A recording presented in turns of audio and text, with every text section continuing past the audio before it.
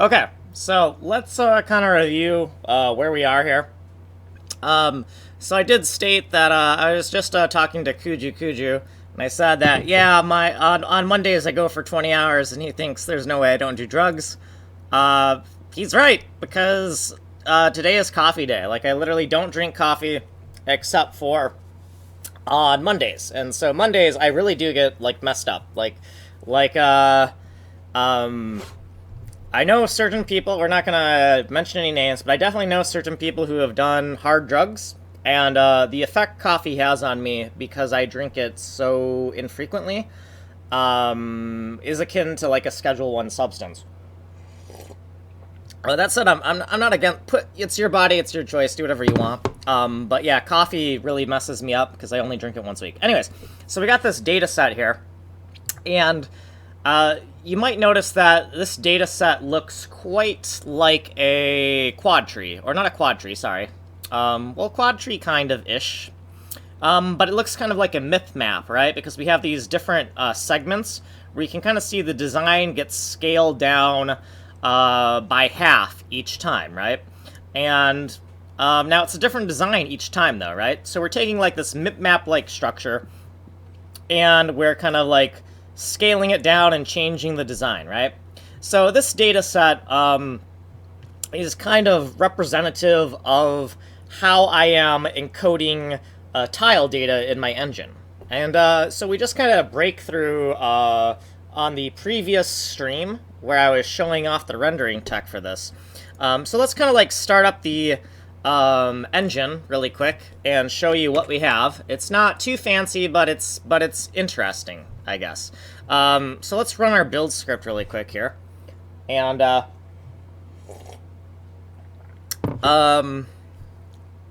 show you kind of like what I have and kind of like where I think I'm gonna go for the rest of the day. So let's go. So first of all, let's go over here. Let's press the P key to load the pattern, and you can see, ooh, doesn't that look fancy right there, right? So this kind of colored craziness thing you see kind of here is actually coming from this design being loaded into the engine. So I think what we're going to do now is I think it would be nice to come up with a system where we try to leverage the rapid creation of graphics, if that makes sense. So here's what I'm thinking. I'm thinking we should have maybe some way where we take like a there's a lot of things we could do. What's the easiest thing we could do? The easiest thing we could do is we could take a, say, like 128 by 128 graphic or something, right? And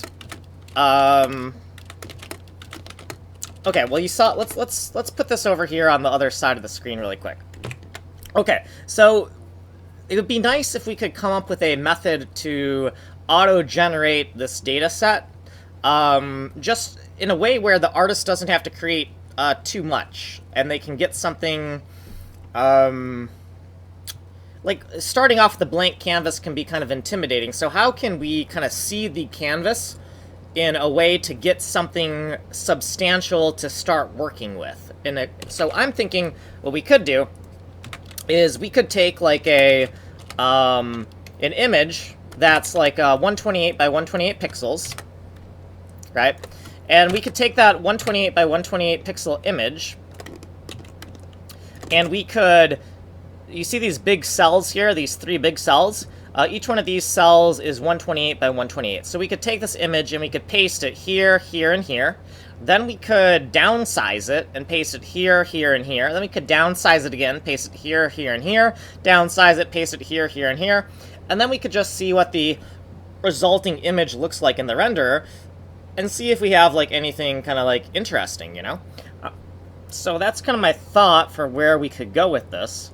Now the thing is if we start with a 128 by 128 image, that's still like a lot of data to specify. So what we could do is we could start off with, we could either start, we have two options here. So I'm thinking of making a library called generate tile down, and this one can downsizes a 128 by 128 image to auto generate a tile set. And then we could also do something like, we could make another sub-library called gent_up, generate tile up. So actually we're going to call it, I like to keep everything to 7 letters because I'm kind of OCD here.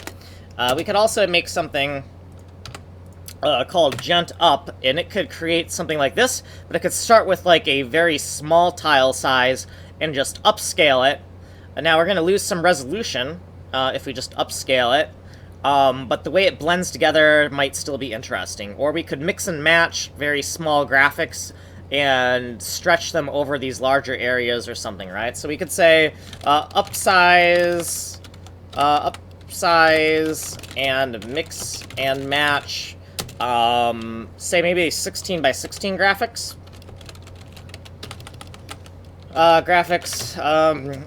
To create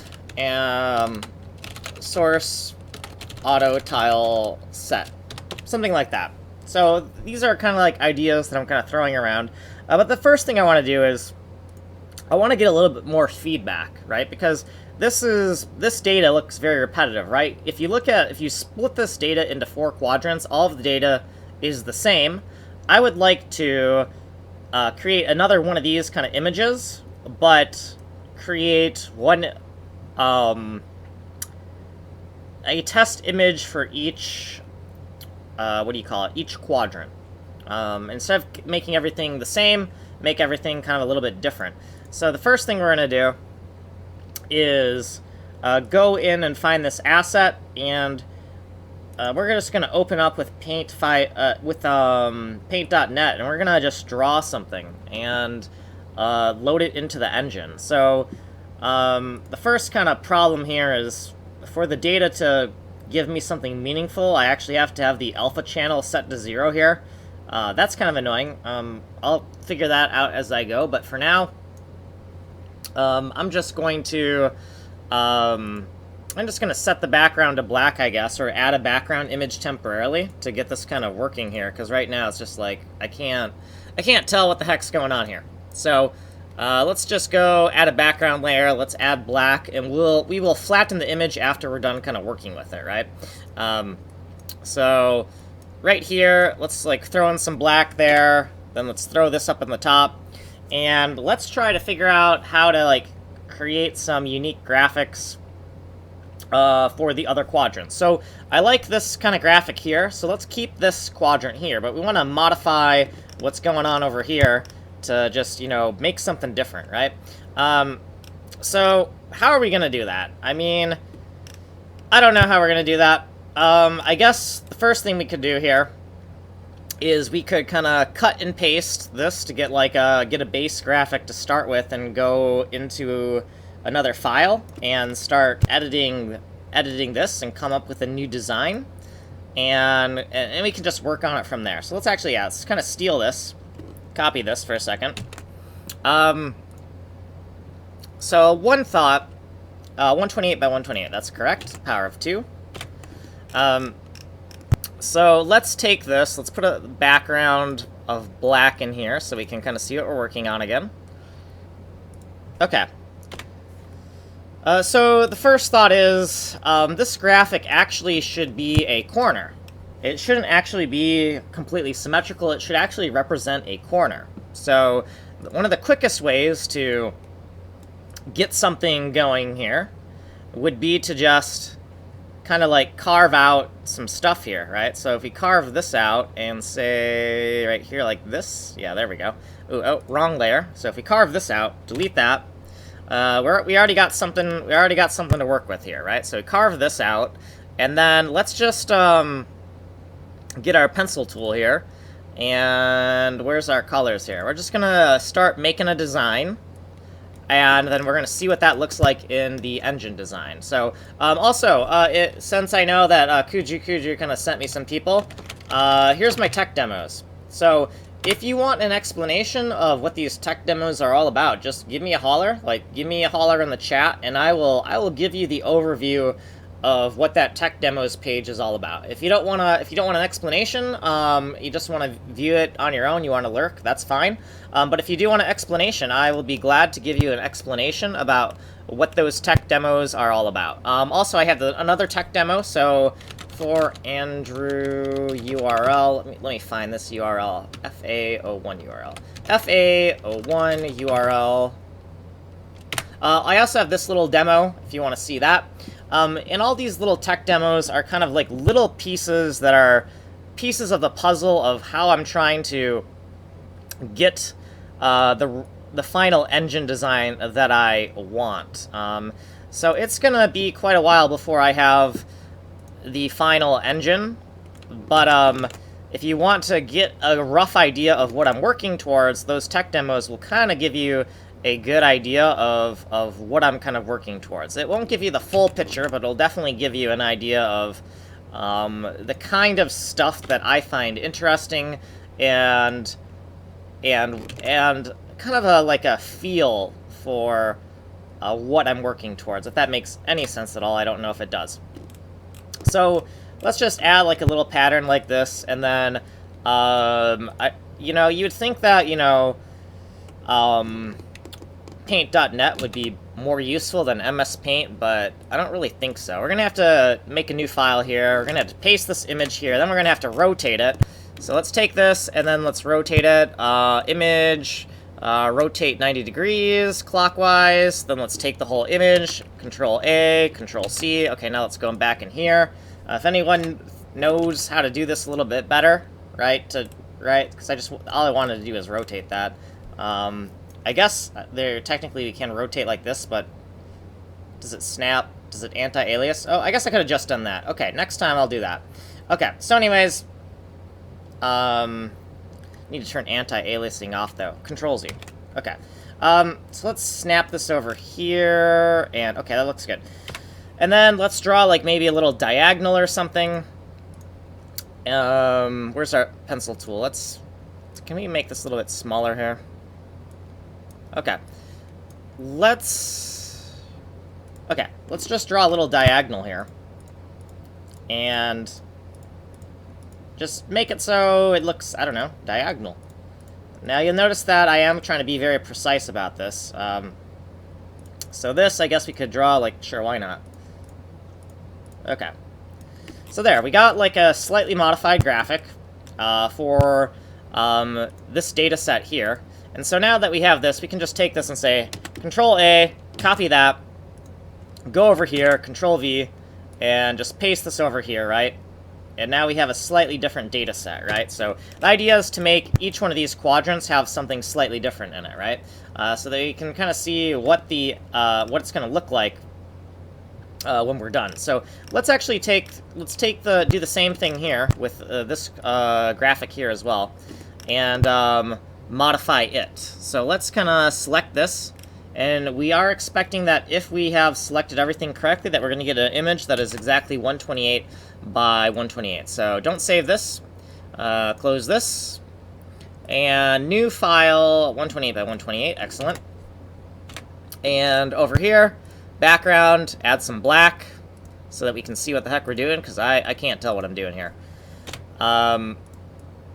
Okay, so now that we have something that we can look at, we're going to try the exact same thing we did with the other graphic, right? So we're going to, we're just going to carve away at this.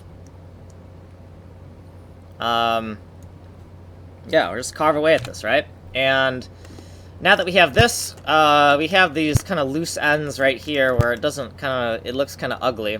So let's kind of draw something here, and I don't know what we want to do. I guess we could... I'm thinking... am I on the wrong layer? What's going on here? Okay, yeah. I'm thinking we just draw a diagonal here to figure out... There we go. Just draw a little diagonal. And erase. Except the eraser needs to be not black. We actually need this to be an alpha value. So let's look at more for a second. Just be like, whoop, drop that down to completely 0. And then now when we use this as an eraser, no? I see. So it just is being stupid. So I guess we'll just use red for the eraser value so we can see where our mistakes are and then clean it up later. I guess that's how we're going to have to roll here. So let's kind of, I don't know what we want to do, how we want to do this.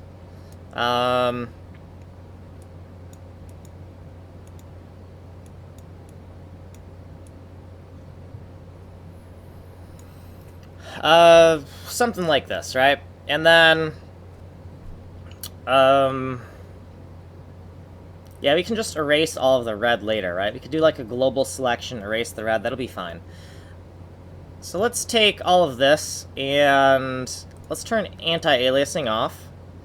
And we'll select this using a rectangular selection, make sure that it's an exact box. And we'll just copy this. Then we'll go down to this other side right here and fix that up, right? So right down here, just go Control-V, paste that, rotate this like a 180, hope that the I don't trust that. Can we do like, I don't think this is gonna work. Rotate 90 clockwise? Yeah, it's gonna be the whole image. Well, I guess, you know what we could do? I mean, that could work, right? We could do this, image, rotate, 90 degrees counterclockwise. Then we could go up here. Then we could paste this here. Oh, not exactly, huh? Not exactly what I was thinking.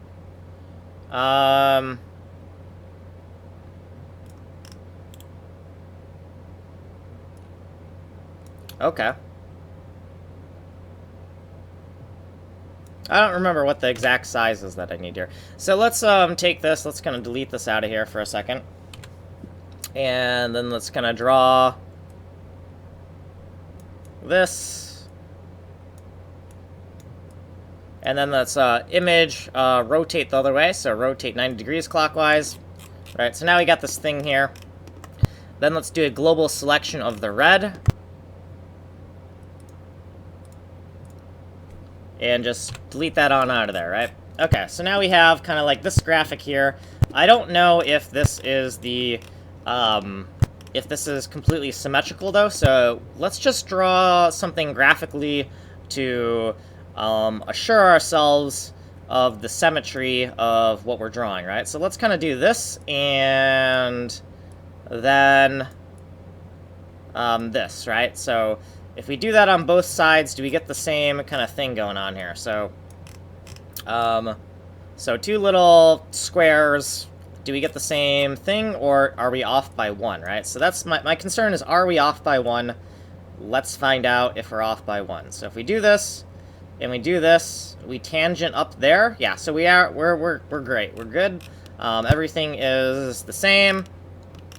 You know, while we're here, why don't we get a little bit fancy and make some flair right here, right? Do this kind of thing. Just be like, that looks kind of cool, right?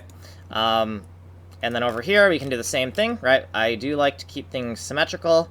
Eventually, we want some type of rendering tech where we can,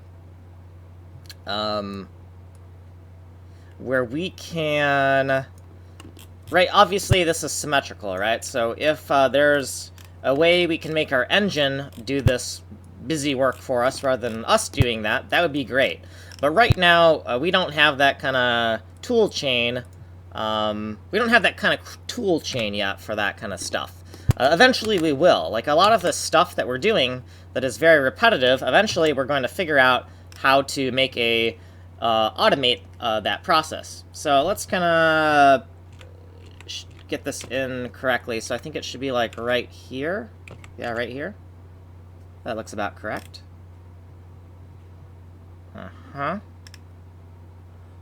I am a little bit worried, but oh no, that makes sense because this border here, we got rid of the borders, so that makes sense that it's like that. Okay, yep, so it's just like that. That makes sense, okay. That is exactly where it needs to be. I'm just making sure that everything's exactly where it needs to be. So, right, so now we're just taking this pattern on the top left quadrant, and we're modifying it so that it's the proper corner tile for the auto tile set. But yeah, also, here's my tech demos.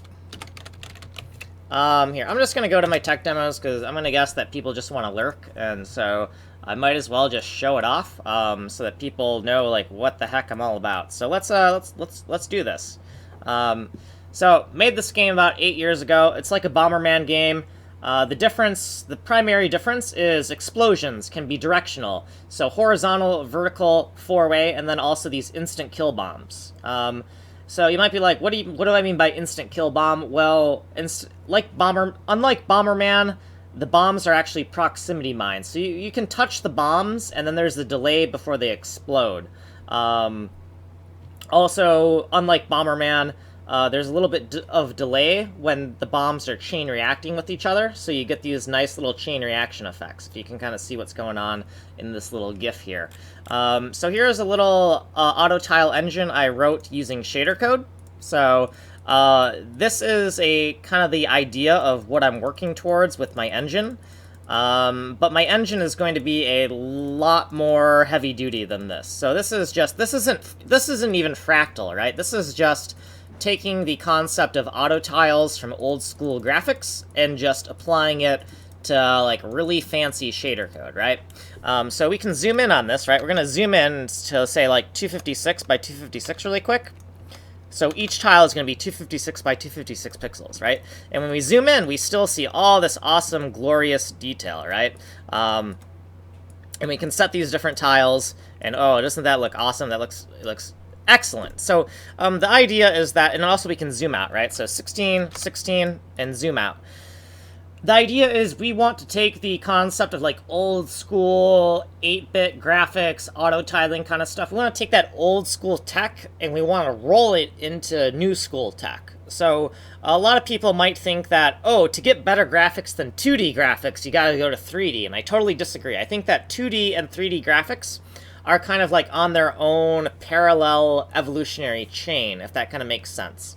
So that's kind of what I'm trying to do here. Old game I made, don't pay attention to that. So you see these tile maps. So you have a tile map here, here, and here. I wrote the engine for this as well. I did this in ActionScript 3.0. It's a tile map that has multiple layers, and then you can apply a rendering setting. So this is the same tile map with 3 different rendering settings applied to it. Foggy morning, and then sunset, and then starry night. The idea here is to get data leverage. As a small indie company, you don't have the luxury of just hiring a whole bunch of artists to get more brain hours into your asset pipeline. Or if we want to talk colloquially in layman's term, you would call those man hours. But I think that I'm not totally about being PC, but I also am about being accurate. So I think that calling them brain hours would be more accurate, right? Because it's the clock cycles of your brain that is going to be creating, you know, art assets, right? So if you can figure out a way to, for example, triple your artist's production capacity, right? So the artist only had to create this tile map once, and we can apply 3 different rendering settings, and now we have 3 times as much artwork, right? We've tripled their productivity. So you got to think in terms of the indie game, how are you going to efficiently produce assets? So here's one way. Make tile maps, but have them use different rendering settings, right? Here's a little snapshot of the lighting engine I worked on in the ActionScript game. This little screenshot doesn't quite do justice to it, but, you know, ActionScript is dead. I really can't show you a prototype anymore. I saved some GIFs. Here's the loading screen for the old game. Here is a prototype for an old auto tile editor. This is done in Golang and SFML. I made my own command line, so you see down in the red section, that's actually a command line I wrote. So I wrote the graphics code for the command line, wrote the bitmap fonts, and just made a command line because I suck at UI. I absolutely suck at UI. So the idea here is just, you know, if I need some commands, let's just make a command line so that we can get some input into this game without having to go through the hardships of making a good UI, because I suck at UI. That's all there is to it. So this is kind of fun. It's not going into the final engine design because, well, it's triangle-based, right? It's triangle-based. I can't really... The current engine is more based around squares, right? But the idea is you can kind of subdivide these triangles and it'll randomly pick a different color, and you can make these kind of crazy snowflakes, right? And if you click and drag, you can go woo like this and be like wah, right? You can kind of like really kind of have fun with this and be like woo, right? You can kind of click drag, right? Click drag, and it's just making these cool things. Like look at that, look at that. Oh, doesn't that look cool? Doesn't that look cool? Looks pretty badass, right? And if you want the link to that, it's right there. So if you want to take a look at that, it's right there for you. Otherwise, I have shortcut scripts. I used to do technical art. I had a short stint at ArenaNet as a technical artist. It did not last long. It was my first industry job, and I will tell you that I got fired. And they said that when I first met you, so I remember exactly what they said to me. They said the lead technical artist said, when I first met you, John, I got the idea that you were kind of a mad scientist type, and now that I've gotten to know you, I think you're just a little bit too mad and not enough scientist. So basically, he called me crazy. He also said I didn't work on enough side projects outside of work, which was a complete lie. I just never felt the need to brag to him about all the awesome stuff I was working on outside of work. So my fault for not knowing office politics, and it wasn't just like I say not my fault for knowing office politics, like I'm not taking responsibility, right? Because that seems like a cop-out. That is partially a cop-out, but there are also other things that were completely my fault, like you know, I didn't realize that I would go into like a AAA studio, and then after showing the hiring manager all this crazy stuff, that I get stuck on really boring stuff like documentation. And so now I realize that if you get your first programming job, remember that no matter how much of awesome stuff you show people, when you get first hired into a studio, you're going to get stuck on boring stuff, right? Because you are getting hired so the other people can work on the fun stuff. Let's be real, right?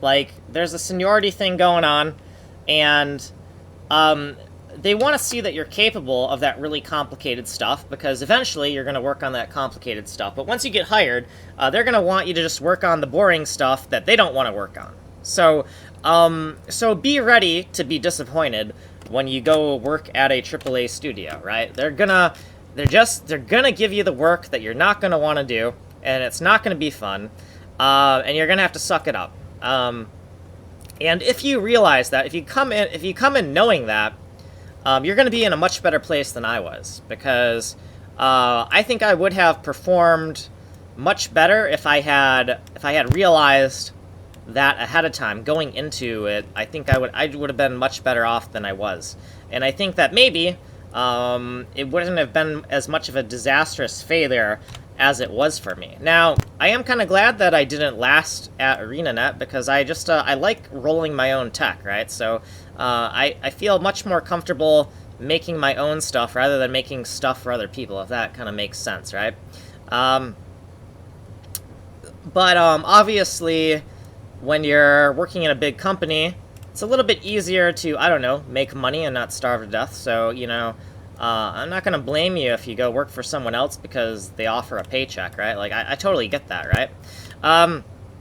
So anyways, let's kind of keep on drawing some stuff here and paste this into the main file once we have something kind of nice looking. And yeah, we're just going to keep on making some default graphics. Part of this is just to have some fun, right? Have some fun, reward ourselves, since we got our engine to kind of like a little benchmark. And it's also to be like, it's also just to confirm that the engine renders how we think it renders, right? Like, if we have all these same graphics in every single quadrant here for the source data, we can't really confirm that the engine is rendering how we think it's rendering, right? We need a more unique data set before we can confirm that, yes, indeed, the rendering engine, 100%, it's doing exactly what we think it's doing, right? So we cannot be confident yet.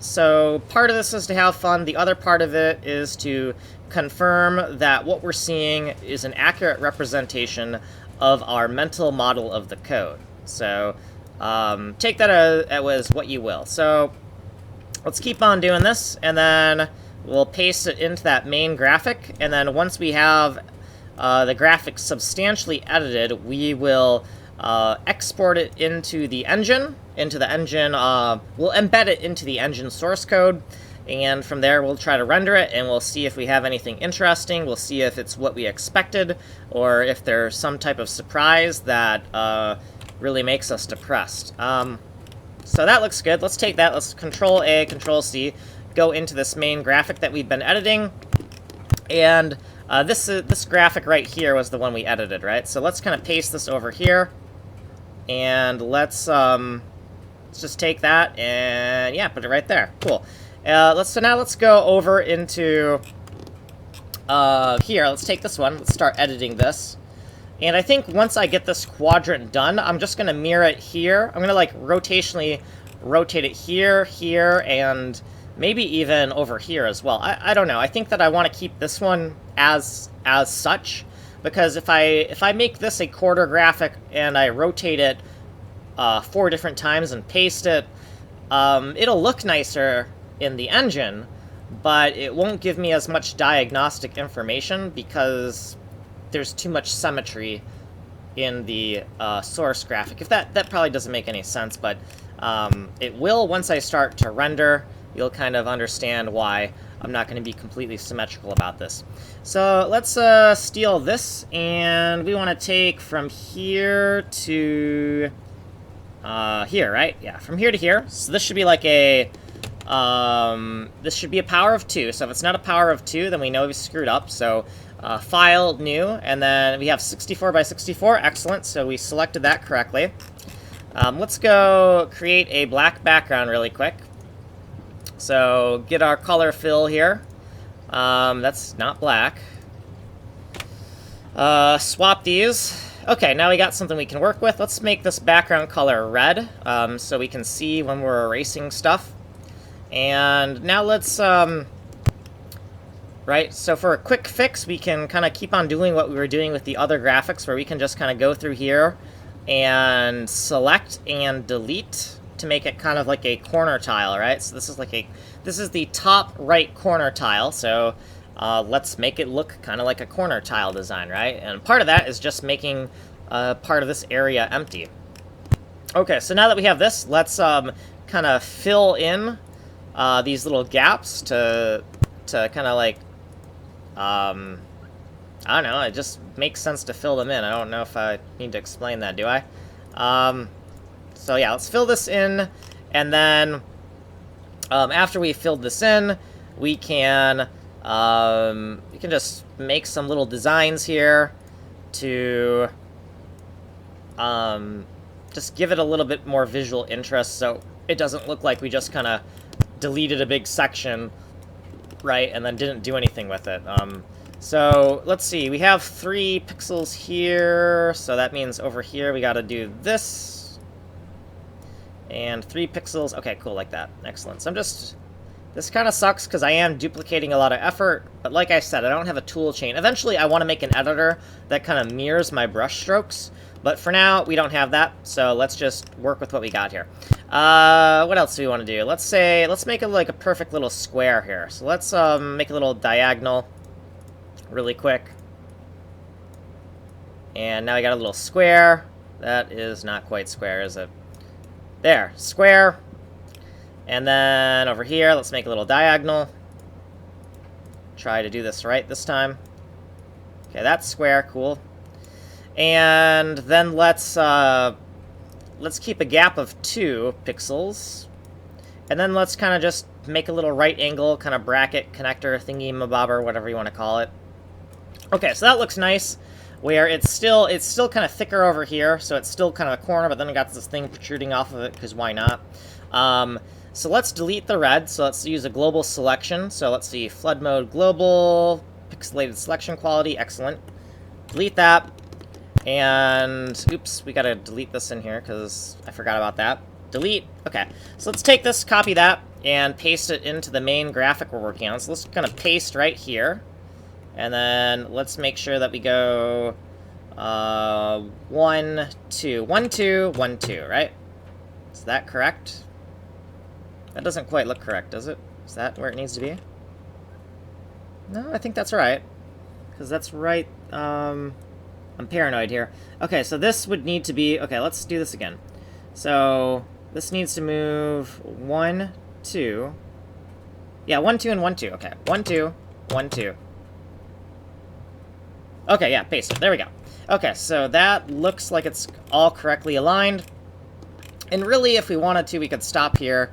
But let's, you know what, now that the graphic is small enough, let's just edit all of these ones at once, right? Let's just take all this and edit it all in one go, because it's getting to fine-grain enough detail where we might as well just edit it all in one pass. So, File, New, 64 by 64, so we made the selection correctly, and let's edit this little graphic.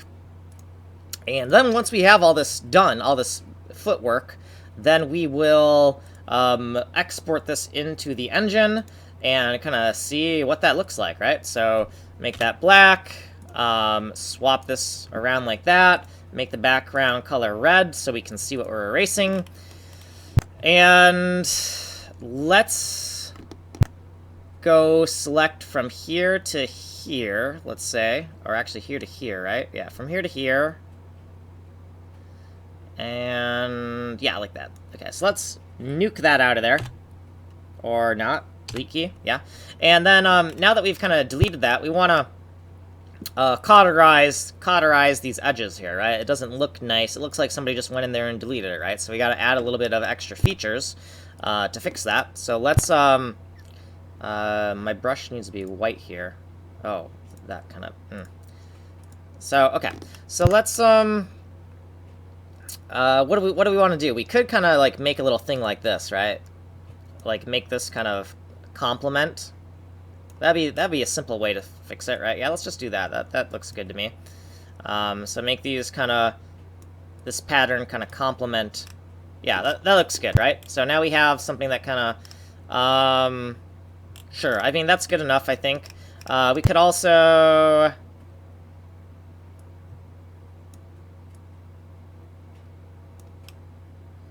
And then right here. And is this... Well, then I lost my spot here. So that would be like this, yeah? Okay, yep. Okay, cool. And then let's kind of do the same over here, and just keep on going, kind of keep on deleting the inner sides. So let's delete this. And actually, that's good as is. Let's not even touch that. That's great. Let's delete over here. Let's kind of delete this one. Okay, let's delete that. Delete. And then let's fill this in somehow. How about we go like this, and I don't even know. We could do that. I don't know if I like that. So three things like this and then go like that. Maybe? I don't know. It's getting kind of meh. Maybe make a little thing like this. Maybe? Huh? Sure. Actually, no. Screw that. Get rid of that. That looks fine. Let's just, yeah, don't like that. Don't like that. Get rid of that. How about like little dots? Yeah, little dots. Yeah, I like that. I like that. That looks cool. Okay. Yeah, I like that. Okay, that's cool. And then over here, let's kind of delete like this here. Let's just delete that. And then let's kind of fill in some of those holes here. So let's say here, here, here, here. That's good. And then we got 3 more graphics to work on that really matter, I think. Because after that, it's kind of like, meh. Right, we're running out of, like, everything gets smaller, right? Everything gets half-sized every time we go down. So we get less, everything gets more coarse. And and there's less design decisions to make as we go down further and further, right? Which is, you know, that's the expectation. So yeah, let's delete this. And then let's, do we want to just keep it open like that? We could keep it open, or we could kind of do that. Or we could kind of do that. Oh, I like that. That looks good. And then for this, whatever, I don't care. It's too far down. And then we'll select all the red. Global select that, and we'll delete it out of there. And then we'll kind of steal this pattern here. And you'll notice that the middle pattern is just, I'm not changing it, right? I'm just keeping it like this selection area. That is by design, because I just don't want to. Is that all correct? Does that look correct? I think that's correct. Okay, yeah, I think that's correct. Okay, so I think that's about right. Let's not worry if it's off by 1 or whatever. But yeah, so now we got this kind of, it's more sparse than this quadrant here. But now we can take this and we can rotate it, and rotate it here to make the bottom right-hand corner, rotate it here to make the bottom left-hand corner. And then we can put it into the engine and kind of see, hey, what does this all look like, and am I happy? Does it render how I expect it to render, or is there some type of serious problem? So the first thing is, let's copy this and hope that we get something that's exactly 128 by 128. Did I say 128 by 128? This whole image is 512 by 512, so this should be 256 by 256, if we have done everything correctly. So File, New, 256 by 256. Excellent. So we're not even off by 1. Excellent. So now let's take this and we're going to rotate it. Image, rotate 90 degrees. Control, copy. Then we're going to go down here. And we're just going to paste it down in this corner here, right? So we're going to take this and we're just going to, hold up here. That's not going to work, is it? That's not going to work because the quad tree actually needs to be shuffled around. Oh, god damn it. That's not how to do... That's... Okay, hold on. Wrong. Because I think I'm so smart, but I'm just an idiot. Okay. So, in order to get this working, let's go over here. In order to get what I want to actually go for, image, rotate 90 degrees counterclockwise. Let's put a black background in here. It's actually not going to be so easy. Let's get our background color. Let's get some black in here. Put some black there. Okay, so in order to make the... we have to rotate each of these graphics within their slots, right? So if we want to make that bottom right-hand corner graphic the exact same graphic, we got to take this here, right? We got to take this selection here. And we got to Control X. Let's go File, New, because I don't trust. Then we can go Image, rotate 90 degrees clockwise, Control A, Control Copy. And then we can go over here. We can paste it down. And now we can insert it in here, right? So down, down. Okay, there we go. So there we go. Now that's in place, and we're going to have to do that to every single graphic individually. So it's not going to be a fun day here, or it's not going to be... This is not going to be fun. It's going to be more tedious. But we don't have a tech stack to really automate this process yet. So unfortunately, this is the way we're going to have to do it until further notice. So let's... keep on doing this. So File, New. It's 128 by 128. Paste this in. Then we're going to say Image, rotate 90 degrees clockwise, Control A, copy. And then we're going to paste this back down in here, into this quadrant. And we're going to make sure that it fits exactly within the partition provided, right? So that should be exactly where it fits. Excellent. So that's where that goes. Okay, so now we got the highest level design is correctly positioned, right? And we need to do that for everything here. So I am kind of wary of doing this manually in here.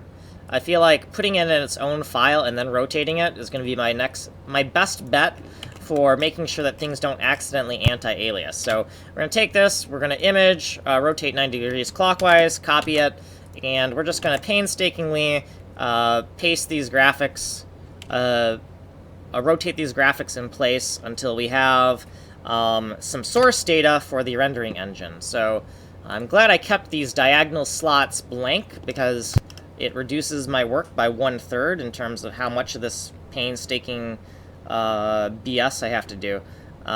So let's do a rectangular selection. And if we are correct here, if this is correct, then this should be... I don't know if that's correct, though. No, I think that's our 128 by 128. Or not 128 by 128, but that should be like 64 by 64. So if we didn't get our selection right, then we'll see like it be off by 1. But so far we've been doing pretty good here. So image, rotate 90 degrees clockwise, Control A, copy that, and then we'll paste that in here. And we know that we want this to go 1, 2, 1, 2. Is that correct? That kind of worries me. Let's think about this for a second.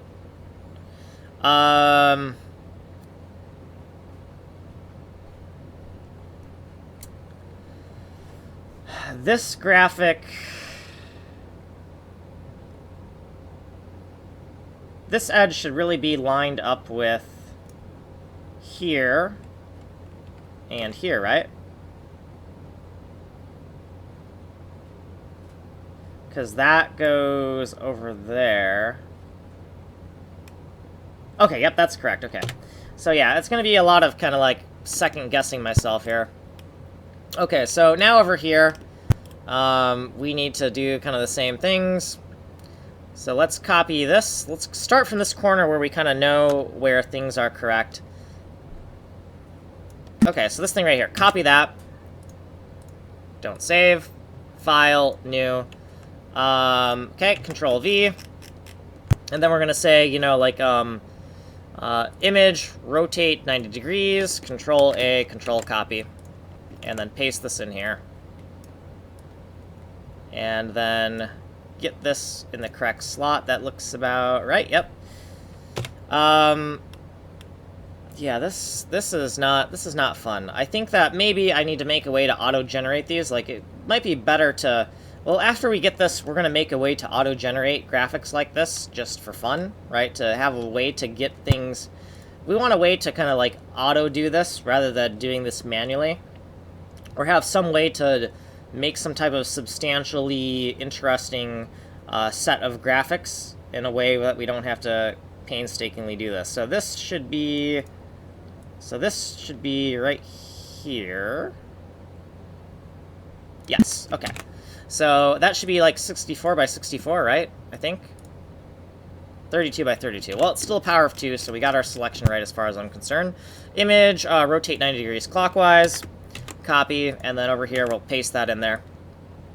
And that's where we want to be. Is that where we want to be? Yes. Okay, so now we have 1, 2, 3, 4 more graphics we need to kind of rotate into place. So bear with me here if you're interested in seeing kind of the final product, because this should be kind of interesting once I have it. It's just painstaking how I have to do this one piece at a time. Don't save. File, new, 16 by 16. So let's go image, rotate 90 degrees clockwise, Control A, Control copy, and then paste this in here, right? So, okay. Okay, now let's take this over here and let's select this. Okay, that lines up correctly. Control X. Don't save. Filed new. Hey, what's up? So, I have some rendering tech for you. I have some actually cool-ass stuff to show you. So let me rotate this for a second. Image, rotate 90 degrees clockwise.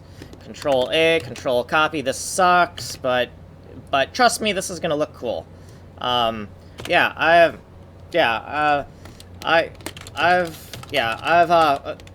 it. Type. Yeah, so hold on. Let me... Yeah, so,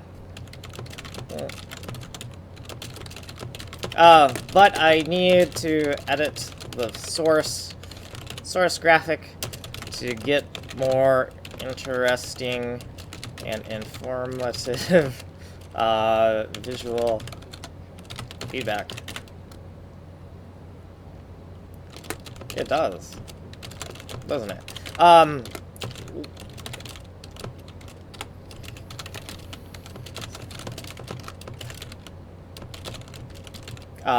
When split up,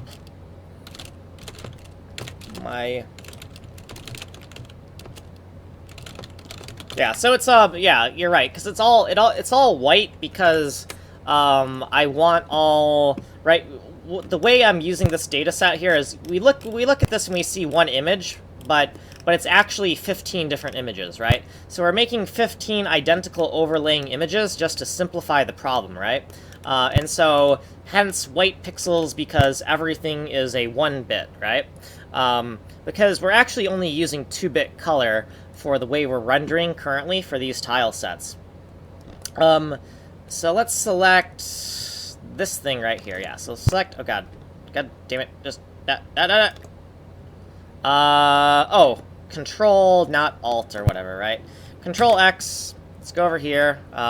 Don't say, god damn it, that was the thing I wanted. File, new, see, sometimes I am not good at doing this thing called multitasking, talking and so image, rotate 90 degrees clockwise, Control A, Control Copy, and Control V, put it over here. Okay, so that looks good.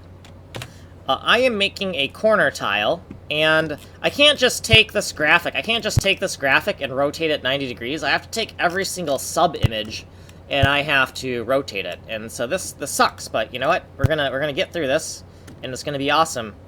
So right here, let's take this, Control X, and then go over here, Control V, image, rotate 90 degrees clockwise, Control A, Control Copy, Control V, paste this, and find the image where it goes. It goes right here.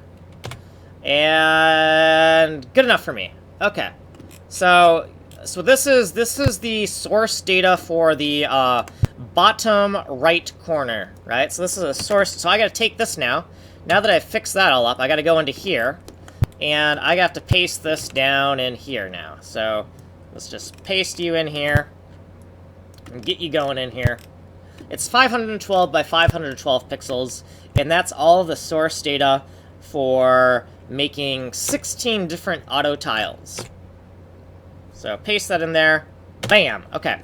So, right, so if we divide this into 4 quadrants, right, we have this quadrant up here, which is completely symmetrical design. I'm just going to keep that right there. I'm not going to work on that. So we have this thing, and then we have to rotate everything 90 degrees to make the other quadrant graphic. And then over here, we got to do this one more time. We got to rotate everything 90 degrees again. And in fact, you know what? I'm sick of rotating everything 90 degrees. I think it's going to be easier. I honestly think it's going to be easier if we just do this. If we just take this graphic and we just make a new design, right? So if we take this graphic and just start chopping up parts of it to make a new design, I think that is actually going to be the easiest, fastest approach, and also just be a little bit more rewarding for us. So if we take this, does that look correct? Okay, yeah, so we're going to take this, we're going to copy it, we're going to delete this, we're going to not save this, don't save this, and then File New, and this should be 256 by 256 if we selected it correctly, exactly 256 by 256, excellent. Paste this in here. We're going to give it a black background so we can see it, right? So we're going to give it a temporary black background just so we can see what the hell we're doing. And this is going to be the bottom left-hand corner graphic. So we got to remember that as we are editing this, right? And what we're going to do is we're just going to chop stuff up in a way that will yield something interesting, right? So we're going to... Thank you. Okay, so we're going to go in here, and we're going to select from here. And we're going to kind of go up. This is going to be a little bit difficult. We want to select, we want a tangent up to here, and we want to go all the way back to here. We want to make sure we're exactly pixel perfect here. Is that pixel perfect? To the best of my knowledge. So we're going to, bam, delete that out of there, right? So now we have this kind of corner, bottom left corner tile design. And now the next thing we want to do is we want to make it not look like somebody just went in there and deleted some stuff, right? We want to manually edit this a bit, make it look a little bit better. So we're going to use our white pixels and kind of fix some stuff up. So the first thing we can do is we can cauterize these edges, but maybe cauterize them in a way that makes it look kind of interesting. So let's do this, right? So whoop, like that. And then we could do this, and then we could bring these forward like that. Now the thing is can I remember exactly what I did? 1, 2, 3, 4. So 4 extruded from here. I gotta put 1, 2, 3, 4 pixels down. So on the other edge, we gotta do the same thing. We gotta put 4 pixels down over here. So 1, 2, 3, 4. And then we go over. And then that doesn't quite look right. I think I got that off by 1. Because then we're gonna take the thing closest to the inner edge, we're going to bend it in, right? We're going to bend it in. Actually, no, that looks about right, because we're going to bend this in like this. And I'm trying to be exactly symmetrical. Okay, yep, that's correct. Okay, so now that we got that going, we can kind of figure out, well, what are we going to do for over here? So I guess what we could do for over here is we could, I don't know, let's, line this up like this. That looks kind of cool. And let's do the same. Let's repeat what we did over here. So, okay, so I think I got it. So it was... No, I don't got it. It was over here. What the fuck? Okay, hold on. It's art school all over again. Remembering, like... in art school, we had to, like, remember poses. And this is kind of... Okay, I see what's going on. In art school, we had to, like, remember poses. Like, the artist would do, like, a pose, and then we'd have to draw the pose from memory, and oh god, like, you realize how frail your memory is when you have to start doing shit like that. You're like, man, I am a human, and I suck. That's how I feel. So for this, why don't we just kind of do this, right? A little repetitive. But we get some, like, fine grain kind of flair to this design. And so with the hex dumper utility, I found that there were some functions that I didn't need, so I just kind of made, like, not implemented exceptions for some of the functions with the hex dumper utility, polished up the functions that I did need. That program don't have mirror thing. Yeah, so... nope. Definitely a feature. I don't, oh, I see what you're talking about. Trust it to, not anti-alias the shit out of my stuff if I use the rotate tool. So, it does, but I absolutely don't trust it. I think that it's not... So this is where I really... MS Paint would probably be the correct job for this, but I don't have MS Paint anymore. So once, yeah, MS Paint would be the way to go here. The thing, GIMP has those useful features, but never use them much, yeah. So yeah, this is kind of like, this is redundant, right, because I'm duplicating my effort a lot. But the idea is, like, we just want to make one of these. We want to make one of these things painstakingly. We want to painstakingly make this graphic. And then after we've painstakingly made this, we never, ever want to do this ever again, right? We want to actually make a full-fledged editor and have the editor do this for us. And but before we can have an editor do this for us, we need to confirm that the data renders how we think it's rendering. And then if that all works, then and we're good to go, then yeah, we're never ever gonna do this again. I am never ever gonna do this ever again, because this is a time sink, but it has to be done. We gotta get like a nice data set that we can kind of render, right? So let's do the same thing over here. So we're gonna chop out the corner. And the last time I chopped out the corner, I think I went down to here. So we're gonna chop out less because we want like we have the opportunity to get kind of a more interesting graphic that looks a little bit different than that other corner tile. So we might as well take that opportunity while we're doing this. And so let's go right here to here and just nuke that out of there. And then, do we want to just, I mean, that could be good enough. I mean, we could just take that and roll with it if we really wanted to. We could just, I mean, that's kind of good. But let's not. Let's connect this like this.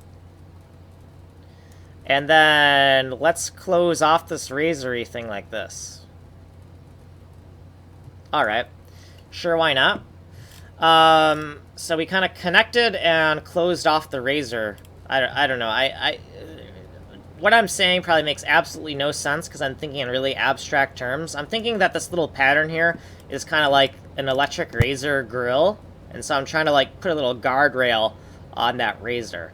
I'm not saying that I'm actually trying to make a graphic that looks anything like that, but I'm just trying to explain what the hell I'm doing so that I remember what I do here, and then I can correctly duplicate what I'm doing over here, if that makes sense. So now for here, what we could do here that would make things interesting. You know what would make things interesting? I think it would be interesting if we just kind of go in here and do this. I think that would look kind of cool. I think that looks kind of cool. And then we could make a little thing like this. Sure, why not? Not sure if I'm a fan of this. Whatever, it doesn't matter. It doesn't matter if it's like, oh no, it doesn't. I don't think it's going to look exactly awesome, but so now let's take this. Then let's go over here. Then let's go over here. Then let's connect them with the little bar. Okay, so you know what? That looks pretty cool. Okay, so now that we have these corners, we got to go down here, and we're going to start nuking stuff out of here as well. So we got to take from here, rectangular select, and is that the correct graphic? Nope, that looks about correct. So let's take that, let's nuke that out of there. And then, I don't know, let's just try to, let's be lazy. Let's just say, let's take this and go all the way to here, right? Or not. Let's go all the way to here, and then just flood fill that, and then do the same thing over here, right? So let's grab some white, and just go bam, done. And then let's do the same thing over here, right? So let's take this now, and let's go over here and do the same thing. Bam, and then we're done there, right? And we could just call that good, right? We could call that good, or we could kind of put something in here, right? We could kind of put something in here as well. So how about we line this up now? How about we lining things up is important to making artwork that looks cool. So let's do this, and that lines up there. Let's just fill that with some white. And then over here, we're gonna line that up and fill that. Okay, there. So now we got another corner tile, right? So we got this another corner tile design. And we want to do the same thing over here, right? So let's just kind of nuke a section of this pattern, right? We're going to nuke a section of this pattern. Now, before I think we nuked up to here, but we want something that looks different than that other corner tile just so that we have more stuff to look at, if that makes sense. So let's just go with that, and then how about we just fill this in, right? Let's just fill this in, because I think we're just going with the lazy solution here to get something going quickly. And then let's select over here and fill this in. And then why not kind of continue with that laziness and select from here to here and fill that in. And then let's do that one more time and fill it in from here to here, right? We did kind of that. Yeah, sure. Now, do we want to fill in this corner as well, or do we want to just keep it like that? I don't know. I think that we could give it kind of like we could keep this like little line here and do kind of like this, I think, right? Okay, so now we got this other corner. It's substantially different from where it started out. Also, we got these little gaps that are open here. Somewhere I made a mistake, I can see, because this graphic isn't completely symmetrical anymore. I don't know where I made the mistake, but I can see that... oh no, it's because this is... Okay, we're not going to worry that somewhere I kind of screwed up somewhere. It's not completely perfect. Oh well, man. I am paranoid, though. I'm kind of like... Maybe some diagonal memes. I was thinking I could make something that takes one image and resizes it and rotates it into place to auto-generate this nonsense. We could take some memes, and boom, tile data. Yeah, we could totally do that. We could totally take some type of image and add some transformations to it to get this working. Because I don't like, this gap is 3 over here, this gap is 2 over here. That kind of sucks. It's not something, I screwed up something. Let's try not to cry about it and just keep on working here. So let's go from here and diagonally select and just nuke this out of here. And then let's fill in the gaps here. Let's just go bam and bam. And then bam and bam. And good enough for me. Okay. And then these are the last graphics. Well, we're getting close to the last graphics. We're not exactly there yet. Let's delete here. How about this? Delete. And let's color this in, make it a little bit different. So how about we kind of... Whoop. Sure, why not? Okay, that looks cool. So here we got this is the bottom left-hand corner, right? Yeah, bottom left-hand corner. Okay, so let's keep on, oh, we forgot this over here. So let's kind of address this over here. So it should be from like here to, yeah, right here. Let's just take this, but let's delete it over here because we want it to be, we want this graphic, god damn it. We want this graphic to be substantially different from the other graphic that we did the same kind of methodology to make the one of the other corner tiles. So we want to chop it at a different section just so that we get something substantially different, something more interesting. Maybe put a little boldness in here, right? Kind of like put that in there. Maybe make this bold here, right? Maybe put a little gap here, put that there like that, you know. There we go, that looks kind of cool.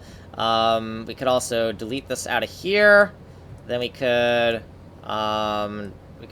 delete this. We could delete all of this, like a big chunk here. And symmetric. So over here you would delete a big chunk. And then a big chunk. And then we would put some white pixels here. Some white pixels. Ah! There we go, we got something there. Red, well, we're gonna delete that red.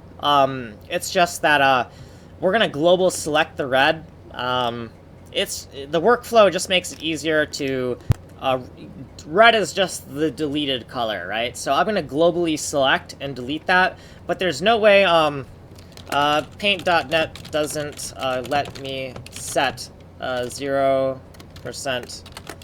alpha pixels.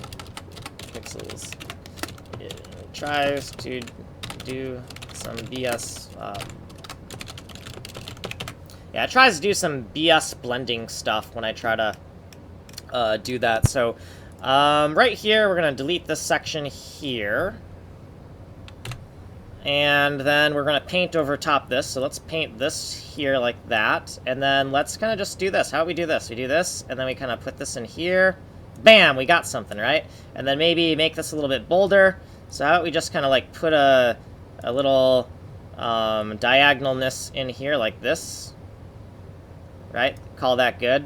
And then maybe delete that. I think that looks kind of we could delete that as well. Sure, why not? And then we got these last two graphics. I'm not going to worry about these graphics because they're so small that I can't really do anything interesting with them. But for these, let's just delete this out of here. Let's delete this. And then over here, let's delete this. And then let's paint.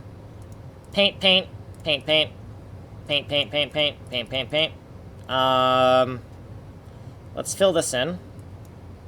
Let's fill that in. And let's call that a day. Let's take this. Let's take it. Let's ship it.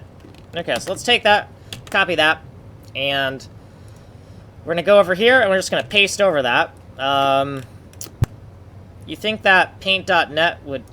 Paint.net gets worse and worse as the years go by. It's like, at some point you gotta say, hey, my product is done, stop adding useless features to it that just make it worse. But no one wants to pay for... Well, I mean, Paint.net is free anyway, so I don't know why they would care.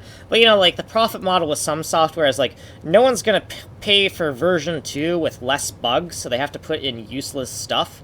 And I feel like, at some point, you know, the author of Paint.net has to just say to themselves, hey, buddy, you did a good job for these past 15 years, 15, 20 years. Time to move on to something new. Would I say that to their face? I don't know. Get them on my stream and see what happens. Maybe I'll be more polite to them. Right? You can always talk shit until, you know, they show up. And then it's like, oh man, I shouldn't have talked that shit. Okay, now we have, like, this graphic, which is completely symmetrical. This graphic, which represents a top right corner. This graphic, which is exactly the same, but represents a bottom right corner. It may be a little bit off by a few pixels. And then we have this graphic, which is the bottom left-hand corner. And we need to delete these red pixels here. So let's kind of globally select, make sure that anti-aliasing is off so it doesn't F us over. So just hit that, delete that, and then we're going to just get rid of this background layer. Delete that. Oh, I guess we can't hit the delete key. Is that how this works? Hold on. Let's make sure we didn't screw anything up here. Let's hit the delete that. Okay, cool. So now let's save this. And we're going to save it, file, I don't know, as per usual, I don't know what folder this is going to go into. It's not like I save not safe for work stuff in, you know, Paint, but you never know. So let's just go up to the top screen before we save this. Cancel, file, save as, PAINT5D, default data. Okay, okay. Okay, everything looks good there. So let's close this, and let's take a look at this in our editor really quick. Don't save. Okay, so if we look at this, we got this new source graphic, and let's kind of demonstrate our pipeline here, right? Because you haven't seen this goodness. So we got this in our lib/assets folder, and the tool chain is going to create this file. Right, this is the naked array file, right? So here's our PNG data file packed into uint32s. And then, yep, that's right. And then we have this thing, number of elements, right? So number of elements for this is 4039, right? So we need two things, right? We need the size of the... We don't want any variable length array nonsense in our code, right? So we have the array, and then we have the length of the array, and then our build system is a little bit more complicated now. So let's go into, yeah, exactly, yeah. So let's go into our build script really quick, and I'll show you what I got here. So we have this create build system executables, right? And so this hex dumper, we've integrated the hex dumper into the main project. But we've still kept the code that allows us to compile the hexdumper sublibrary as its own standalone library. So we're actually going to compile the hexdumper as a standalone library first, but we're also going to compile the hexdumper into the main engine as well. So we're going to compile the hexdumper twice. We're going to compile it once so that we can use it as part of our build system, and then another time so that the hexdumper utility can decode the data that it encodes. So this section in our bash script is to compile the hexdumper, and then right here says generate hard-ass PNG assets. So hard-ass stands for hard-coded assets. And then at my girlfriend's recommendation, we have also another library called dump-ass, which, right, hard-ass hard codes the assets, and then dump-ass does a memory dump of the assets. So it takes the hard-coded assets and decompresses them and loads them into the correct memory blocks. So we just we set up the command line argument. So here's our hex dumper utility. Here's the command we want to run. Here's the PNG file in the assets folder that we want to encode. Here's the file that's going to store the naked array, and here's the file that's going to store the number of elements in that naked array. Yeah, so, you know, it just works out, you know, and also it's going to be easy to remember. So, that's how I feel. It's not my fault that all the bad words are short and terse, and I have a fetish for short, terse words. That's not my fault. That's society's fault. That's not me. That's on everybody else except for me. Anyways, let's give it a run. So let's build this thing and show you what's up. So cross your fingers, hope that nothing blows up in our face. So here's the little hex dump. So this is the main project building, and I should probably maybe get rid of the hex dump because it's flooding the console, but for now, whatever. Okay, so we don't see much. We're going to press the P key. I have not seen this before yet. I'm about to see... You and I are both about to see the same thing for the first time. Interesting. So, right here, so these two tiles are kind of duplicated, right, because we're outside of the bounds of the renderer. And right here is within the jurisdiction of the renderer. So this looks kind of interesting, right? So we got like this symmetrical tile, and then we have, this is the top right, the bottom right, top right, bottom left.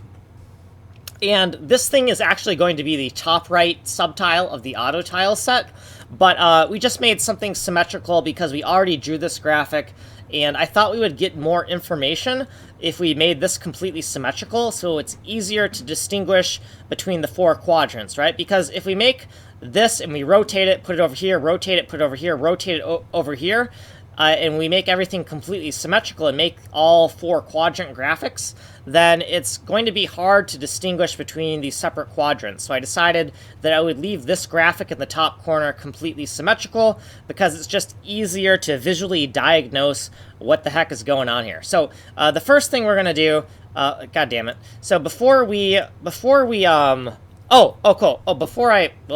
one thing at a time. So let's run this again. I'm going to screenshot this so I can send it off to my artist to be like, hey, I got more fancy stuff to show you. And also we can zoom into it, right? Because it's kind of like very visually dense right now. So P key for pattern to load that hard-coded stuff in there. And then we're going to get our snipping tool out here. And I used my snipping tool earlier, so I'm pretty confident that we don't have to worry what folder this goes into. So file, save as, cross your fingers, that's fine. Let's just call this, I don't know, let's call it pause champ. Let's call it pause champ because why not? That PNG, even though... Okay, so now let's do some cropping. My window code, my Win32 window code sometimes stalls for no reason when I don't use the window, so I have to figure out how to fix that, but one battle at a time here. Okay, so I want to go into the mod folder really quick. So let's look at PAINT5D data. Oh, actually I didn't save it, did I? I didn't save it. So this is old data, right? Yeah, I have to press, so this is the old data set.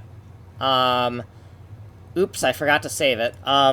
But yeah, I forgot to press O for output, which would save that. But now let's kind of crop that render that we just made, right? So we made that render. I want to crop it up and make it all nice so that I can send it off to my artist and be like, hey, look, we finally got the rendering engine to do something.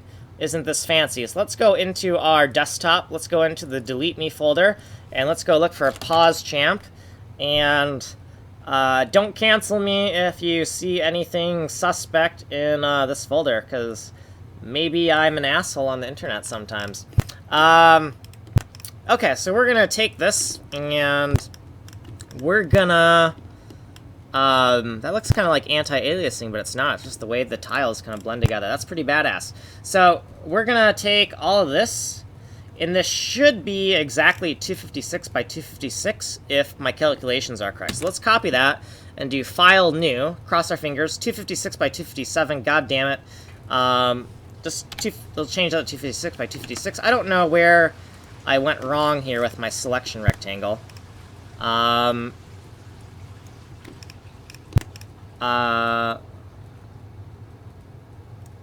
let's not worry too much about it. I think that looks more proper, right?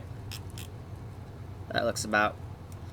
So it seems like, from what I've just witnessed, I think the top edge of my render seems like it might be off by 1 pixel for whatever reason, so I'll have to look into that. But yeah, so now we got this nice little image, right? And I can kind of zoom into this, so now you can see, right, this is obviously very visually dense. And oh boy, it does not look good in the stream, right? But it's very visually dense. So, you know what? Hey, you know what? I'm going to put this up on Imgur for you, right? So, instead of looking at it on my screen and not seeing it in all its glory, let's put it up on Imgur. So, File, Save As, and let's just overwrite the PauseChamp thing. PauseChamp. PauseChamp.png, we'll save it as that. Do we want to replace it? Yes. Okay. And now let's go to Imgur, and I'm going to upload this on Imgur. I don't think I have anything not safe for work on Imgur. Yes, exactly. Exactly. Yeah, so, exactly. 2-bit palletized color. Right now, just hard-coded RGB monochrome for each of the 3 distinct layers. So right now I'm just hard-coding RGB and red, green, and blue monochrome for each layer. Just to get something working, right?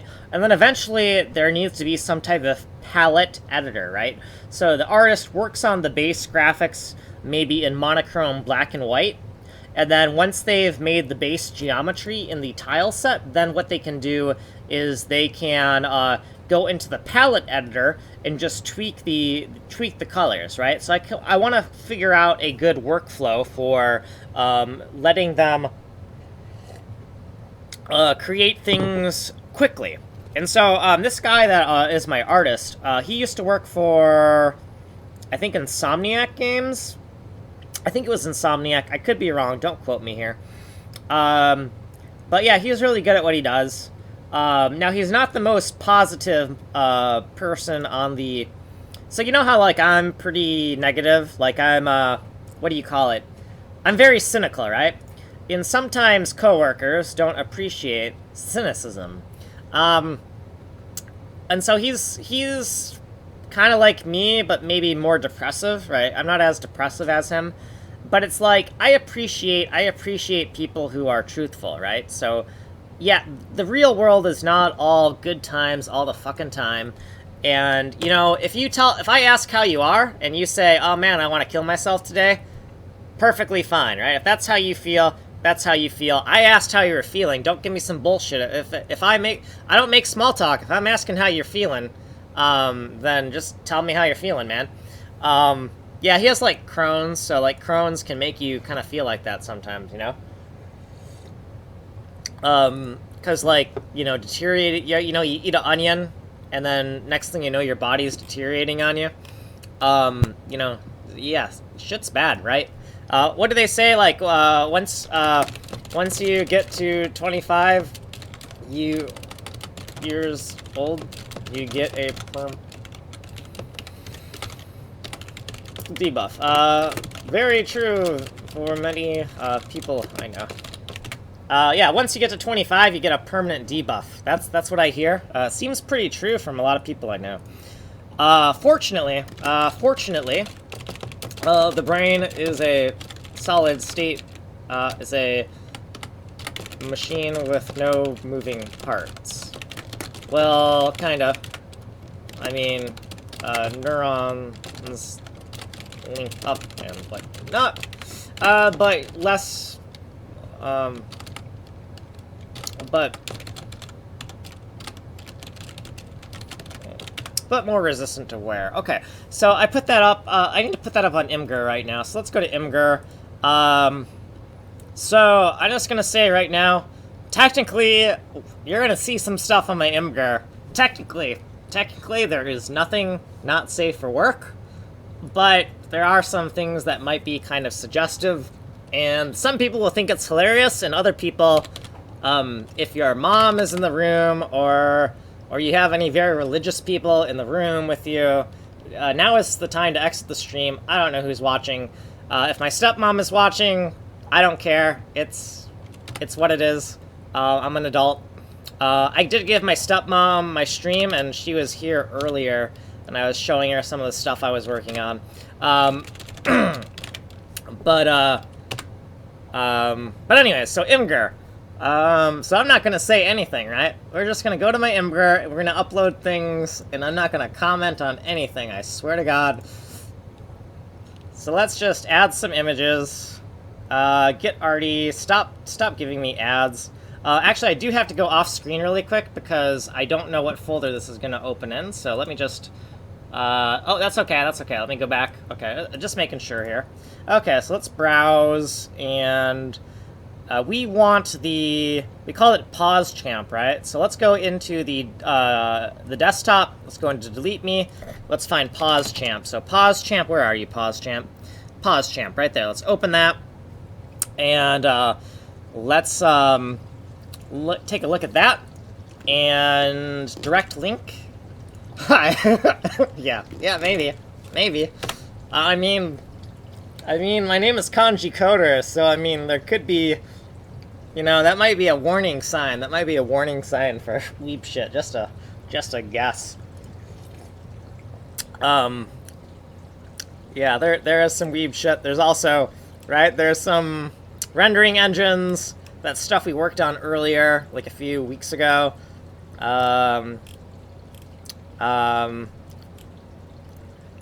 Some disturbing things. Remember that if you can beat someone's ass, you can wear whatever you want. Just public notice to everyone. Some political things that could get us... Well, I guess this probably won't get us canceled, because this is probably more of a liberal thing, right? So it's okay to be political as long as you're being liberal, right?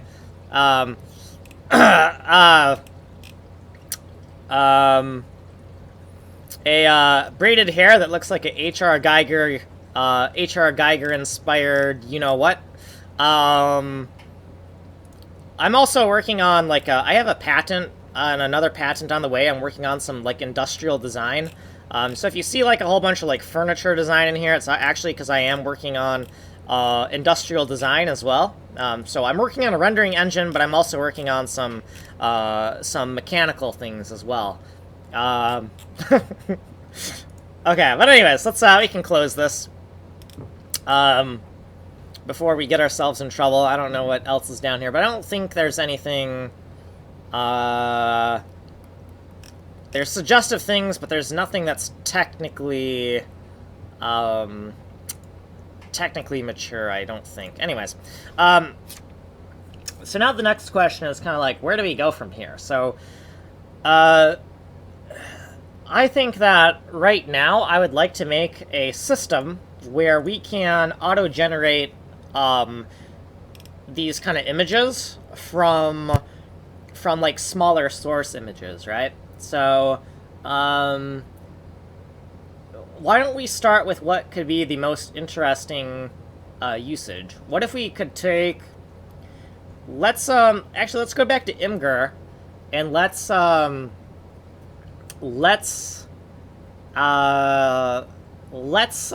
like, grab something. Yeah, procedural generators, exactly. Let's kind of, like, do something like that. So, let's try to procedurally generate, this kind of data set. But we're not going to just, like, we're not going to just try to do it all on our own, because creativity doesn't happen in a vacuum, right? So what I think would be nice is we start with one base image that's like, let's start with a base image that is exactly the size of 1/4 of this image, right? We'll start with the image that's 1/4 of this image. So this image is 512 by 512. So let's start with a 256 by 256 image, and let's progressively modify it, shrink it, and paste it here. And then let's do the same thing in every other cell, but, you know, rotate it by 90 degrees each time, right? Let's do all those transformations. And I already decided that the name for this stuff, that we would make 2 libraries, right? So we would make a we'll make gent dow for generate tile down, right? Downsizing, and then we'll make another library called gent up, right? For generate tile up, right? So this will upsize from small images and blend small images together to procedurally generate something. And this one will take one large image and do some messery, messery with a capital F, and to, you know, make a tile set. I would put them in the same lib. You think that, so the part of me says yes, but the other part of me says that I want to keep these sub-libraries as small as possible. So my thought is that maybe there could be some shared procedures, right? There's probably some shared procedures between this. So we might want to say,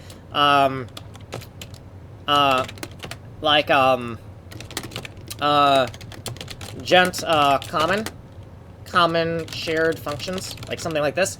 So I would rather break it into more sublibraries than make it coarser, because my library code has a tendency to explode sometimes, right? Where, like, there's always more code than I think there's going to be, right? There's always going to be more code than I think there's going to be, and I want everything in kind of... I want things granular. But I also don't want things too coarse, right? And getting that balance can be kind of like an art. So I would go for this. We got the downsize algorithm, we got the upsize algorithm logic, and then in here we can include this first, and this can be the common shared functions for this. I think that would work. Let me read what you're writing here for a second. I kind of skimmed over that. I put them in the same lib, another procedure to rotate, and another to mirror vertically and horizontally, and another to subselect region. Yeah, so I like all this. I think that we could put these... I think we definitely need some of this stuff, and I think that we could put these into the common library. So the first thing we're going to do is we're just going to stub these in, right? We're just going to say, you know, on a hunch, we're just going to make this, right? We're going to make these 3 libraries, and we're going to stub them in right now.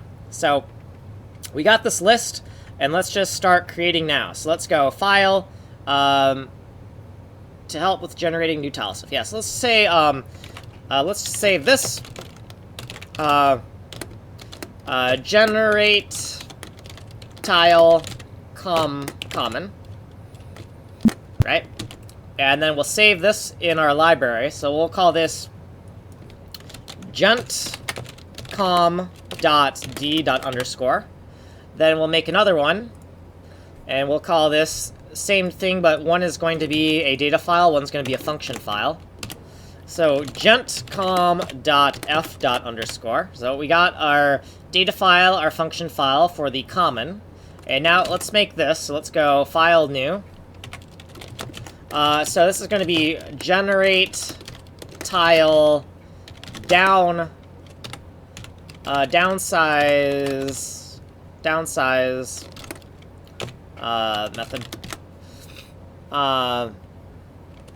Or actually, strategies, methods, algorithms, downsize algorithms. Another to invert, yeah, that would be good. So let's call this gentdow, generate tile downsize algorithms.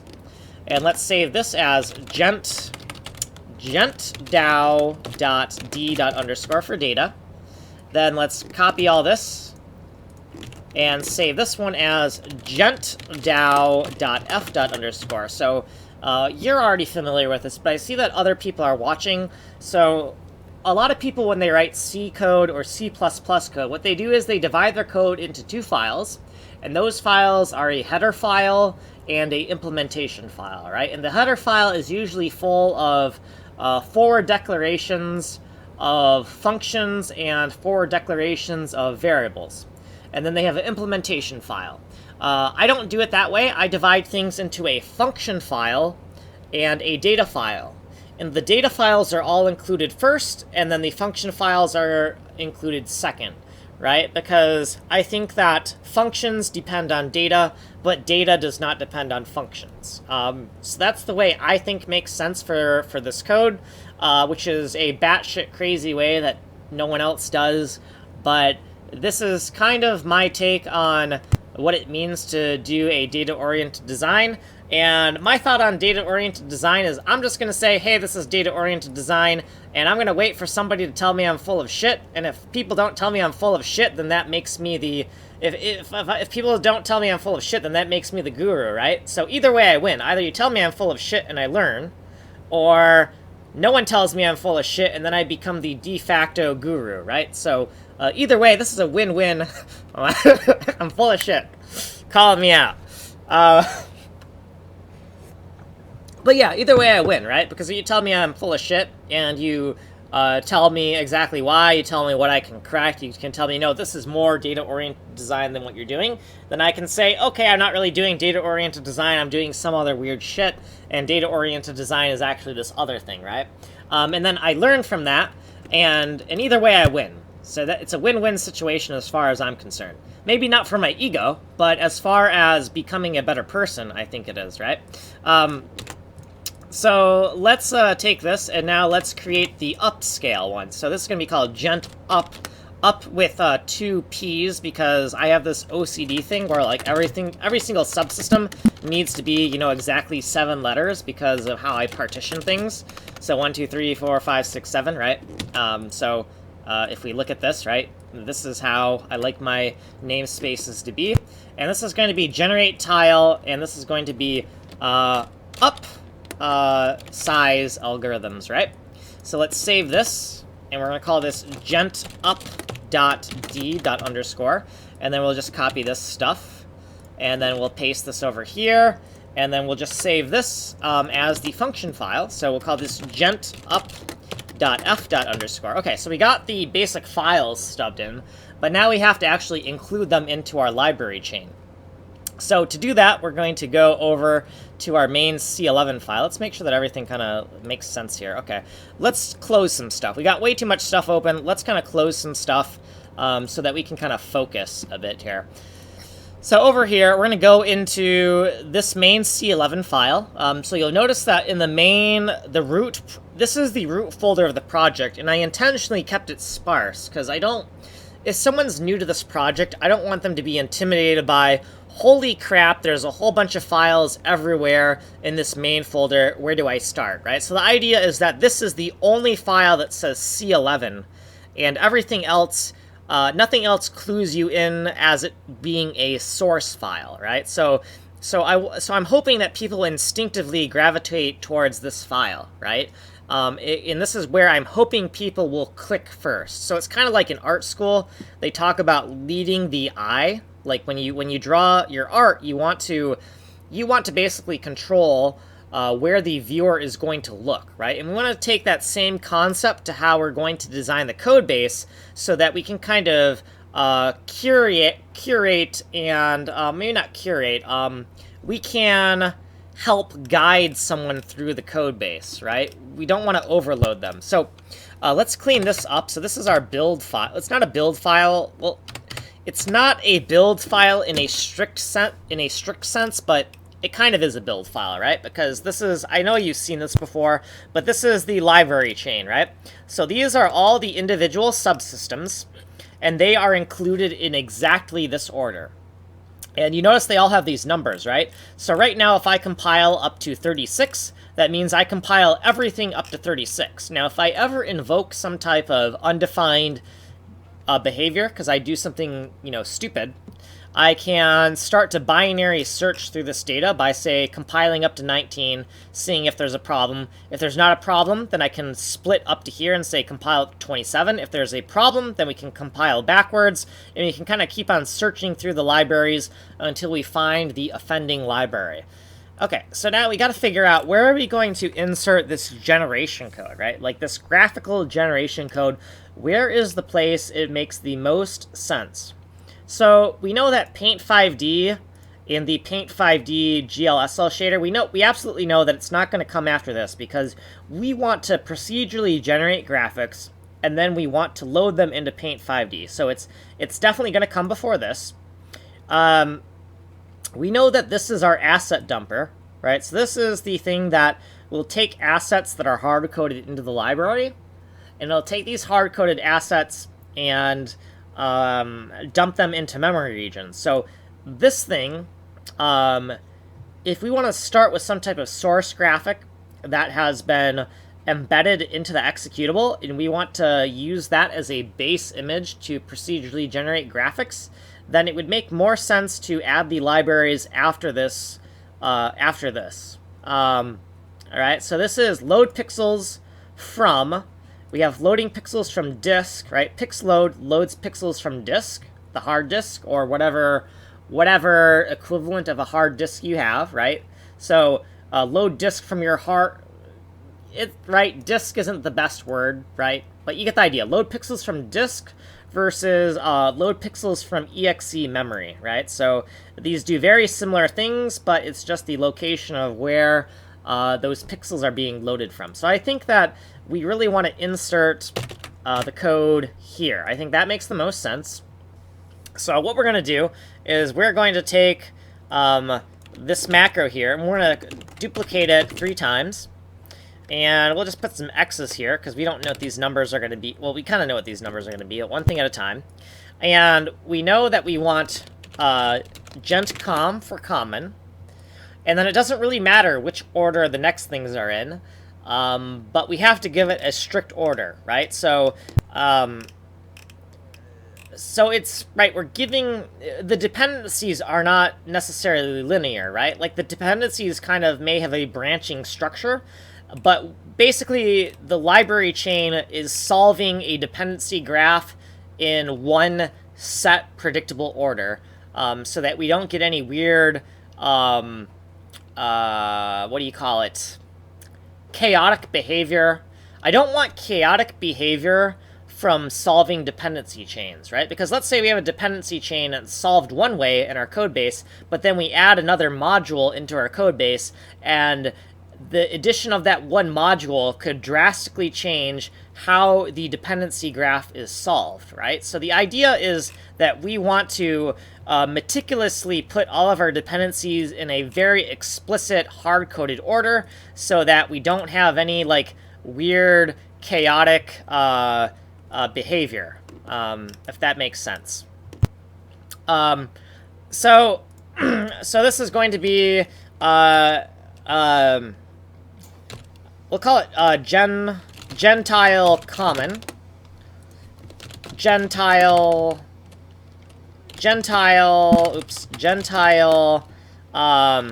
oops, hold on. Oh, that's because I didn't. Downsize and upsize. So I think downsize is the thing that's going to be easiest to do. So I'm going to put downsize first, just because that's the first thing I want to work on. Gentile, upsizer, downsizer, up, downsizer, upsizer, sure, like that. Maybe use a base to be explicit they are the same level of dependency. Yeah, I was thinking that,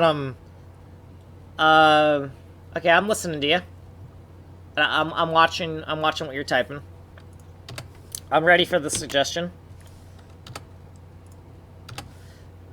2 plus 0. Yeah. I get you. Like, so we could keep the same numbers. We could keep the same numbers, but we could kind of like do kind of like that kind of math, right? Yeah. I get exactly. Yeah, I totally get what you're doing. I totally get what you're talking about. All right. I think as the system, the libchan stabilizes, that could be a great way to go. Yeah, I think as it stabilizes, it would make it harder to insert things as I'm doing right now. Like, because to insert this, I have to just, I'm putting some X's here, then I'm just going to take these numbers here, and then I'm just going to paste them up here, and then I'm going to paste, and then I'm going to make new numbers. Now, that's going to be a little bit harder to do if we start adding those base numbers. But as this library matures, as this system matures, and we're more confident, as we're more confident that we're not ever going to insert things over in this region, we could start to do that, right? We could start to use addition to signify. You got the base tree, right? So in your little algorithm, 2 plus 0, 2 plus 1, 2 plus 2, right? The 2 is like the root node, and the 0 is a subnode, the plus 1 is a subnode, and the plus 2 is a subnode. So I totally get what you're going for there, and I think that could be a very viable, as the code base matures and stabilizes, that could be a viable way to make this happen. So I'm totally on board with what you're throwing down there. Okay, so we added 3 things, so this should have a 3 added to it. This should be a 39, and that's a 39 as well. So that's good. So now let's go open up some things. Let's take this comment really quick and paste it into the correct file really quick. So I can get rid of this. I want to just get rid of this scrap note here and just be like, I'm done here. So the upsizer, so let's go into gent up. Let's paste this in here. And because I just want to be able to close everything and not worry that I'm missing some note that I nuked. Okay. So now let's open up everything that kind of matters. So we're going to keep this open. We're going to keep this one open for reference so that we can kind of look at these things and know where their insertion points are and know what values they need to have. So this is going to be the sucky part. This is going to be the part where you're going to look at my code and you're going to be like, WTF. Well, actually, that's probably all of the code. Never mind. More WTF than usual. If you haven't already seen this, if you've already seen this, then you already know what to expect. But let's open up libchan. So we have a top and bottom file for libchan. And then we also want to open up f macros, that stands for function macros, f macros, top and bottom. And then we also want to open up the main function file. So in the main folder, we have this just function file, f._, and we want to open that up as well. And so we're going to have to address each one of these files. Yeah, it's possible. It is possible. Yeah, yes, it is. Yes, it is a possibility.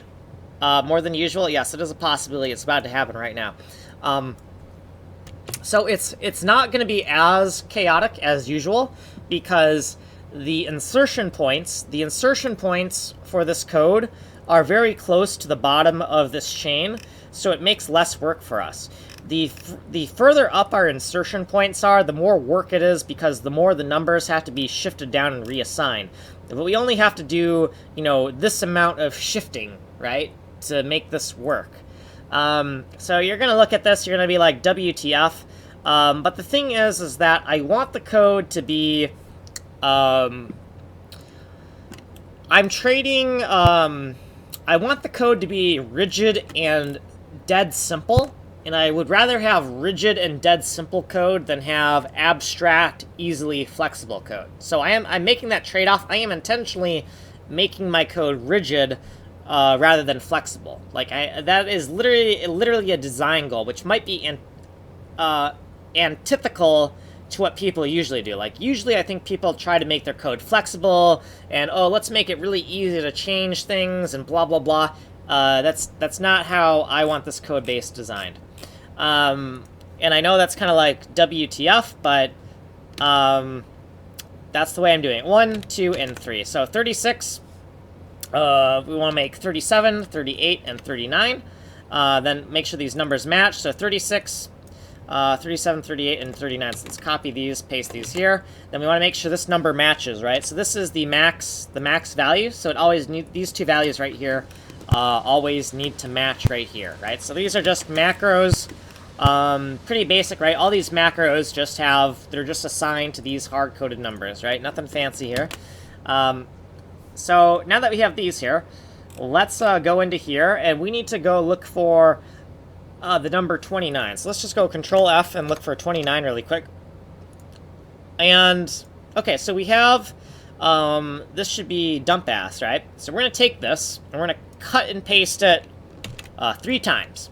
So we're going to go Before we cut and paste it, let's color this so we don't lose track where we are, because we're about to lose track of where we are if we don't do something. So let's make 2 colors and go paste, paste, and paste, right? So we pasted that 3 times, and we want to rename this to... This one is going to be GentCom, right, for Gentile Common. This one's going to be called GentDAO for Gentile downsizing algorithms, and this one's going to be called GentUp for upsizing algorithms, right? Now, these numbers are also wrong, right, because this is 29, so this needs to be 30, right? So now we have to painstakingly do this. 30, change this to 30. So you can kind of see what I'm getting at, where this is like, this can become quite a nuisance, right? So this needs to be 31. Then after 31, we have 32. So 32, 32. Bash script probably is telling me I need to do more exercise. Actually, I did all my push-ups today. Hold on, let me make sure. Push-ups, yeah, 130 was the goal for today, so we're good. I did that earlier, so I don't have to take a break to do push-ups. I got all my push-ups in the bag here. So this is 32. This will be 33, and then if I'm concerned, I can reference this file and see what is polyogl. Polyogl is 33. Okay, so I'm still good here. So this is going to be 34, 34, 35, 35, 36, 36, 37, 37, 38, and I already screwed this up, didn't I? Oh, no, I didn't. I didn't screw up yet. Yeah, I didn't screw it up. 38, 39, and 39 should be the last one, right? So 39 is P5D1OGL, so that's correct. Now, I have redundancies in place so that if I do screw this up, right, because this is obviously very error-prone, if I screw this up, my macros will catch me if I screw this up. So, in here, right, so now we have, right, so this is the dump-ass system. So let's color code this and say, make this orange, and then over here, make this, I don't know, I think purple. Yeah, make this orange and make this purple. And then let's copy all of this code, and let's paste it a few times. So paste, paste, and paste, right? Paste it 3 times. And then we're going to, right, this is the function section, right? So it's the exact same code, except it's the function files. And so we're going to call this GentCom in that order. And then we're going, right, everything has to be aligned, right? So there's this alignment that has to exist cross-file, right? That's the part of this is kind of like, ooh, that's kind of very rigid and resistant to change, right? But that's the way I decided to make this. So this is the downsizing algorithms, and this is the upsizing algorithms. So gent up. Okay, so now that we have these kind of in here, we know that this has to be 30, right? So let's kind of rename these. So this is 30. This number here needs to be 30. This number over here needs to be 31. 31, 31. This needs to be 32, 32, 32. This needs to be 33. This needs to be 33. This needs to be 34, so 34 and 34, and I'm kind of like, I'm not confident that I haven't lost my place. Let's look at tau dirt over here and say, oh, yep, it's 34, we still haven't screwed up. Okay, 35 and 35, 36 and 36, 37 and 37, 38, 38, and the last thing should be 39, so this should be the last thing that we have to look at here, right? 39 right here, right? And that is indeed P5D OGL. So now the next thing we could do before we get out of here really quick is let's do a spot check for the things we inserted, right? So we have down, up, and oops, wrong order. Control 0. Okay, we have common first, then we have the downsizing algorithms, then we're gonna have the upsizing algorithms, right? And so cyan, orange, and yellow should be the order. So if we scroll up here, we should see the same colors in the same order, right? So all the way up here, we should see cyan, orange, and yellow. And indeed we do. 30, 31, 32. That all looks good to me. So we're going to close it. We're going to assume that we did a good job. We may have screwed something up, but we have enough redundancies in this code that even if we did screw something up, we will be able to see it, right? So this is kind of like, we can't really write tests for what we're doing, but we can add redundancies to make sure that we don't screw it up. So, you know, part of what makes a test is that it's a redundancy to make sure your code is correct. So this isn't really test code, but it's this right here is a redundancy to make sure that we don't screw things up. So let's look for our dump assets. And so we got this right here, and we can take this block right here. So this block right here, and we can copy it. Actually, before we paste it, though, let's color code this and color code this, and then let's now we have a good. We can visualize our insertion point. We can paste 3 times, and then we can color code this, right? So we can see where we need to change things, and then we can just say gentcom for common, and then gentcom. And then over here, this is going to be called gentDAO. And right here, this is also going to be called gentDAO. So gentDAO. And then this is going to be gentup. So gentup. And this will also be called gentup. Okay, so now if we color code this one more time, we should be able to see everything kind of like... everything's analogous here, right? The color pattern is analogous. Let's do this one more time in different colors. Okay, so that's good. Let's scroll through here, because we got one more thing we got to do. So then we have this other redundancy. We have multiple redundancies to make absolutely sure everything is in the correct order. So let's look for that dump ass again. So where are you? So right here. So once again, we can take this block and we can say color code this one color, color code this another color, and then make some insertions, right? So we want to insert this 1, 2, 3 times, and then we want to change the token here. So we want to change this to gentcom. We want to change this one to gentDAO. We want to change this one to gentup. Okay. Yeah, it is. Yeah, it is a, it is, and it sucks. But I like the, knowledge that everything is in an exact order.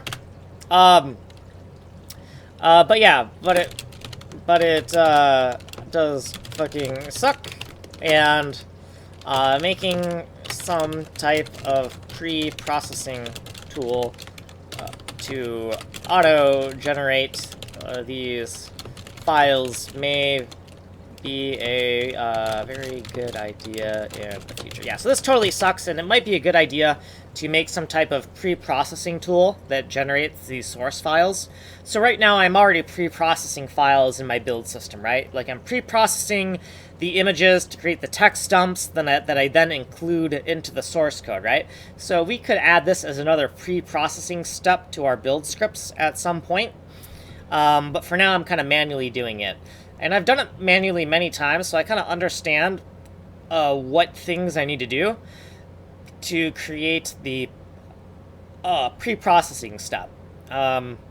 So eventually maybe I'll get to that, but for now it's just painstakingly kind of cut and paste to integrate this. So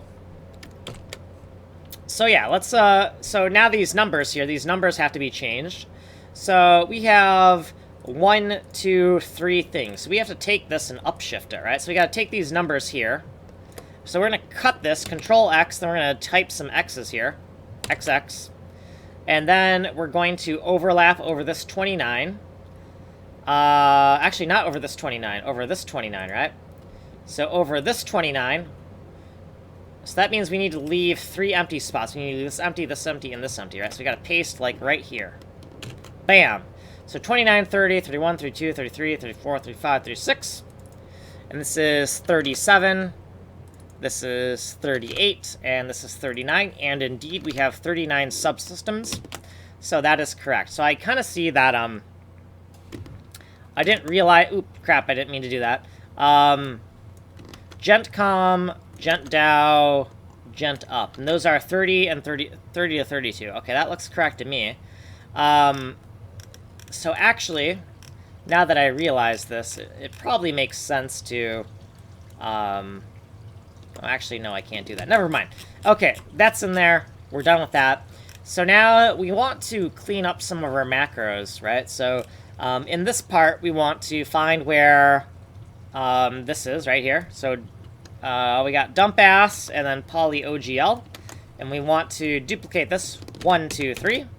And then we can column select from here.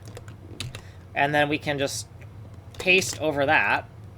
And then we know that this right here needs to be upshifted. So we can take all this and, oh, not like that.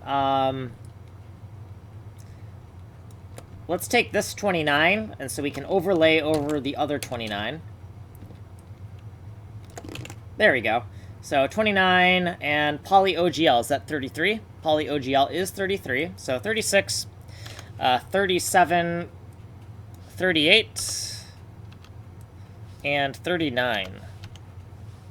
37, 38, and 39, right? We added 3 things. Tau type, is it Tau type 36? Yeah. Yep, okay, that matches. Everything, okay, everything looks good there. Okay, so now we can close this. Also, because it is such a tedious process, that means that I don't just add things on a whim, right? Like, I think about it, and, like, I have to seriously consider, do I really want this thing, right? Do I really want this sub-library? Because anytime I add a sub-library somewhere, it is a lot of work to integrate it. So I have to be really serious about it. There's no, like, a lot of times, like, when I was doing action script coding, it was so easy just to, like, make another class. And so you make another class, oh, that was easy. And it starts to get really addictive, right? Where it's like you can just make classes on a whim. And because it's so addictive and easy to do, you just, honestly, you start to do it too much. Like, it's too easy to develop quickly. And because it's so easy to develop quickly, your code base just ends up completely fragmented into far too granular pieces, because it's so easy to make little classes here, a little class here. The tools make it too easy, and your code proliferates into a scattered cluster mess with a capital F. So, you know, that could just be my justification for my nonsense, right? But I think it's a pretty good justification. Yeah, that would discourage me of adding anything to the project. I get, yeah. So also, let's talk about justifications for a second and try not to get too political, or too cynical. So I think that people are mostly illogical, and we don't actually, most of us don't actually do a cost-benefit analysis of something and then say, that's my opinion, right? Like, most opinions are actually, I feel emotionally about this. Now that I feel emotionally about this, let me justify it, right? So, I'm not a serial killer, and so I have an innate instinct not to kill other people, right? And so now that I have this innate instinct not to kill other people, I'm going to make a whole bunch of justifications for why killing people is wrong. And then you're going to have, like, if you have a sociopath who likes to take advantage of people, their emotional state is it's okay to take advantage of people. So then they're going to justify why it's okay to take advantage of people. For example, a sociopath will usually reason, if I can take advantage of you, it's because you're stupid and you deserve to be taken advantage of. That's how a sociopath works, right? And so we kind of start from, we start with how we feel about things, and then we work out the logical conclusions, right? You have to be a very high level of autistic before all of your decisions are, like, completely rooted in logic. But yeah, right? So, like, We could take that to like a lot of very political things, right? Like you could take that to gun control, right? If you are more fearful of guns, like because you're kind of like guns can kind of be scary, right? Because you could accidentally shoot yourself to death, right? Because there's a lot of leverage, right? Guns have a lot of killing leverage, right? And if you have the ability to do a lot of productive work, you also have the ability to do a lot of unproductive work, right? The tool works in both ways. So I guarantee that most people, in terms of gun control, if you are anti-gun, you probably have an innate emotional fear of weaponry. And so then you're going to come up with a whole bunch of reasons against guns. And if you're pro-gun, you're probably less receptive to signals of danger. If you like guns, you're probably less receptive to you're less neurotic. Neurotic might be the wrong word, but you're less fearful in terms of how you assess danger, right? Like if you're very fearful, you're probably going to be more anti-gun, and then if you're less receptive to responding to being afraid of things, then you're going to be more pro-gun, if that makes sense. And you could go on and on. There's really an emotional root to like most political positions, but I'm going to try not to say anything more than that.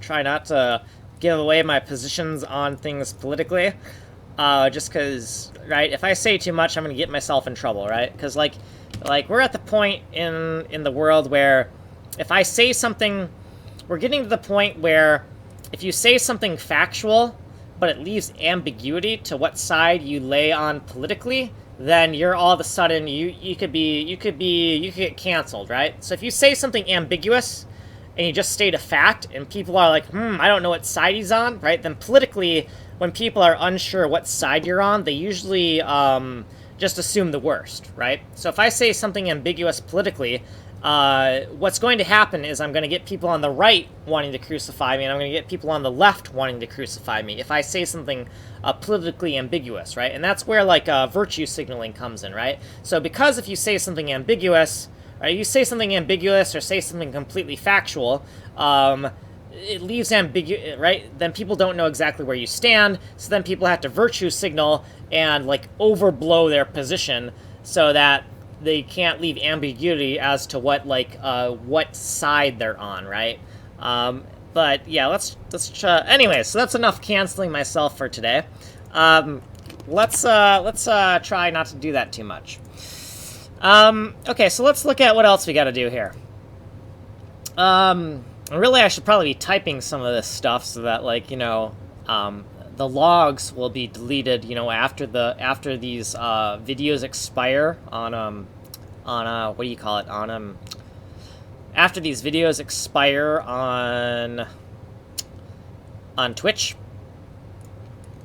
Because, like, right now, I'm sure I can say whatever the hell I want, but, like, if my engine actually starts to, like, be something that people want to use, like, I'm gonna have to, like, be careful with, like, not saying this kind of shit out loud, so I should probably start to get used to it now.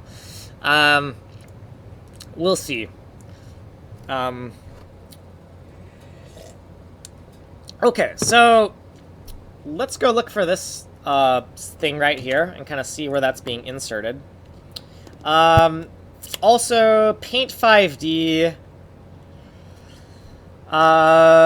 What is this? Include PAINT5D. What the hell am I looking at? PAINT5D keyboard handlers. Oh, I see. Okay. CPU uniforms, GraQuad, Tau Depot, Tau Sync. Those are all not GraQuad. GraQuad is like way up here, so that didn't get shifted down, so that's okay. CPU uniforms didn't get shifted down. That's up here. So that should still be 19 and 20. 19 and 20.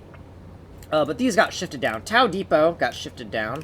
Tau Depot should now be 33, right? No, we shifted down more than that. So Tau Depot, 32, 33, 34, 35, right? Tau Depot, 35. Yep, so this should be 35. I'm not sure if I like these little spot checks in here, but I like redundancy, so I'm just going to keep them for now. Tau sync. Tau sync is 37, so let's add 37. So there's a 36 in between, tau dirt, right? So tau depot, tau type, and tau sync. Tau type is in the middle of tau depot and tau sync, and that's our 36. Okay, cool. So now we actually have a little bit of auto-generating. So right here, we have a big list of the functions we want to auto-generate here, right? This is the big list. So we are doing some auto-generating, but we're not pumping it into like an actual build script. So we have to like manually invoke our auto-generation. So it's like kind of hackish, but it does save us some time. That's so we're gonna look for this and say, okay, here's here and here, in between here and here, right? Dump ass and poly OGL. We want to insert 1, 2, 3 things. So we'll take these and we'll paste them in here, right? So in between these two colored areas, bam. Okay, so now we're going to delete all this auto-generated code. So all this auto-generated code, we're going to regenerate it. So delete that, and now we can regenerate this code. We're just going to take all of this code right here. So we want to take the source code, the key that we're going to find, which is just these asterisks, and then the tokens we're going to replace with. So we're going to copy all of this, copy that, and then we're going to run FARC, that stands for find and replace clone, and then we're going to do bam, bam, bam, bam, bam, bam. So my script doesn't work perfectly and it leaves all these like empty spaces. But it's not too hard, right? But it's a factorial amount of extra work, right? Because every time I add a new system and I rebuild this list, right, I have to do this. And so it literally is a factorial in terms of the amount of effort for every time I add another system, because I do this every single time, right? So a 1 plus 2 plus 3 plus 4 plus 5 plus 6, right? It's a factorial in that sense. So the amount of work that I have to do is n factorial, but it's split over multiple days, right? So eventually I need to really auto-generate this nonsense. So that was for the init none, wasn't it? So we're assuming that this code has no initialization logic, right? That's my default assumption. If that changes, we'll have to shift things around.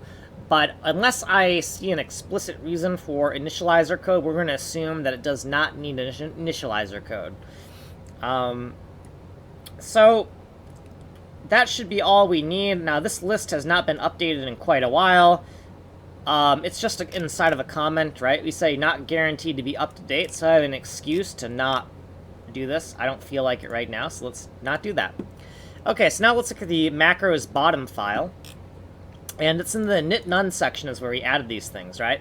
So we see that we have dump ass and poly OGL. So let's find where those are. So here's dump ass. Here's poly OGL. So we have 3 things we want to insert into here. So 1, 2, 3.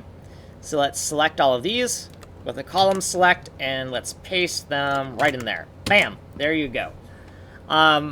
So now that we have those in here, this is just me cleaning up for other people. Like, if other people want to use my code, I don't want to make their life miserable by polluting their preprocessor with a whole bunch of junk. I mean, these are pretty namespaced out to where, yes, they're probably not going to ever make a token that looks like this, but just because my tokens are unique doesn't mean that I should be polluting their preprocessor, right? Like, it's just a guess. It's probably inconsequential, but if we pollute somebody else's preprocessor with a lot of tokens, we could be needlessly adding to the compilation time of their projects, right? Like, that is just a guess. I don't know how significant it is, but as we add more and more and more and more macros, it will become more and more significant. Will it ever become significant in a meaningful way? I don't know, because I am not a DevOps person.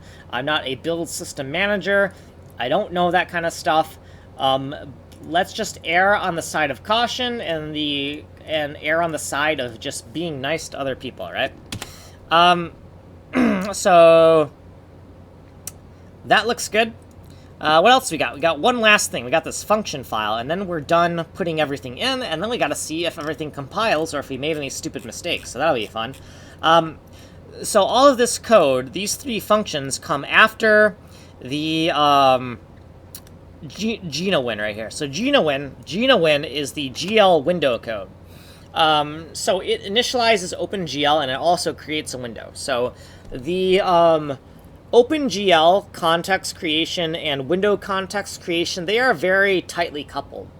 And because they're very tightly coupled, I have a library that does both graphics and window, which is like, I really would prefer to keep this separate, like keep the graphics code separate from the Windows code, but the reality of how it works at a low level in terms of like Win32 code and grabbing function pointers and all that nonsense, the reality of how that works is that they are very tightly coupled operations, right? And that's a piece of insight you really don't get until you actually start doing graphics coding, and you're like, WTF, this is complete BS, but that's the way it works.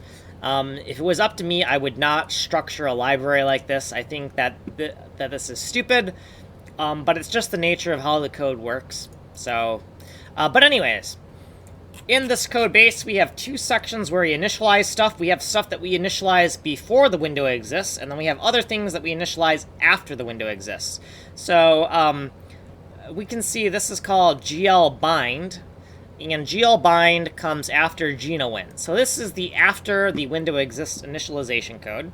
You can see dump ass right here. So let's highlight this and highlight this. And then let's go Control-D, Control-D, Control-D. Let's copy these new libraries. Let's paste them in here. And then let's also change these numbers, right? So these numbers need to be changed around. So let's scooch these up, right? So let's say that was I think that was a 30. Hopefully that was a 30, right? So if we paste this here, that was a 30. Yeah, 30, 31, etc. So this is going to be 37, 38, and 39. Okay, now we also have a little bit of indirection here, where it would be very hard to find where these functions are used. The functions that these route to, that indirection, because we wrap these functions in macros, I want to kind of compensate for the indirection caused by these macros by making a big comment up here. Do not extract, Control F help. And inside here, we're going to keep another parallel list in the comments that is the exact same functions, but instead of the wrappers, it's the actual function calls, right? So right here we have the AAC 2020 namespace in front of everything, and over here we have the F macros namespace.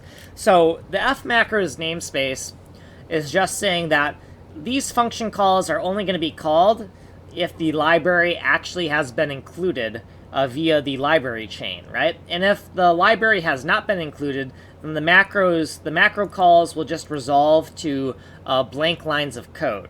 And the reason we're doing this is because if we don't wrap these in macros, then this block of code becomes 8 times longer, and it becomes very hard to follow the logic. So we add those macros so that we could streamline the logic, right? Because this is the main function file, right? The main function file should be an overview of what is going on. And so that is why we made all those macro wrappers, so that we could keep the main function file, which is basically our main file in all of the sub-functions that it directly calls. We want to keep all of that to very high-level logic, and so we wanted to hide some of those nitty-gritty details.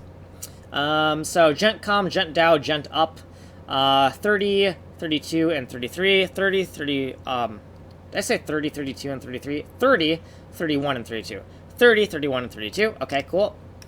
And then over here, same thing. So we're going to take all of this, and actually, you know what, we don't even have to do that. We can just take these numbers here, right? So if our checksum is indeed correct, we can just take this, copy from here, and we can paste from here. We don't have to do that shifty nonsense, right? Paste from there. Bam, everything fits, so we can be kind of confident that our checksum indeed is correct. Okay, so now we finally gotten that in there. I don't know how many hours. Did that take like an hour? 30 minutes? Probably an hour. Probably took an hour, realistically, from timing myself from doing this before. I should have started a stopwatch. Also,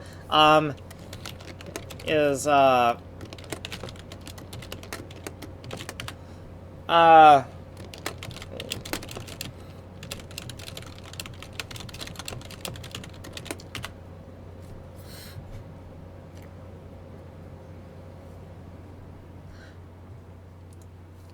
okay, so anyways, let's give this a run. Let's see if we've made any stupid mistakes or if it just runs the first time. I'm not confident that it'll run the first time. I usually make some type of stupid mistake, so let's see what happens. And it runs the first time. Oh, wait, no. Init none. We screwed something up. Gentcom, implicit declaration of function AAC 2020 Gentcom init none. Okay, that's fine. Actually, we just forgot some stuff. We need to stub in some stuff. We need to stub in some boilerplate.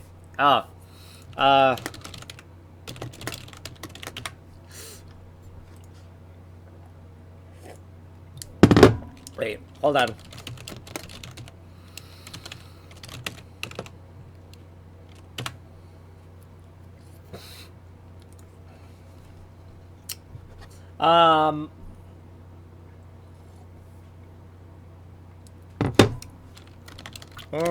I see. Hashtag cut the mic.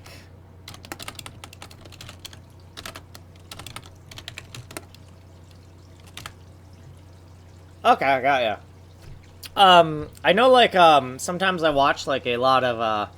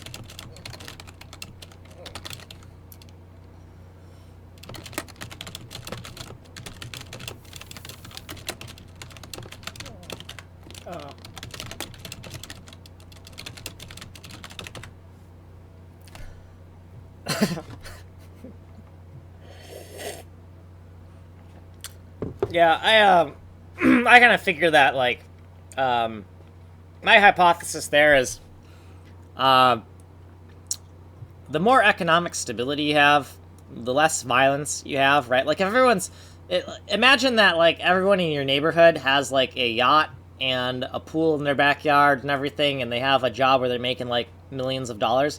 You think they're shooting each other? Probably not, right? Like, that's my guess. Obviously, that's kind of political. But that's kind of like how I see it, where it's that kind of concept, like, all the boats look good when the water is calm.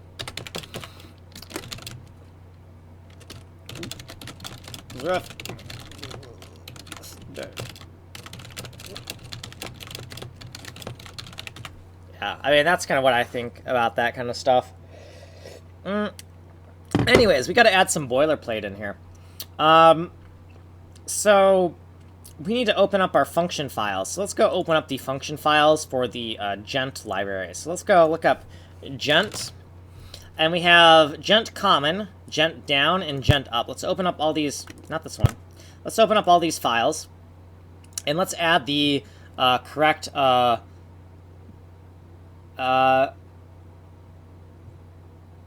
interesting.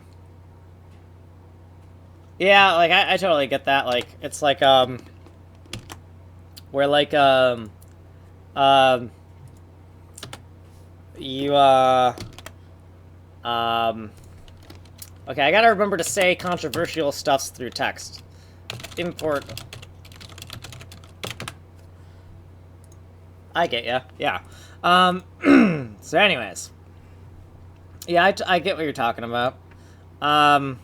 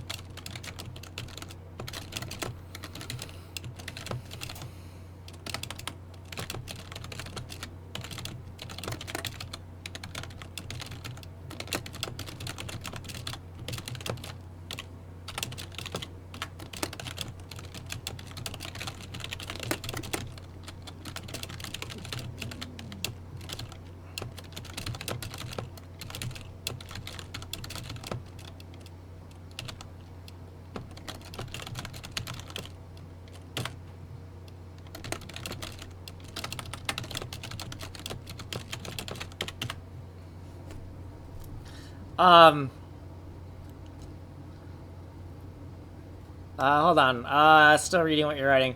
Can come here and get session like you go. Got ya. Okay.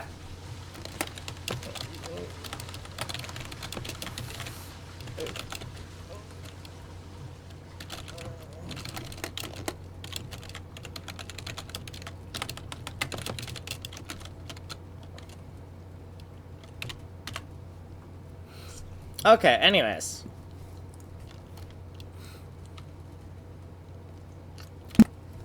Oh, now the CIA is gonna look at me. Okay, anyways. Let's remove some of this kind of cruft here. We'll keep little summaries here, that's fine. But we want to create, I need to reload my, shortcut script really quick because I had some boilerplate for this. So let me Control F and look for boiler right now. Because somewhere I had, like, new subsystem boilerplate, right? So I have a little boilerplate snippet. I would like to start using that, but I haven't reloaded my shortcuts in a while. So I need to reload. This is going to take about 5 minutes to reload these shortcut scripts because it's just a huge list. It's a huge list of shortcuts. So it's going to take a while to get that working. So while that's reloading, I don't know what I'm going to do. We could... Well, you know what I could do? I can take that image on Imgur, and I can go...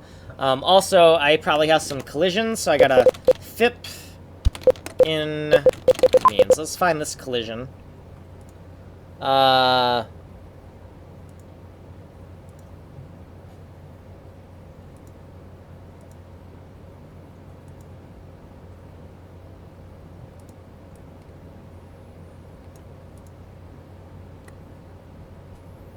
Okay, so we're gonna have to fix some things in my shortcut script, which kind of happens sometimes.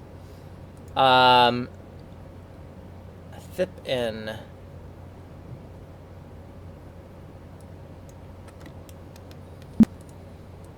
Okay, file path input. Okay, need to comment that out. Okay, reload this. And we're gonna have to just, I guess, can you technically do that? I guess technically you can do that, right? You can, I don't think any,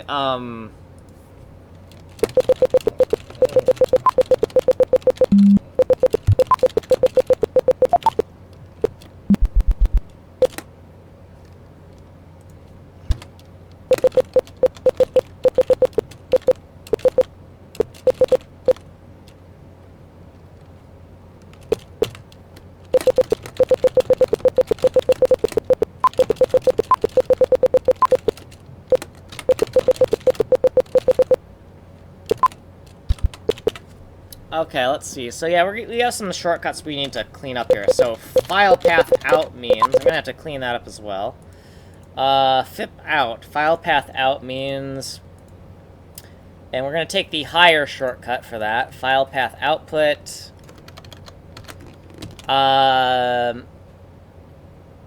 Okay, and let's reload this. Reload script.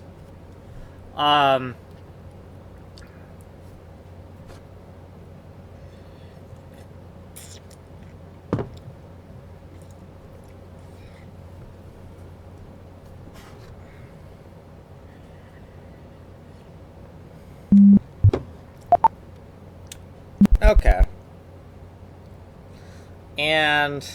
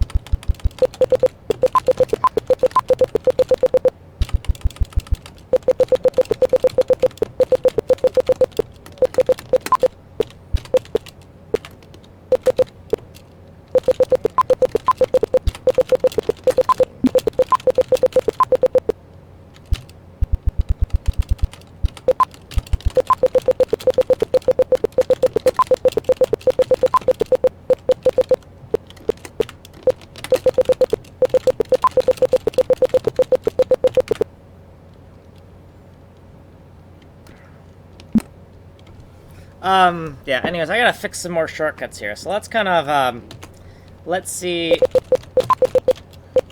Int main void, with args.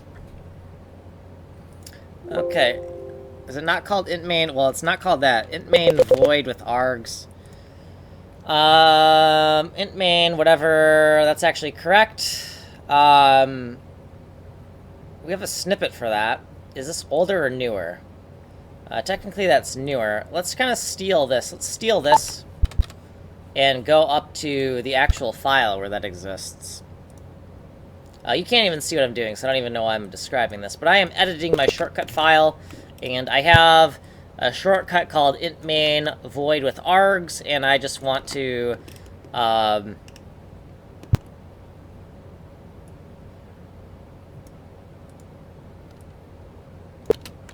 okay, so that is addressed. Okay, so let's... So I just have to... My shortcuts have to be completely... yeah, kinda, yeah.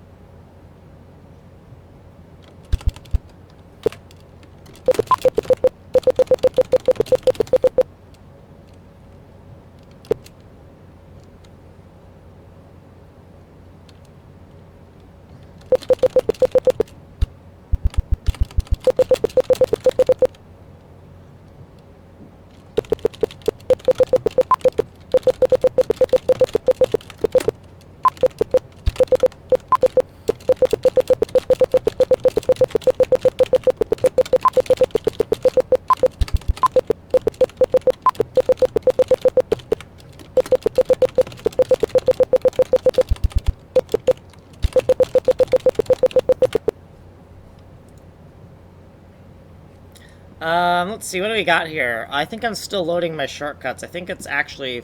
I think I got rid of most of the collisions. I'm a little bit uncertain, though, but I think... I didn't see anything pop up, so I think it is reloading. But,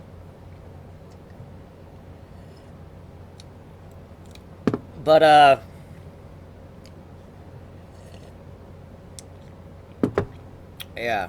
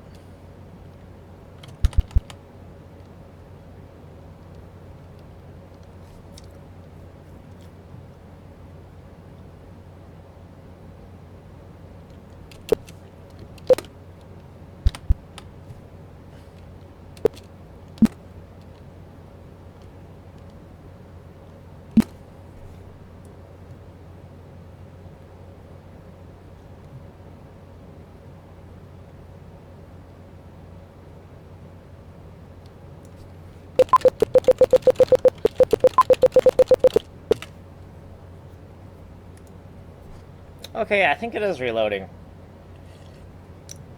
But yeah, I think it's going to take some time to get this working. But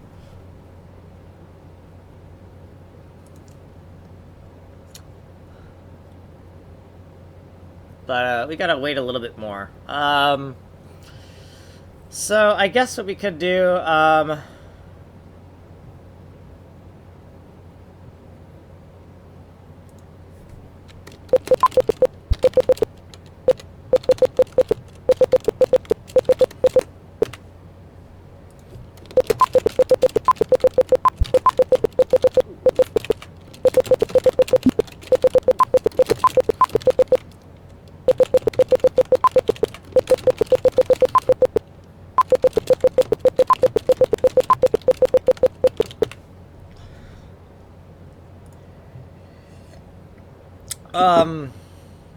I think that's reloading. I think it is. I don't know. I'm kind of uncertain now.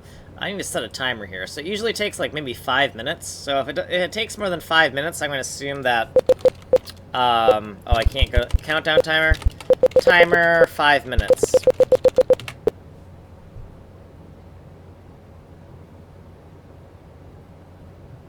Yeah, let me set that for 5 minutes. Ooh, fancy. No. Yeah, I think my timer is actually going. I'm kind of concerned that maybe I accidentally closed the prompt that was for reloading my shortcuts. Here's what we're going to do. We're just going to try to write some code. And we can just open up the shortcut that has the boilerplate that I need and kind of directly paste it. If I can find what that was. So I'm going to go look for the boilerplate snippet, and I'm just going to open up... I'm going to open up the boilerplate snippet. If the 5 minutes expires... By the time the 5 minutes expires, if my shortcuts aren't reloaded, I'm going to assume that... I accidentally closed the window, and that I need to reload my shortcuts, and that the shortcuts are permanently stuck right now, because I needed to reload them when I didn't. So let's go look at... God, this just makes it harder to do everything, because now I have to manually go into the C drive, I have to manually go into dev, I have to manually go into my repo folder, I have to manually go into Git, I have to manually go here, I have to manually go here. I usually have a shortcut to do all of this, so this is very painstaking. So you can see why I might use shortcuts here, because the amount of time I save from just not having to navigate a complex folder structure, that alone is worth my shortcuts here. AAC 2020, we have some snips, and then we have new subsystem boilerplate. So this is what we need here. So let's take all this code, and let's paste it into here, into the function file here, right? And this is a lot of boilerplate, but oh well. And we're going to paste it here, and then let's paste it in each one of these files. And then we're going to rename things accordingly. Okay, so now that we have this here, let's, so this is gentcom, right? So let's search for any of these asterisks, and just replace them with the proper casing. So gentcom, so this is gentcom halt. Gentcom info any is also a private function. This, however, is capital. This can be lowercase, gentcom. This is uppercase, because it's a public function, gentcom. Let's kind of collapse that a bit. We don't need to take up too much room. Oh! Nope, it just reloaded.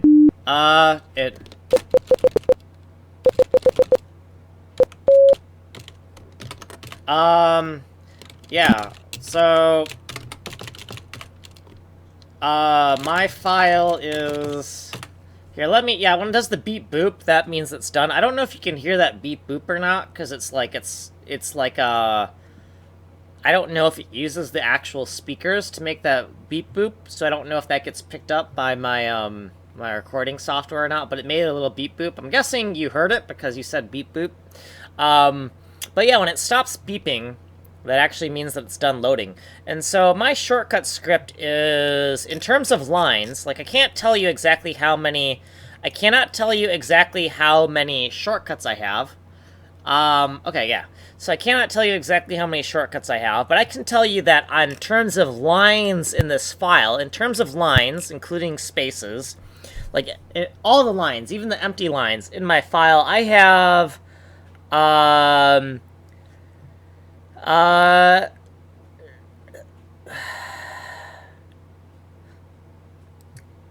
let's just round it. Let's round it down. I have 300,000 lines in this file, roughly, right? I'm rounding down. 300,000 lines. I don't know how many shortcuts that evaluates to. It's about for every 1, 2, 3, 4, for every 5 lines is a new shortcut, roughly. So if we take, so let's say that if we have 300,000, so 300, 1, 2, 3, 300,000 divided by 5. So I probably, yeah, so 60,000 shortcuts sounds about right. 60,000 shortcuts, that sounds about right. So there's probably like 60,000. That makes sense because, like, 2 years ago, I was, like, at, somewhere around 20,000. And it's like, it seems like I add about 20,000 shortcuts per year. So yeah, so 60,000 sounds about right. But yeah, so there's a lot of shortcuts in here, so it takes a long time to reload. Now, once upon a time, I would, like, reload my shortcuts all the time, multiple times per day. But as it got bigger, it just takes a long time to reload. And, like, I have a very efficient sorting algorithm. Like, the sorting algorithm I use is a hash sort. So it's like a tree sort, but it operates on an array rather than a tree. So it's so basically a hash sort. Sorry, not a hash sort. Did I say hash sort? It's a heap sort, right? So it's basically a tree sort, but it's a tree sort on data that is densely packed into an array, right? So the array, it's a consecutive block of memory that encodes a tree, right? And you sort that data rather than a tree, right? And the efficiency there is, right, that when you have, like, memory that's kind of, like, all over the place in a tree structure on the heap, the data access patterns are going to take a little bit longer than if you do a heap sort. So it's a very efficient algorithm, and it's written in an auto hotkey, which is completely stupid to write something that intense in auto hotkey script, but I did it. I figured it out, and I never want to ever do it again. So if that sort ever breaks on me, I'm gonna have to. I think I'm gonna write, like, some C code to do it, and then, like, I'm gonna use my script to somehow call the C code to create, like, a sorted text list of shortcuts, like pre-process something But something is better than... Yeah, it's a disaster. I never want to look at that code ever again. Anyway, so let's kind of like put this in here. So this is gent.dow, a halt. It's a private function, so lowercase, gent.dow. Sorry, gent.dow. And this seems like a lot of boilerplate, but it's just 3 functions, right? It's just a very fluffy style, right? So we have a logging function that crashes the system, a logging function that doesn't crash the system, and then a init none function. So just 3 functions, and that's the bare minimum for every single system. And so gent.dow, gent.dow, gent.dow, gent.dow, and this is capital gent.dow. gent.dow, and this is gent.dow, gent.dow, and then over here is gent.dow init none. So gent.dow init none. So this is gent up. So gent up, and then this is also lowercase. So gent up. This is all capital. So I'm going through one at a time because the case changes, and so that makes it a little bit annoying to try to go through here in one stroke and insert it, just because the casing is different on some of these. And it's not too much work to just go through every site and just say gent up, right? So we got gent up in here. So gent up, that looks correct. Gent dow, that looks correct. And then let's change this. Let's make this one different color. So gent com. Okay, so if we did that correctly, we should be able to kind of flip between this and just see all the colors change, right? Let's get rid of this spacing here. Yeah, if we did this correctly, everything should look kind of identical, except kind of like the colors change. So almost, except I don't know what we did there. But yeah, so we should just see, let's put the cursor at the top of the file. And if we swap between these, we should just see the colors change, but there should be the same number of colored points, and the code should look completely identical, except for the tokens, right? And this is kind of a hackish way to make sure that we kind of refactored everything correctly.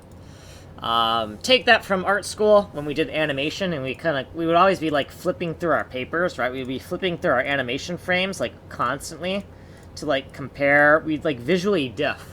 Like when you're drawing cartoons, and I'm not saying I have a lot of experience doing it. The experience I have of drawing cartoons completely sucks. I fucking hated it.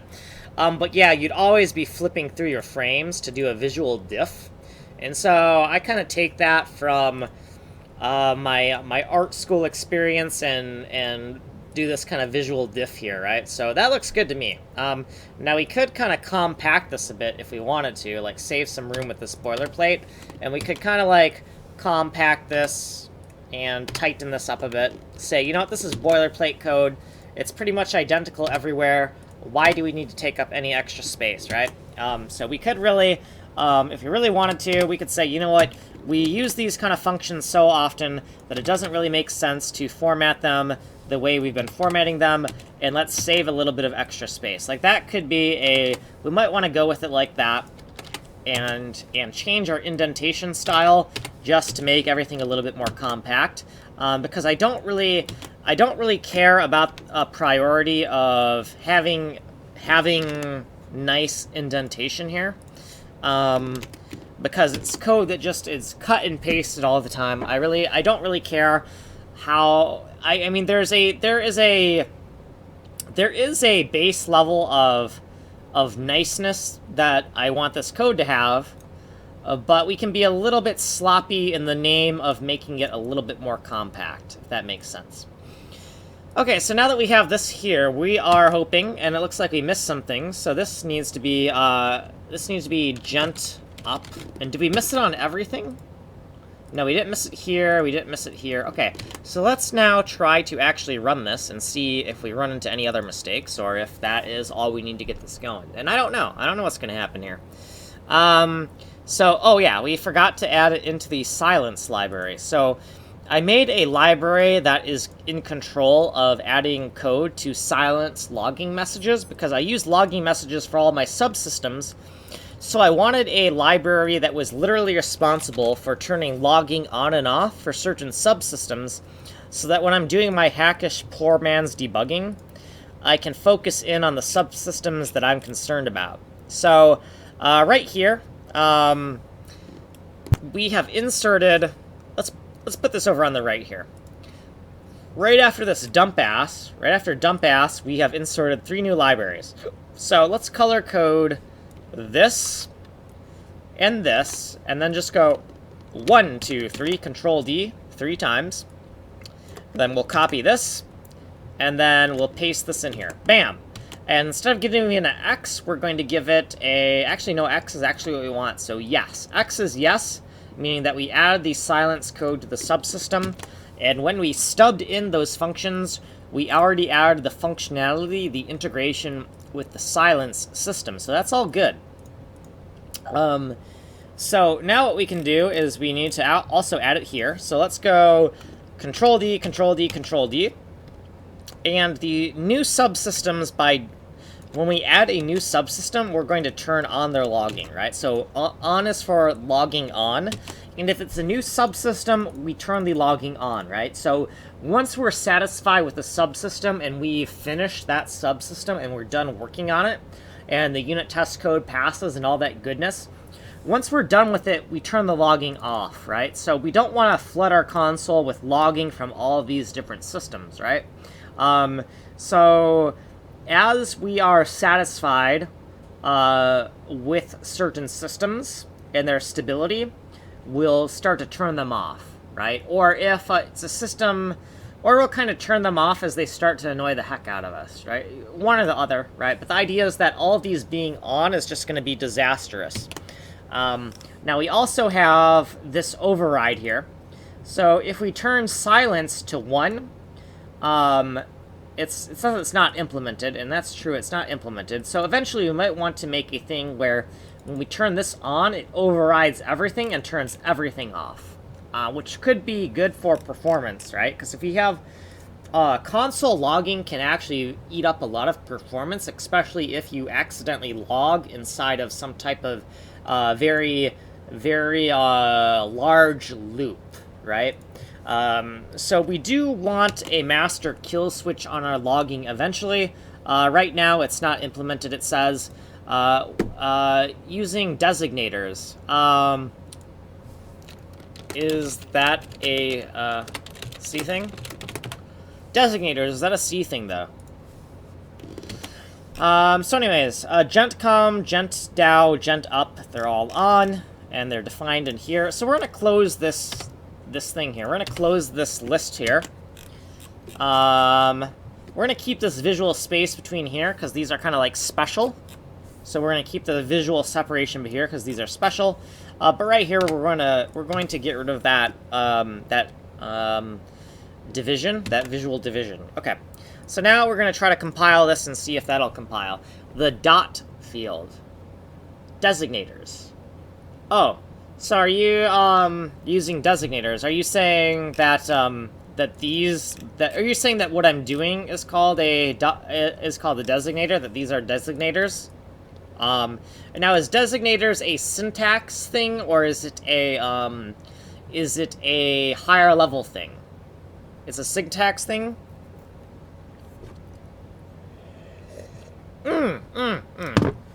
You mean in the initializer list? You're talking about this initializer list that these are designators because they're in the initialization list. So there are some things that I don't know about C, like I know how to use it, but I may not know the proper terminology. Okay, designator. Okay, I got ya. Okay, so it looks like that is compiling. Awesome. So once again, we can press the P key, we can load this in here, and this kind of reminds me of, maybe it's just because, you know, it reminds me of whatever I think is cool, but, reminds me kind of like, some of the high-tech levels from, like, the old Chrono Trigger Super Nintendo games. The patterns here, I don't know, maybe I'm just imagining things. But okay, so let's let's try to get some type of image, right? Some type of image.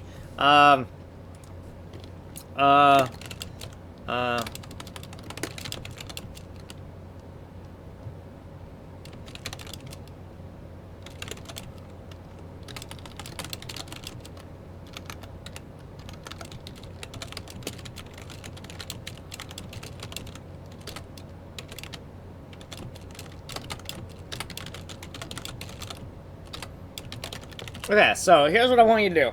Go find me a meme that's at least 512 by 512 pixels that we can use to generate code.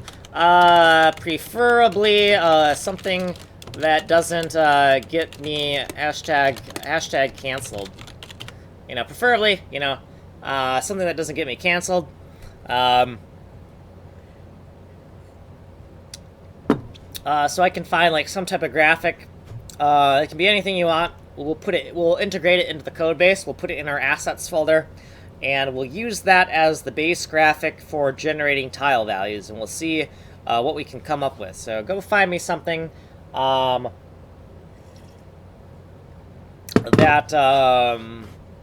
it can be whatever the yeah, just don't cancel me. That's the one.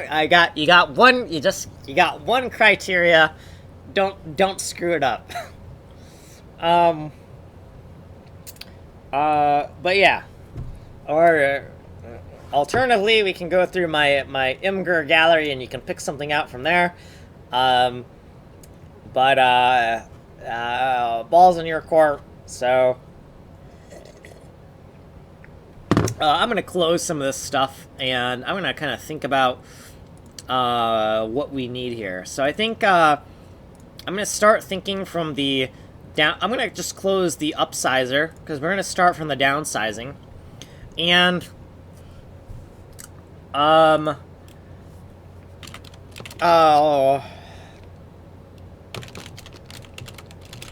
gonna make a main algorithm section, and the first thought is that I'm going to need different blocks of memory.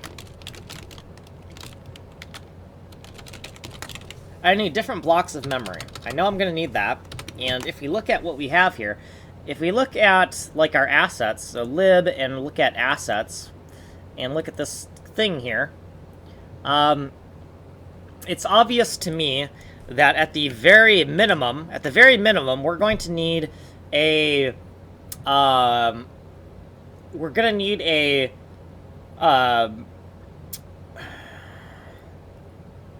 we're going to need a 128 by 128 graphic, a 64 by 64 graphic, a 32 by 32 graphic, 16 by 16, right? We're going to have to go all the way down, right?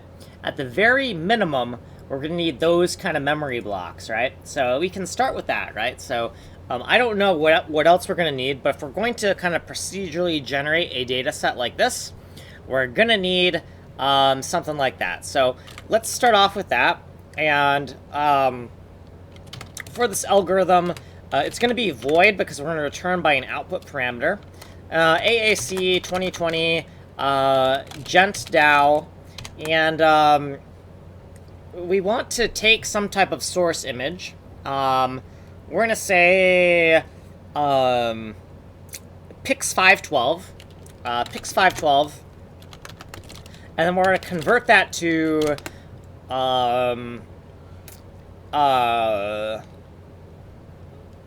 we'll say offset 512. So we're going to take a 512 by 512 bitmap, and we're going to resize it into a 512 by 512 bitmap that represents auto tile set data, right? So I think that calling this variable Pix512 and calling this variable os512, that makes sense, right? So we're naming the function in terms of the transformation of the data, right? So we have, this is our input, this is, we're going to convert it to, and here's our output. So we're going to take this data, apply some type of transformation, noted by C2, and then we're going to get this out, right? And the type of transformation is kind of implied by the namespace of the gent DAO, right? It's the downsizing algorithm library, right? So let's try to figure out what that means. What are the parameters that we're going to need for this, right? We're going to need a UO8 pointer, right? The actual pixel data, and that's going to be called pix512, right? So this is the input data. And we're also going to need a int32, and this is going to be the pix width. And now technically, if we really wanted, we could use something that's not 512 by 512, right? So it is kind of redundant to say, oh, it's going to be called pix512. Well, it's pix512. We already know that's 512 by 512. So what's the point of adding a width and a height if we know the constraint is that it always have to be 512 by 512? Well, one argument is that we use it as a redundancy for error checking to make sure that this width and height is always 512 and 512. Another argument could be that eventually we may want to refactor it or use it as a template to write code that doesn't require something that's exactly 512 by 512. There could be a lot of reasons that we want these three input parameters, right? So these are input parameters, right? So these are the inputs. So input, and then we need a set of output parameters. So what is our output parameter? We really have only two output parameters. We have a UO8 pointer, and this is going to be OS512. So it's going to be a 512 by 512 bitmap representing an offset. And when I say offset, I mean auto tile set. So this is the source data for an auto tile set, and that auto tile set is sometimes abbreviated as OS. Which actually OS is an abbreviation for offset, and offset is my own word meaning auto tile set. So I think that sometimes every time you want to think at a new level of abstraction, you have to invent new words for your current level of abstraction, right? So to get to a higher level of thinking, before you can get to a higher level of thinking, you have to condense your current level of thinking into concise words. I do believe that. I'm not a linguist, so you know, take that as me, you know, take that as a crackpot theory if you want, but I kind of believe that, right? You know, there's a reason that linear algebra has to have concepts like vectors and matrices, and I don't know, they have like eigenvectors and some other things, right? You have to have those concepts that concisely summarize the knowledge from your previous math classes, right? So that you can build upon it, right? So you have to have terminology that can concisely consolidate concepts, right? Because until you concisely consolidate concepts with words, you cannot think at the next level of abstraction, right?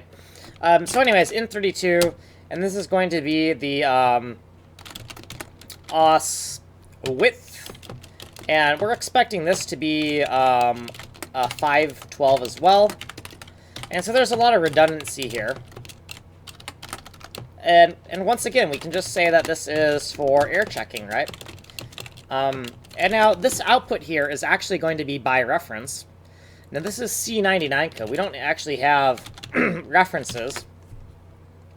But we're going to pretend that we do, right? So we're going to just do this, right? So look, now we have a pass by reference, right? So usually I put my pointers attached to the type, but then it makes it nice because then I can attach this pointer to the type, but then attach to this pointer, these pointers to the by reference, right? And it just makes it easy to for me to comprehend what the heck is going on here. So now that we have this kind of, hold on, I accidentally pressed the insert key there. Now that we have this, the next part is we need to allocate, we can do some simple input checks. So why don't we do the input checks? So input checks, that's simple. Let's get that low-hanging fruit, right? So the low-hanging fruit right here is the input checks, and we're going to keep them as asserts until we actually get ourselves in trouble and have to make it more robust. So we're going to assert that if we take a UO8 pointer, cast of 0, that should not be equal to pix512. In other words, it should not be a void pointer. It should not be null. But because we're hard-coding all of our nulls with specific types, we can get away with having typed zeroed values, right? So rather than saying comparing to 0, we'll compare it to an int32 cast of 0, right? Like, we can be very specific with our comparisons, since we are kind of being more verbose, right? So we get some advantage out of the way we're doing things, right? So it's like we don't just have to do this to pretend we're smart. We can actually get some benefit at compile time by doing this. So now we have this section of define. Let's just copy this and paste it really quick. And these we need to add a level of pointerness to these. Because, right, this is a pointer, this is a pointer, right? And let's align everything nicely. And let's take this by-ref right here, copy this, let's paste it over here. And let's change the alignment over here. Okay, that looks good. We're not out of the woods yet. Let's kind of change this around a little bit and add, wrap this one more time, and you're going to see why we're wrapping this one more time. Sure, like that. Yeah, that works. Then we can delete that. And then we can copy this, and then we can paste this, and then we can remove one level of pointerness. I know that's a very technical term. So people who know programming terminology are probably like looking at me going, "What the heck are you talking about?" Right? But yeah. So now, when we dereference these, we want to make sure that these are equal to their zeroed out state, right? So the references can never be null, but when we dereference them, we want them to point to null or zeroed out values, right? Because we don't want to accidentally overwrite valid memory. So we're expecting that the output parameters are going to be zero initialized, basically, right? If the output parameters are not zero initialized, we're going to assume that's an error. And that is put in there so we don't accidentally do anything stupid like override a pointer that is already pointing at valid memory, because that would be disastrous. It'd be disastrous, and it would be very hard to find where that error is coming from. So we absolutely don't want to accidentally do something like that. So a lot of the stuff that we're doing is very much a convention, right? We have to come up with conventions that lead to more robust code.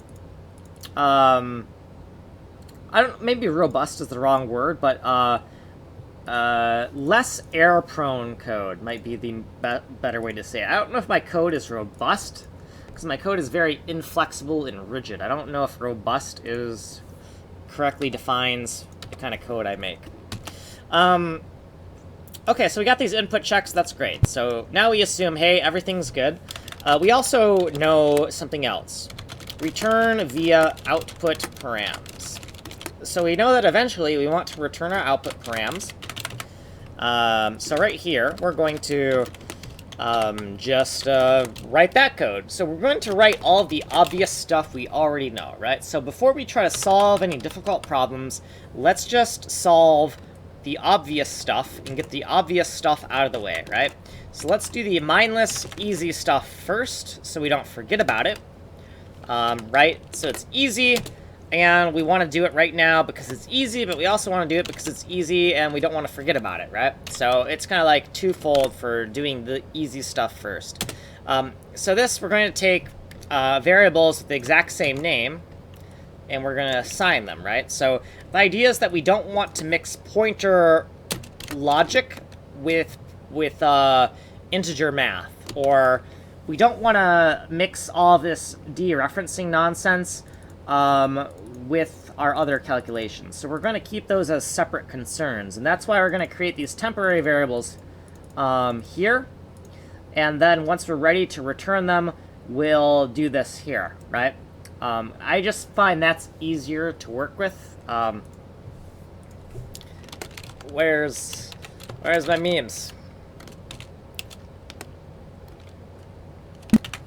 Okay, so let's see what we got to do here.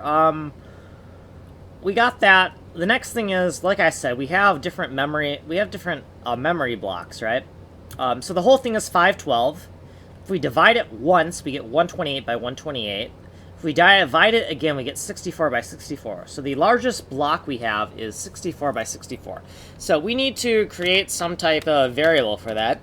So I'm thinking that we could call it, why don't we just call it, we have this convention of pix512, so why not call it like that, right? Call it pix064, right?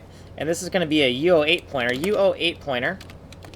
Pix064. Not like that. And that is going to equal a... Oh god, it has to be kind of symmetric without text. Anything you want. Doesn't matter. Yeah, anything you want doesn't matter. Right, so the interesting thing is, right, like it doesn't matter, because the thing is that, let's say it has text all over it, and it looks crappy or whatever. It'd still be interesting to see, can we take something completely crap, but actually has information in it, and get something interesting out of it, right? So what is it? Didn't like, who's that guy who was in a wheelchair for his whole life?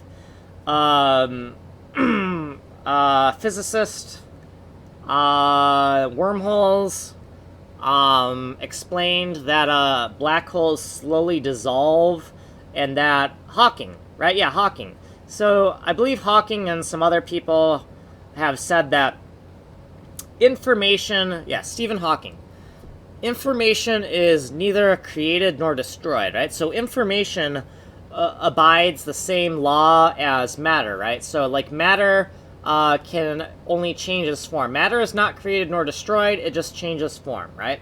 And so, like in information theory, supposedly information is neither created nor destroyed. So if you take a meme, and that meme has information in it, then as long as it's information and it's not complete noise, we should be able to take that meme, and we should be able to correctly transform it into an awesome looking tile, right? That's the hypothesis here.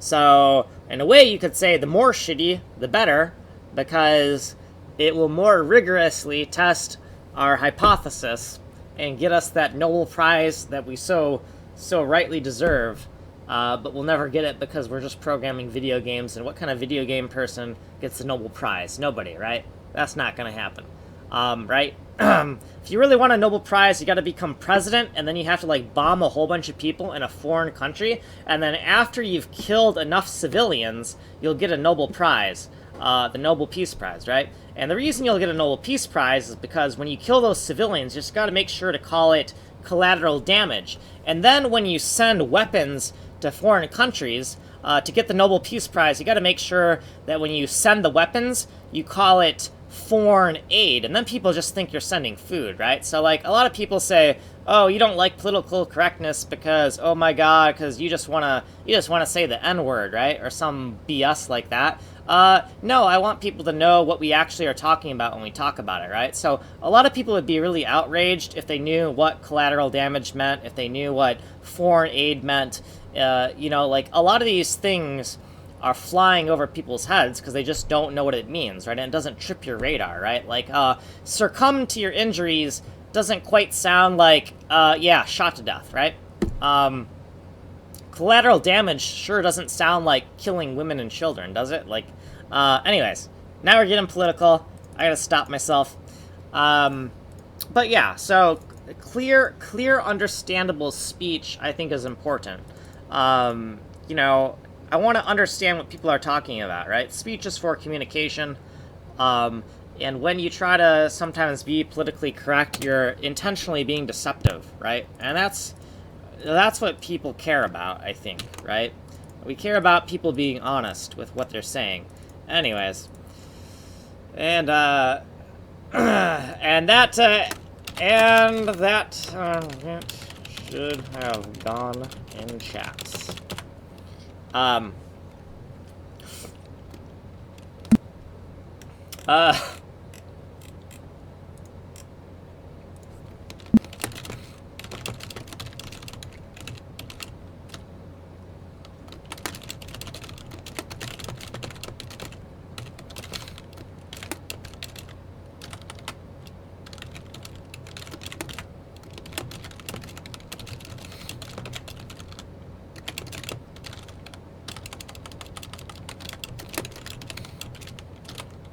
Okay, anyways.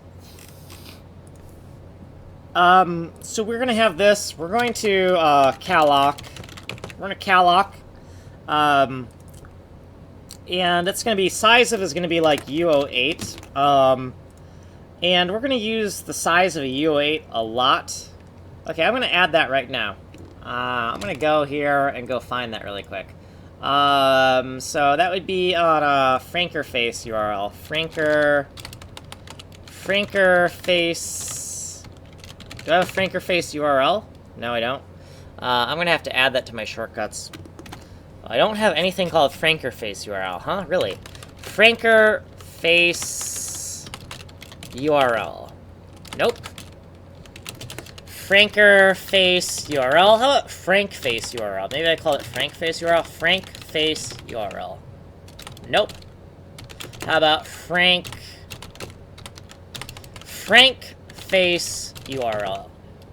No dice. So I'm going to add that. About to be banned. So I'm going to add that. So Frankerface, let's go to there. I'm going to add this URL to my shortcuts so I can find it next time.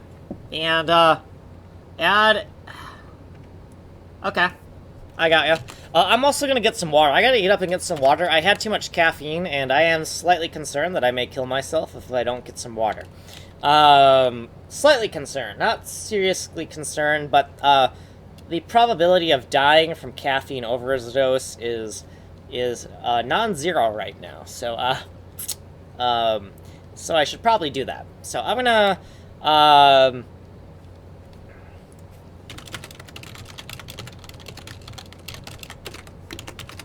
So I'm going to get up really quick. I'm just going to set a timer for, like, we got to dilute the concentration of caffeine. So one way to do that is to drink some water. So let's just set it for, like, 3 minutes. Because all I need to do is get up, get a glass of water, big glass of water, like a big mug of water. And then I'll be right back down. So I'm just going to set it for 3 minutes, and I'll be right back.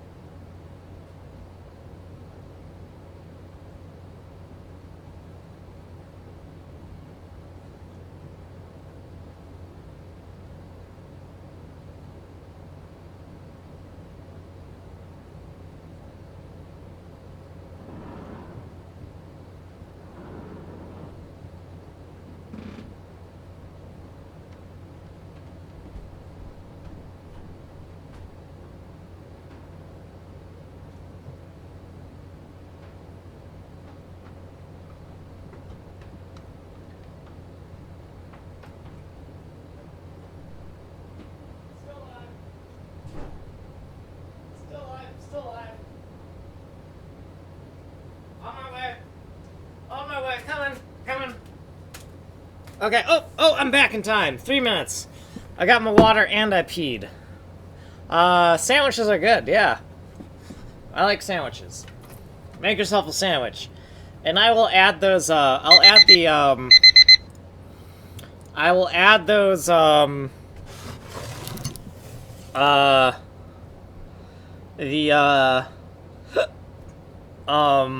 stuff.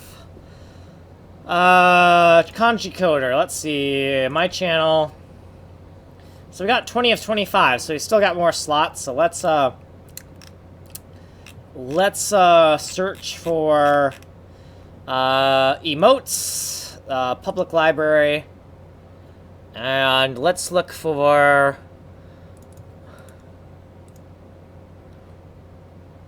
does Monka TOS, does that stand for terms of, whatever, let's just search for this. Monka TOS, search for that. It does. Okay, so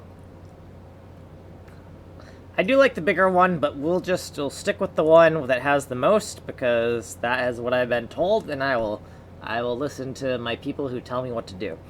So we're gonna click this, and then we need to add selected channel. So this is, this button is kind of ridiculous. Like, it doesn't look like a button at all. Okay, so TOS, and then whatever the heck, I don't know what that is. Let's hit enter here, and I like it. Done.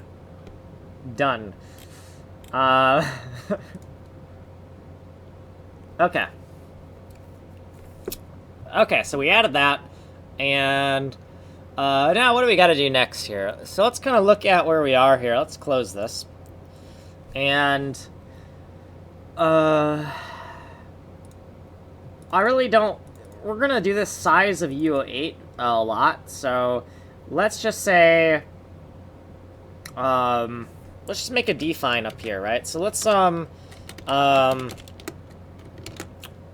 allocate memory blocks, temp memory blocks, right? So allocate temp memory blocks, that's what we'll call this section. That makes sense. And oh, also I believe I messaged you as well. I messaged every one of my followers that I was gonna have a new tech demo ready on Sunday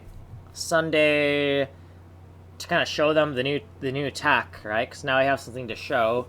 So that'll be like Sunday, 1 p.m. to 2 p.m. Eastern, whatever the hell time, Michigan, United States. And it's not gonna be, since you're already looking at the new tech, you don't gotta worry about that. But I just messaged all my followers because I don't have too many followers, so I can actually take the time to kind of like message everyone when I have new things to show. So I'm like, I'm gonna do it. So we want to define size U08 as size of U08, right? And the idea here is just that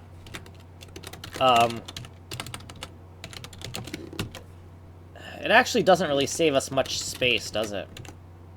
Actually, no, it does actually save us a decent amount of space. So I changed my position on that. It actually does save a decent amount of space. We could just call this SIZ for size, right? SIZ for size, because we're gonna use the same size for every single element, right? Because they're all gonna be U08 arrays, and then the total number of elements, right? So we're gonna have 64 times 64 times com, right? And then we can define com as define com. And we'll define that as 4. And that's RGBA, right? RGBA components, that's what that means, right? So then we can undef SIZ and undef com. And then we're ready to kind of like just cut and paste that, right? So 32, 16, 8, 4, 2, 1, right? So 32, 16 and 16 is 32. 8. 4. A 2 by 2. And then a 1 by 1, right? So these are the different exponential tile size values that we have in here, right? And then we can take all this nonsense and we can cut and paste it into here, except we have to get rid of the leading zero. So first we'll just cut and paste this here like this. And then we'll address the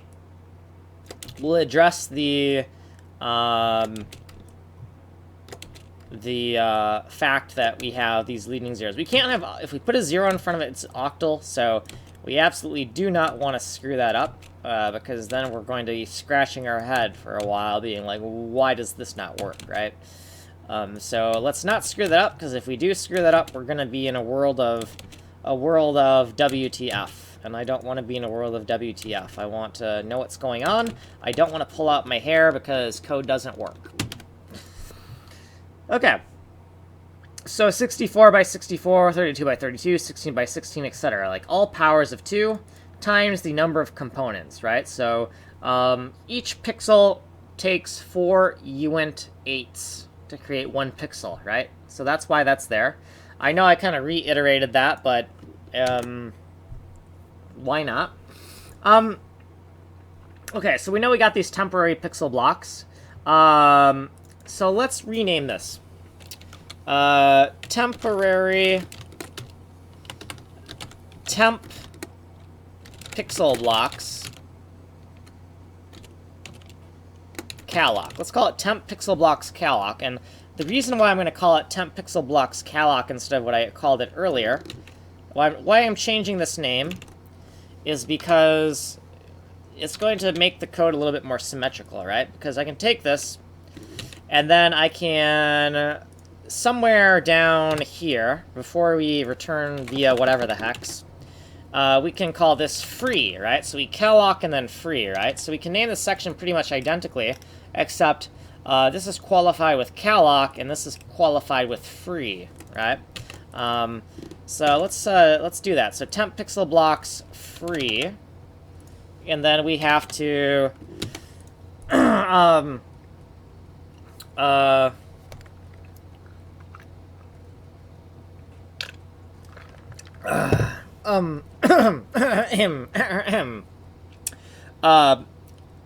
now we don't really need the size thing or whatever. We don't need any of that junk in here. Right, I don't think we do. No, we don't. Yeah, we don't. So yeah, we can get rid of this. We can get rid of this. And we can just say, hey, free it, right? So free, and we can get rid of this. We can just, that's all we need, right? We just need to free that memory. We can also make sure that this is aligned, because we have a fetish for aligning code. So you can be like, not quite aligned, not satisfied.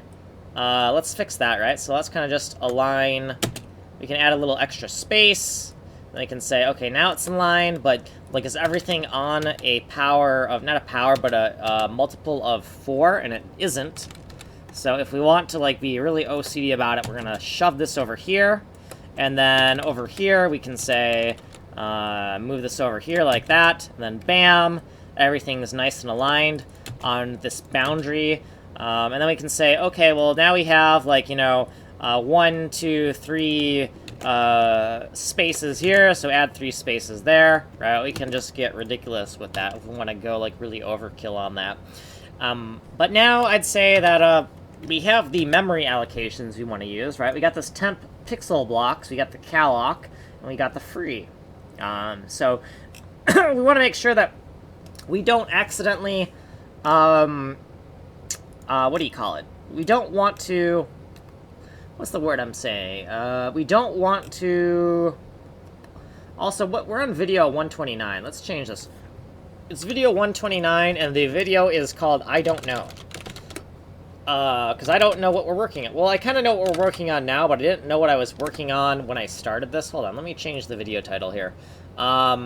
So, 129, I Don't Know is the video title. I'm going to change that really quick. Okay, anyways.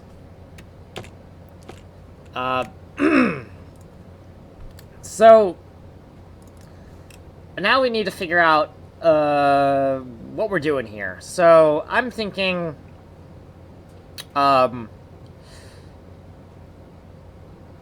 what could make sense is if we applied a mask, right? If we applied a mask where we kind of delete corners of things, there's a lot of things we could do. We could take the image and we could mirror it, right? So, hey, how's it going? Welcome back. So I just started to contemplate how we're going to make this image. So, one of the things we could do is we could mirror the image on a diagonal, right? If we mirror on a diagonal and then we alpha blend 50-50, right? We flip the image around a diagonal and then we alpha blend 50-50, we're going to get a pattern that can create what would be a corner tile, if that makes sense, right? So we could kind of demonstrate that really quick. Let's take something to kind of show you what I mean. So I'm waiting for you to give me some memes. So since I don't have any memes, let's take this car, for example. I'm going to take a car. I'm going to take a car right now. So let's take this car. And we're in Torch browser, so we should be safe to save this to disk. But you never know, because sometimes I visit this Reddit thread.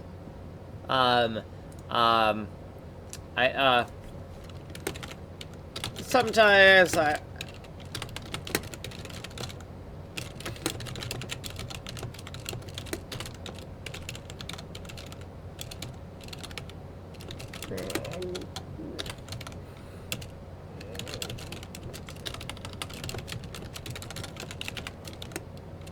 Anyways, so let's not say that out loud. No thanks. Stop bothering me. Block. Okay, anyways, I'm gonna save this image on a different screen. It opened in a folder I did not expect. Not anything incriminating, but it definitely not a folder I was expecting, so that's good. And let's put this into desktop. Let's put it into the delete me. We'll call it Blue Dodge, and we'll save it. Okay. Now that we have that saved, I'm going to open that up and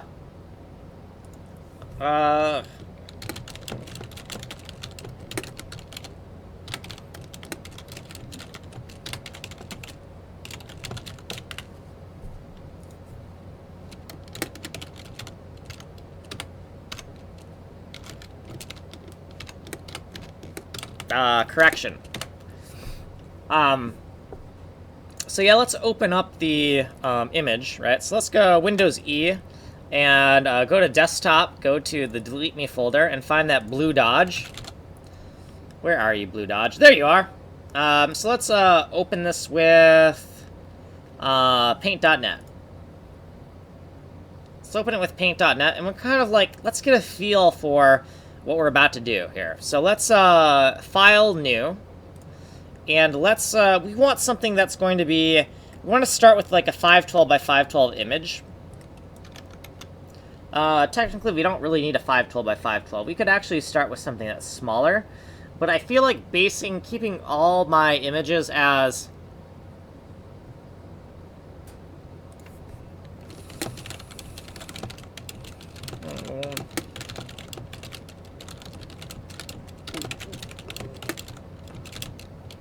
Carl.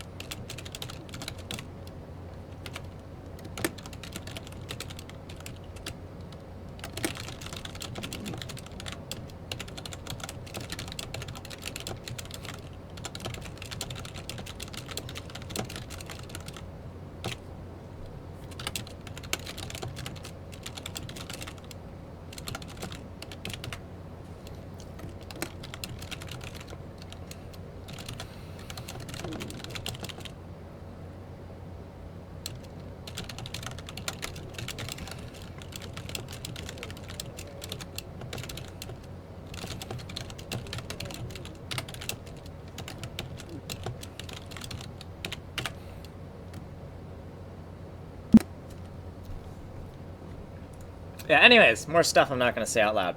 So let's make a new file as 512 by 512. Let's try to base everything on 512 by 512 images.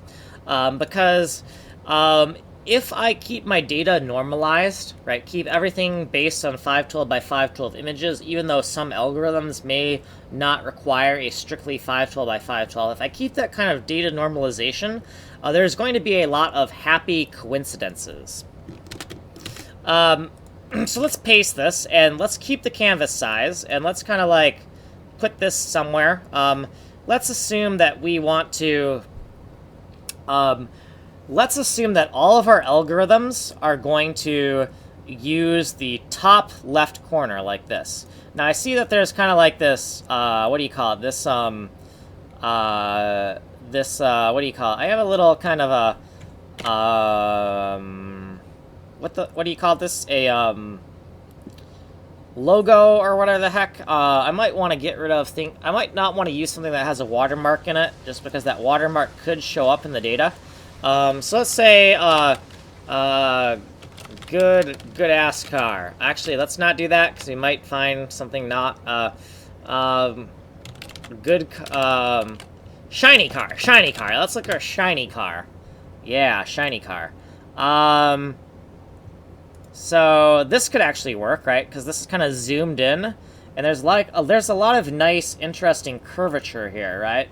Where this could make I think this could make an interesting tile set. So let's file, save image as, and red car. Let's say this is red car.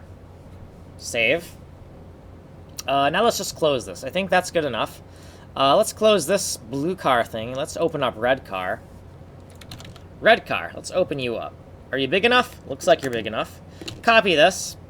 And we're going to assume that the origin, keep canvas size, we're going to assume that it's going to always be the upper left that's going to be used to generate, oh, so close.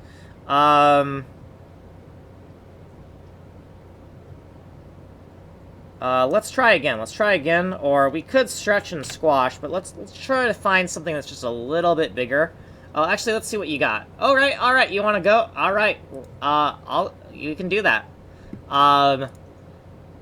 If this is what you want to use, if that's what you want to use, let's go with it. Yeah. So, do you resize it to 512 by 512? Make my life easy. File say something chan, because I don't know. Let's take that. So save that as something chan, and then let's try to open up that. So let's go open and find something chan, and then Control A, Control Copy, and then Control V. Not exactly 512 by 512.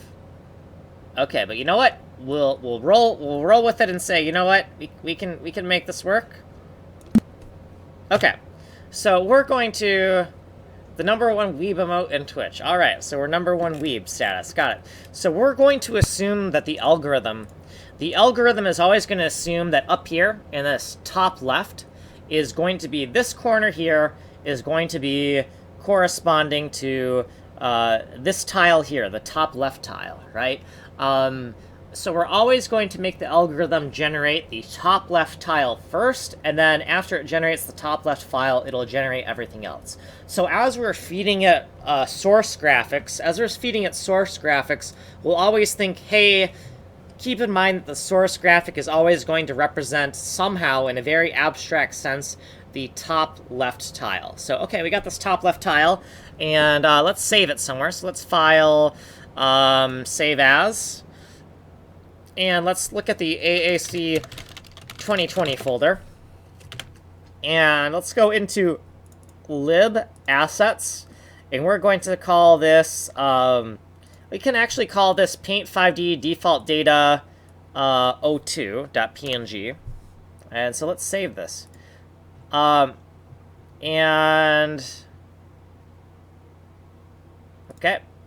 Okay, so here's something interesting. Because this is 512 by 512, and because we use every single pixel, right, we bit pack the hell out of this, this is actually what we're looking at right now. We don't actually have to do any transformations if we don't want. This is actually a valid tile set. I have no clue what this would look like, but we could actually try to render this and see what this looks like, right? We don't even have to do any transformations yet. We can just try that out and see what that looks like, you know? So I'm kind of interested in that. So let's actually do that, right? Because that's going to be easy, right? And that would be kind of fun, right? Give us some kind of like, give us some gratification, right? So let's do that, right? So let's hard code that into our let's go into hardass really quick. Hardass dot data, right? And let's open this up. And right now we have a thing called all PNG file assets, right? So default data 001. So we're gonna just take this and we're gonna copy this, and then we're gonna change this 001, right? Anywhere it says 001, we're gonna change it to 002, right? So 001 is gonna be changed to 002. So 002, 002, 002. 002, 002, 002, 002, 002. Everything is going to be 002, right? So now let's highlight this again, color code it. Yeah, now everything's 002 here, right? And so now we're going to take the actual graphic, right? And we're going to hard code it into the library. Let's close this. And let's go in here. And what the heck did I do with it? I just had it open. What the heck did I do with it? Did I... Oh, actually, no, I already saved it, right? Default data 002.png, right? That's the... Yeah, there's our default data. So we're going to hard code this into the library right now. We have to add it to our build system script, though. So we got to go into the sh file, the bash script, open it in our Notepad++, and add this to our generated hard-ass PNG assets, right? So in order to get this working, let's clean up the formatting here a bit. Like that. That looks better. And then let's okay, now that the formatting is kind of cleaned up, we're gonna copy and paste this. And then we're gonna change everything that says ass1 is gonna be changed to ass2, right? So all these ones change to 2s, and that's the way we're going to roll with this, right? So change that to 2s. And now that we have this in here, that's changed, right? So this is the pre-processing to embed the image. And then over here we have the new files. So we have default data 002 NOE for number of elements and default data naked array, right? So that should be all we need to embed these assets into the engine. So now the next thing is we have this hard-ass library. We also need to go into the dump ass. So let's go open up dump ass for a second. So we got lib and we have this thing called dump ass. And this is for, it's the opposite of embedding. We're going to extract the embedded asset and dump it into a block of memory, right? So we have PAINT5D default data PNG, and we have a hard-coded function here called dump-ass PNG001 into RAM into PAINT5D, right? So now we're going to just take this code and we're going to cut and paste it and just change like one variable, which is kind of like a ugly little hack, but it'll work, right? So cut paste, and then anywhere where we see that a 001, we're just going to copy paste. And sections where we see commentary, we're going to get rid of that commentary, right? So we're going to say, get rid of you. We're going to say, we're going to have to number this. So we're going to say PNG 002. And then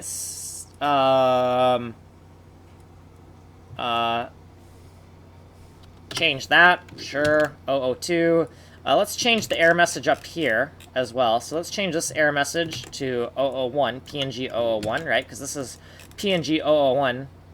Or actually, well, whatever. Yeah, PNG 001, that's fine. And let's just change this around. So this is now PNG002, right? So anywhere here we see a 1, we're just going to change all these 1s to 2s, right? And so obviously this is stuff where it's like, this is a lot of boilerplate that we're just copying and pasting, but you know what? Whatever gets things working, we can write this in a very stupid way, and then later, after we're like, man, this is a whole bunch of boilerplate, why are we doing this? Then we can decide to abstract it, right? But for now, let's just write it in a very basic way, right? So we got this, and so now let's make sure that when we highlight 001, that we don't see anything in here highlight. And conversely, I think conversely is the correct word, when we highlight anything here in orange, we don't want to see any orange up in this section. It looks like that is correct. That looks correct. We can kind of try to save some space here in some of these spots. But a lot of this is, the formatting is just the way it is, so I don't know if we can kind of save much space.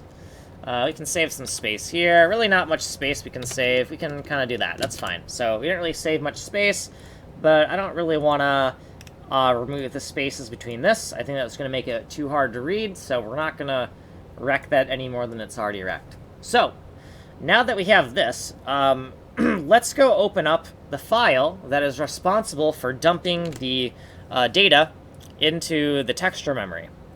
So if we look for P5D pat, we're going to find the key that is responsible for pattern dumping. So let's go find all really quick. And we can find char key equals blah, blah, blah. That's exactly what I'm looking for. And we see that we commented some things out. So let's just comment some more things out and try a new test pattern, right? So let's duplicate this. And we're going to call this 002, right? So this is hard-coded asset 1. This is hard-coded asset 2. So let's give that a shot and see what that runs as. But before we can even get this working, we're going to have to close this. And we're going to have to clean up some of our act here. So we were kind of like in the midst of writing an algorithm. And so I don't know if this is going to compile, but we want to do finish this. To do finish. And then AAC 2020 to-do manager. Finish this, you fool. So we want to make absolutely sure we don't forget about this. So we're going to make a to-do message right here. And then we're also going to go, we're going to violate the column limit to just make this kind of annoying. So we can see this kind of like sticking out like a sore thumb. And we're just going to try to compile and see what we get here. Because I am curious. I'm hoping this will, I'm curious to see what happens. I have no clue what we're going to see. UO8, whatever the heck, unknown type name UO8. So let's look at this for a second. Oh, this is in here, right? Yeah, so we have to UO8 int32, UO8 int32, UO8 int32. Any error functions? No error functions. Okay, so we want to define UO8. We need to define U32. Oh, not U32. We want to define I32. Make sure that looks correctly aligned. Put a little checksum over here. And then once we get it going, once we get this going, I am really excited to see this Weebye code. I'm like ready for this. I'm ready for this. I am so ready for this. And also gives me more fodder, right? So like the more interesting things I can come up with before Sunday, the more interesting visuals I can come up with before Sunday, the more, I don't know, I mean, I promised people tech demos. I literally messaged every person on my followers list and said, hey, tech demos are going to be on this Sunday. So the more cool stuff we can come up with, the better. So let's give that another shot. So the build system is kind of like, now this build script is kind of crazy because it builds the AAC 2020 to-do man. Am I wrong here? That's not exactly what it's called. It's called to-do man vital. It's a vital to-do. To-do man vital? I believe it's to-do man vital. We'll try it again. I think it's called to-do man vital. there's vital to-dos and then there's maybe to-dos. There was a vital and a maybe. So OS, undeclared. So we gotta fix that. So let's look at it for OS 512. OS 512, input checks. Temp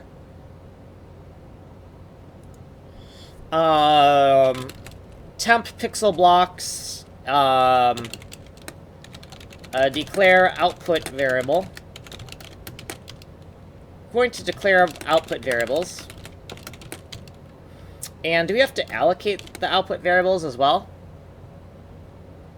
Nope, because output variables, the memory for that is just going to have to be freed by whoever's using it.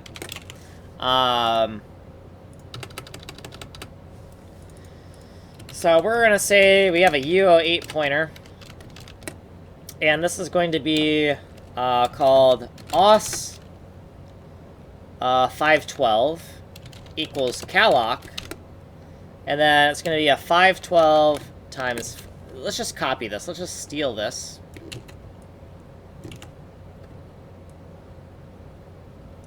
And it's going to be 512 by 512. 512 by 512.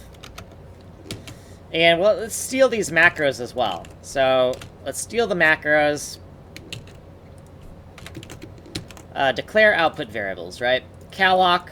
We're not going to free it here, right? Because this is going to be output. So if we see OS 512, we also have the width and height, right? So duplicate this, and this is just going to be int32.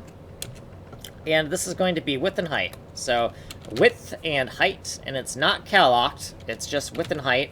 And it's going to be hard-coded to 512 by 512. So 512. OS width, OS height. Right, 512 times 512 times com, whatever the heck. Okay, so let's give it another run and see if we can get this going.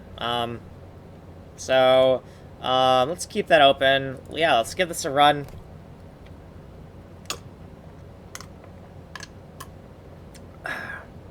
So, 2 hex dumps now. So now we're getting kind of abusing our console a bit, but...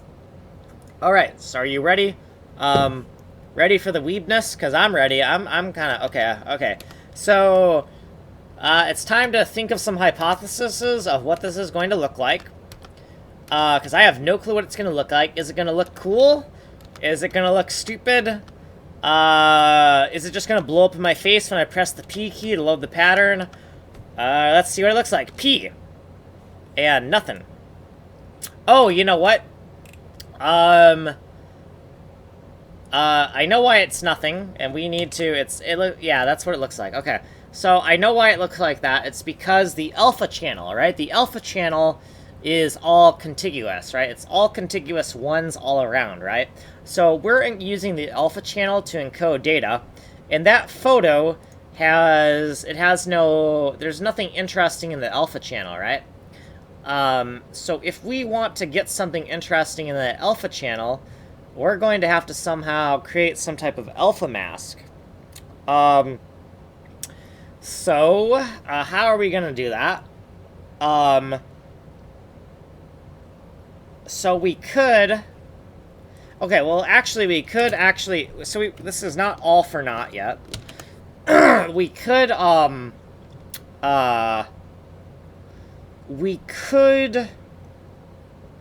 create... Let's see if I have a shortcut for changing the active auto tile set. Because if I can change the active auto tile set in focus, then we can go to a different auto tile set, and we can just because remember that data is actually encoding 16 different auto tile sets, right? So let's go look at our keyboard bindings and see if we can find. Excuse me.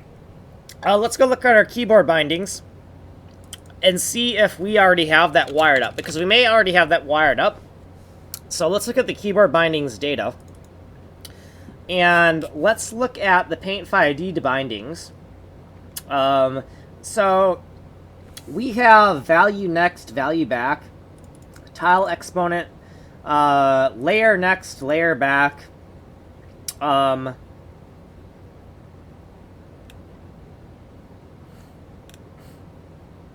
camera control, I don't see anything that changes the active offset. Which is kind of like a basic feature we're gonna need here. Anyways, if anyone needs a technical demo, because I see there's 3 people in here right now. Here's technical demos if you want to check those out. I don't see a key that is going to iterate through the different auto tile sets. I don't see anything here. Value next is the tile type. So this is like a brush. This is brush setting. This is toggling the tile to set. This is the tile exponent. This is the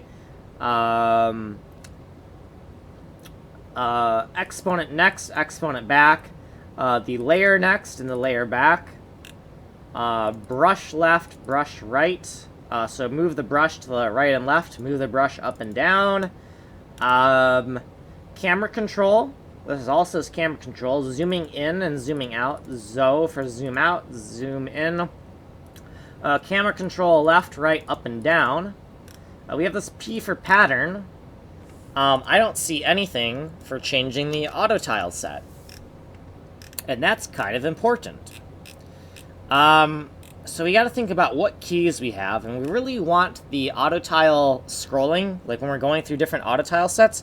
It would really make sense to have that bound to... I want to keep as many shortcuts bound to the left hand, right? Left hand for shortcuts, and then right hand for the mouse.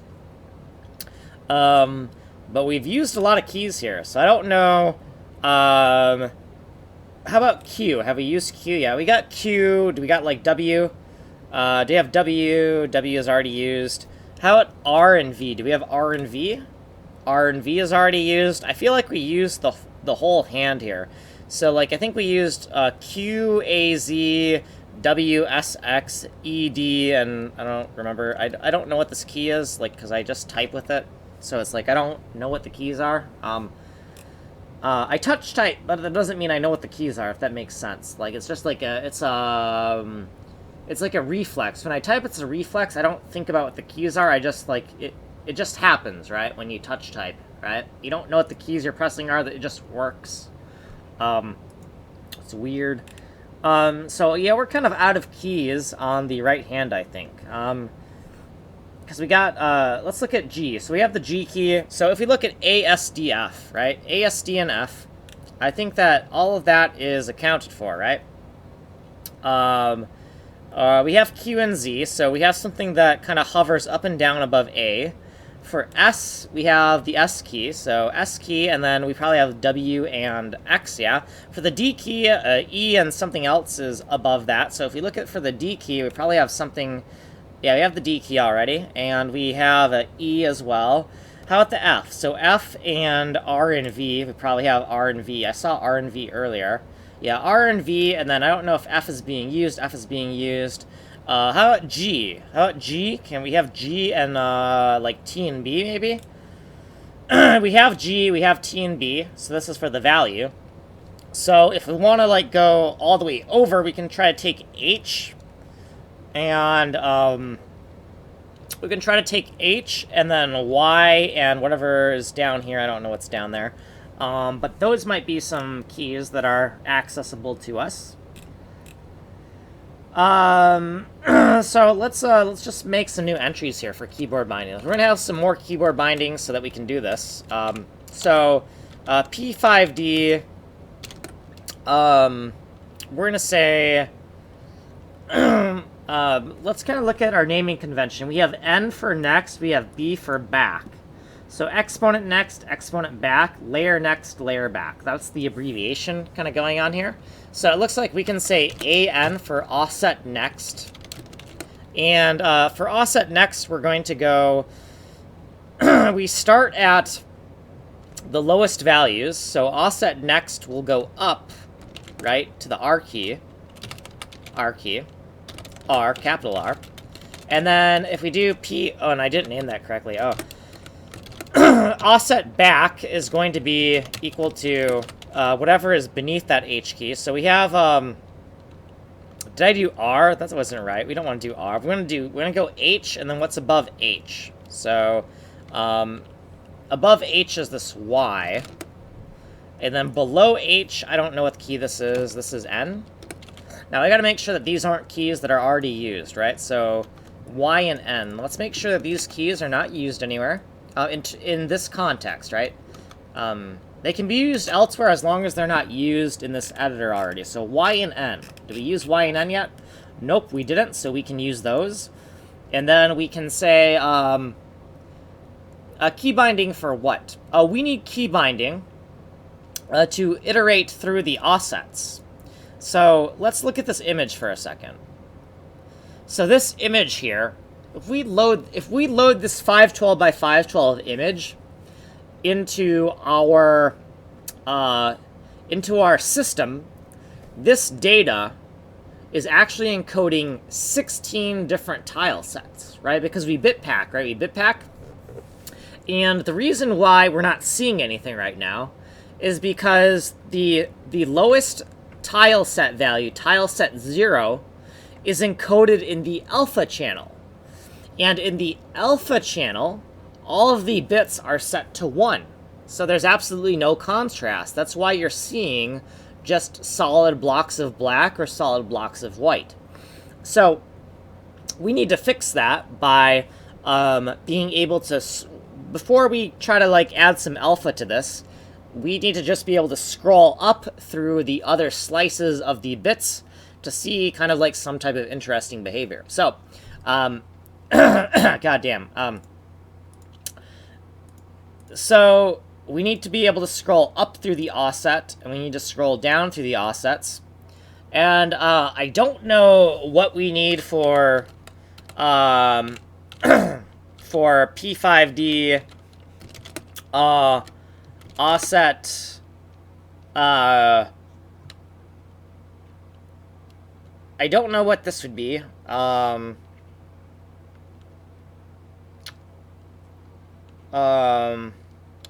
about clear? How about we do one of these things for clear, right? So we could just clear the current offset. So we have up and down. Ooh, you know what? No, we don't want to have like an up and down where we're scrolling through it and then have a button right in the middle of the scrolling that kind of clears everything. Like, that would completely suck.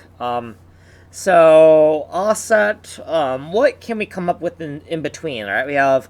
We have up and we have down, and then we could have like a reload maybe. I already have a zoom in and a zoom out key. I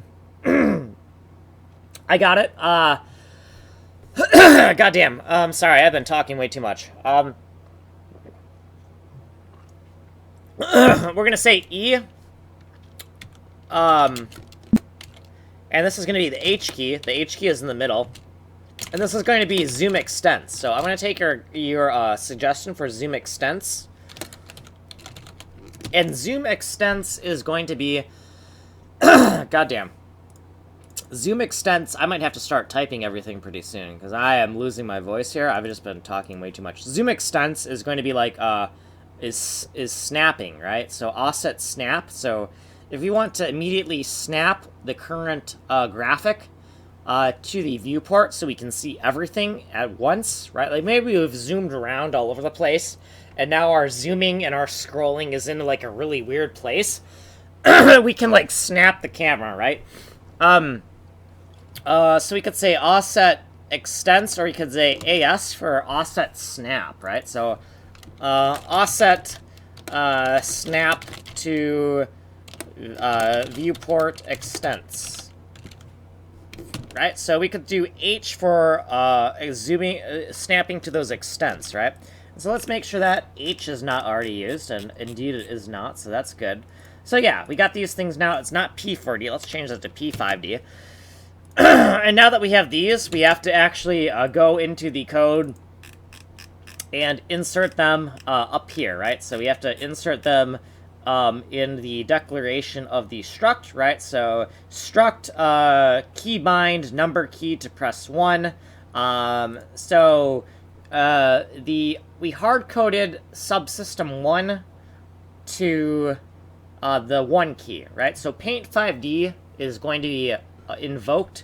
The PAINT5D subsystem becomes active when we press the 1 key on the number pad.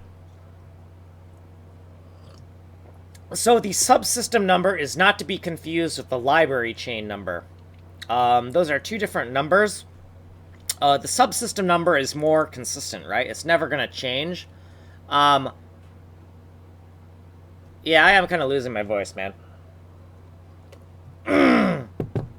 Oh, fuck, man. Okay, yeah, like, yeah, maybe it's because I'm excited, I'm, like, yelling and screaming, and it's like, maybe I just need to tone it down, man. Yeah, but I will have to start kind of, like, typing, or not type, yeah, I'm gonna have to start typing. Like, once I can't, like, talk anymore, it's gonna be like, yep, can't talk. I lost my voice. So this is gonna be a character, right? So char, this thing, we can keep the definitions here, right? So we can keep these little definitions to help us know what the hell we're talking about. This is going to be offset next, higher value, right? And then this is offset prev, offset back. So next and back. So instead of using prev and next, I use next and back just because 4 letters, right? Because my stupid normalization nonsense. Lower value. So let's make a note of when this was added, right? So let's just take a note of like @vid IID, and say we're at like video number, where are we? We're at video 0129, and the time is 4 hours 7 minutes, and let's use the number 13 for an unlucky number, and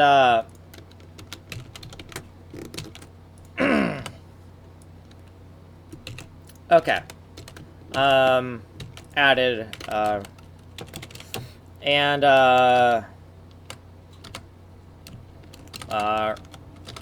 added for seeing, and then what the fuck did you call that thing? What is this called again? Where are you? What is that thing called? What did you call this? This is, I can look through the logs. Ayaya, okay. So in our notes here, we can say, added for seeing Ayaya cross sections, right? So, we're literally going to abstract the data, right? Because, so the cool thing is that we're kind of like duck typing, right? We're saying that because as long as we have a 512 by 512 block of pixels, any 512 by 512 block of pixels is a valid autotile set. I don't know. Do I not, okay, I'm gonna take a look at this. I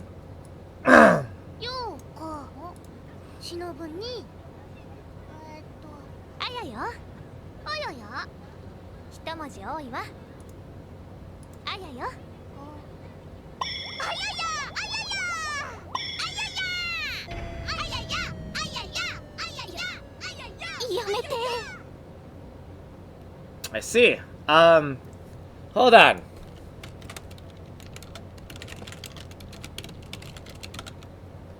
Oh,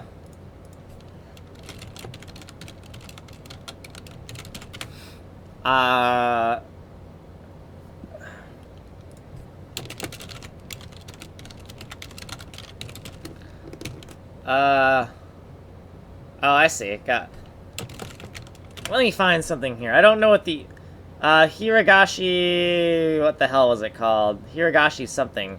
When they cry. I thought it was when, grasshoppers cry.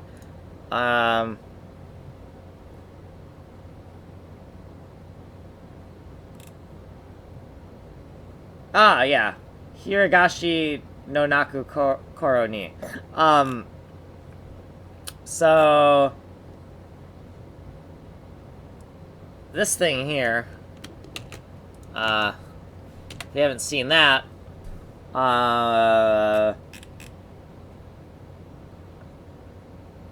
let's, hold on.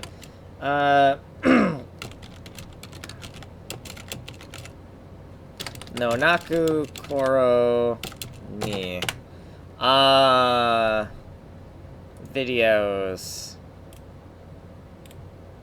Anyways, I don't know. Not that cute. It, like, has some very cute aspects, but then it gets very dark very quickly. Anyways. Let me focus. Let me kind of paste that in here for a second. Into my notes, because I forgot about that. Okay. So we got these kind of keyboard bindings we're ready to use.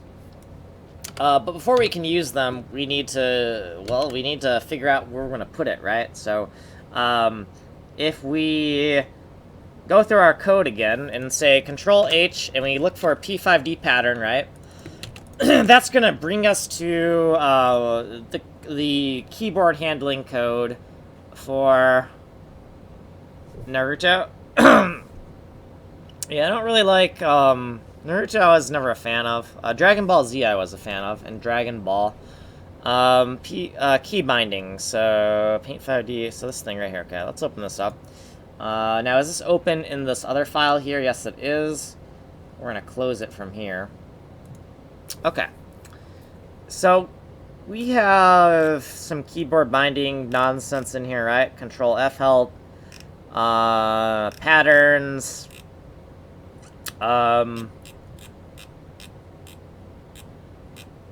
so it would be nice to, so right now we really want to concern ourselves with, we want to change the pattern, and then later we want to change the cross sections.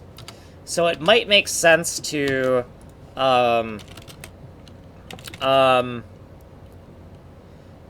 offset, active offset controls.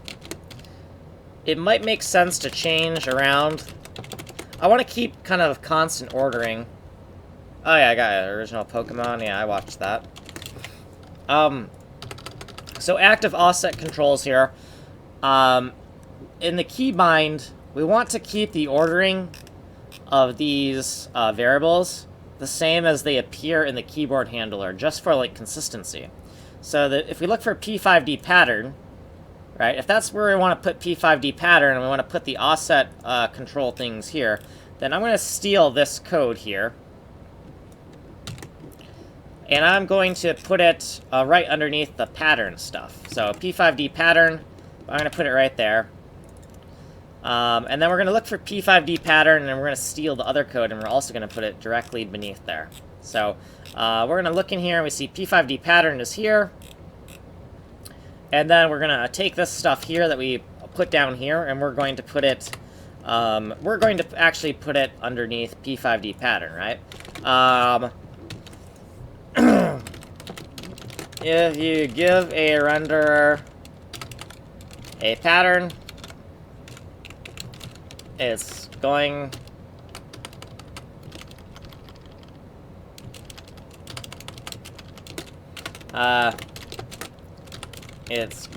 to ask to seek through the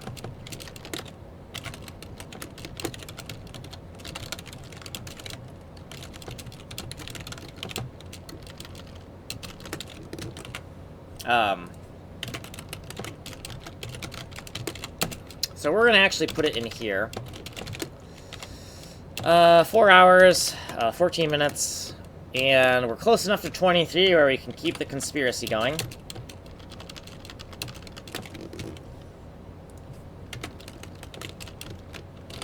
Hashtag give a moose a muffin. And let's see. I don't know if you know that. I think it's probably like an American thing. I don't know. I don't know how far that book reached.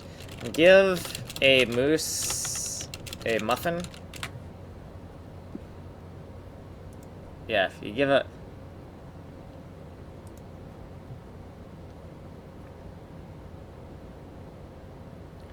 Well, this is not working. Screw that. Images. Yeah, if you give a moose a muffin.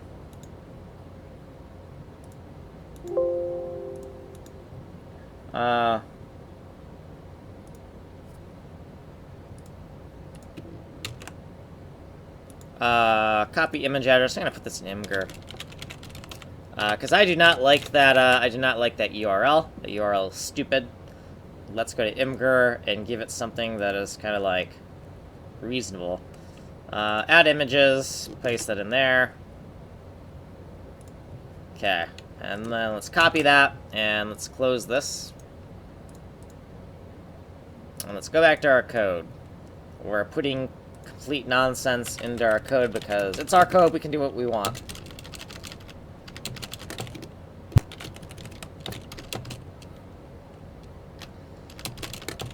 Anyways, the idea is that, you know, near the code where we're changing the pattern, it seems that the next thing we want to do is scroll through the bit slices that encode the different auto tile sets. And also, we may want to snap the pattern to the extents of the viewport. So, we want to put this in the same order. We want to put it in the same order that it occurs, so here, here, and here. So we have cyan and then orange here. And then also, up here, we should also have cyan and then directly orange, right? And then over here, right, we have this P5D pattern, which is cyan, and then we want these things over here, right? So we want to just say, you know what? If chr key equals key PAINT5D dot P5D an, then we're going to figure that out, right? We don't know yet. We can do a big else here. So I know that you are a fan of switch statements. So I'm not doing a switch right now. Come at me.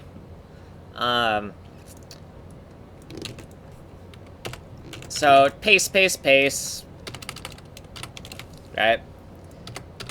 And the idea is that I just want to logically cluster these together, right? So AN, AS, and AB. So this is offset next. This is this is offset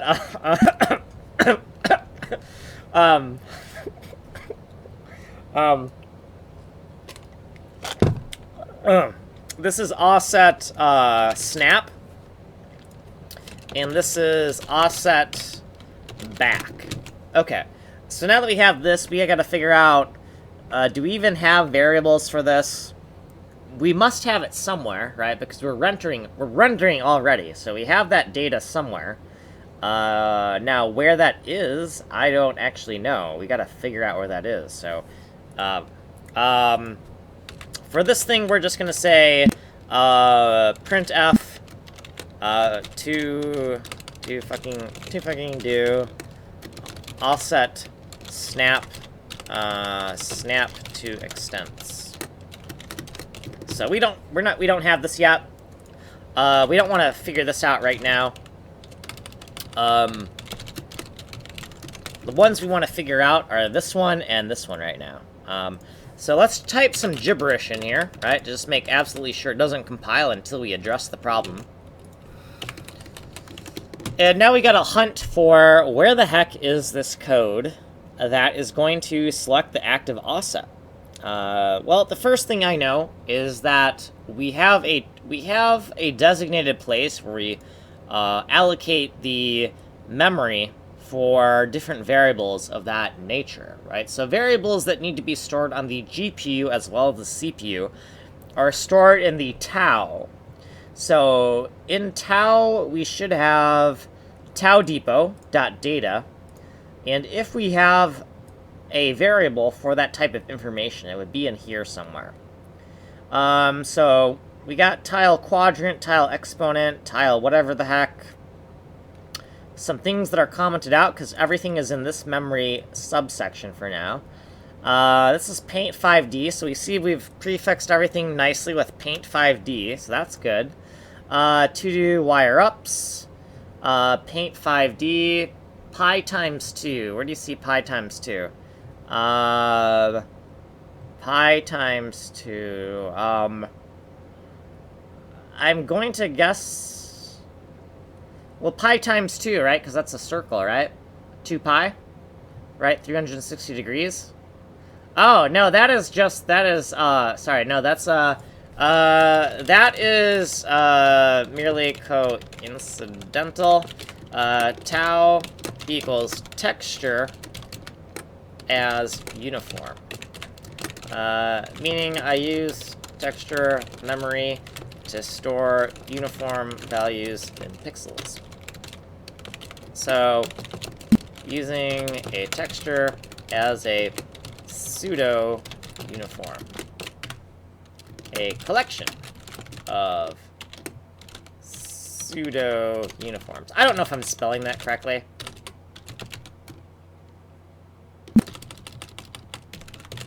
Yeah, so that is just a, that is a, yeah.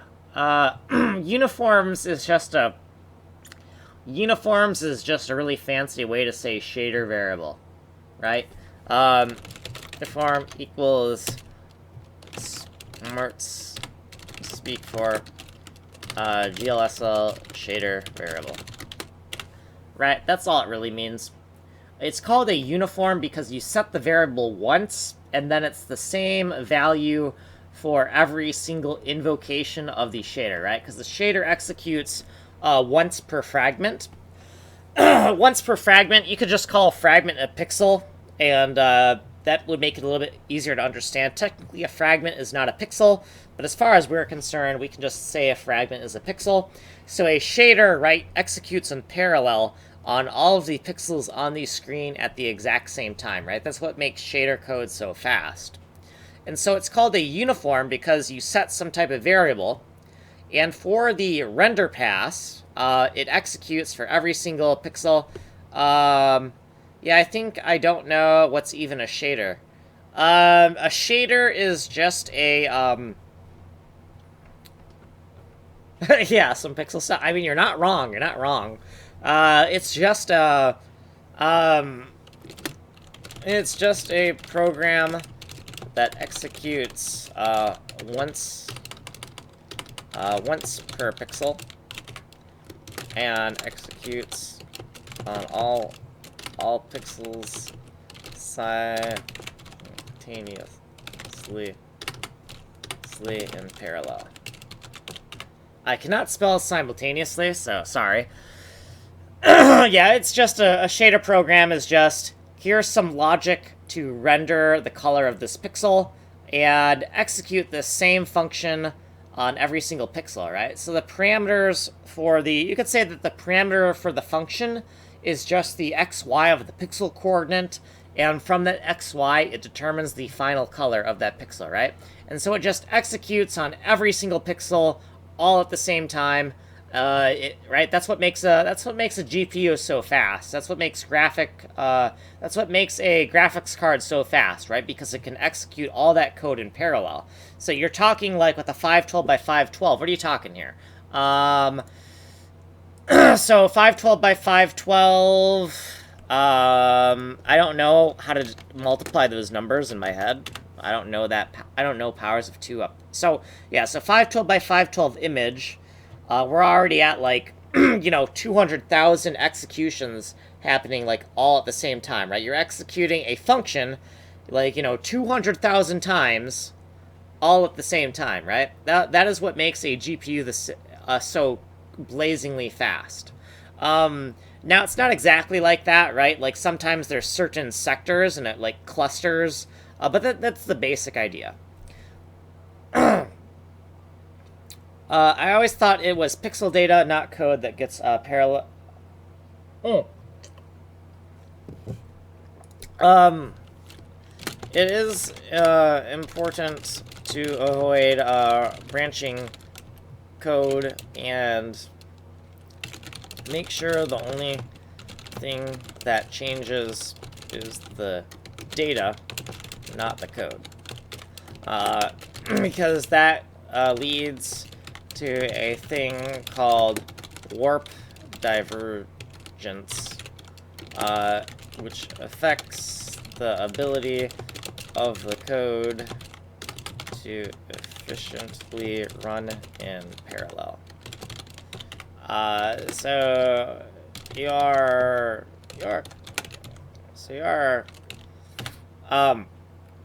You're correct about that, where you don't really want the code to be different. You don't want the code to be different for different pixels, right? So like you don't want to add branches in your shader code, right? Like if you can help it, you don't want to add branching. Now I'm not like an expert, right? That's the tip of my knowledge, right? But from doing like, oh hey there, El Papa Pig.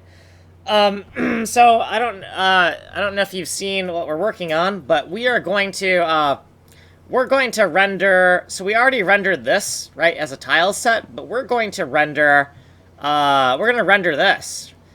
So we're going to take this 512 by 512 image is technically a valid tile map, a piece of tile map data. So we're going to render this in the editor. We're going to render this into we're going to render this in the engine and see what it looks like.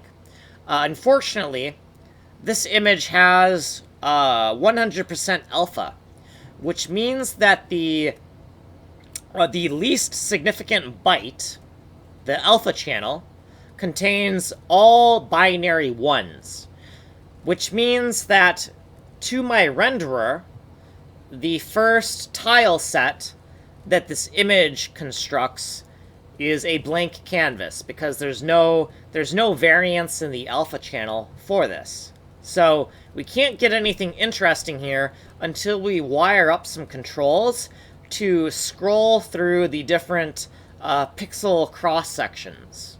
Because the different pixel cross-sections give us different auto tile sets. So we're gonna so we gotta write some controls to get this working here. So that's what I'm doing. So right now I'm just trying to figure out where to add that data, or figure out if I already have that, or like just figure this out. So,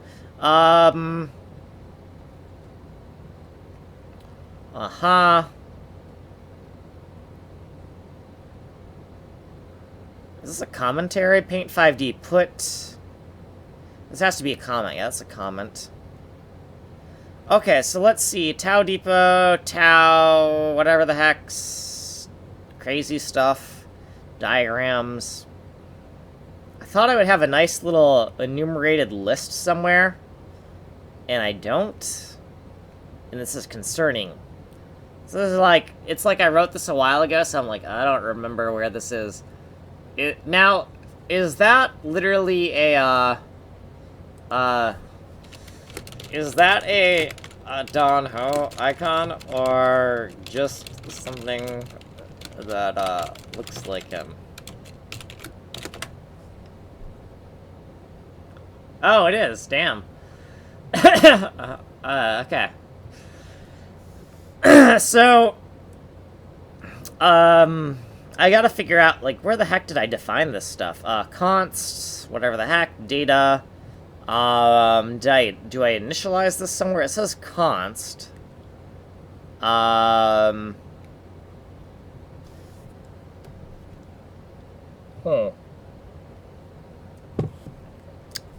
So, Tau Depot sub, var, whatever the heck, this thing. So where is this? Where is this right here?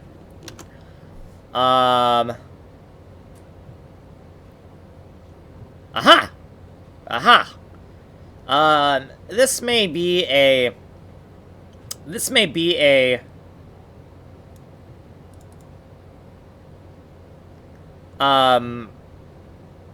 It may be time to, like, clean up some of this nonsense. Like, I can see that these numbers are consecutive here. But the...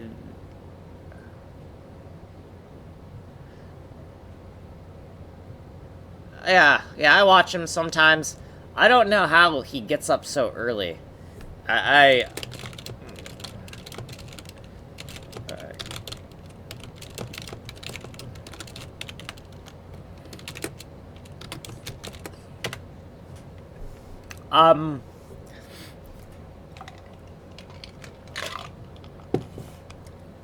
So, okay, I see where this is. So tile quadrant, tile exponent, tile layer, the brush X, brush Y, AD is the offset dex something or other. I don't know exactly what this is, so let's look at that and see if we can find another definition down here. The AD is offset dex. Now, does that actually do something? Like, what is AD? Oh no, offset dex actually stores the offset dex. Got it. Oh, hold up here. So we don't actually need to... This is a keyboard binding. This is a... This is data. This is, like, noun stuff, and the keyboard bindings are verb stuff, if that makes any sense at all. But we want to... we just want to... This is actually a little bit easier than I thought. We gotta change... let's look at Tau for a second. Tau depot. Do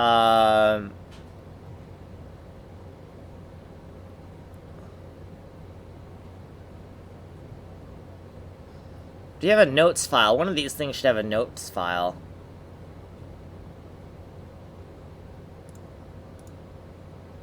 Uh-huh. I know what I'm looking for now. I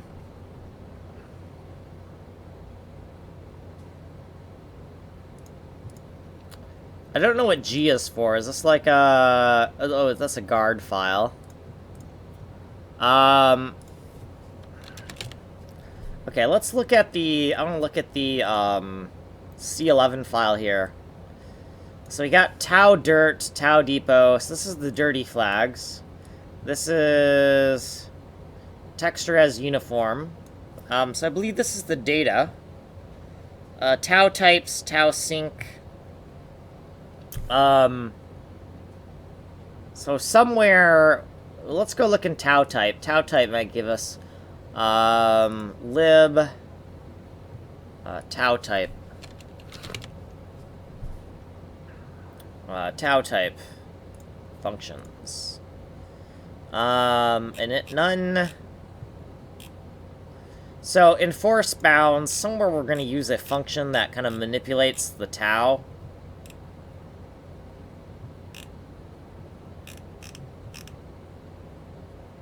Tau type rec inc and force bounds.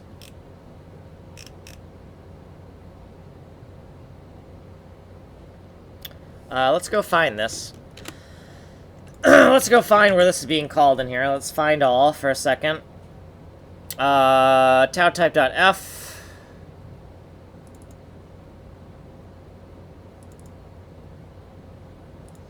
Uh-huh. Uh-huh. Crazy math. Aha, Tau Depot. It's in Tau Depot. That's what I need. Copy. Okay.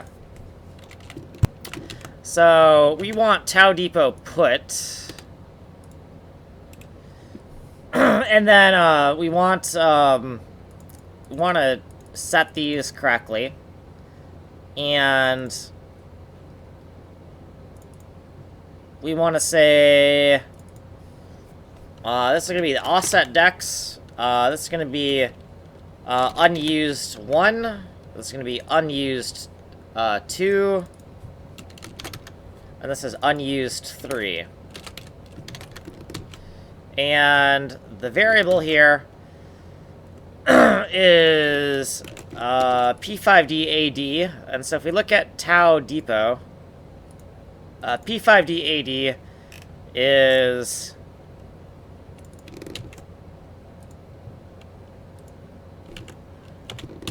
Yeah, okay.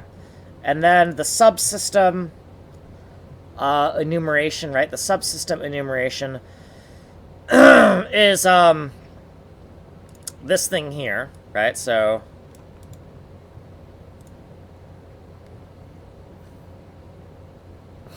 so if we look at this, this should be AAC 2020 Tau Depot.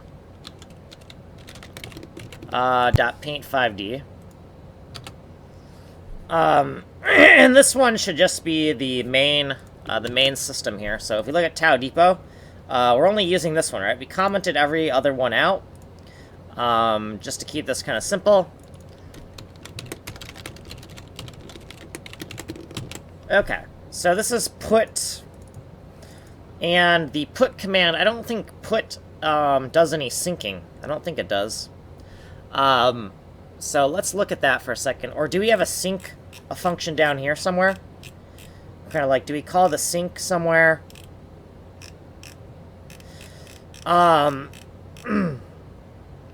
Let's look at the this thing here for a second. Tau Depot is right here. Tau sync is down here. So it's our job somewhere to call Tau sync. I believe you call Tau sync like once per frame, so we're fine. That's already taken care of, I believe. So we got this offset dex, whatever the heck. And we're just going to say we need a get function as well. So we need a get function. And we're just going to inline this code and make it kind of basic. So AD, and this is just going to be kind of overly verbose until we can get this working. So this is going to be a U32 AD for offset dex. And then we have U32 unused 1, unused 1, 2, and 3. And we're going to have a Tau Depot get, right? So we're going to change the put to get. And then all we got to do here is we got to wrap all of these. Man, it's been a long time since I used this code. So we're going to just wrap all of these into little and symbols, right? We're just going to wrap them.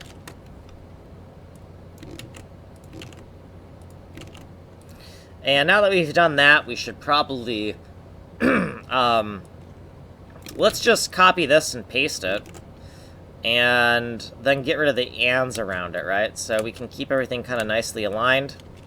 I kind of like that, right? Where everything is kind of nicely aligned here. Except what I don't like here is... I don't know, I feel like we have not been the best with our alignment here. Let's be a little bit more spacey here, I guess. Sure, why not?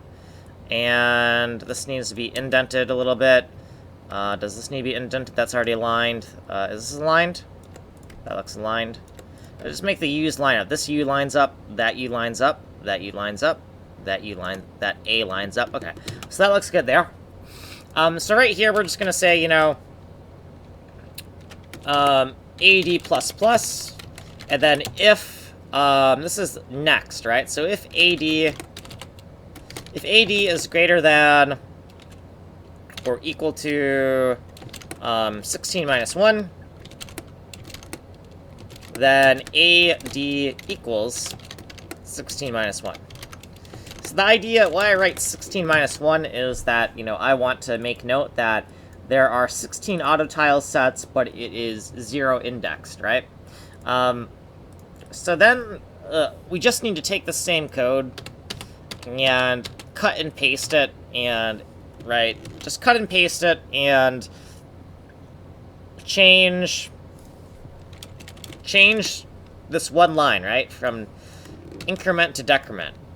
So, unused number 1, unused number 2, unused number 3, right? So we might want to make a note of when we did this. So this is offset, offset dex in focus.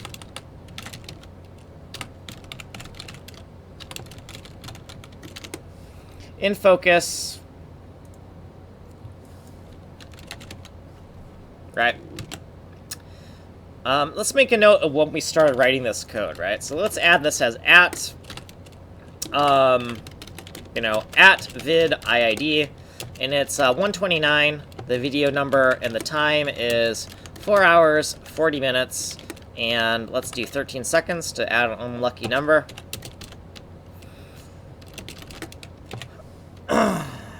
That would be AD++, AD modulus 16. Yeah, I mean, we could do that. You and your branchless programming. Yeah, we can do that. If you want to be fancy, then yeah, we can do that. So 80 plus plus, and then you know, 80 equals or we can do 80 equals, or modulus equal. Yeah, modulus equal. Yeah, you want to do a mod. This is the only modulus equal in the entire code base. So good for you. So yeah, yeah. So we can take your little we can just take that, copy that. There, you get some credit. There you go. There, you're in there. Are you happy with yourself? Alright, so,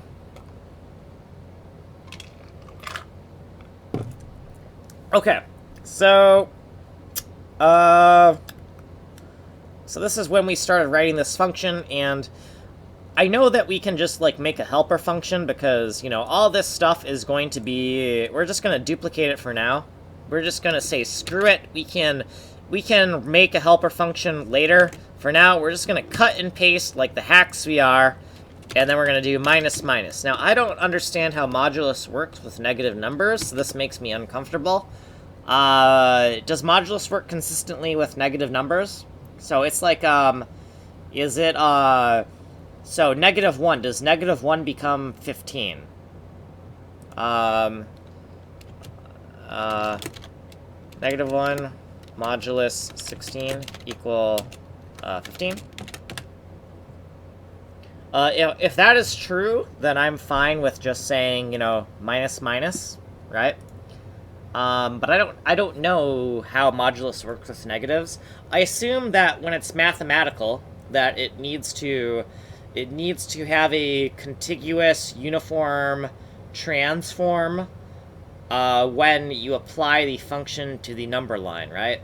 Like there shouldn't be any kind of like weird would the word be incongruent, right? Like it, once we pass from positives to 0 to negative, the graph of that function should be somehow consistent, right? For something to be mathematically proper, right? So, I'm just going to do this. I'm just going to say, you know, assert that negative 1 modulus 16 equals 15, right? So if this assumption is wrong, then we will use a branch, but if this assumption doesn't trip us up, then we'll say, hey, we're good to go. So this code is, you know, a cut and paste. So at vid IID 0129, and the time is 4 hours, 43 minutes, and 52 seconds. Cut and paste. Right, so it's just cut and pasted code, right here. At this time, this code is just a cut and paste of this code. The only difference is the minus minus instead of the plus plus, right? So we got the get, right? So we get it function, and then we modify it here, and then we do the put function, right? And we need to make sure that this is the main segment of memory that we're going to edit. And then the sub-segment of memory is going to be the memory for the PAINT5D system.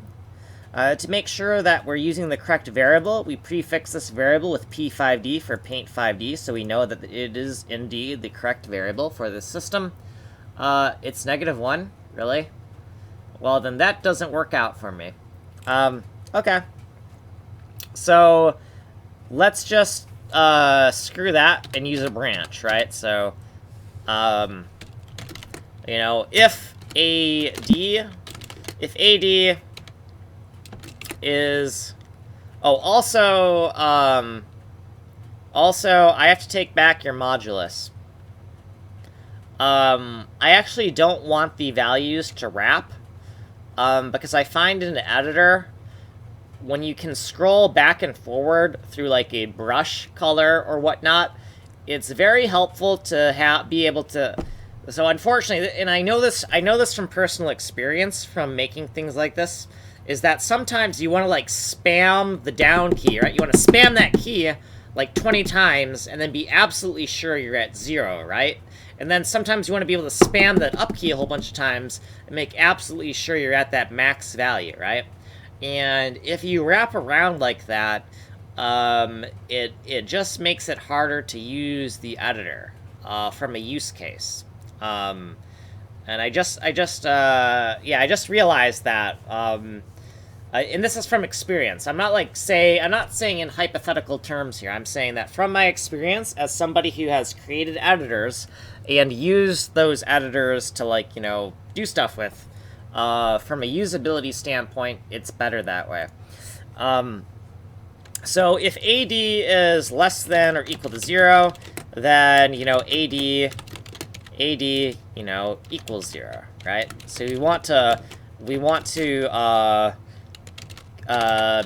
so cap min, right? So this is the cap for the min, and then same thing for here. We want to cap at the max, so we don't want to actually roll around. We want to say, so my bad.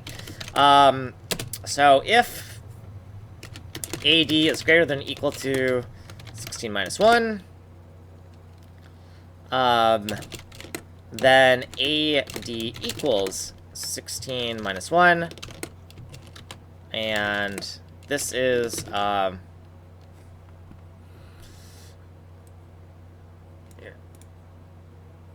let me, there you go. Anyways, so, me paraphrase,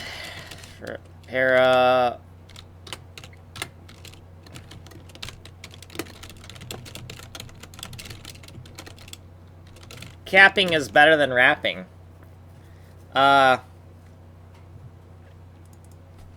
Paraphrase is too long of a word, so we're gonna say approx. Alright, so I didn't exactly say that. Now I just did capping is better than wrapping, and then you are now crying. So, anyways. Yeah, so if it's greater than or equal to 16 minus 1, we're gonna cap it at 16 minus 1, and we're writing it as 16 minus 1, to make it obvious that there are 16 tile sets and that we're indexing starting from 0, right? So that is why I write it that way, which might be kind of weird, but you're kind of used to that already. That looks correct. Minus minus, less than or equal to 0. Now AD is a U32, so we actually kind of have a problem here where we can't really, we gotta rethink how we're decrementing here, right? Because this is an unsigned variable, and it's unsigned because of the nature of, right, we're storing everything in unsigned pixel values, right? That's the way this system abstracts the data. So if we want this to work properly, we're gonna have to create a signed variable. So let's say, you know, int32, AD, I don't know, how we just call it signed, or sin, or signed value, or let's just call it AD. No, that could be bad because it makes it a macro, right? I don't care, let's just do it. Let's just call it AD. int32 AD.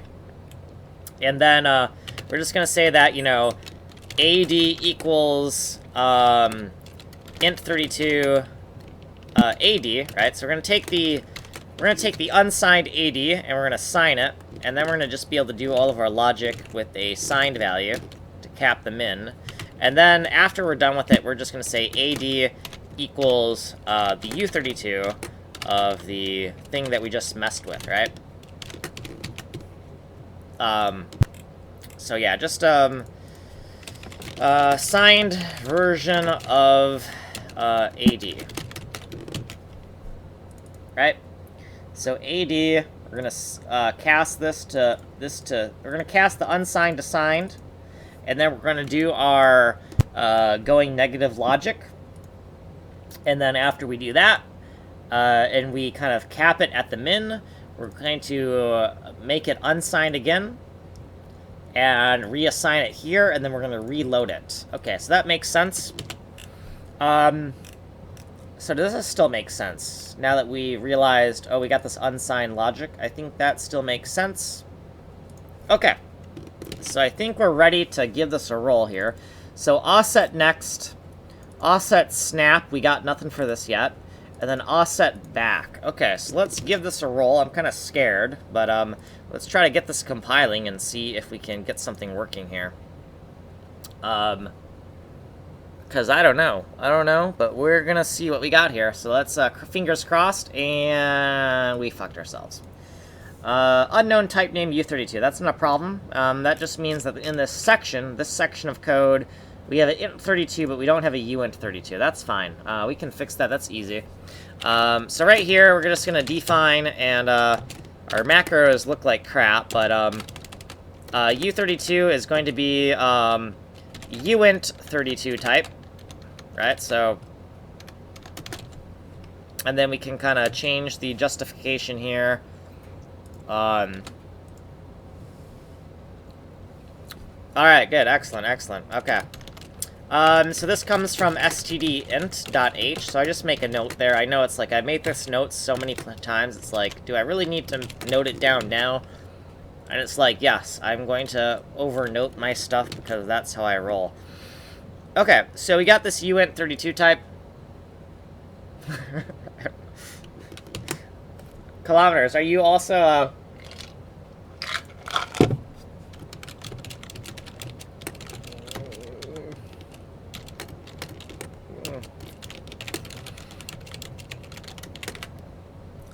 anyways.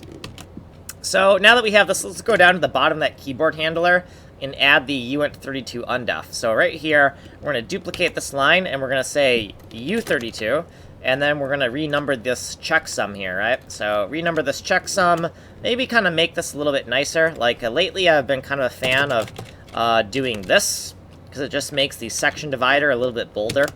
Personal preference.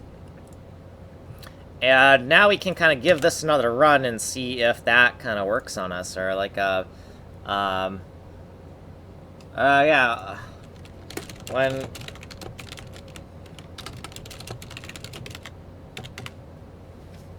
Okay, so we got it compiling, that's a good sign.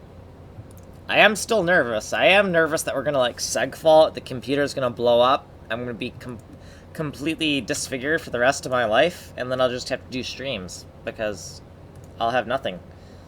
Anyways, okay, so I am kind of nervous. So first of all, let's press P to load the image. So supposedly the image is actually loaded now. We can't see anything until we use the keys we've designated to kind of like loop up and down. So it's Y and N. So we want to loop up. And no dice. No dices? No dices. Do we have anything broken here? Wait, hold on. Did that actually... Okay. Control C, Control C. Bail out, close. Oh, God. Okay, let's, okay, here's what we're gonna do. We're gonna have a first, let's do a sanity check. Sanity check. We're gonna compile this. Oh, you know what? No, that wouldn't be it. Okay, sanity check. So we're gonna compile this. It runs, but is it using the old executable? No, I don't think it is. I don't think it's using the old executable. My system would have just completely crashed. So first thing, we're going to do P for pattern, and then we're going to do O for output. That's going to save whatever pattern. So P for pattern and O for output. So it's going to take whatever pattern was loaded into the GPU, and it's going to save that pattern to the disk. So after we're done here messing around, we can take a look at that and say, hey, does everything, ooh, you know what? You know what, though? It might be well advised to, suspend my shortcut keys, because my shortcut keys can interfere with keyboard shortcuts, or keyboard whatevers. So yeah, this isn't doing me any good here.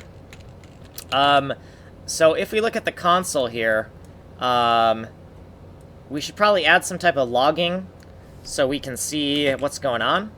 Because I'm expecting this console to, like, if we can add some type of thing that can give us some feedback as to what the keyboard is actually doing here, in terms of the offset, whatever the heck, because I don't know if it's actually doing anything.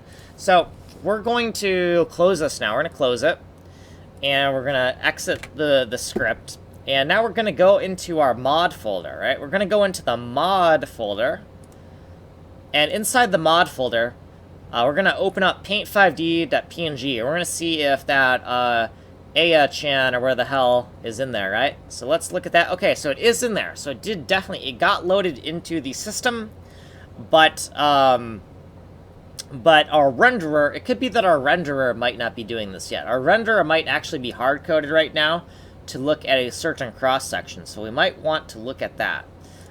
So it could be our rendering logic. Now, I really hope it's not our rendering logic, because I don't want to have to dig into the rendering code right now. But the first thing we can do to verify that, if that is the case or not, is we can go into the keyboard listener for this. Let's close this. We can close this, right? Yeah. We can close this. We can close this. We can close this. We can close this. So the keyboard binding for this is, where are you? So this keyboard binding here, let's go and say, let's go printf offset dex, offset index ad, %d \n, and then AD, right? So let's kind of like print that off there. And then same thing over here. If we press a key for this, same deal. I want to be able to say, I want to know if this is actually doing anything, right? So offset dex, minus minus. So this is the decrement. This is the increment. So let's put some pluses there. And let's just, maybe. Let's just give that a run and see if we can see in the console, right? Let's make sure that the keyboard listener actually knows what the heck is going on. We actually might want to add some flushes, though, if we're going to do that. Otherwise, well, actually, we just want to make sure the keys are being pressed and that those values are changing, right? That's the most important thing. So let's go over here. Let's go over to here. Let's hit the P key. And then let's press the Y and N keys for a second. And, so we do see 1, 2, 3, 4, 5, 6, 7, 8, 9, 10, 11, 12, 13, 14, 15, right? So that's going up. And it stops at, 15, right? Or does it stop at 15? Yeah, but it stops at 15, and then we can go down. And you can see the number decrementing, and it goes down to 0. So we're getting this number to change. Now, the other thing is that maybe the tau sync is not being executed, right? Like, we're not syncing, but I think we're syncing once per frame, so I don't think that's the problem. So let's Control-C, let's close this. Actually, Control-C, close this, yeah. And let's, I'm going to assume it's actually the rendering logic. I'm pretty sure it's the rendering logic. So we're going to have to open up the rendering code and take a look at that. So in the library, we got to look at the P5D whatever the heck code. So P5D OGL functions, and this functions file I believe is just unit test code, right? I think it's unit test code. Yeah, it's actually the fragment shader code. That's the main code we want to look at right now. So let's take a look at this and think about, do we even have the ability to... So first of all, Tau Depot or PAINT5D, Tau Depot would be storing the data for what the active auto tile set is. And so if we're not referencing Tau Depot anywhere, so if we're not referencing Tau anywhere in the code, then that's automatically a sign that the renderer doesn't know about the keys we're pressing. Yeah, so if we look at here, I don't see Tau being used. And if we look at Tau Depot, right, Tau Depot shouldn't be used. It should only be referenced in the indirectly through the defines, but if we look for sake of completeness in our search, we can see, you know what? Tau depot is not even referenced either. So we're just not using it, right? So if we want to get this working, if we want to get it working quickly, the quickest thing we could do for instant gratification is we can just find where we're hard coding the active offset, and we can just change that hard coding. So right now the active offset is probably hard coded to 0, right? So we got to figure out where in this code is the active offset and how can we change it, and we got to just find where that's happening. So we got this Texel fetch.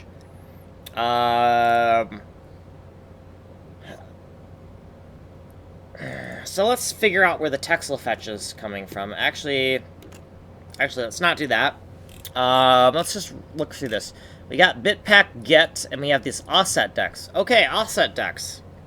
So let's figure out where this is being called from, because I'm gonna guess somewhere at some point, I bet this offset dex is hard coded. So P5D 1 OGL get whatever the heck. And let's find this and figure out where that's being called. AD right here. And look at that AD. That's interesting. That AD is all capital for some reason. So that's telling me that that's probably hard-coded. And if we go up here, we say define AD, osdex. Oh, actually, AD might be the location. I could be wrong here. Nope, offset dex is right here. Okay.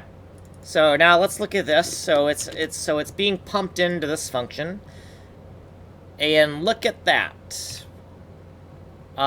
We can see our calls, and we can see the offset dex is hard coded to 0 here, right? The layer needs to be hard coded to 0, 1, and 2, but this offset dex needs to be changed to something that can be modified in the shader somehow. So let's look at this for a second, and we're in main. And so what we're going to do here is we're going to say int32 osdex equals 0. So the first thing we're going to do is not change the functionality and say, let's make a note here to do unhard code this, right? So we're going to unhard code this eventually, but for now we just want to get something on screen that looks cool. So we're going to take this hard-coded offset index, and we can see offset dex right here. So we're just going to paste this here, right? It's all zeros right here, so we're just going to paste this here, right? We're going to paste that down there, and then we're going to run the code. And we're not going to expect any single changes, but we just want to make sure it still compiles, right? So we delved into the renderer code. We can see that the reason why we can't change the active offset is not because it's not because we're not changing the value. It's that the renderer code is not implementing that value yet. So we're not going to expect any changes yet. But now that we've hard-coded that, and we've changed it around, we need to change this index here. So we know that we use 2 bits to encode one autotile set. So how many bits are in a byte? Well, there's 8, right? So 2, 4, 6, 8. And that's 0, 1, 2, and 3. So anything past 3 will give us some type of interesting information. So we're going to hard code a 4 in there. Okay. So now this should be the moment of truth where we're going to see something. So look, fingers crossed, because I think we're going to see something cool. Now I could be wrong. Like, I could just we could have to flip the table soon if this doesn't actually work. Because so far I haven't really been stuck, right? Like I haven't quite been stuck. Okay, so moment of truth, fingers crossed. Nothing. Okay, I'm pissed now. Okay, so,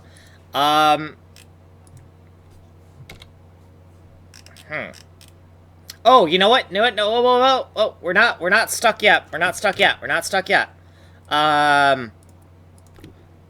So this is, so let's go into the mod folder really quick. The shader is not rebuilt unless I delete it from the mod folder. And the reason for that is because I'm designing the engine so that it is easily tamperable with. So what I'm doing is that when the engine first starts up, it creates the mod folder here, and it dumps resource folders and resource files. And these are all the shaders. And so what you can do is you can deliberately hack this shader if you want. As a consumer of my engine, or of my game, if you want to mod out one of these shaders, you can go into the shader code and you can manually edit it. If you screw up royally, all you have to do is say, delete it, right? So if you screw up royally, you can just delete the shader file, and then the next time you build the code, or the next time you run the executable, it'll see, hey, this shader is missing from the hard disk, let's reinstantiate it from the hard-coded data in the executable. So the reason we're not seeing any changes is because we haven't, we're using an old shader. So now we just gotta hope that none of the code that we wrote in that shader was syntactically incorrect, because if it is syntactically incorrect, we're going to see a syntax error shader, so fingers crossed that we don't see a orange screen. Alright, so we have something interesting here, but that's not the AYA, right? So now we're gonna press P for pattern. So there you go. So that is one cross section of the image, right? So it doesn't really look that interesting, right? So I think there's going to be some value. There's going to be some value in adding some type of transform, right? So it doesn't look like we're going to get anything very interesting by just dumping an image into the memory and then just being like, hey, this image, interpret this image as my data format that stores these fractal tiles. It doesn't really seem like it's going to give us anything interesting, right? I mean, it does look interesting, don't get me wrong. It's just like you're very cool looking, but it's not, but it looks more like noise, right? It looks more like this like fractally, pixely, colored confetti noise. So we really do think that if we really want some way to auto-generate something from an image, then we need to resize sections of the image and mirror it and do certain transformations, right? Because if we just do this, it's not going to automatically come out. It's not like a magic bullet where we can just put any image in and automatically get something out.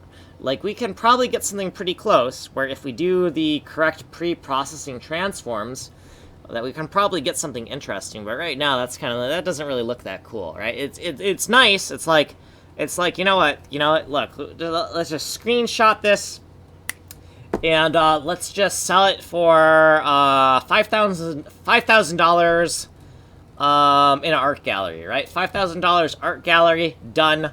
Right? So let's just screenshot this really quick, and let's just sell a print for, yeah, why don't we just, we can sell this, we can put it up in a coffee shop somewhere when the swine flu of 2000 whatever is over, or COVID, when COVID's over, we'll go hang this up in a coffee shop and we'll sell it for $5,000, right? We'll put it on a nice little canvas print and call it good, right? And we'll call it Aya. So Aya or Ayaya. I don't know how you pronounce that, but let's say it. So Ayaya 5K. $5K. Asking price.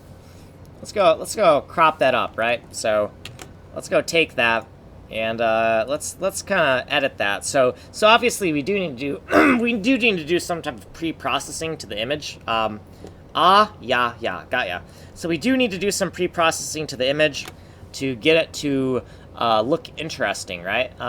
It's not just going to happen straight out of the box. So our assumption of making those other libraries to do pre-processing, or we're onto something here. So let's go into our desktop. Let's go into the delete me folder. Transforming input image in a way it's rendered exactly as the original. That is some crazy batshit stuff you're saying there. Like, so I like what you're saying. Like, I think you got an interesting thing going on here.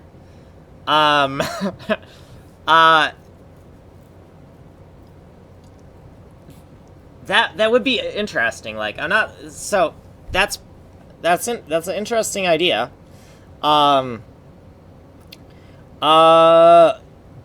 You could do that, right? Now the thing is that will depend on how, like, my color palette works, right? If I change the color palette, that transform may no longer be valid, right? But it is interesting. That would be pretty cool. It would be cool in an academic sense, but it wouldn't be. It would distract me from making an awesome renderer, right? Like, I think it's interesting, but I think it would be a lot of hard work, and then only, like, hardcore nerds would think it was cool. Everybody else would be like, WTF, right? So I want to focus on making shiny, cool patterns that can be used to render levels in a game. And so I think that's a cool idea, but I think that it would get me, like, nerd cred, but it wouldn't get me money, right? It wouldn't lead to money. It would basically need to reverse all your insane maze thing. Yeah, it would. It would kind of have to reverse engineer that. So it's interesting, but yeah, I don't think that is the path to making cash. So even though my stuff is very academic in a way, I am trying at the end of the day to make some type of engine that people are going to, like, make awesome games with, and then hopefully I can make money from, like, royalties, right? That's what I'm trying to go for. I don't know if it's going to go anywhere, but that's the goal. So, whatever the heck. So, 5K doll. Let's open this with paint.net, and let's crop it. And, you know, let's send it off to somebody who can do high-quality prints. And yeah, I still think that this image looks like it's off by 1 pixel, this rendering. Like, you can kind of hardly tell, but if I scroll in here for a second, there seems to be a hint, or at least I see something that looks like a little line here, right? This first row of pixels, to me, looks like it's off. And I can further suspect that something is awry by, if I select this, and I find that the height is 127 rather than 126.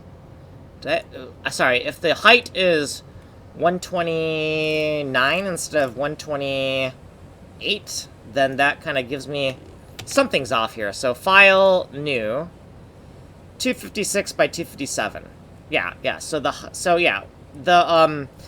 renderer, the renderer logic is off by 1 pixel. So I need to fix that eventually. Keep canvas size. I don't know how I'm going to fix that. I'm sure that now that I can tell that it's off by 1 pixel, I'll figure out how to fix that later. Let's not worry about that for now. But yeah, so let's, here we got this nice, so that is, and that's only 1 layer. So we may have other interesting things, right? So let's go file, let's save this as, and let's go into the library. Oh, you know what we could do? Is we could take this, and now this is a new data set, and then we could plug this into the engine again, and we could plug whatever comes out of that back into the engine. We could, like, recursively plug this back into the engine, right? So we could plug this into the engine, see what the data looks like, screenshot it, plug it back into the engine, screenshot it, plug it back into the engine, screenshot it, and we could do that over and over again, right? But we're not going to do that because that would take a little bit of time. But I think that would also be one of those academically interesting things. So let's go into our desktop and go into the delete me folder. Let's make it a ya folder. New folder. A ya. And this is Ayaya Ostex number 4.png, right? So this is layer number 4, right? Our offset number 4. So let's take this, let's save it, and let's kind of go through every single layer, right? Because sure, maybe this doesn't look interesting, but maybe, just maybe, we have like other layers. We have to go all the way up to 15, right? We have like 16 unique cross sections, right? So why don't we kind of like keep on incrementing this number and see what the graphic keeps on looking like? Because this graphic is going to look different every single time we increment this number, right? So let's kind of keep on looking at this and see if we can get anything that looks substantially different, right? So we can keep on going up to number 15, and we can see if at any point we see something that kind of piques our interest, right? Because we may actually see something at some point that is like, hey, that looks interesting, that looks different. So that's P for pattern. Still, yeah, really not anything surprising there. Oh, actually, no, hold on. Once again, we have to make sure that we delete the mod file. So delete this. Okay, so since we're going to have to do this quite often, we're going to go into the mod folder here, so we can delete it here. And then we're going to keep this this folder open to... Wait, didn't you map... yes, the value changes, but the shader is not coded to use those values. Because in order to use those values, we need to grab the correct pixel from texture memory that encodes that value, which is not a trivial task and will require unit testing. Yeah, so yes, we did, but yeah, it's not a trivial task, so we're just gonna have to manually kind of go through this and kind of see what happens, you know? So let's go and say, let's say P for pattern, and say, you know what, it's a little bit different. It's a little bit different, where it looks kind of more interesting, I would say. But let's keep on going through. Let's just let's delete this. And then let's change this 5 to 6. And let's kind of painstakingly kind of like keep on compiling and see if at any point we get anything that pops out at us and goes, hey, that's actually interesting, right? Because we might actually find something that looks interesting, right? We may find something that actually is like, hey, that's kind of cool for just throwing something in there, right? My hopes are not that high, but it's kind of fun. So, okay, so that's kind of looking interesting. Well, 0 is 100% alpha. So, okay, so this is actually getting kind of interesting, right? This looks kind of interesting. So, close this for a second. So, we can get a little diagram open for you to show you what's going on here. Let's close this. So in the PAINT5D, I should have a diagram. Do I need the notes file? No, the data file should have a diagram.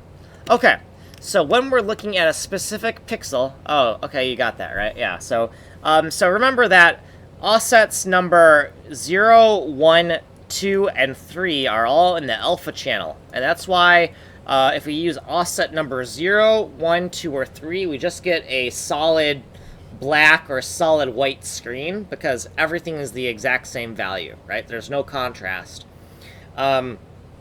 So that's why we're kind of going through here. So as we go through here, I think that as we go up towards these higher values, we're going to be looking at more significant bits.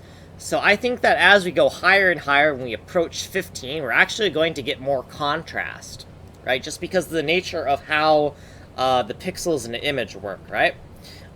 So I think that we're already starting to see more contrast, and so this is kind of interesting. Now, I don't know if I already used 6, so let's just nuke this and run this again and see what 6 looks like, because I don't know if I ran 6 already, but we're starting to see more contrast, so this is kind of getting cool. It's getting kind of interesting.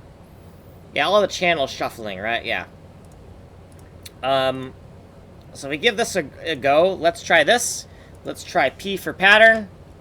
And yeah, I think I already used this, but right, we're getting more contrast, right? We're getting more contrast. It's looking more and more like fine art, right? So I think like now this, instead of this being 5K, we're up to like 10K now, like 10K. Okay, so now let's go delete this. Let's delete this now. Delete the shader file. Go back here, we're going to change this to a 7 now. Yeah, this would be much nicer if we could just kind of scroll through it, right? Because then we could kind of go through all those layers and we could see the differences in real time, and I think that would be pretty badass. So maybe, hear me out, maybe I'll have that feature ready by the tech demos on Sunday if you're around. I don't know. I mean, I'm doing it 1 p.m. to 2 p.m. EST, so it's probably some odd batshit hour for you since you're in the EU. So we changed up to 7, we deleted the shader, we're ready to recompile, and let's just see what 7 looks like, right? Let's take the time to just go through this and see what stuff looks like, you know?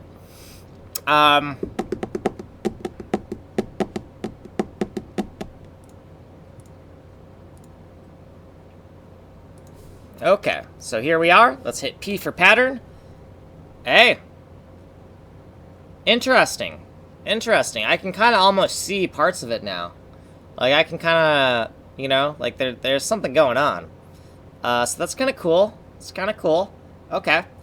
So let's just keep on doing that. Let's keep on going through all these images and seeing, like, hey, what's coming out here when we do these different values, right? Because this is getting kind of interesting.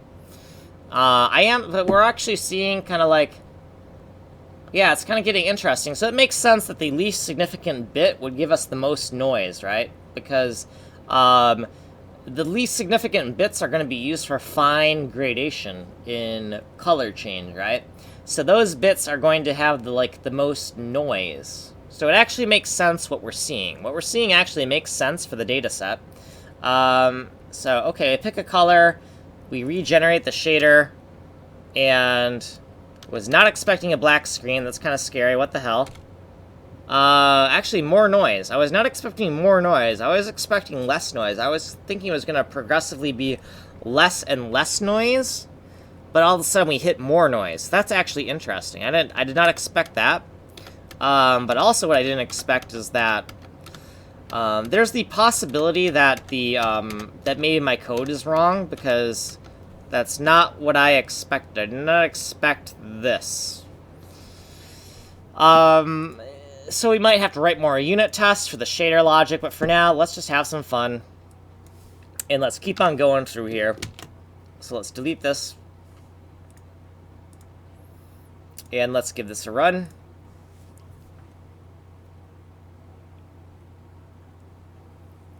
Yeah, she would be duplicated, right? Yeah, there'd be a lot of, like, weird duplication and things going on. Duplicated, chopped up, resized, shuffled around, like, a whole bunch of, like, weird things are gonna happen, right? So let's take this, okay, and then we're gonna do P for pattern. Okay, so, yeah, it's actually getting more noisy. I thought it was gonna get less noisy, but that's not what I'm seeing. I'm starting to suspect that my code is not rendering correctly for some of these channel values. I'm not certain, though, right? Because testing with something like this, because it's such a irregular data set, it doesn't make for, like, a good diagnostic, right? This is more like, throw this in here, and see if something interesting happens, right? This is not really diagnostic type image, right? It's more of a throw something in there, see if it looks cool. The diagnostic images are what we kind of worked on here. This is more of a diagnostic image right here, like this image, right? So let's try this out. Okay, now let's press the P key for pattern. Hey, that's actually interesting. Okay, that's interesting how this one has a lot more contrast than every other one, right? So, okay. So we got a few more to go through. So, let's close this. Let's change this to an 11. Crank it up to 11. Let's delete this shader. And now let's give that another run and see what this goes. So we can go all the way up to 15. So we're pretty close to... We're pretty close to seeing what every single image looks like. Every single cross-section, right? So you can kind of see... Okay, so let's give this a run. Okay, so we're back to the more, like... but yeah, I can kind of see a little bit of what you're talking about, where I can definitely see... Yeah, I can... If I had a side-by-side comparison, it would be a little bit easier. But I can kind of see what you're talking about with this one right here. Okay. So, let's, delete this shader. And let's go in here. And use 12. And then rebuild. And see what this looks like, right? We can keep on going through here. And I'm really liking that our hex dumper is working, right? Like, it took me a week to get this hex dumper working, and now it's like part of the build system, and I'm like this is cool. This is good stuff. Okay, so that's very interesting how I thought that it would continually get crisper and there would be less noise as we went to the more significant bits, but that's not what I'm observing. I'm seeing more of a fluctuation. I did not expect that. Now, that could be because the render isn't rendering correctly, right? Or it's just that my hypothesis is wrong, one of them. So I'm wrong about something.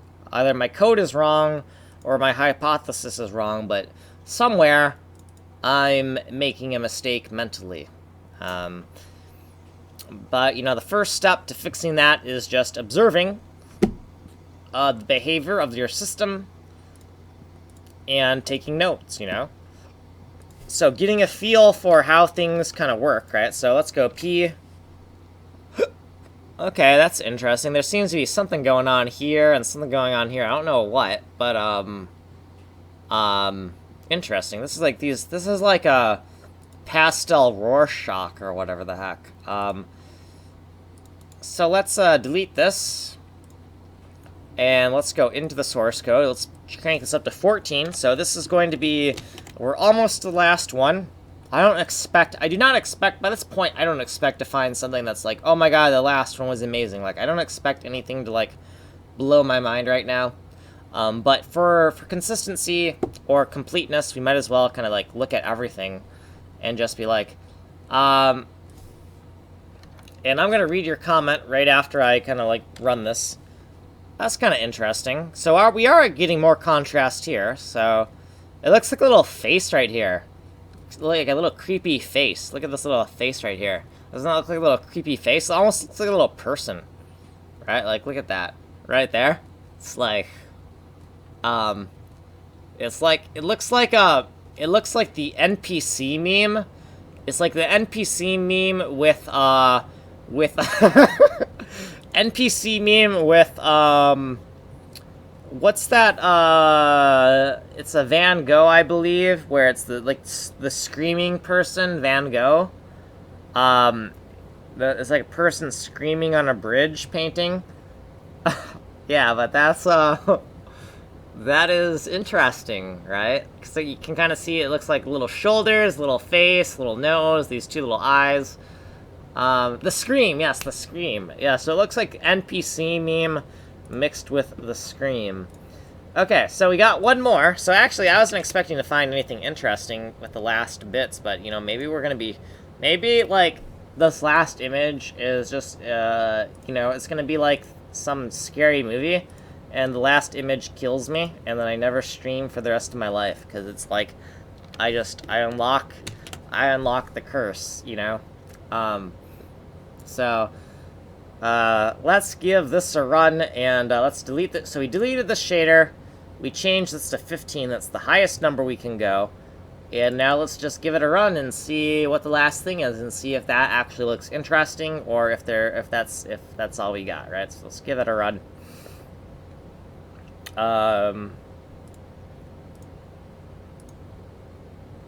Okay. And P. So yeah, not really anything interesting. We've already seen a pattern that kind of looked like this, right? So it's just like these blobs of streaks of color. But I could definitely say that, you know, these streaks, these lines we're probably seeing are probably her hair, right? That's my guess, right? The hair, right? Because the hair is in those streaks. And that does almost look like there's a big eyeball right here, right? This little circle here and this right here. It almost looks like there's a giant eyeball and some hair, maybe. This is like, you know, this is some real fine art over here. Okay, so that's interesting stuff. But I would say if we really want to get something interesting, we're really going to have to transform that data somehow, right? It's not going to just work out of the box.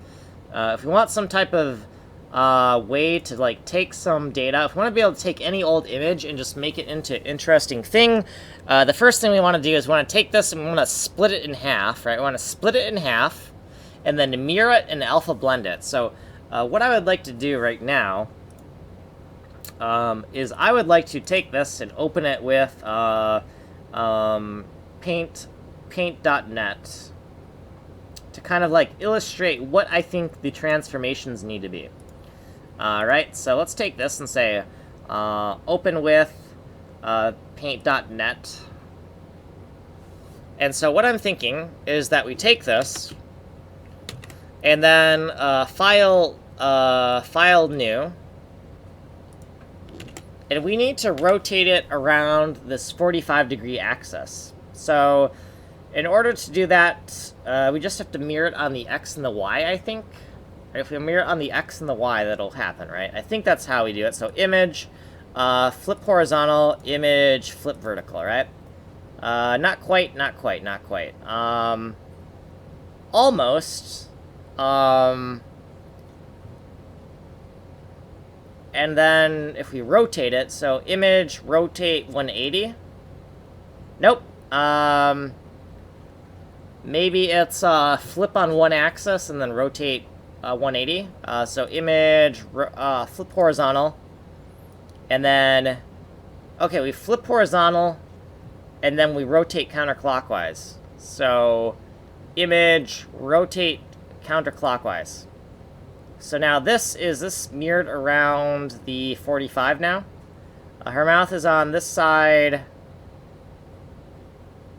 Her mouth is on this side, and now it's on this side. So that seems to be around the 45, right? So this hair, I think that's a mirror on a 45. So we can make sure of that. So we can copy this. So mirror horizontally, rotate counterclockwise by 90, right? So if we take this and we alpha blend it, right? So let's alpha blend it by 50%. So make this like a 128 here, right? Yeah, like this, right? So if we do this, right, then we get a corner tile. We get a top right corner tile, right? Because now we're mirrored on the 45, right? And now if we use something like this, right, if we use something with this kind of symmetry in it, I think that could yield a more interesting tile set, right? So if we do that, and then not only do we do that, but we just take this image and then we downscale it, right? So we take this, we mirror it like this, and then we downscale, downscale, downscale. So the algorithm is going to be, we're going to mirror horizontally, then we got to rotate. Actually, we don't need to do those two transforms though, right? We can just mirror the pixels on the XY axis, and then we don't have to do those two transformations, right? I only did those two transformations because that's what I have in my toolbox for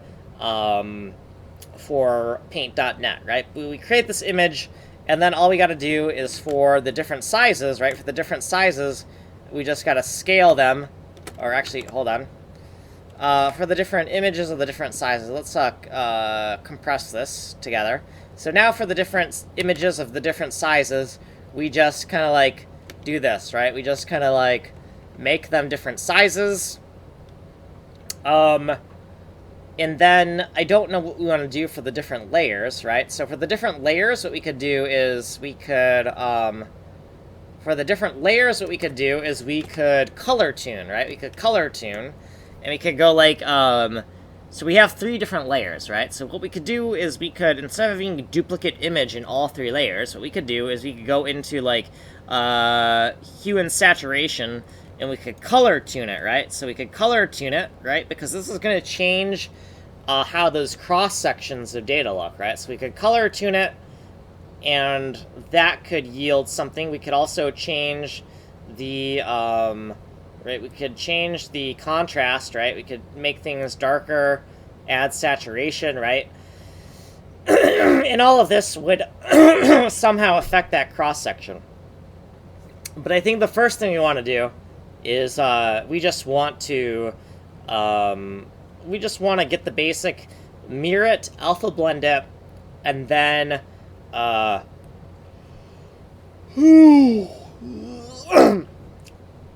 going to mirror it, alpha blend it, and then copy at different scales, right?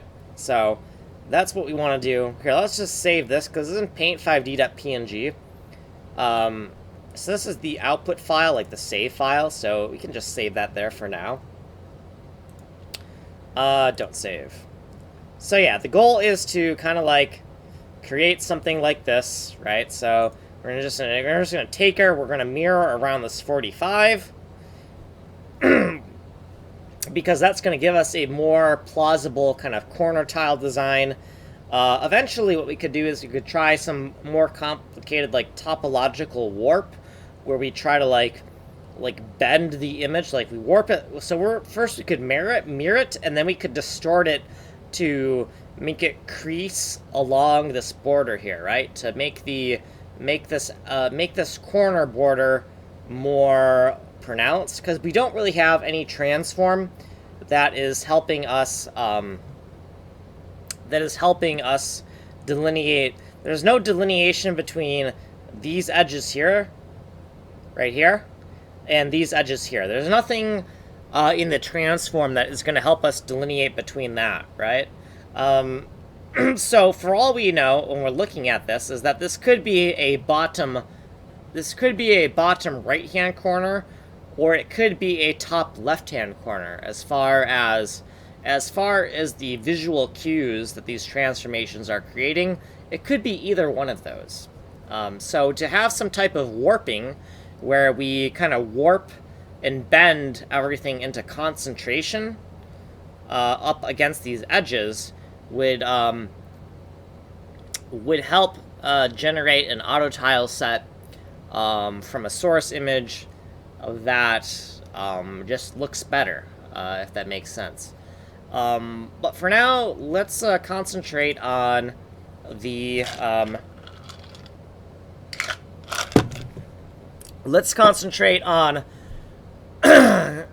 before we do this, I want to make sure that that the auto tile set that we already have works properly on number 15 here, right? So let's go back into the code really quick.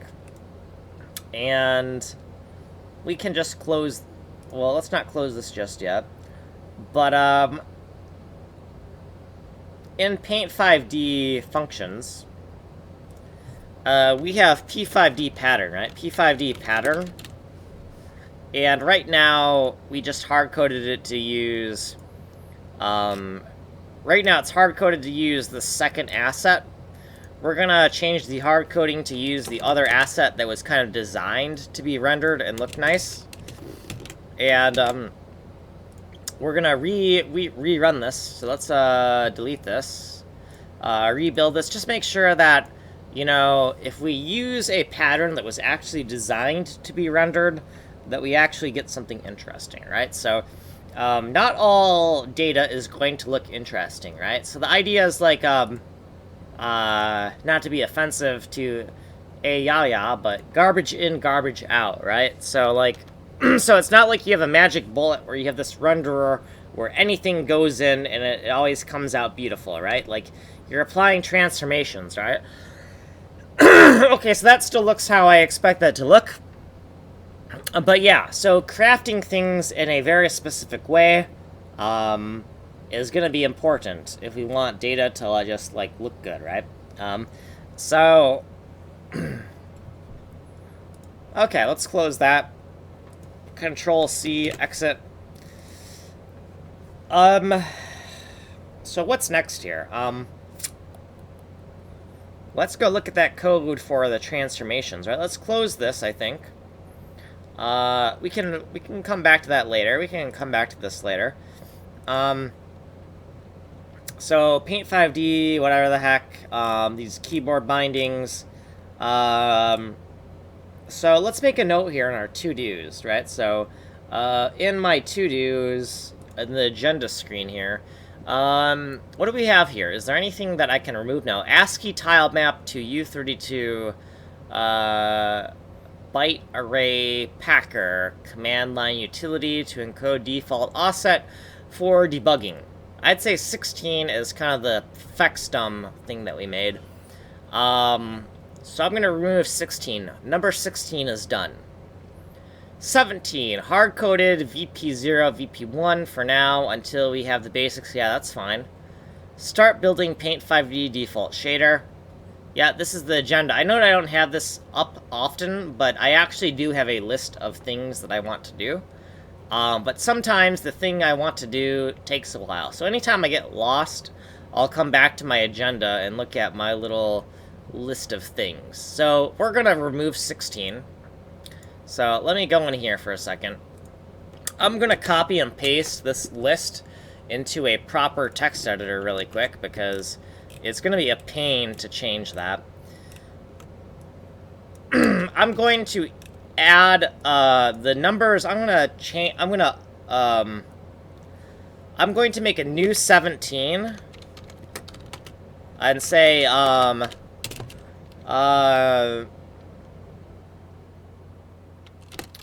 P5D shader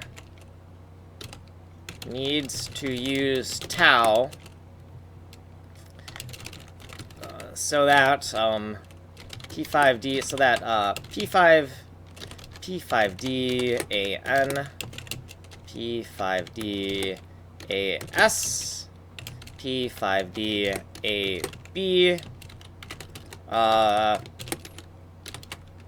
actually do something.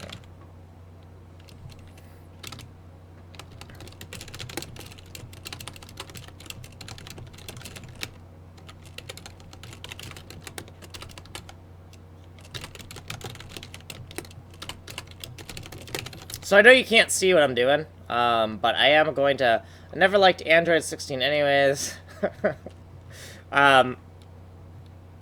So currently Ostex is hard-coded equal 15. Okay.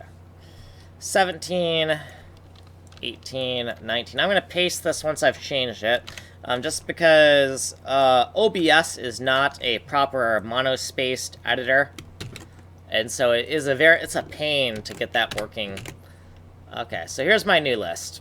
Okay, so 17, P5D shader needs to use tau so that P5DAN, P5DAS, and P5DAB actually change what ends up on screen. Currently, Ostex is hard-coded equal to 15, so that needs to be eventually addressed. Right now, it's not being addressed. We'll get to that when we get to it. Right now, we are kind of we're editing the transformation shader, so I guess we should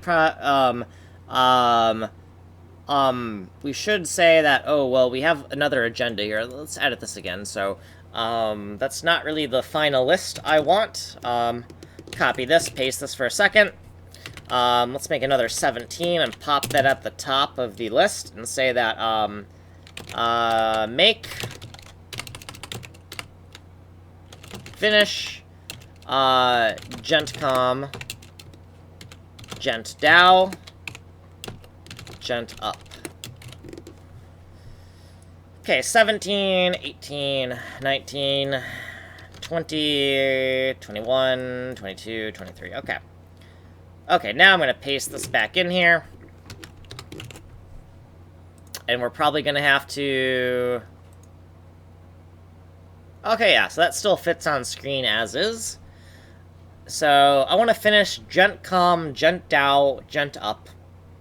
Then we're going to move on to 18. So the reason we're going to do 17 is because it's like this low-hanging fruit where we can get more kind of visual technical demos ready for Sunday if we code these kind of simple transformation functions that pre-process data for us so that we can kind of like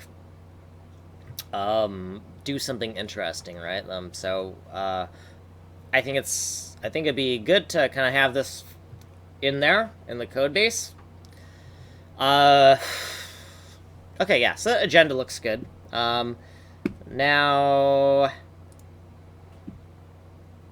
I just wanted to make a note of that before I start closing stuff, right? Because we added this, and you said that, hey, didn't you just add these keyboard bindings? Why are they not working, right?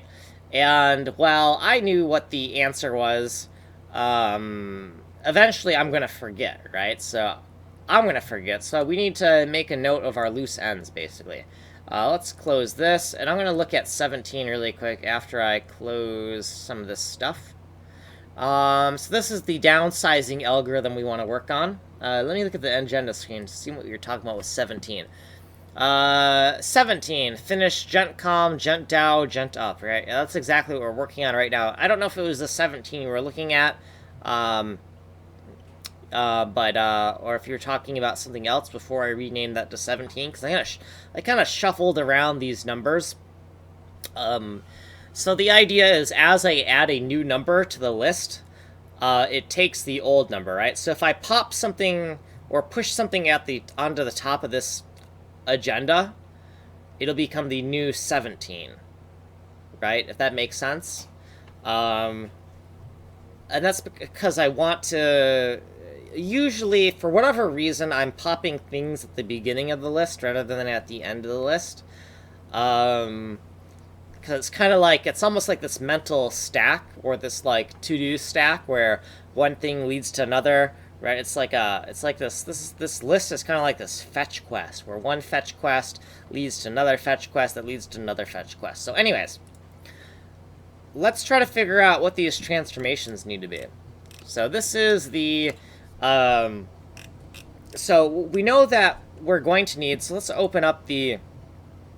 let's open up the assets folder really quick. So in lib assets and the first PNG file we had. Alright, let's put this on one half of the screen really quick. So when we're looking at this, we can tell that we're going to need, if we're going to kind of clone stamp a pre-processed image a whole bunch of times, we're going to need an image that's 64 by 64 for the biggest block, and then subsequent smaller powers of 2 until we get down to 1 by 1 images. Oh, 17 is the toggling of the tile size right. I was thinking it was the image transformations like mirror, scale, rotation, and stuff we talked earlier. Yes, that is 17 is currently exactly what you're talking about. Yes, you are correct. 17, yeah, 17 as it appears on the agenda right now is finished gentcom, gentdow, and gentup. And you are correct that right now it is the transformations. It is the image transformations, mirror, scale, and rotation. Yes, that is exactly what we're trying to do right now. Yes, so that is what we're doing. And so in order to get these transformations working, We know that we want to first mirror along the diagonal and do some alpha blending to create a base image, and then we're going to clone stamp that base image 3 times, and then we're going to downscale it halfway, clone stamp it, downscale it, clone stamp it, downscale it, and clone stamp it, right? So I don't know exactly how we're going to achieve all of that, but I don't think it'll be too hard. I don't think this will be too hard. We just got to know what we're doing, and as long as we know what we're doing, we're going to be fine. So I already coded all of the boilerplate for this, right? So these are the memory blocks that we're going to work with for cutting and pasting, right? A 64 by 64, 32 by 32, 16 by 16, etc., all the way down to 1 by 1, right? Our power of 2 memory blocks, and we free them here. And then we also have something else for cal-locking here. OS512, I believe, is outputted. OS512 is outputted, so it's going to be the... whoever's calling this function is going to have to deallocate the memory. And are we doing any other cal-locks that I have missed here? Nope, those are the main cal-locks. So the image that's coming in, so this image is called Pix512, that means pixels 512 by 512. So this is kind of redundant, right, because it's always going to be 512 by 512, right? Anything else would be kind of absurd right now. So we can just use that as like more redundancy to check our input values, though, right? So we can assert image size input checks image size. So let's just make a little subsection in here.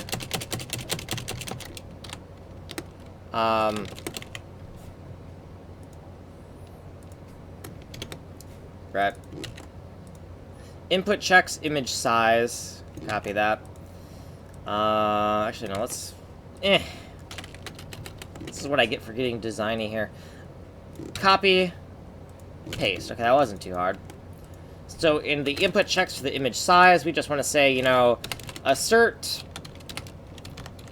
that pix, how about 512 equals pix width. Assert that 512 equals pix height. And then we want to assert that these actually just need to be zeroed out, so we don't even need to pay any attention to that. Now that's already good. Okay, that's good. That's all we need. These are the only 2 asserts we need for the size.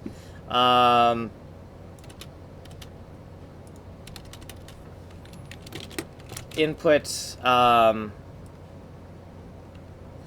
let's just call this input checks, everything, all, let's call it all others, or everything else.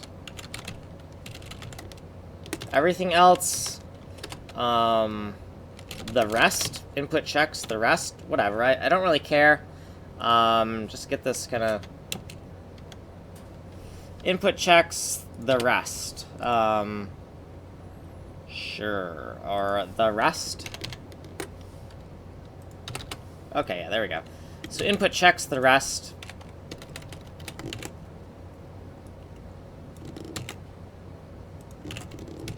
Okay, so we just kind of we added these subsections to our input checks, right? Also, I indented too much. I just realized that. Whatever, we'll keep it. We'll keep it. So I'm reading your comment. Oh, nice. Yeah, that seems fun. You can add a feature for different sizes in future. Yeah, exactly. Like, I can unhard code this later, right?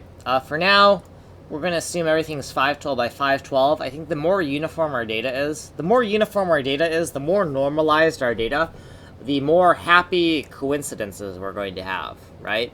Like the, where we can just kind of pipe one data set into another data set, and because everything is using 512 by 512 bitmaps, we can just, you know, mix and match things in ways that it shouldn't be able to mix and match, and just get interesting things to happen because the data is so regular, right? The data is regular, it's normalized, and so we can just duct type the heck out of our pixels, right? We're basically, right, when we are when we're taking Aya-chan,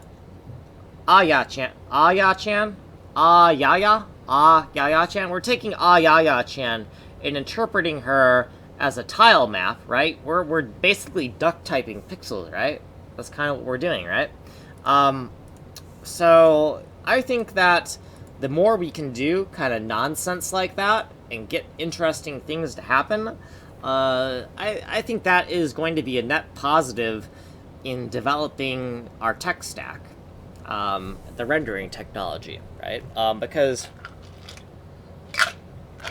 as we just pipe data through weird transformations, I think that we could stumble upon things that I never foresaw that kind of become like these little breakthroughs. I swear to God, I'm gonna unsub and report you if you don't start spelling it correctly. Okay, hold on. I got this. Hold on. Okay, first of all, I got this. So we're gonna go over here, and where's my shortcuts? So here's my shortcuts. So I got this. iOS solution. Okay. What's this? I got this. For the record. Okay, so anyways. First, we can scroll through here and find where you put it, because I know you put it up here somewhere. So let's see, where is it? Right here. So is this correct? I'm going to assume this is correct. If it's not correct, it's your fault, so I'm just going to copy-paste that and assume that that's correct. If it's not correct, then you're to blame. It's not my fault. Okay, so let's take that, and then let's say, yeah. And then we'll just correct it. And then let's take every other kind of spelling we were doing here. You have to refresh the page to see her. Oh. Oh, I see. Okay, let me refresh.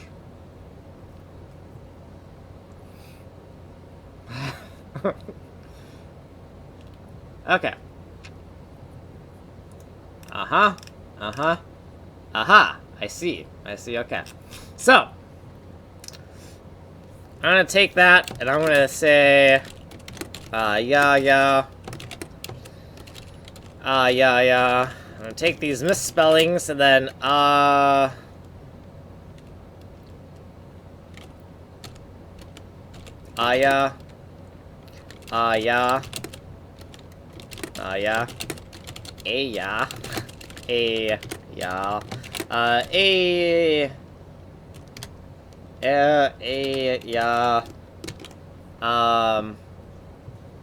How to pronounce, okay. Yeah, I know you keep on saying, yeah, or, okay, well, let me go, okay, I'm gonna go over here. Official meme. Alright.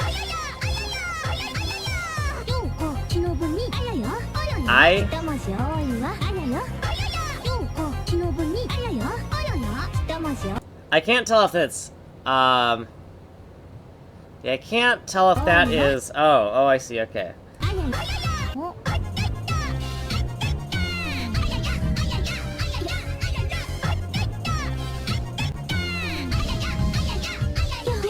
So, it doesn't, to me, so you're saying, yeah. Maybe it's because her voice is very high-pitched, but it sounds like an I. When I hear her say it, it sounds like an I.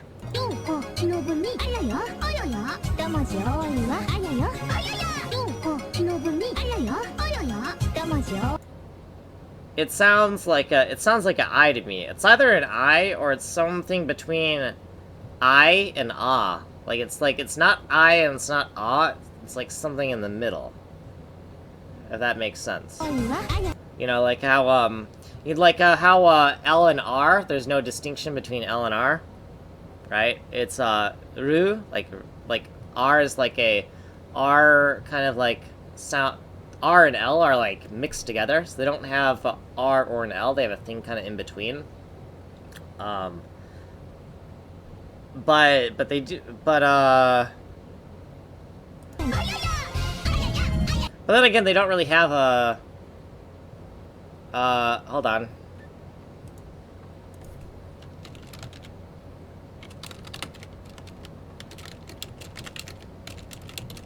Hold on. Hiragana Romanji table.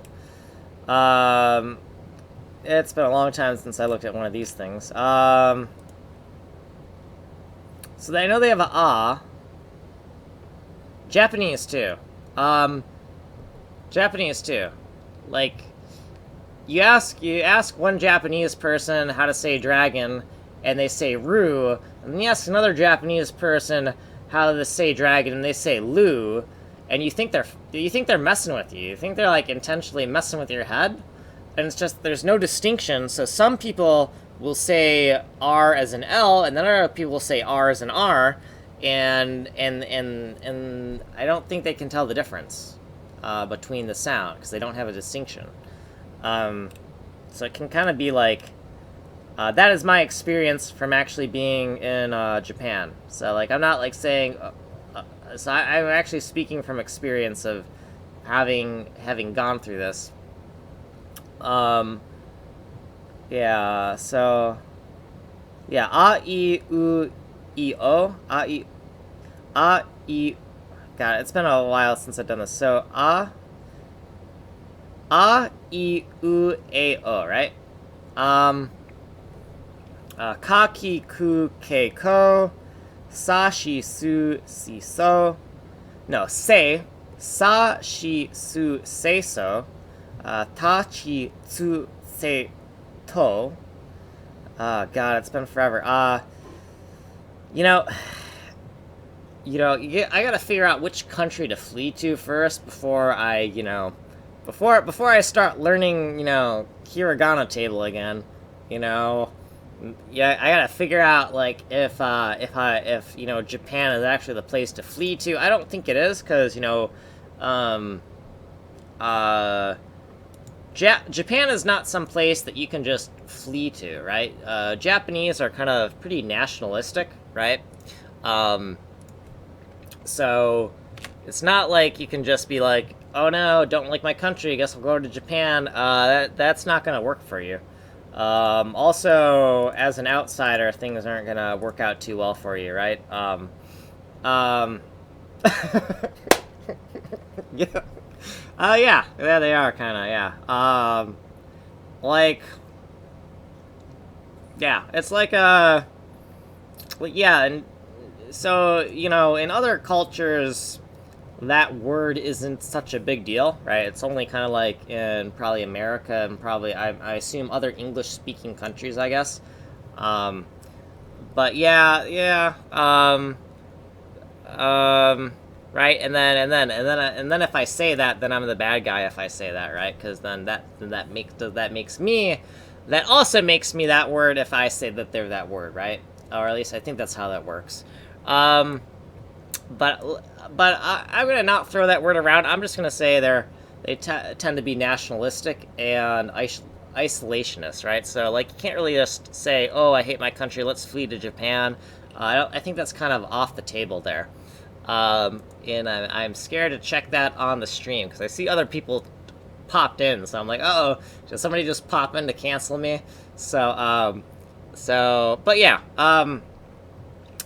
But yeah, so I don't know who's watching. Let's try not get ourselves in any hot water. Yeah, exactly, yeah, so, but yeah, I'll save this table for later. Maybe I'll feel like it at some time to, like, go over this, but, hiragana table. Hiragana table. Hiragana. Yeah, like I said, I don't really care what you say, but I'm gonna watch myself and try not to get myself in any hot water here. So, anyways, let's try these transformations, right? So let's try to take that image and just mirror it. And let's put our shortcuts over on a different screen for a second. Let's close this, and let's try to figure out the transformations we're going to need for this data set. So we want to basically create a clone stamp. But before we create that clone stamp, we want to create the source image. And the source image is basically going to go into the... Oh, so yeah, I can give you a quick tech demo. Yeah, I'll give you a quick tech demo. So here's my... So I always like to give people a quick tech demo when they kind of show up. So I'm making a fractal auto-tiling engine. So here are some... Oh, actually, I disabled my shortcuts. Hold on, I gotta re-enable those. Okay, so... Okay, or... Here's my technical demos. I'll go over them with you really quick. So I'm working on a rendering engine, first of all. And it's a rendering engine to help me remake this game here. So you see this little game here, it's like a bomb game. Vertical, horizontal, and four-way bombs. The bombs are not just bombs, they're more of proximity mines, right? So you walk by a bomb, it lights up, it blinks, and then it explodes, right? So it's not like you just touch it and it blows up. Well, except for the instant kill skull mines. Those instantly blow up when you touch them. So you could think of this as like a side-scroller Bomberman, but not exactly, because it has more chain reaction mechanics. And one of the big features of this game was destructible geometry. So I want to create a fractal auto-tiling engine that allows for that facilitates the ease of building a level composed of destructible geometry. That's kind of a mouthful. So let's go through some of the tech that I've worked on. So the first thing is I am a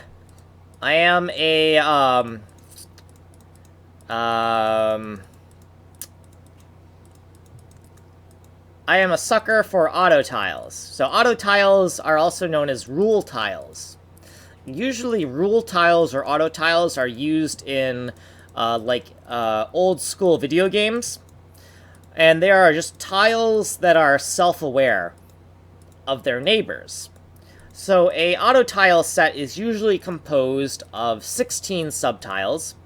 And the subtile that is rendered is based on picking the correct tile based on what your neighbors are, right? So for this tile right here, it can have a neighbor above, below, right, or left, right? So there's 4 possible neighbors for any tile: above, below, right, and left. So that's 1, 2, 3, and 4 possible neighbors.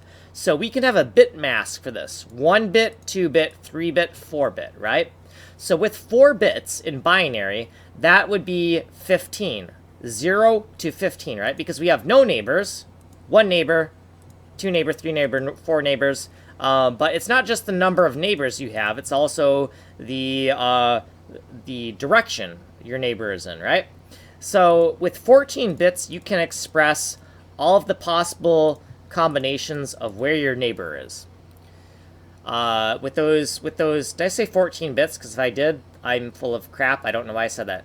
4 bits, right? So 4 bits yields 16 possible combinations.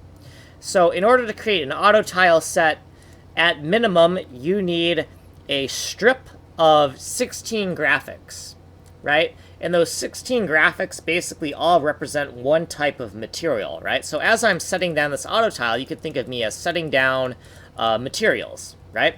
And usually auto tiles are done with, like, you know, old school graphics, right? So this is basically the auto tile concept, but brought into kind of like a high level shader language, right? Let me check the chat really quick and see if you've said anything. Self-aware tiles, got it. Okay, cool. Well, you've already kind of seen this. Well, it's good to re-explain.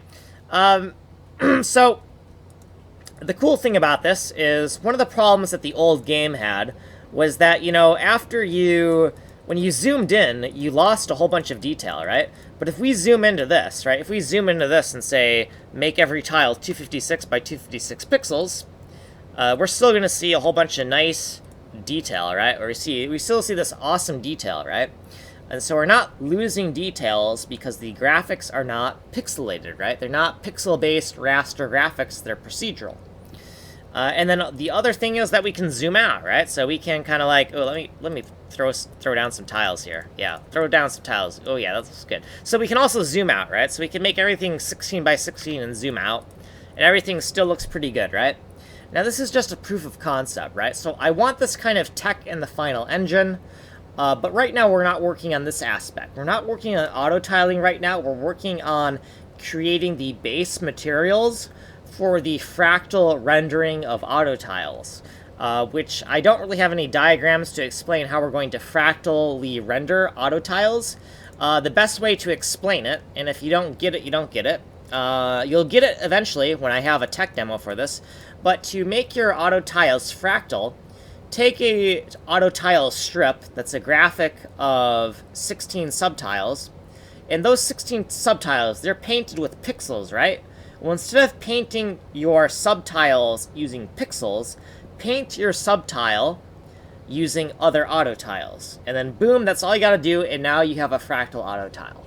Now, obviously, the implementation details are a little bit more tricky than that, but that's the basics of how you would make a fractal auto tile, and that's kind of what I'm working towards. Here's a old rendering engine I did in ActionScript. So it's one level rendered in 3 different ways. So this is foggy morning, this is sunset, and this is starry night. So the idea here is data leverage, right? Our artist creates one tile map, and then by applying different rendering settings, we basically have 3 assets, right? So we've multiplied, we've added a force multiplier to our artist's output. They create one tile map, and we have these 3 distinct rendering settings that are different enough that no one's going to say, oh, you're just reusing assets, right? Like, the rendering is so distinct that I don't think anyone is going to look at this and think, you know what, it's just the same thing being pasted, right? Now, you could argue that maybe this and this are not distinct enough and that we're not really getting as much leverage, but the idea is that we want our bits we want the most mileage per bit, right? We want the most output per bit. So we really want to squeeze the most productivity out of every single bit of memory that we're using. Here is a lighting engine and ActionScript. It's kind of overblown just to show it off. This static image doesn't do justice to it, but the old demos are kind of lost to time, and the fact that we can't run ActionScript in the browser anymore. So it's just too much of a hassle. It's just time to move on and recreate this lighting tech in a new engine. So I'm also thinking about how I'm going to encode lighting into my tiles. So I am actually thinking that I'm going to use some bits of the tile system itself, I think, is going to encode lighting information within the tile values, which I don't know exactly how that's going to work yet, but I'm kind of figuring that out as I go. This is a preloader screen I made for the game. And then this is a little tile editor right here. So this is an auto tile set editor. I made the command line prompt myself. So this command line prompt was made because I hate doing UI code. And so I'm like, screw it, I'm just going to make a command line prompt. So I made like a bitmap font and made a little console. And the console can help me just type any command I need. Right now, the current code base does not have a console. Well, it has a kind of it has commands. It has keyboard commands, but it does not have a visible console. So eventually I might want to fix that. But for now, we just want to get things running and bootstrap everything together. Okay, so right here, this is not going into the engine because, well, it's triangle-based. Everything we're working with is kind of orthogonal grid-based, right? Like square-based.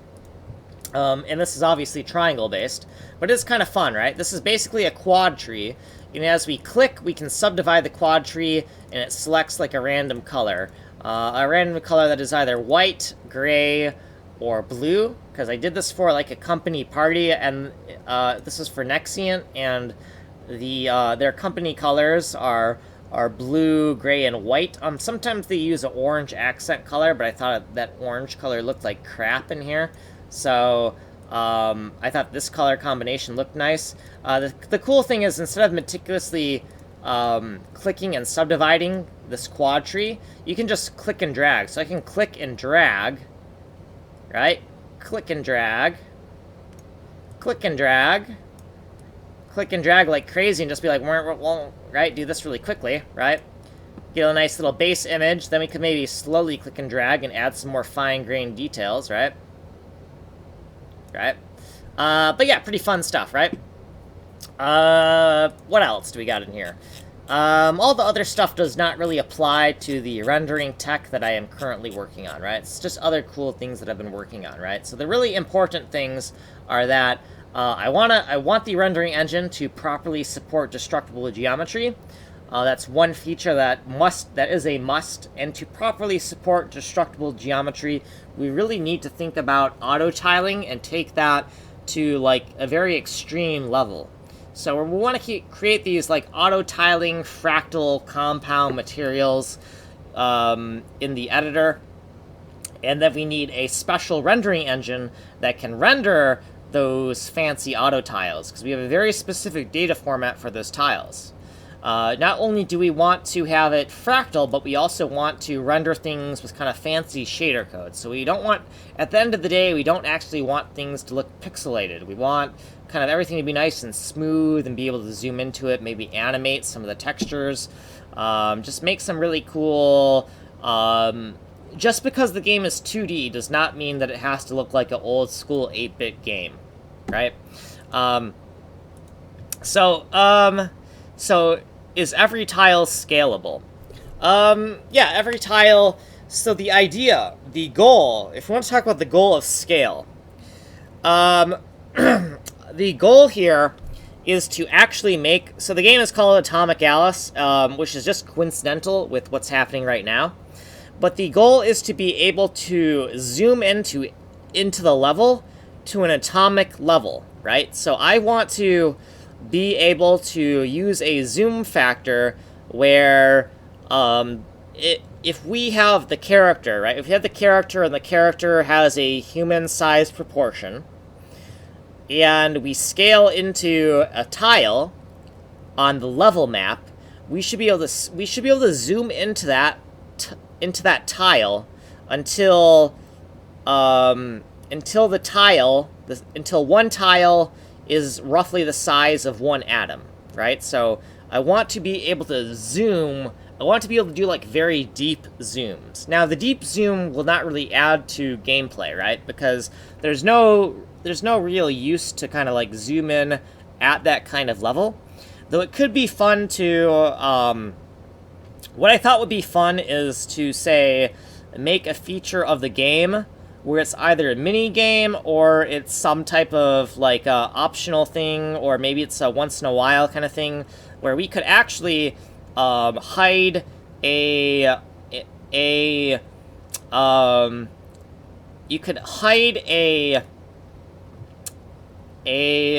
nano-sized atomic bomb in the level, right? And then you could, you would have to search for that bomb by kind of doing like maybe a QuickTime thing where the screen subdivides into 4 quadrants, and the quadrant where the bomb is located in will light up green.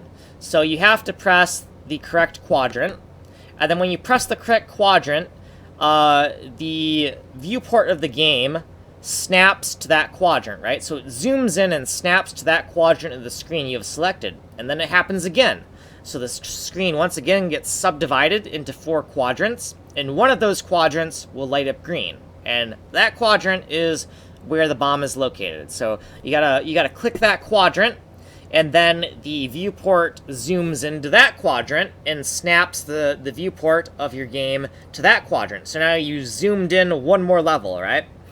And then once again, it subdivides the screen, you pick the quadrant that lights up green, and you keep on doing that. And every time you select, it's like a little Simon Says, where you have to just click the correct quadrant. And every time you click the quadrant, it zooms in. You click the quadrant, you zoom in. You keep on doing that, and eventually you get to like this nanoscale, and then you find like a little bomb, and then you just have to click the bomb to defuse it or something.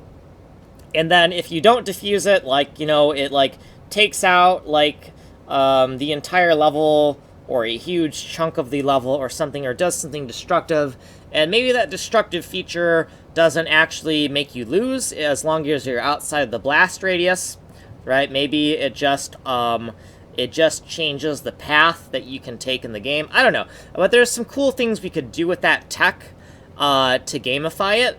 But for right now, I just want to make some awesome rendering tech and just make it ridiculous, right?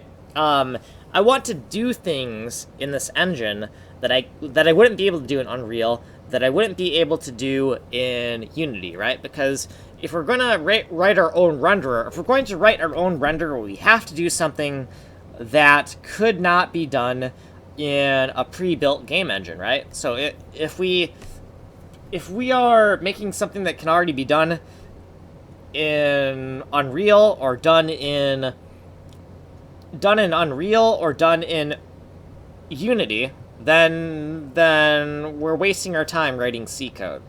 Okay, so now the goal here is that if I'm really onto something here, the goal here is to get this tech working to a very impressive level before I get a whole bunch of viewers, right? So I'm hoping that, I'm hoping that viewers kind of will, like, roll in slow and steadily, but I don't want this, I'm hoping it doesn't, like, blow up to where, like, thousands of people are watching me before I have this tech to a good enough level.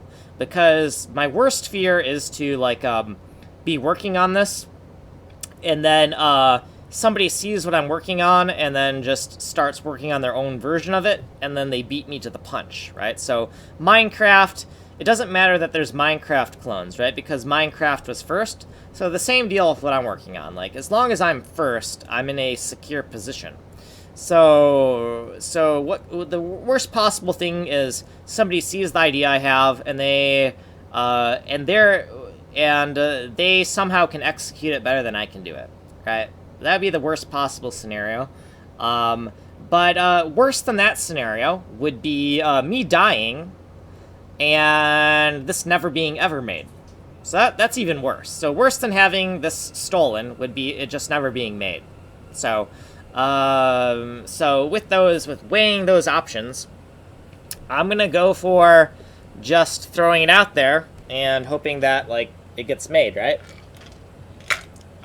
So I also want to document this, right? So I want to keep very detailed streams of what's going on here, because I eventually want it to be where, like, eventually as I get enough viewers and whatnot, I'm gonna want to, like, hand pick some people who find the tech interesting enough to contribute to the engine, right? And right now the engine isn't at a point where it's impressive enough to get people on board, right? Like, it needs to be more impressive before... so the key to getting people on a project with you, as far as I'm concerned, is you have to get a good proof of concept and do a substantial amount of work before you ask people to work with you, right? So when I worked on the game that I made, I worked on that for 9 months before I showed anyone, right? And that was because I didn't want to just be like, hey guys, I have an idea, you want to work on my team? That strategy is a train wreck. Don't do that. If you want to build a good team, say, hey guys, I have an awesome prototype, here's my prototype, do you want to be on a team with me? That's how you want to roll if you actually want to get a good team. What did you have to learn to make this? Okay, so I learned ActionScript. I originally learned ActionScript and I used Flixel. So, originally, I used ActionScript plus Flixel. And that gave me basic game development experience and a bit of rendering engine basics concerning how to properly do tile map rendering, specifically auto tile rendering. Then Steve Jobs killed Flash.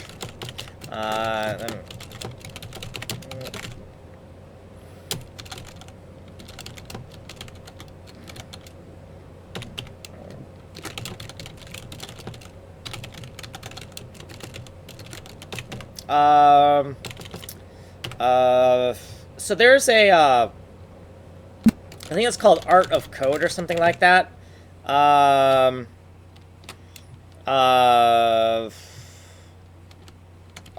of Code Shaders. Let me try to find a shortcut for you. I'm gonna guess that's the guy. Let me open that up really quick. Yeah, so I would check out this guy for, like, shader code. So if you want to learn, like, GLSL code, like shading language code, this is going to help you. I also messed around with, like, I messed around with OpenCL as well. But yeah, I was all over the place. I was all over the place for like 8 years. It took me 8 years to figure out, like, so Flash is like a great language for getting graphics on screen and getting them on screen quickly. And if you go from Flash to, like, trying to figure out how the hell you're gonna, like, make, like, a rendering engine, you're kind of in trouble, because now the next step is, like, OpenGL. So to go from just Flash to OpenGL, it's kind of a big jump. But once you get your basic triangle and you get your basic shaders working, you're pretty good to go. But it can be a big, what would you call it? A big hurdle. It's like a roadblock. So I messed with C++, I messed with Golang, I messed with hacks, I messed with WebGL, SFML, in a lot of JavaScript stuff, 3JS, and I had this idea for a rendering engine, but the problem was I couldn't figure out a tech stack to use. And then I almost decided on Golang, but then after making a prototype in Golang, I read somewhere that Golang, right, Google's Go language, is supposedly a modern C. And so once I read that, I'm like, you know what? Golang actually can do object-oriented programming pretty well if you want to do it. And then I'm reading, oh, well, Golang is just a modern C. And then I'm like, okay, well, if Golang is just a modern C, and Golang can do object-oriented programming, then that means that C can do object-oriented programming if you want to. And then I'm like, okay, so you know what? C programming can actually do everything I want it to do. And maybe C programming isn't that bad of a way to go. And then I thought to myself, I really like Go, but you know the thing I hate about Go? I will answer that. I will answer that. So the reason I really like Go is, I don't know, I just like the simplicity of it. And when I realized that the thing I hated about Go, though, was this thing called garbage collection. And the other thing is that Go is very militant about, hey, you can't put your commas here. Hey, we're going to inject some semicolons because we're assholes. And it's like, don't tell me how to format my code, you asshole. Like, I'm going to put the semicolons where I want. I'm going to format my code how I want, right? So this idea that Go is going to determine whether or not your code should compile because you didn't format it correctly, that's bullshit. Because it's like, if you look at my code, yes, my code formatting is batshit crazy, right? But it's not like my code formatting does not have, like, a rhyme or reason behind it, right? There is a rhyme and reason for why I'm formatting my code the way I'm coding. And so, if I tried to write this in Golang, Go would just be like, oh, I see you got some lax commas there, F you. I'm not going to compile, right? Or it would just do a whole bunch of weird things where it's like, I don't like the way you write your code, I don't like the way you format your code, screw you, I'm not going to compile, right? And then it has garbage collection. So those are two big strikes. So it's like, wait, so you're saying that C, as far as I'm concerned, C... yeah. So as far as I'm concerned, C is a better Go, right? People are going to say, like, Golang is a modern C. Flip that on its head. As far as I'm concerned, flip that on its head. C is a better Golang, as far as I'm concerned. Because you don't have to worry about managing... You don't have to worry about trying to wrangle the garbage collector, because there is no garbage collector. And you don't have to worry about this militant, authoritarian thing here, right? Like, let's not get too political, but I don't know. There's, you know, possibly, maybe Google might be somewhat authoritarian in a political aspect. Cough, cough, James, something, something, blah, blah, cough, cough. Maybe they're a little bit militant and authoritarian, and maybe, just maybe, hear me out, maybe I'm being pessimistic, but maybe the Golang kind of reflects their militant, authoritarian ways, right? Like, maybe right? And, just a guess. Okay, so anyways, you asked, like, why didn't I go for C++? 2 reasons. So I have 2 reasons for that. 1, I'm not smart enough. So, number 1, I'm not smart enough. Okay? Know your limits, know what you're capable of, and work within your constraints, right? So, like, I'm not a bodybuilder, so, like, I'm not going to try to lift something too heavy. Same thing with mental capacity, right? I need to work within a problem domain that I can actually understand well, and I cannot understand C++ well, right? You got all these templates, you got operator overloading, you got, like, diamond inheritance, you just got a whole bunch of weird things. You got more things than I know about, right? Like, if you look at a C++ book, it's like thousands of pages, right? You look at the C book, and it's like, what, 300 pages? Right? So it's just a huge language. I'm not smart enough to fit all that in my head. Okay, the second reason is that I tend to overcomplicate things, and C++ would exacerbate this tendency.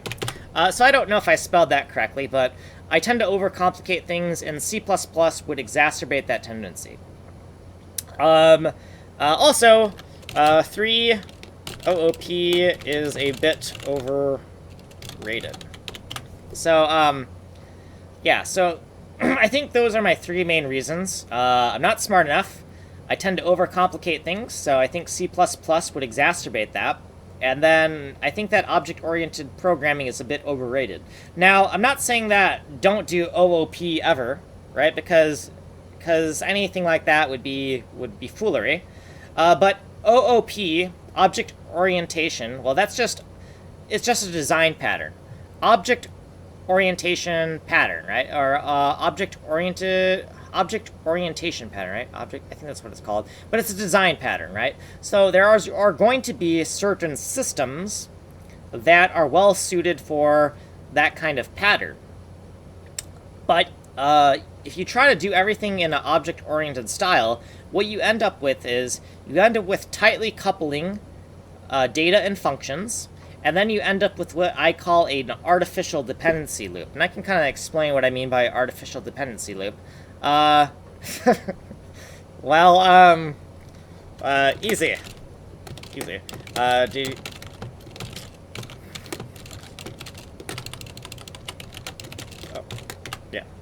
Yeah, easy, cancel, done.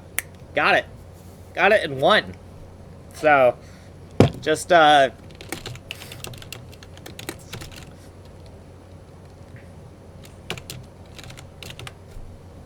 anyways, so I lost my train of thought there. So anyways, artificial dependency loops, let's talk about that for a second. So,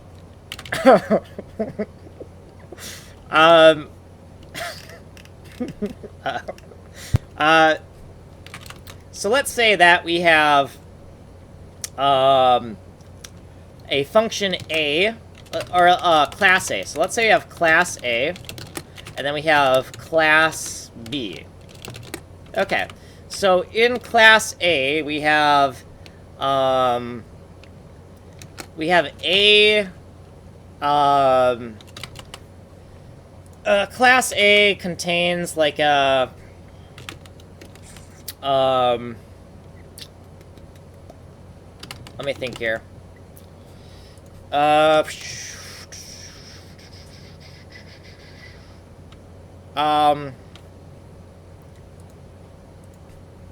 Class A has some function, And I know I'm not doing, like, proper syntax here. I'm trying to write some pseudocode here. It has a function, and in that function it does... God, it's been a while. Hold on. Let me think about this. Now, I explained this so well, like, a few days ago, and now it's just, like, I've been doing so much procedural code that it's, like, I don't know how to, write this.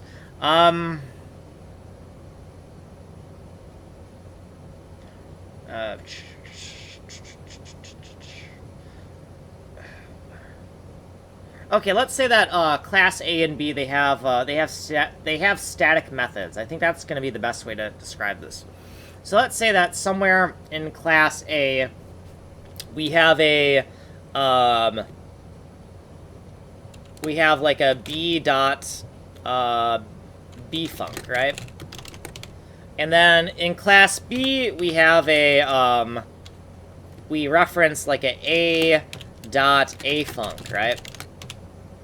And so, class A is referencing class B, but class B is referencing class A, right? Because this A func is in here, and this B func is in here, right? So we have this dependency loop, right? We have a dependency loop, and one way you could solve that is probably with, like, some fancy for declarations or some BS or something like that. Or you could solve it this way, where you could say data for A, and then data for B, and then we could have the funcs for A and the funcs for B, because God, I am not explaining this well at all.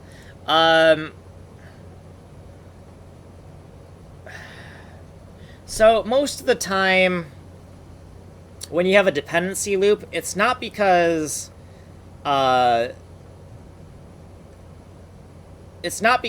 one class wants to use another class's function. It's usually because one class wants to use another class's data.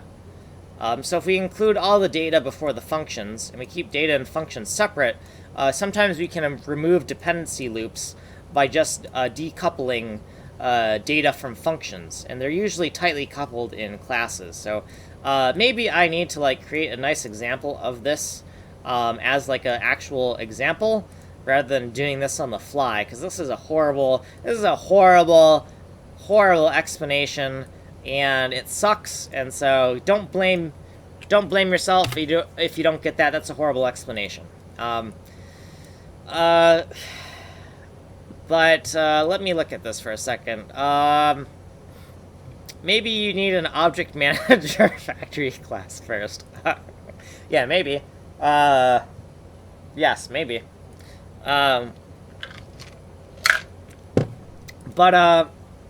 Anyways, where was I here? So, let me look at the chat for a second and see if I missed anything. So, I'm sorry I didn't explain that very well. Eventually, I should probably make a better explanation that kind of illustrates the problem, because some days it's hit or miss. Also, I have been up for... this is my second stream. So, I've been... So, 8 plus... Actually, was it 9 hours? Was the last stream 9 hours? I don't know how long the last stream was, but at least 8 hours. So I have been coding for 8 plus 6 hours. Math, can't math. What is that, 14? 14 hours? So I'm not the freshest here in terms of, like, coming up with analogies on the fly here. But I would like to kind of, like, abide by the Richard... what is it, Feynman or Feynman? Feynman? Richard Feynman? Yeah, it's Richard Feynman, who kind of just said that, you know, if you can't, Einstein may have said it as well, but I think Feynman said something like, you know, if you can't explain something simply, then you don't understand it well enough. And so I completely botched that, right? I completely botched that, where I just tried to explain something and totally screwed up. So, so is that like Feynman? Do you pronounce, how do you pronounce that? Like Feynman? Like Feynman? That is the name I was looking for. I don't know exactly how you pronounce that. Feynman, but that is what I was looking for. I'm gonna put that in my shortcuts.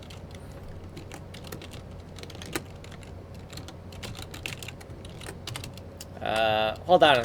Bones. Okay, so let me Don't know? Okay, that's fine. So, I'm kind of ranting. Let's actually get into, the actual algorithm here. It's like, hey, it's like, if you ever seen Dragon Ball Z, where they're like, you think they're gonna get to the thing, and then the whole episode, they just talk? Like, we're doing a Dragon Ball Z right now, where it's like, let's talk some more, and give more exposition, and now let's give more exposition. And an hour goes by, and we're like, we're gonna do this thing, but then we're not gonna do this thing, because we're gonna talk more. So, let's try to not do that. Though I did want to explain, right? Because when somebody new kind of jumps in, I do want to kind of explain what the hell's going on, right? So, people don't always jump in. It's not that frequent. So when people do jump in, I do want to kind of explain what's up. Let me put this chat window back up to the top screen, the top monitor, so I can start kind of concentrating on this. And yeah, we want to figure out how to write this transformation algorithm, right? And we kind of left an empty spot right here for where we want to finish this code. So let's blank this out. And let's just call this, create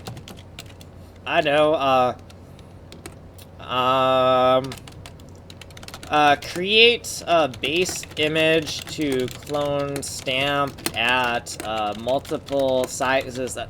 Yeah, that's a bad...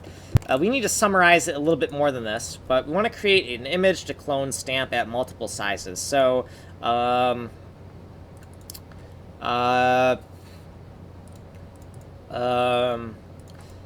about we say,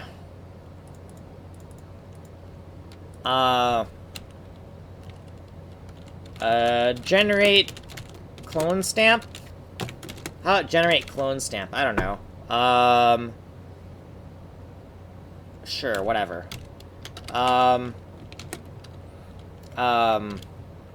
We'll just call it generate clone stamp. I don't know if that's the best name for it, but let's put this in here, and let's just start writing.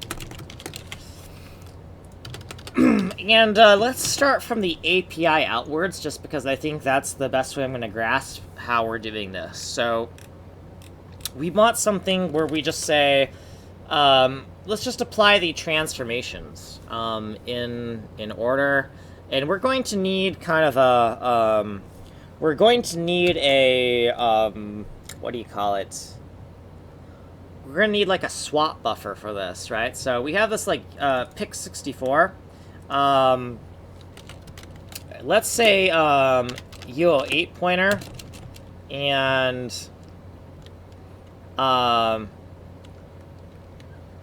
let's just call this,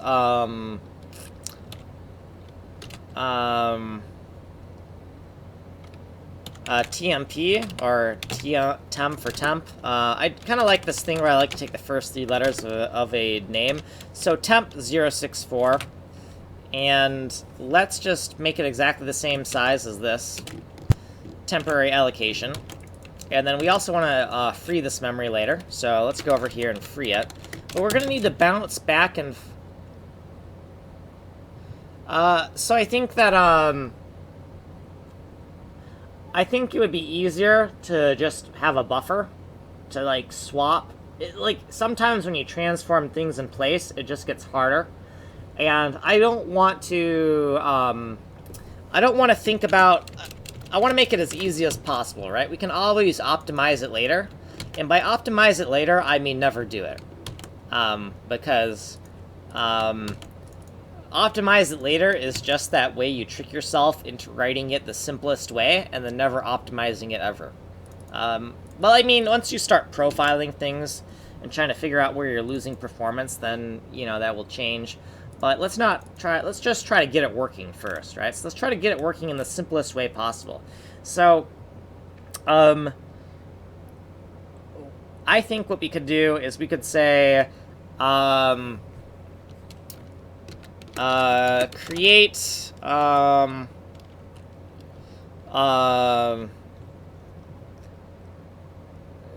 if we're going to mirror on this 45, this is a negative slope. It's a negative slope. So, in place, we get simpler design. Okay, here, let's just, maybe we'll not use this. Okay, well, let's think about what we need to do then. so we got this image right here, and we need to, the first thing we need to do is we need to resize it to 64 by 64, right? So we need to say resize image, and we want to take this image here, so source, and we want to say this is pix width and this is pix height, right? So these variables store that the width and height is 512 by 512. This is a in a specific, the caller decides if wants to memcopy or transform the original. Okay, the caller decides, okay, fair enough, right? The caller can decide that. Okay, I got you. Okay, so let's say we resize the image, and we're gonna take this memory, and the original 512 that's going in here, I don't want to edit that, right? So we're going to give it the actual allocation here. So we could comment this out, like maybe we're not going to use this, and then we can get rid of this. For now, we're just going to comment it out for now. But yeah, so we want to resize this image, and then we want the destination size. So we can take the we already want the memory to be allocated, right?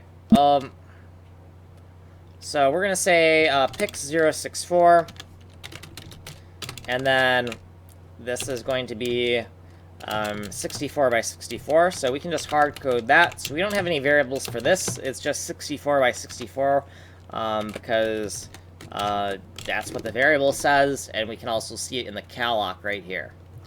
So 64 by 64 times 4, because there's RGB and A bytes, right? So yeah, we can have some type of resize image, and then AAC 2020, and then we'll call this, we're going to keep everything private unless we absolutely want it to be public. So let's keep this lowercase.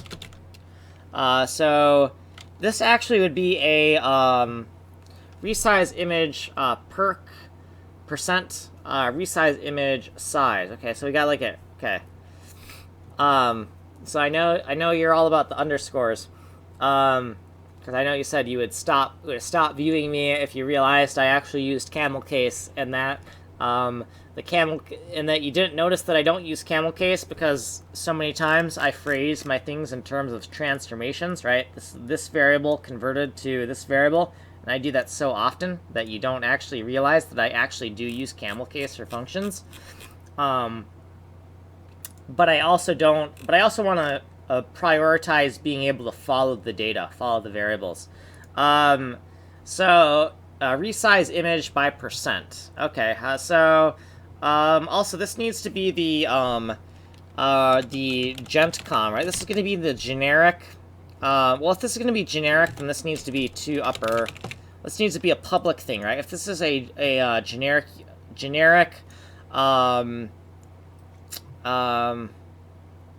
Now, why do we call it com?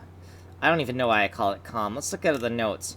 Generate tile common. Okay, so got it. So gentcom, resize image, and I'll make you a compromise. I'll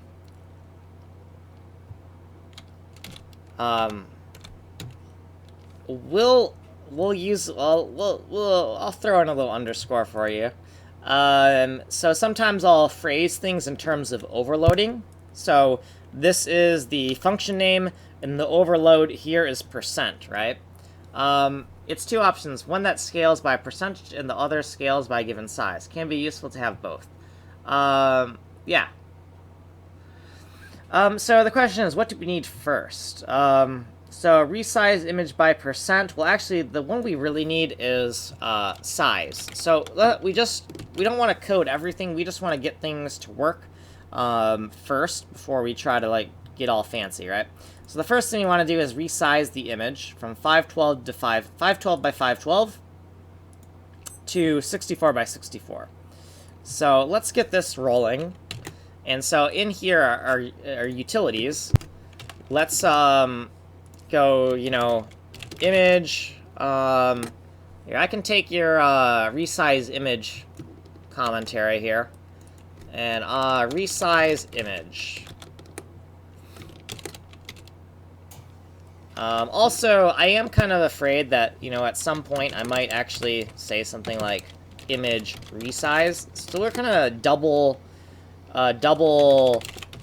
label this section with the inverse, just in case I'm looking through the code base and I search for like image resize instead of resize image, and I don't find what I'm looking for because, you know, being dyslexic and, you know, flopping things around like that, you know.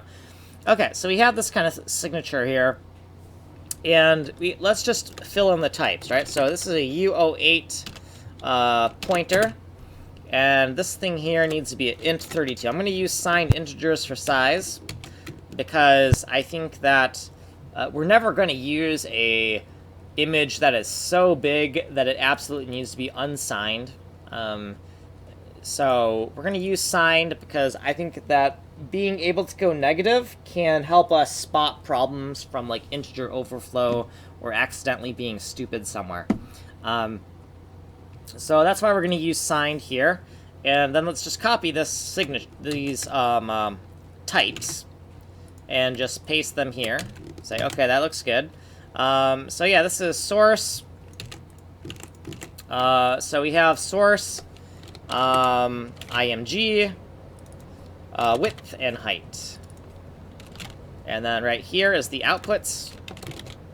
So output, and same deal, image, width, and height. Verb or noun first, the endless dilemma.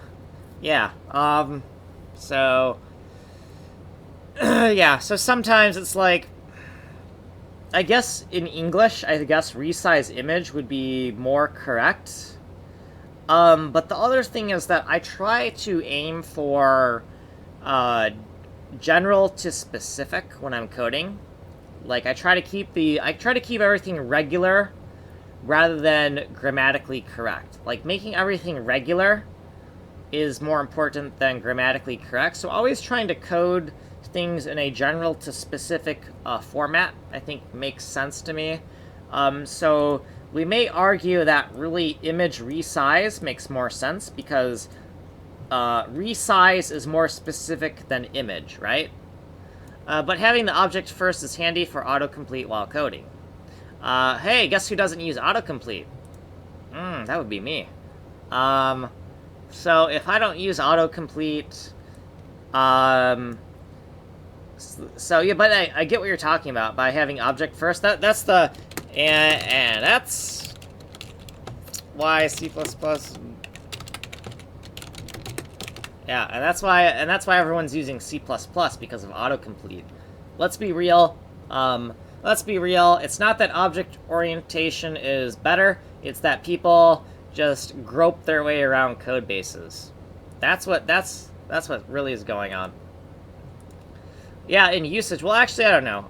In maybe like what, microcontrollers and drivers and I don't know, implementing Python, implementing Java, right? That's written in C code, right? But as far as jobs go, it seems that there's more C++ jobs than C jobs out there. As far as I can tell, it seems like there's more C++ jobs. It seems like it's kind of like assembly jobs where definitely somebody needs to know assembly, but they don't need large amounts of people knowing assemblies, right? Like let's look at Java. Like, everyone's doing Java. They need more people doing Java, but would you say that Java is more important than C or C++, right? Like the adoption rate of a language might be inversely proportional to how important it is, right? It's kind of like, to make an analogy, you only have one CEO in a company, and then you have a whole bunch of worker drones, right? So sometimes I think that like the C and the assembly are kind of like the CEO. There's not many of them, and you don't need many of them, but you do need one of them, right? But you don't need much of it. I don't know if that makes sense. But you're all what WTF, so. But yeah, I don't know. That's my take on how that unfolds. So, but I am going to use C because I want something that's going to be around for a long time. Oh, so let's add to that bullet point. I had a bullet point, so let's just make a note here because I know I'm getting distracted here, but let's make a bullet point here. So why am I using C? 1, I'm not smart enough for C++. Okay, 2, I tend to overcomplicate things, and C++ would exacerbate that. 3, OOP is overrated. 4, I don't want the language taken away from me after working on a code base for 5 years and then having to start all over again. Okay, so I'm gonna make a note of this. Auto hotkey folder, shortcuts, SC files, questions? Sure, why questions? Why use YC? How about YC? How about YC? No. YC, go over here, full file path to clipboard. For next time somebody asks me that question, I have a response. YC, YC, and YC.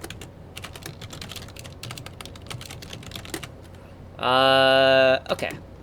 There, I just put that in my notes. Let me scroll back down here. 5, preprocessor is shit. C preprocessor is shit. I like the C preprocessor. It's simple. Well, it does everything I need to do. Right? I don't abuse the preprocessor, right?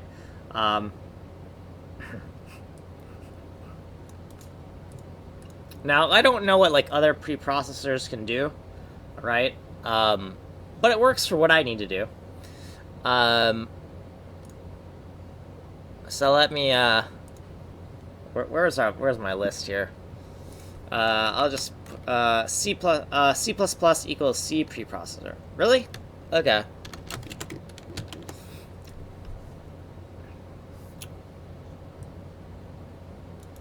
Copy.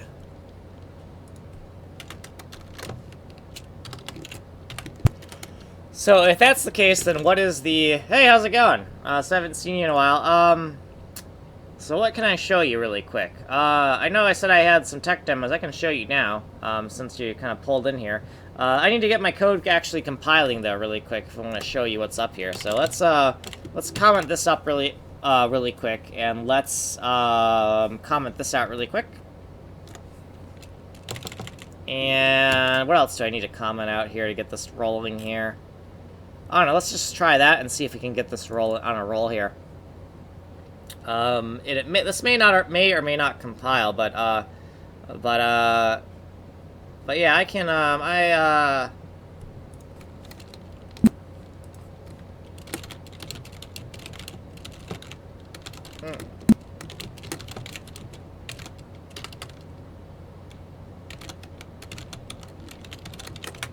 Okay, so let's show you what I'm up to since you're here.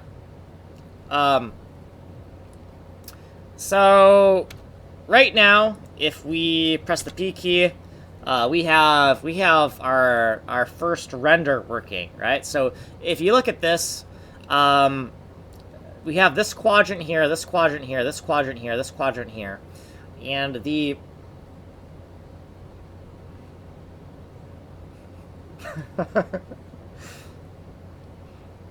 someone should make a fast version of Python that is just a bunch of defined statements in C++.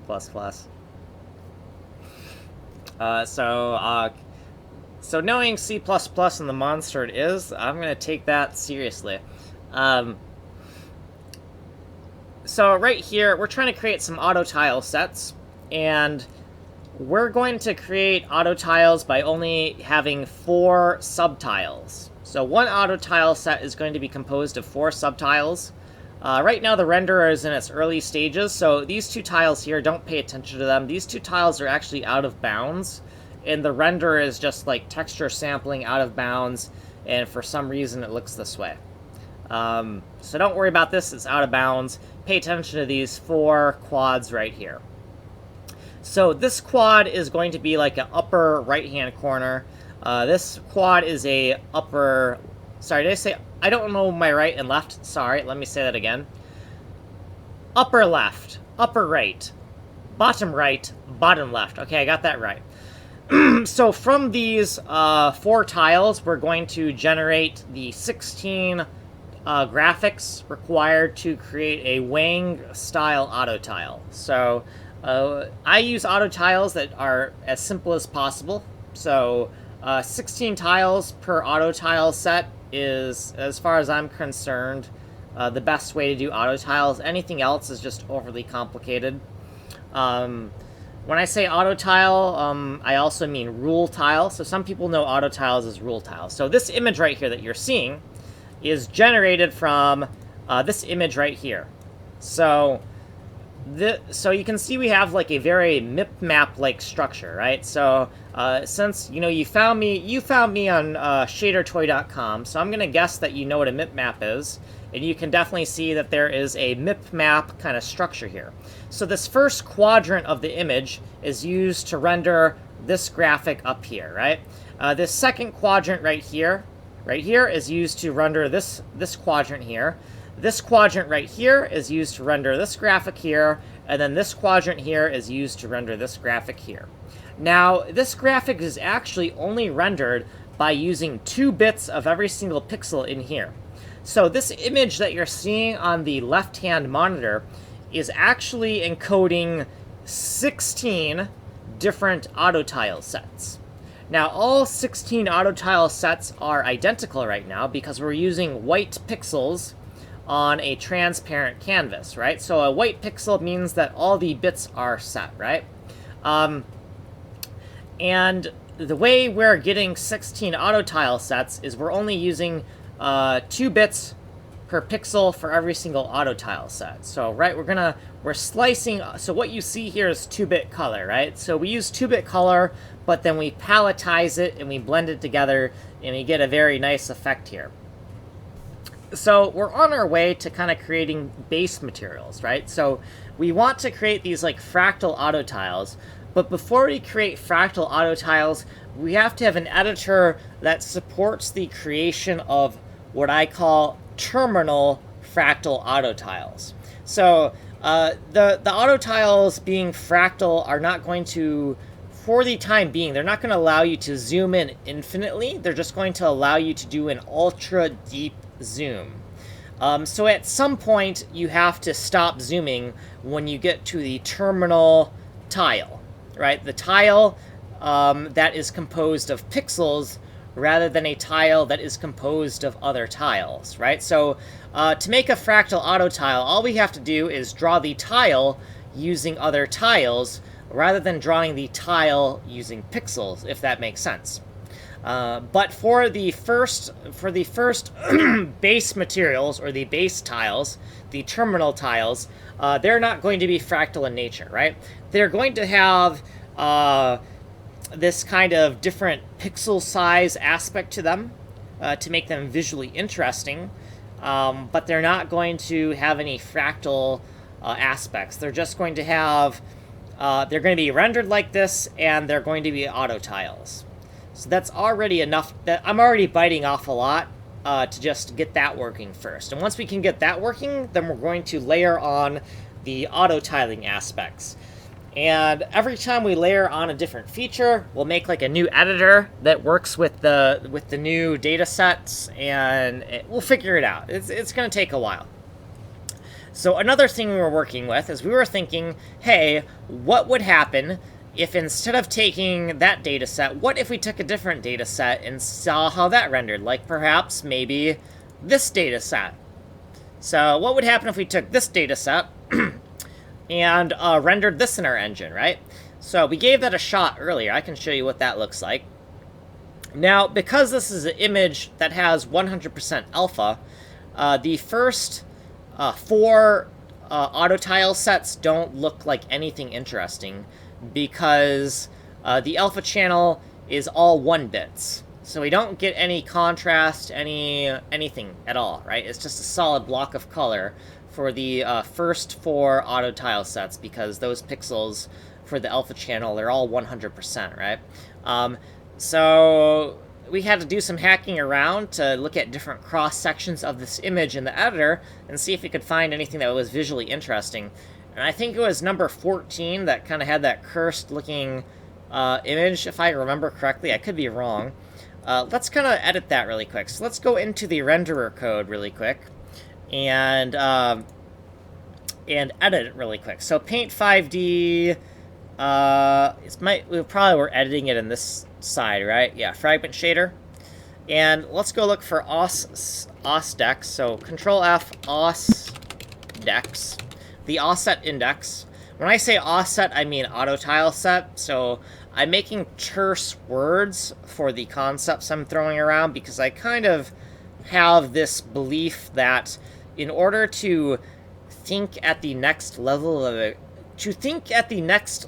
of abstraction, we must first create terse words for the current concepts that we're using, right? To graduate to the next level of abstraction, we must create a vocabulary of terse words before we can graduate to the next level of abstraction. I kind of did a loop there. That didn't make much sense. But basically, I don't think we can just use an agglutinative language where we use this Lego naming convention and eventually, if we keep on Lego naming things, we reach a critical mass where we can no longer reason about things in a higher level of abstraction, if that makes any sense at all. I don't know if that makes any sense. But I hypothesize that what I'm saying is true and that I'm not completely crazy. Okay, so this auto tile set index, or the offset dex, is set to 15. I'm going to set this to 14. I guess maybe it was 14, or maybe it was 13. It was probably not 13, because if it was 13, I would have remembered, because, 13, like, being, an unlucky number, and then also having that image, that would have been too coincidental. I think I would have remembered that. I think it was 14. And let's go into the keyboard bindings for a second. So in the PAINT5D functions, we have a keyboard key known as P5D pat for a PAINT5D pattern. And if we go into the code here, we can see that right now we're using this hard-coded asset. We're going to remove that comment. We're going to comment that back in, and we're going to use this one. So asset number 2, and that's going to be, what do you say? Hold on, I'm gonna have to go look at your, how do you pronounce that? Because you said you were gonna kill me and unsub, something like that. I think that RBSRBS, I'm pretty sure he said he was gonna kill my whole family and shoot my dog if I pronounce the name incorrectly. And then he made my mom cry. He broke into my house earlier. Like, it all happened. Yep, it totally. Not being sarcastic at all. Where is this? I know. Yeah. Yeah. Okay, anyways. Yeah. Anyways. So, this image right here is yeah. And let's kind of see what that looks like. So we're going to take, not this data set, but, this data set, and we're going to render in the engine and kind of see what that looks like. And then I'm going to check, somebody messaged me privately, or did a whisper thing, so I'm going to check who that is. So let's see if we can compile this, or if I left some loose ends, because I kind of commented things out really quick. So we're creating some hex dumps of the asset so that we can embed it into the executable. And then we can run it, and we'll go over to the editor, and then we'll press P for pattern. Okay, so it wasn't that one, but, right, we're not getting anything very interesting, right? It's maybe from an academic aspect, you could say, oh, that's kind of interesting, but it's not that interesting. So if we want to get something more interesting from just taking some random image off the internet and then getting something that actually looks kind of cool, we're going to have to do some pre-processing transformations to the data. to get that to happen. Because right now, just pumping that in there as a data set doesn't really net anything that interesting as far as I'm concerned. So let's Control C to close the program, and I need to check who's messaging me. Oh, that was just you, wasn't it? Okay, got ya. So you must have hopped on right after you saw my message. I got it. Okay, cool. So right now we want to, let's go over here. We want to create some type of image. We want to size it. We want to take a 512 by 512 image.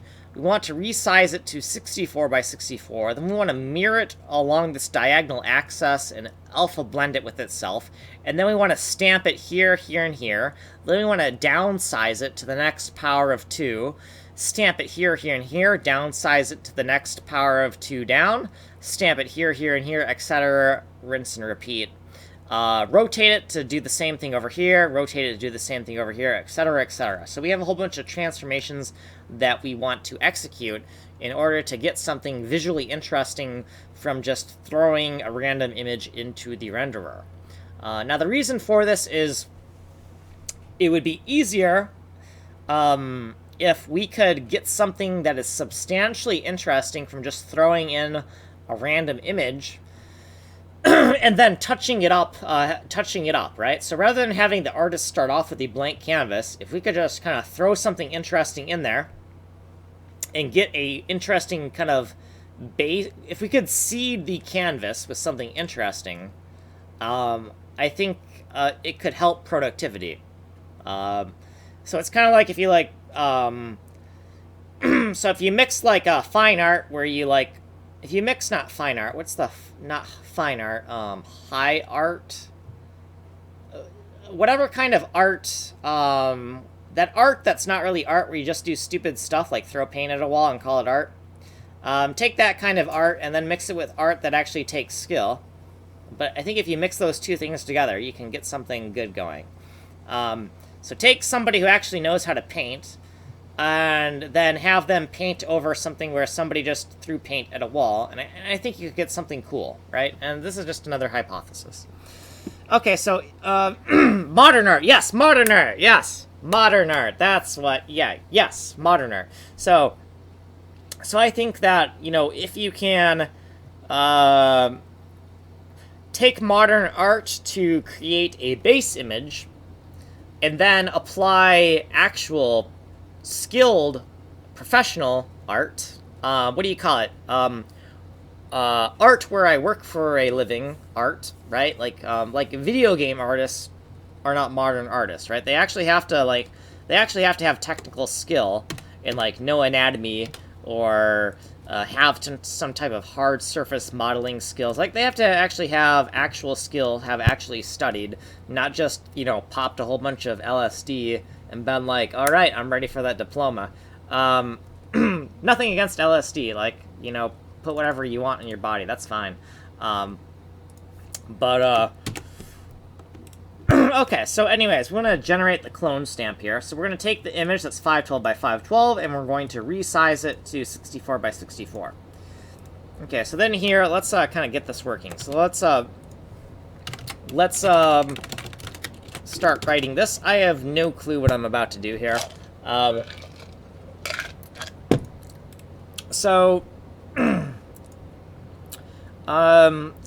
We're not gonna, let's not worry about like smooth blending.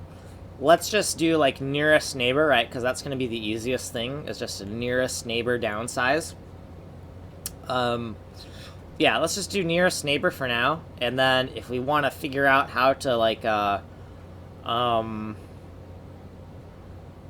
if we want to figure out how to not do nearest neighbor, I think that if we start with the nearest neighbor, resize, the algorithm should just take a few modifications to change that to kind of like a blend.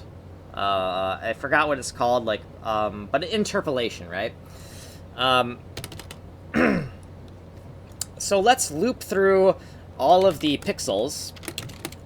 So for int32, And we'll say, I'm going to call it D64 for the index dex64. So the index accessor for this. Dex64 equals 0. And then D64 is less than or equal to D64 max index. So MI for max index, and then D64 plus plus, right? So this is going to be our loop. And then up here, we can just say, you know, if we're gonna do, if I'm gonna declare a max index variable, I might as well also declare D64 outside of here as well. So D64, and then we want to int32 D64 max index, and that's going to be equal to 64 times 64 times 4. Right, the number of components per pixel, and then we're going to -1, right? So I like to use inclusive ranges. You could call me a weirdo. I know I'm very unorthodox in that sense. But yeah, the max index, we're going to go over an inclusive range. I just can comprehend things much better when we're doing inclusive ranges for all of the math. Okay, so we loop through this, and what do we know that we want to do?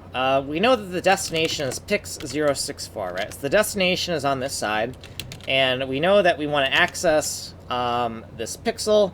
Actually, we don't want to loop through it like this. I take back that multiplication by 4.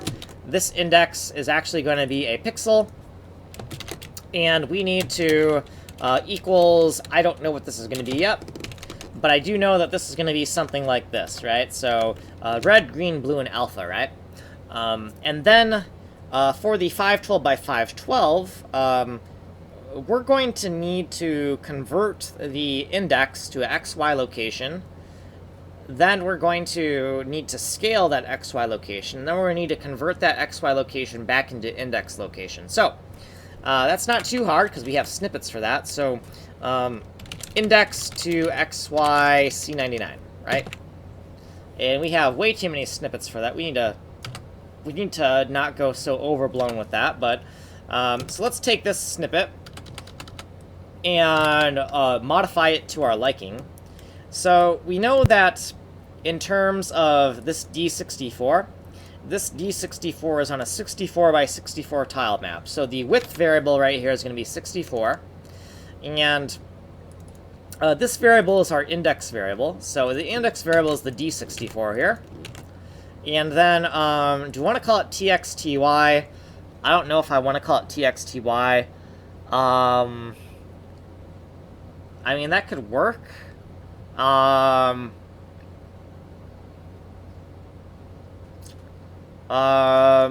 know what? I'm going to call it...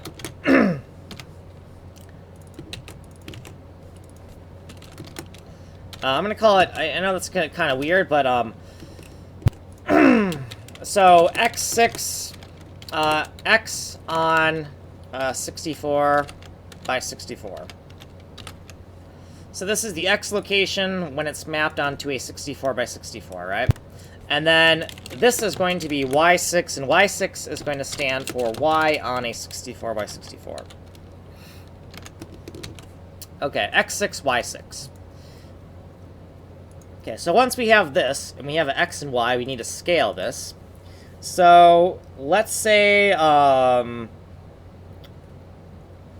if we want these scaled x and y, let's say int32, and we want to say that we're going to map this on a 512 by 512, right? So we could call this y5, right? And this is kind of weird naming. I don't know if this is the best way to do this, but y5 equals x6 times what? Like, times 512 divided by 64, right? Right, because if you have 64, yeah, so let's create a scalar. So int32 scalar, sca for scalar, and that's going to equal, that should be, well, actually, no.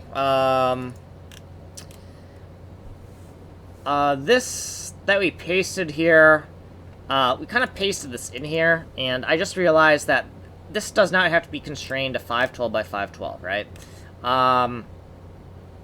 I am going to assume that that this input is bigger. I am going to assume that the input is bigger, though. I need to take a quick break, though. So I'll be back in... well, actually, no, I'm not going to take a break just yet, but I am going to take a break soon. Yeah, I made the assumption that this was going to, like, this is wrong, right? That I didn't, let's say this is like, I'm gonna call this in, 512, and then this I'm gonna call it, like, out width and out height.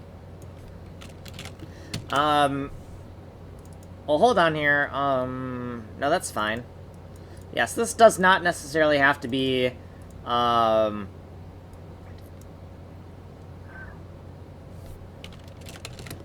this does not necessarily have to be 512. This does not necessarily have to be 64, right? I am anticipating when I write this algorithm that this is going to be bigger than this. Maybe for now, working with concrete values could help us wrap our mind around what the heck we're doing. So maybe for now we can keep this as in 512 and in out 6. Jesus, hold on. In out 064. Like keeping these names right now might help us know what we're doing. And then maybe later we'll refactor it, right? So, so I don't know.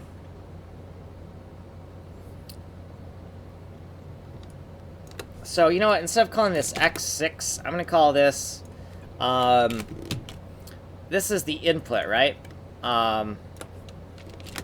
And we'll just use, no,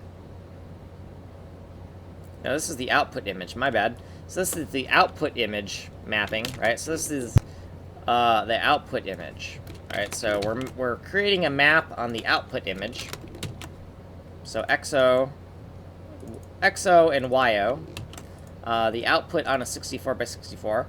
And then we can take this and let's just copy paste and no, let's not copy paste that. Let's say XO or X in. So the input, we're going to take the output image and we're going to multiply it by the scalar. And then the Y input, right? So XY output coordinate. So this is XY output coordinate, and this is the XY input. I'm going to type it like this, just so that everything kind of lines up nicely. Oh, input is I. Oh, God. Coordinates. And so XI for input, and we're going to take the output, and we're going to upscale it by this scalar. So we're going to take the, we actually need a scalar width and a scalar height, or a scalar x, scalar y, whatever you would like to call it. Since I have a propensity for naming everything in these clusters of 3 and 7, we're going to name it this. And we just need to take the input width, and we need to divide by the out width, right? So input width divided by the output width. This is integer math, so we're not going to worry about being off by 1. Let's just get it working correctly. We're going to work with powers of 2, so that shouldn't even be a problem anyways. So the in height and the out height. And does that math actually check out, right? So we're taking the larger number and we're dividing it by the smaller number to figure out how many of these small tiles can fit into the large tile, right? So how many of these small 64s can fit into the 512, right? And so with this how many number, we can, is that correct? Or am I screwing up here? Let me think here for a second. Is my math correct here? I'm not sure if my math is correct. Let me roll through the math really quick. Let me let me look at this for a second. So, so we got like 512 divided by 64, right? And 512 divided by 64 gives us 8. And then if we're trying to map onto a 512 by 512, then if we take the 63rd coordinate and we multiply it by 8, right? 0 to 63, 63, and we times it by 8. Right? We should get like 511 or something close. 504. Okay, yeah, so that looks about right. Yeah, I think that's about right. Now, yeah, I think that's about right. Let's roll with that. Or do we actually need something like times a 9 instead? Let me throw in a 9 there just to amuse myself here and see if that actually looks more proper. No, that's way out of bounds, so it's an 8. So anyways, yeah, so this looks about right. So we want the scalar width and the scalar height. So we want to take these variables here and just be like, hey, throw that in there. So the input, we have this input coordinate that we're going to sample. We're going to sample from the bigger image, and then we're going to throw it into the smaller image, right? So here is our smaller image. Here's the index location, and we now need to convert the convert input location to index, right? So now we have to go the other way around. So we got to go xy to index C99. And we have a little snippet for that as well. So the width variable is 4 right now. We need to change that to the output or the input. So the input is our 512 by 512, right? In this example here. So we want to use the width variable here. So when we're doing index to xy, it's the width we need because this is the stride variable. And then right here, this is the y variable. So this is going to be xi for input. And then, oh, hold on, my bad. I already screwed that up. It's going to be yi. So y times stride plus whatever's left over. So xi. So yi. So yeah, so y times stride plus whatever's left over. And then right here is going to be int32. And this is going to be, I guess it's the, so this is the, am I doing this right? Oh, I is for input, not for index. So if we have D6, this is the D64 index, so technically this would be the dex 512, right? Which is not like the best thing. D512, I don't know. We call it D12, I don't know. Or just call it dex. I'm not going to worry about it. But yeah, this dex is for the other array. And so we have in 512 with this index. All the calculations are in terms of pixels, so this makes sense. Now, we hard-coded a 64 here, but I realized that we don't actually want to hard-code 64 because we want to actually use this output width. So let's change that for a second. Out width, and then this is in width. And then over here, we also are hard-coding this for this maximum index for here. We want to change that as well. So we want to say, hey, you know what? We're going to take the width. Sorry, not the width here. We're going to take the input width, and we're going to take the input height.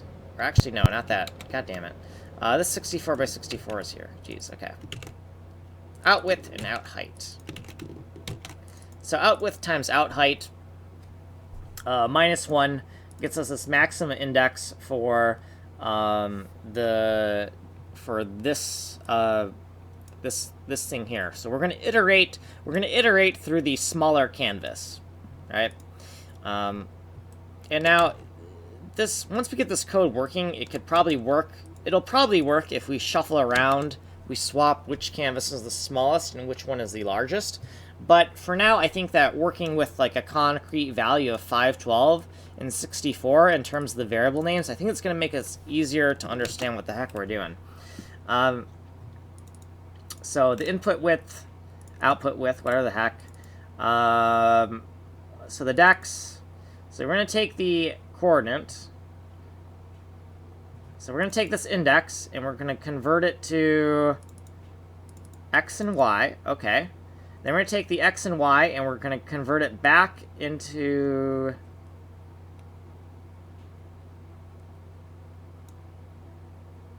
Oh, no, we're going to take the x and y for the output, and we're going to scale it up, right? To scale it up, to map it onto the bigger image. Okay, that makes sense. Then once we've mapped it onto the bigger image, we got to get it back into an index location. So we're going to take this y multiplied by the stride of the larger image. So in width is the larger image. Excellent. Then we're going to add the remainder, and that gives us this big index, right? So the big index. And then once we have that, we want to make sure that we access the correct components, right? So 0, 1, 2, and 3, right? 0, 1, 2, and 3. And if we do that, I think that's all we need to get that working, right? So just nearest neighbor sampling, no kind of blending, nothing fancy, just a simple copy-paste. While we're here, we might as well make sure that we create some type of out-of-bounds variable in case we kind of screw this up, right? So these indices are...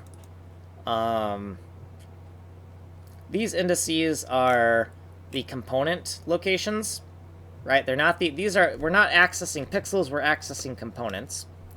So let's say that int32 I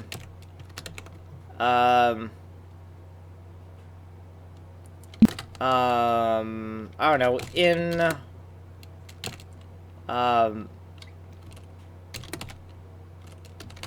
MCI, max component index, I guess.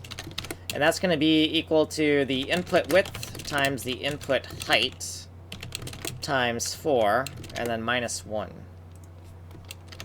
So, right, and then the output max component index is going to be the out, right, so out width times the out height times 4. So we can make a note of this, so we could say, you know, MCI is going to be max component index. Index, God. Okay, so now that we have MCI, whatever the heck, we just want to use this in an assert statement. So right here, actually, we're going to use an error thing because this is only used to check our logic, and I think that if we aren't careful, asserts get stripped out when we remove debug, asserts get stripped out. So does that make it so the code doesn't compile if it realizes, hey, this variable is no longer used, and then we have problems? I don't know exactly how that is supposed to work. So let's just say that, you know, if D64 plus 3 is greater than the output. The output is a smaller one. Air OOB, and let's say D64, right? So let's just do D64 plus 3. Why not? That's kind of a weird error message, but let's just get something in there that notifies us of what's going on. And then over here, we can look at this dex and dex plus 3. And then instead of out, it's going to be the input MCI, right? So we're going from the input to the output, right? And we can do this, dex plus 3. So now we have a nice little error message. Also, yeah, so I think that's the basic algorithm. I think that's the basic algorithm we're going to need. Let's clean some stuff up. So right over here, let's just do some basic input checks, right? So some basic input checks to get this working for us is we're just going to make a little section here, call it input checks, and throw in some basic sanity checks. And not try too hard, so we'll just use some asserts on this. So we want to assert that if we do a U08 cast, a U8 pointer cast of 0, so a typed null pointer, basically, that should not be equal to the in512, right? We also want to assert that the input width, right, so is greater than 0, right? So that means 0 is going to be less than the input width, right? And then we also want to assert that 0 is less than the input height, right? So if this looks kind of weird to read, just imagine a number line, right? So just imagine a number line, 0 comes first, and then later, later on down the number line, higher, you have the input width and the input height, right? If you imagine it on a number line, it actually does not read that oddly, but you have to imagine a number line, right? You have to have the correct mental model in your head for things to make sense sometimes. So I find that I can write these Yoda expressions as long as I'm imagining a number line, if that makes sense. So now we can change this to out, and instead of 512, we're going to call this 064.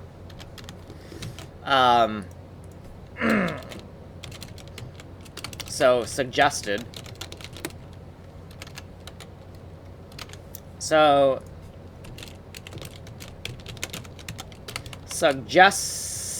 suggested 512 by 512. So, it's not necessarily a 512 by 512, we're just giving a suggestion to make it easier to wrap our mind around what the heck we're doing. With that said, I think that's all we kind of need there, right? So for these kind of inputs.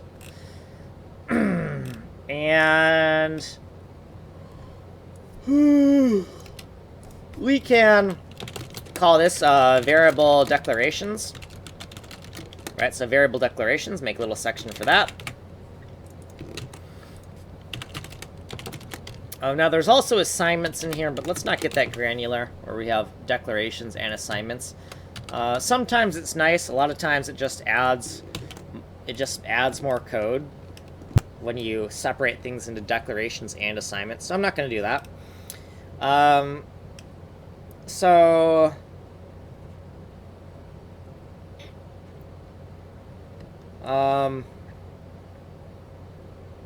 Let's call this xy on x64 by x64, like that. And then this right here is an xy on a 512 by 512, right?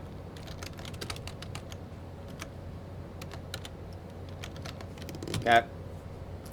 And we can also do some asserts, right? So let's assert that xo for output is greater than or equal to 0, and xo is less than or equal to the output width, right?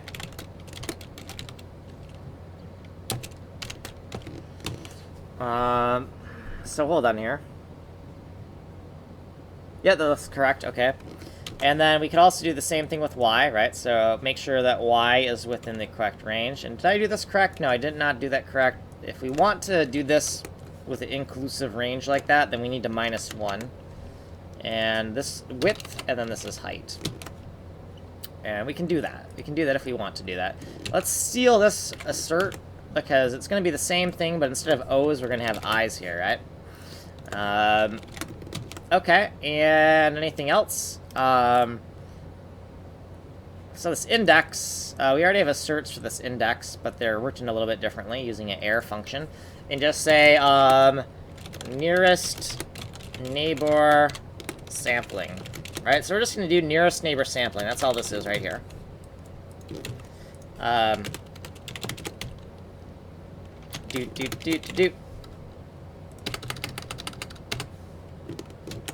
Okay. Anything else? No, we shouldn't need any output parameters. We check this to make sure the pointers are not null. Is there anything else we need? No, I think that's about right. I think that's all we need to get this working. I feel like I'm missing something. No, I don't think I'm missing anything. I mean, if it crashes on us, we'll know we're missing something, but I think that's based... Oh, actually, yeah, we need one more thing. We need to define U08. We need to define int32.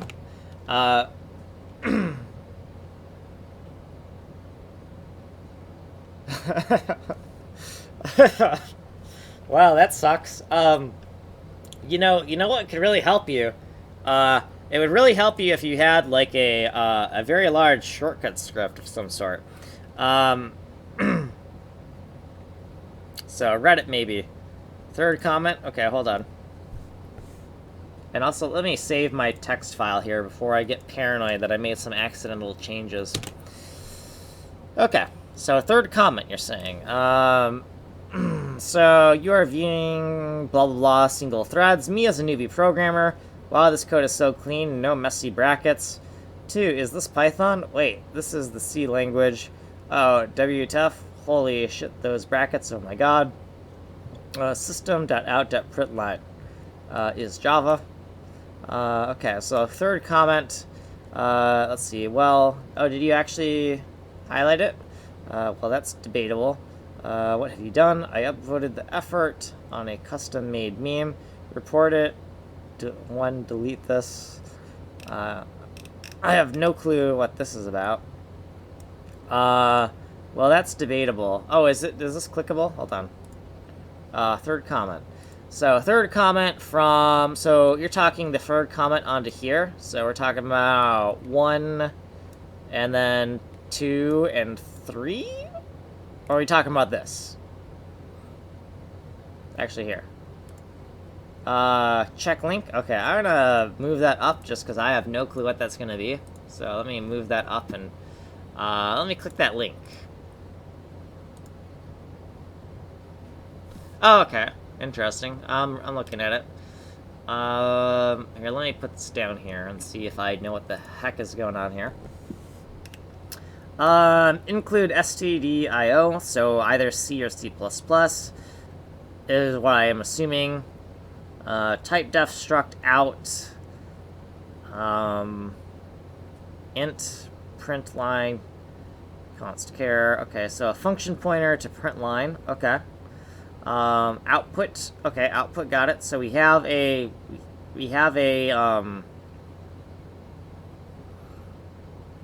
okay, so we got this function pointer called output, and then we're going to load output with, we're going to create out underscore, we're going to load it with the address of printf. Got it, okay.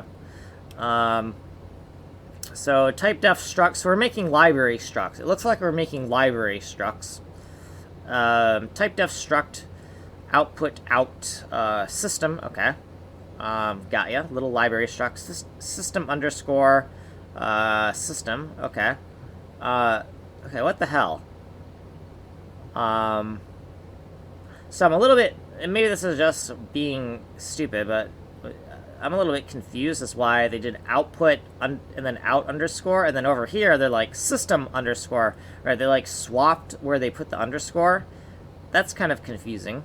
I don't know if I'm going to read further and see why they did that, because that kind of is like, eh. Define out. Okay, so we got some line continuation characters. All right.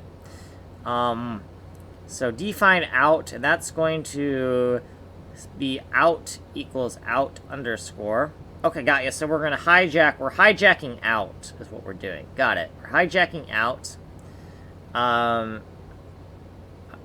Okay, system.out. Uh-huh. Oh. I see. I see. I see what they're doing, and I don't know how to feel about that. Huh.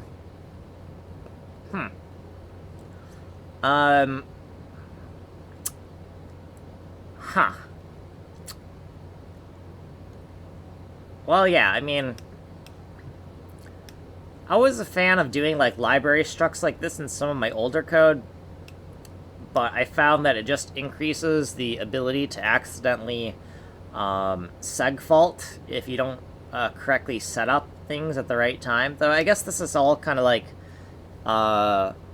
this is kind of all wired up at declaration time, really, so I guess this isn't too much of a problem. Here, I'll save that. Copy that. I will call that, that's called, Java C or Java++. I still don't know if this is C or C++ code. So I'll just call it Java++. Java, because I've heard of that before, and then Java C. Yeah, Java C and Java++. And Java C. Paste that. Okay, anyways. Close that. I uploaded effort on a custom-made meme. Reported, delete this. Okay. System.out is Java. System.out.println is Java. That's debatable. Okay, yeah, okay, yes. Debatable. Yes. Okay, yes. That is kind of funny. So, check link. I don't really use Reddit that much. In fact, I don't have a... So, let's compare some things for a second, right? So... there might be some non-safe for work stuff on Reddit, so I gotta, like, check Reddit really quick. before I show you my Reddit, because I do kind of like, it does keep the recently visited things. That's okay. And if I go to my thing here...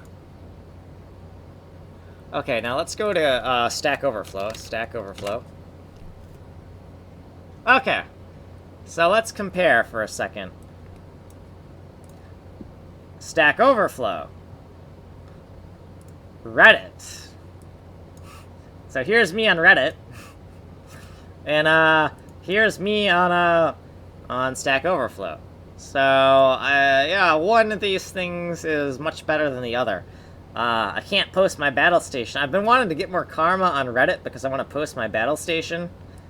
And I say battle station kind of sarcastically, because if you've seen a picture of my setup, you wouldn't call it a battle station. But I don't think it fits in... yeah, we're the opposite, yeah. I don't think what I have fits in... can I find a picture of the thing? Battle station... image. Can I find an image? Hold on, I'm gonna look for something for a second. Battle station... Can I find an image? Or did I save an image somewhere? Uh-huh. I might have put it on... Maybe I didn't. I'll show you that later. I'll show you that later sometime if I don't have it on Imgur. I'm gonna check Imgur really quick. Privately. I will check this privately really quick and see if I have it on Imgur. So I have like a so images, and I think I may have taken a picture. I may have not though. I don't remember if I took a picture and put it on Imgur. I probably should have, but I may have not have. Yeah, it doesn't look like I did. I'll take a picture of it later, I guess, sometime. I know I took some pictures, and I probably have a picture on, like, my, my camera or whatever. But I don't want to go take the time to, like, plug it in and get it connected up to, like, a, find a spare USB slot to plug it into right now. Okay, yeah, I don't have it right now. I'll have to show you sometime what my, workstation looks like, because I don't think you understand how crazy my workstation is right now. Okay, anyways, let me read everything and see if I missed anything. The guy I replied to corrected above guy that system.out.println is indeed Java. I made that shit just to contradict him in an absurd way. Yeah. Yeah, got ya.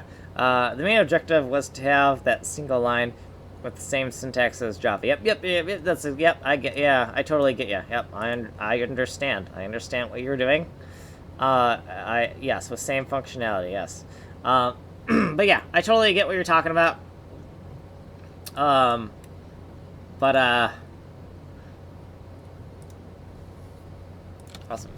Awesome.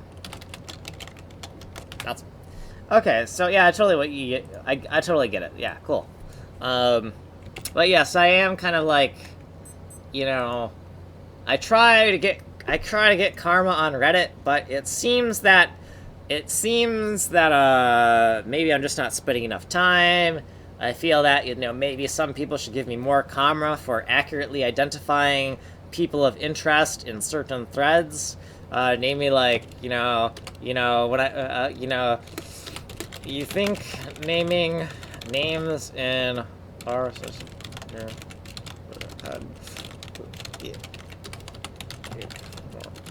karma.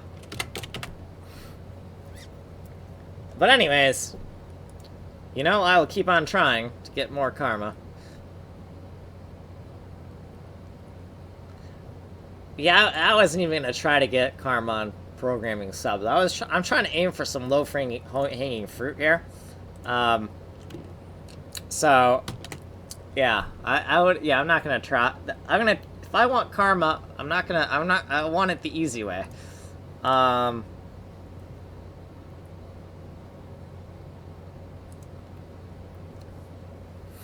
Yeah, I don't really care. I'm gonna open this and I got A's. It's semi-serious. I totally get that. For me, it's kind of like ask a Ouija. Ask Ouija. Get your answers one letter at a time.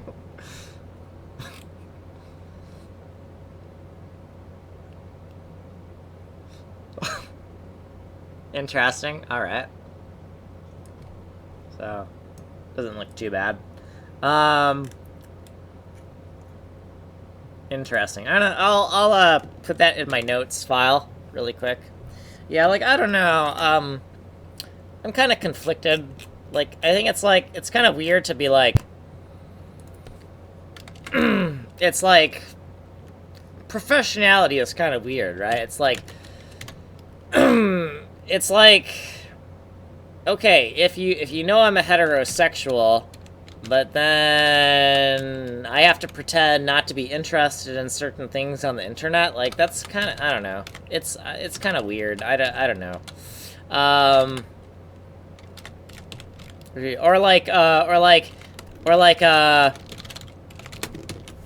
Hold on.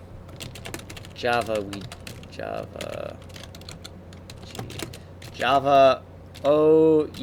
I don't know how to spell that correctly. It's kind of weird that, like, in terms of professionality, it's like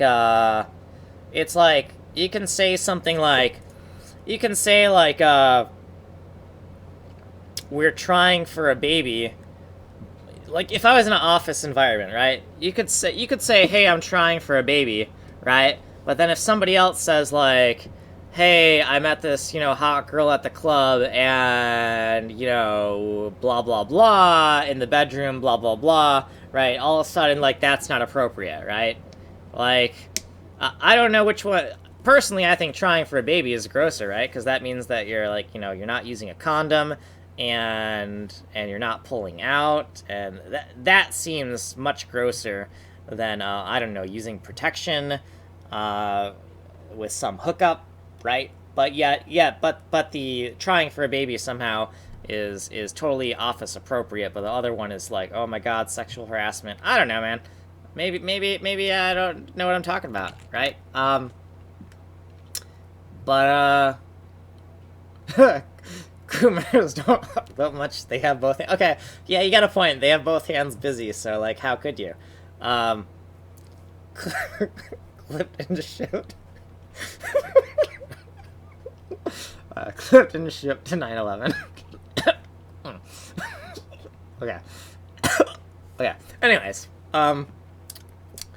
so I'm thinking that this algorithm is proper. I don't know, but let's. What can we do here in terms of getting something working? To say, we just want to get something working right now, and then add other transformations later, right? We just wanted like a little confirmation that we have something workable, right? So we want to, before we flesh this all out and finish it, we want to put it into our pipeline somehow.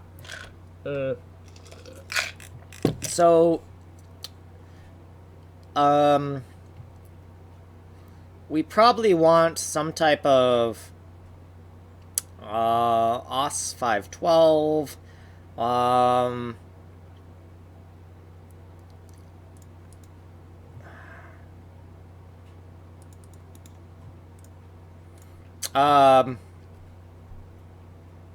okay, here's what we're gonna do. We're gonna go in here, and we're gonna make this void, and we're gonna remove some abstraction here and make a function. We're just gonna hard code a function to do the thing that we want to do. So what was it? It was like let me make sure I have that pronounced or spelled correctly. Okay, so we're gonna take the we're just gonna say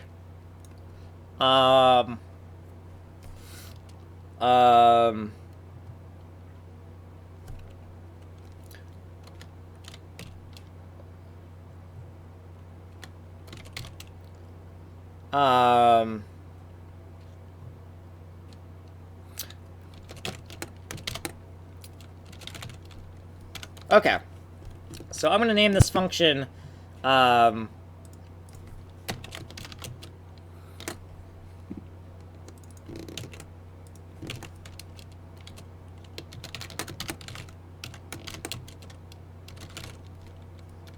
okay, so we're gonna take this image and we're going to load it into RAM, into the PAINT5D system, right? So we're going to make a very specific use case.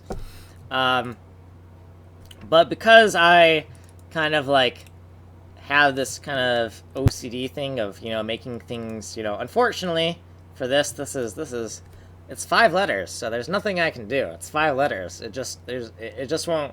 I'm sorry. It's 5 letters. I can't do it. I can't justify it. So we're gonna say this is void, and we're going to hard code the things we need to use here, right? So right here we have this kind of transformation. So we're gonna take a 512 by 512 block of memory, and we're gonna convert it into okay, so now, well, hold on here. If we're going to do that, then we don't actually need to do this by reference, right? And that means we don't need to cal-lock this memory block. Are we cal-locking this memory block? It sure looks like we're intending to cal-lock this memory block. Yeah, we don't need to... Okay, you know what? I changed my mind on this idea of...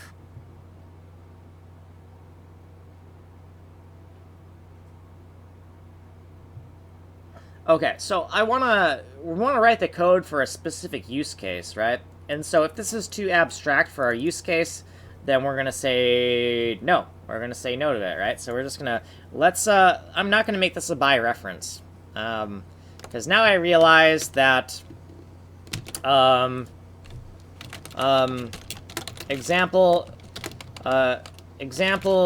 input, or we could make an example,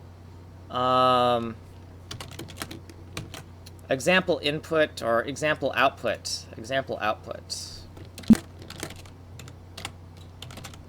So the example output could be, if we look into our code here, we have a section where we keep all of our memory for all the different systems.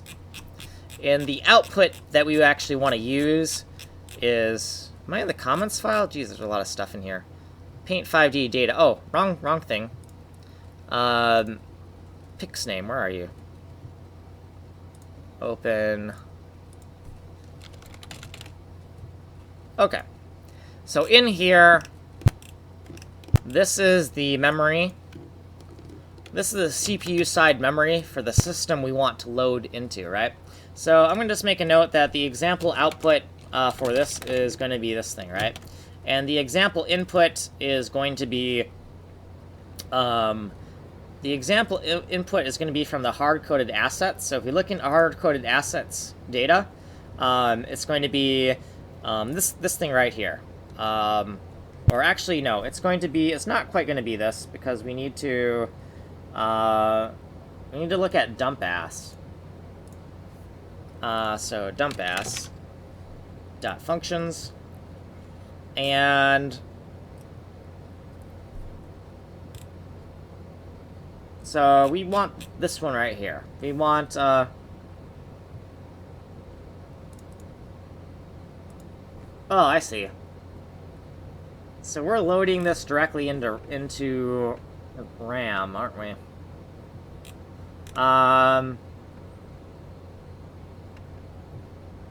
So that's nice, but that's not how we want to do it here, is it?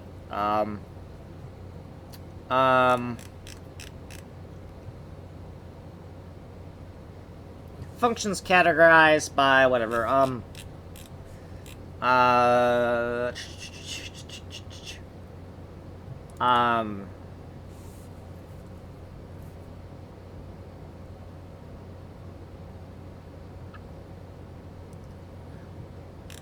okay.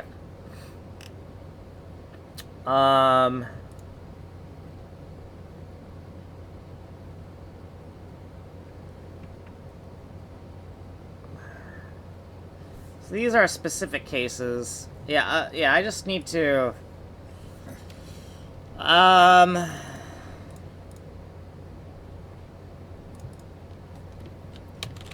dumping assets directly into subsystem RAM. So this section here, this whole section of code, we're dumping assets directly into the RAM, the random access memory. We're dumping it directly into stuff like this, right? So this is very specific cases here, and we want kind of another section of code that has more generic. So dumping assets into callocked memory.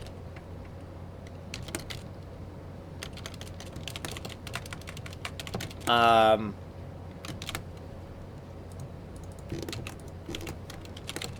dumping assets into callocked memory. So let's kind of take this code here, and let's kind of, we should be able to like rework it a little bit and create another version of this, where we're taking PNG number 1 that's hard-coded, and we want to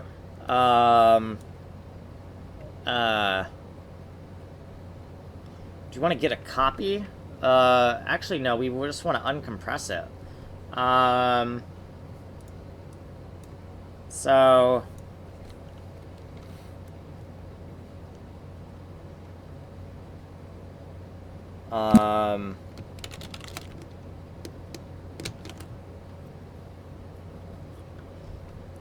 So we want to like convert it to or unpack, or get.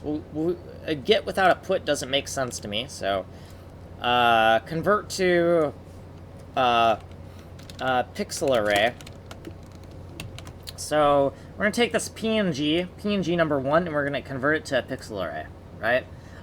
This flag for update memory after loading into CPU, well, we're not even going to load it in there. So, raw PNG data to pixel data. I can make a comment for that. But yes, you are correct, right? So this is...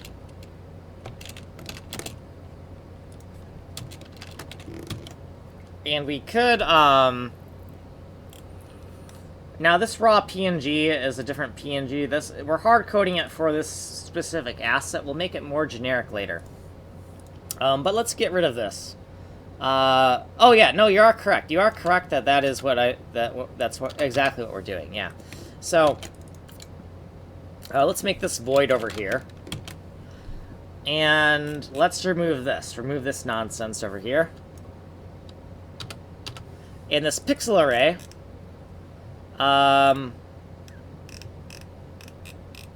is... It's over here. We have this. We have this. U32 array to pixel array.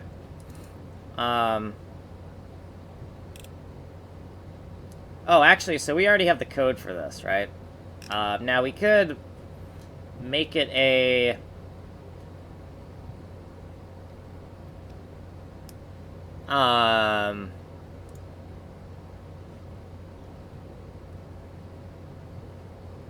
Well, no, so it's still useful. It's like a wrapper. Okay, so that's fine. Right, because we're gonna hard code these in here. And, yeah, okay, I see what, okay. Okay, yeah, that makes sense, okay. So this and this, the pixel width, the pixel height. Making sure that everything looks correct. Embedded asset not 512 by 512, PNG 001. Yes.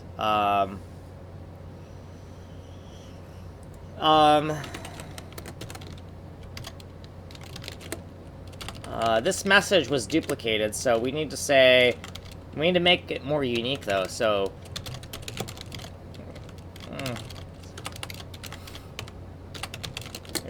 Alright, so anyways... If we screw this up... we need a message that's slightly... We need to... This was copied and pasted, so we need some other printf statement to make this uniquely identifiable. I did not use libpng, I used libloadpng.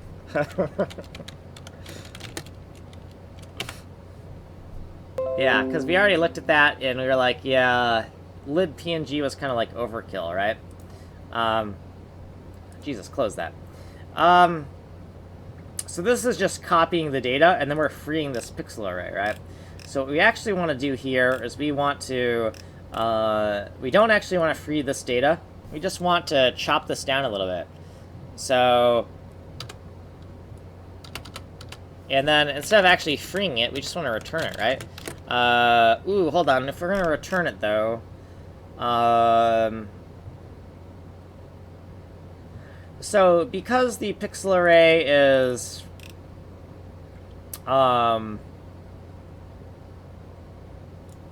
Okay, yeah, let's do that. I'm kind of changing my mind here.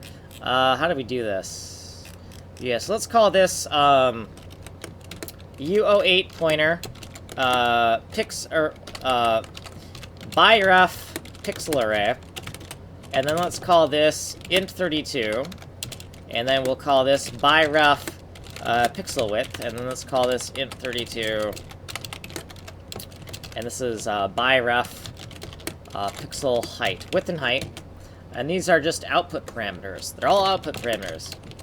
All output params. These are all output parameters. Oh yeah, that virus, yeah. Not as bad as McAfee though, right? Like, the worst part of Flash, they say like Flash was a security threat. Yeah, it's because Flash would like if you weren't very careful. Like, I lost count of how many times I accidentally installed McAfee on my system because I forgot to, like, uncheck the box to say, hey, actually, I would not like your complimentary, quote-unquote, antivirus software, you know? And so you download the installer for Flash, and you think you just have an installer for Flash, but you forget that one checkbox, and next thing you know, you have malware, installed on your computer. Compliments of McAfee. So ByRef, whatever the heck. We got this pixel array, etc. And am I missing anything? Am I doing anything stupid here? Let's just return output parameters via output params. So let's make a little section here to return via output parameters here.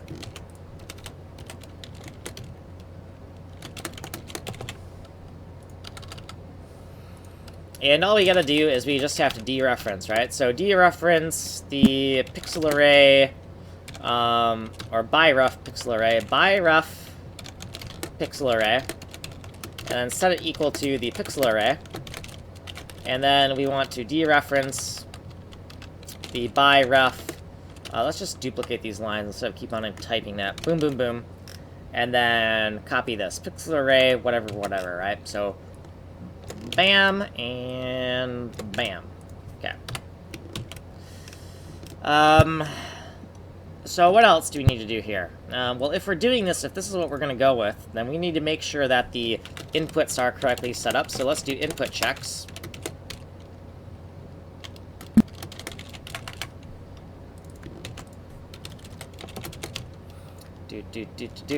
Input checks. And we want to do, let's just write some asserts. We want to assert that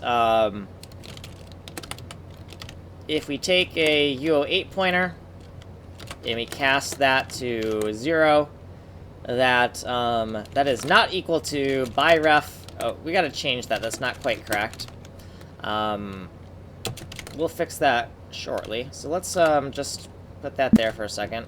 Bam, bam. So we need kind of 3 of these. So let's throw this in here and let's kind of change this. And I know I'm not quite correct here. I'm going to fix this. So this needs to be like this. This is a int32 pointer. Change the indentation. So right here, you know, references can never be null. Right, so references can never be null, but then when we dereference it, we want the opposite, right? So when we dereference things, we want them in the zeroed out state. So let's kind of remove one of these stars from each one of these, and then let's dereference. And then for the sake of just being kind of like OCD and liking everything to be completely symmetrical, we're gonna wrap this in unnecessary parentheses just because we can. Just because I like to kind of see, you know, it's kind of like one thing is not like the others, right? So this is not like that, right? And so now we want to assert that these are equal, right? So we want this to be a 0 address, like a null address. And we want the width and height to also be zeroed out as well. So we want to make sure that we're not overwriting valid data, right? Don't override if already in use, right? So that's like what we're doing there, right? So the references can never be null, but then when we dereference them, we don't want them to be pointing to any valid values, right? So we're going to assume that this is null and the width and height are set to 0, right? And if we don't properly set up our variables before we pass them in as output parameters, then it's going to fail on us. Okay, so we got this pixel array, we got this width and the height, and we're feeding them into this function, which is already proven to work. And we have this o1.png, etc. That's good. So that all looks good. I think that looks good. I'm going to, at the risk of having already screwed this up, I am still going to copy and paste this and just create the second one, right? So we just gotta cut and paste, and then anywhere we see 001, we're just gonna replace it with the 002, right? So this is kind of like hackish. I would cancel any project of mine that had that CPP word. What did I do? I did a CPP word. Hold on. Default data, not that thing. Hold on. I'm going to more carefully look at what I just did that that has led to cancellation. Correct the errors of my ways. That had that, yeah. Did I put that, did I have that in code somewhere? Did I have the actual C, P, and P somewhere here that I missed? Is there, hold on, Control F. Let me put a breakpoint here, make sure I don't lose my spot here. CPP. Do I have CPP somewhere in here? I don't see it. I don't see it. I don't know what you're talking about.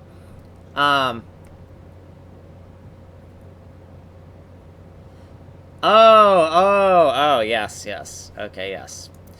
Yeah, it just makes it easier for me to wrap my mind around it, right? Because, right, like, passing by reference, right? There's no such thing as pass by reference, right? Pass by reference is just an abstraction, right? Everything is really pass by value, right?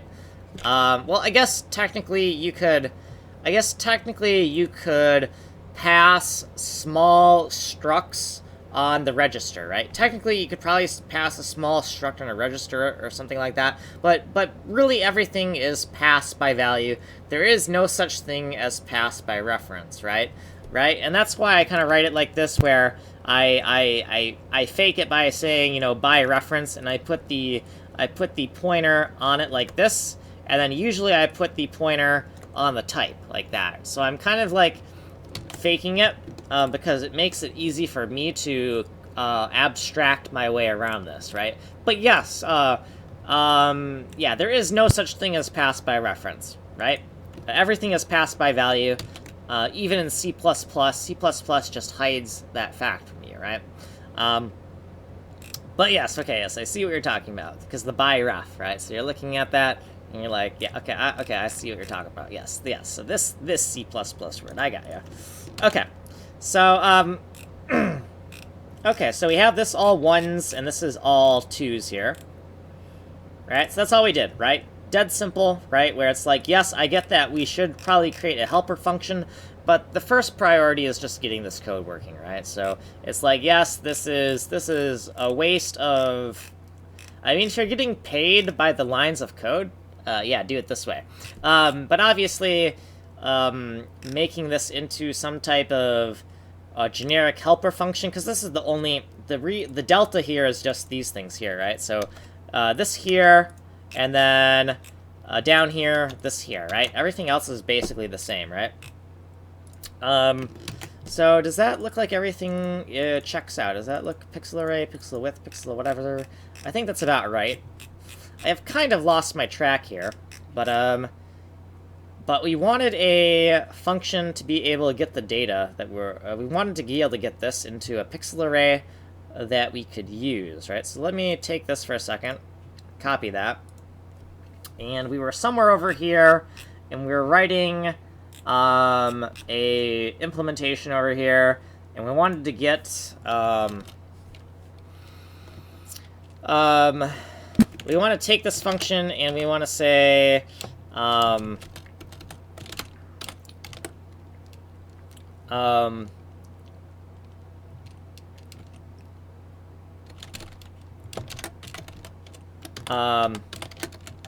let's call it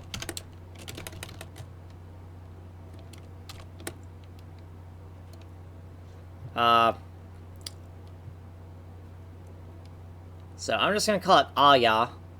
And I'm gonna read your comment after I finish this thought here. And Aya height.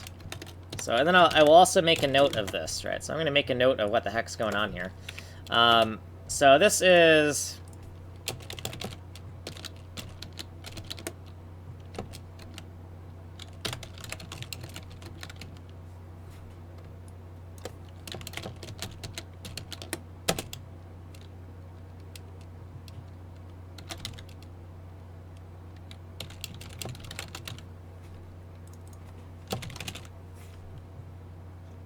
Okay, let's kind of align things.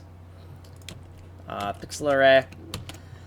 You can use Yo8 pointer pixel array notation to be explicit that it's a pointer to an array, for example.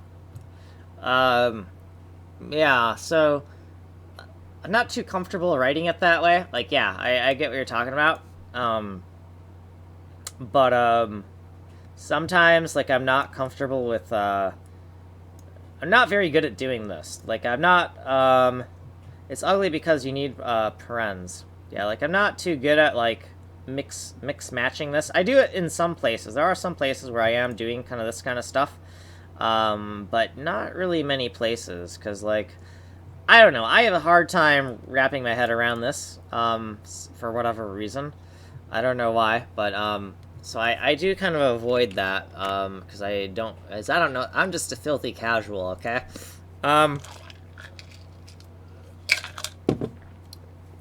Okay, so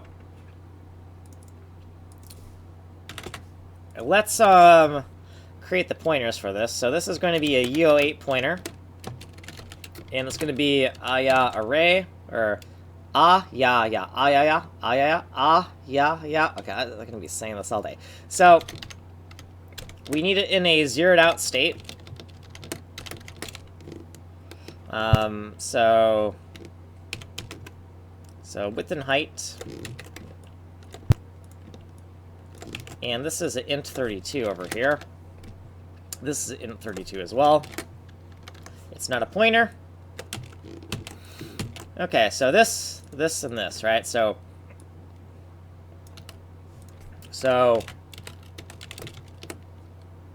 step one.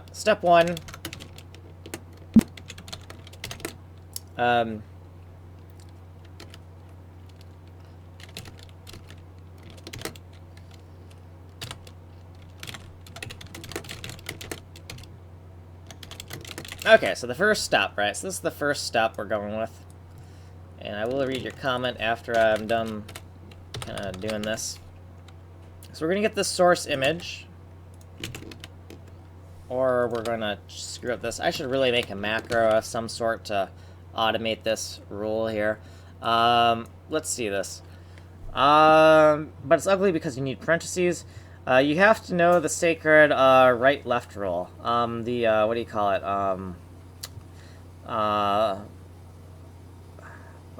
You get one step closer to becoming a sea wizard with this knowledge. Right to left rule. So are we talking about,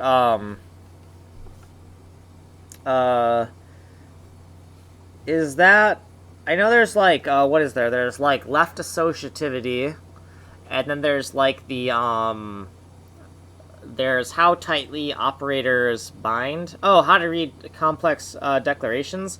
I always thought you use like the spiral rule, right? So you go left until you can't go left any further, and then you go right, and then like. So I thought it was like a spiral rule. So, okay. So let's look at this for a second. So. We have to find the middle, right? So we go here, we go x is a pointer, right? And then we're at this thing, so we can't go left any further. But spiral rule is shit. Alright, so let's try it. So x is a pointer to an array, right? And this is a function that takes a this is actually, no, this is a function pointer, right? So this is a function pointer, right? So it's a, maybe I don't have that correct, but I assume this means function pointer, and it takes an array, or how does that work? Maybe I'm not quite right there. So I'm thinking.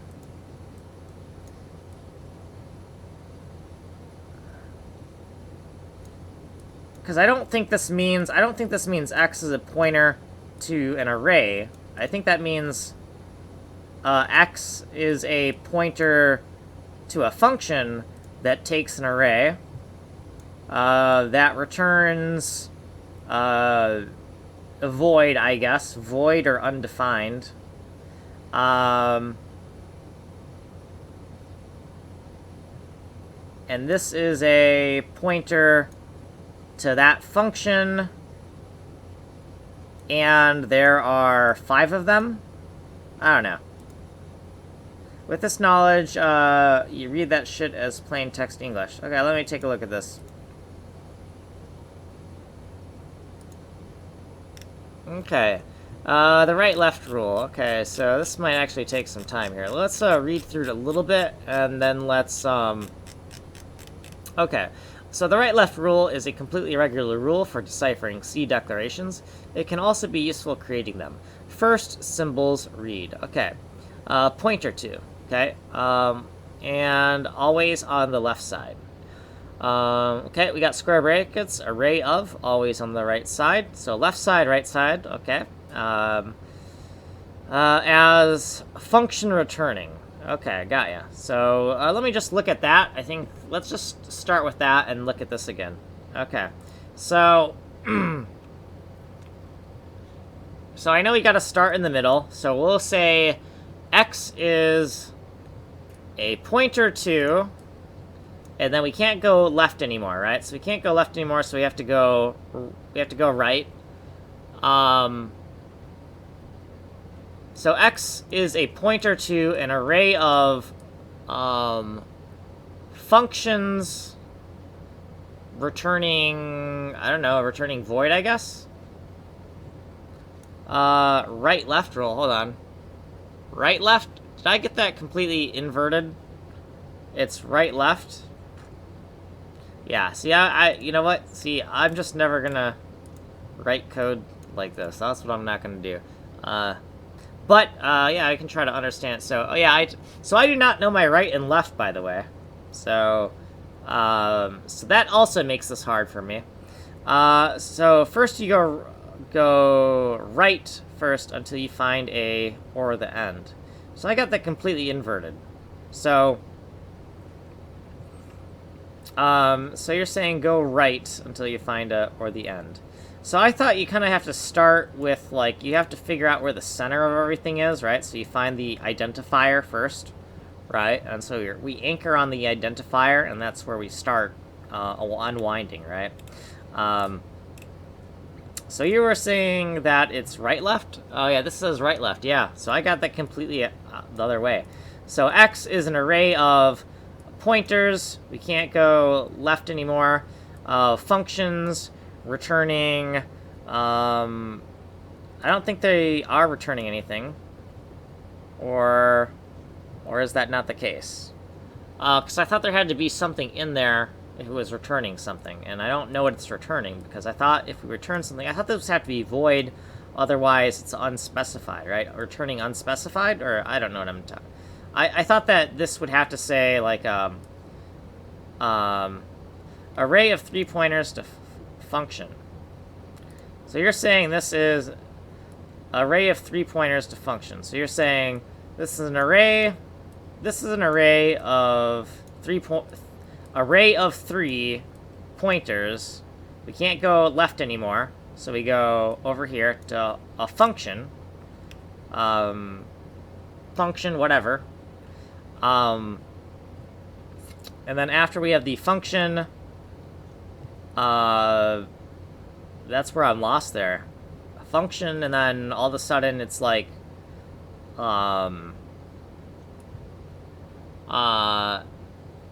yeah.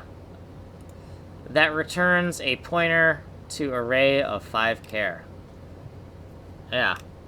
Okay. Returns a pointer to an array of 5 char.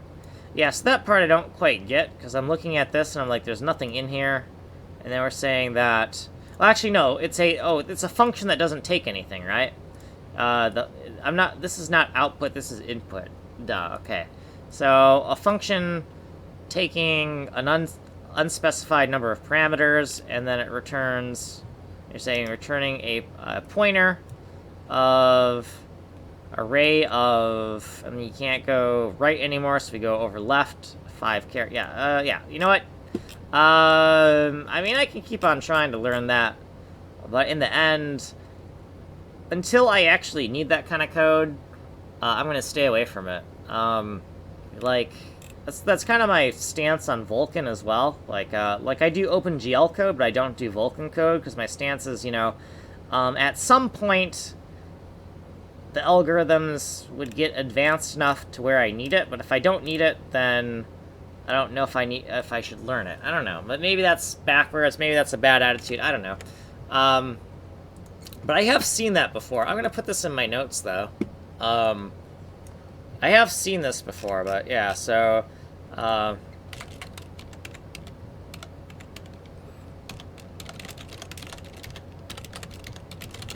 so, a right-left rule. And then we might also want to do this, because we don't know our right and left.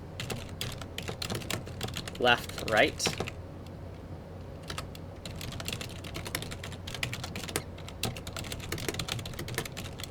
So right-left rule, and we'll put this over here, right-left rule. Now if we do left-right rule, or we do left-right, and then also over here, we might as well do right-left. Right-left, yep, okay, right-left, and then right-left. Okay, anyway, so that's in my shortcuts, so I'll add that for reference next time. If I ever encounter some code that I'm like, WTF, I will have that for reference. Yeah, that's weird. Man.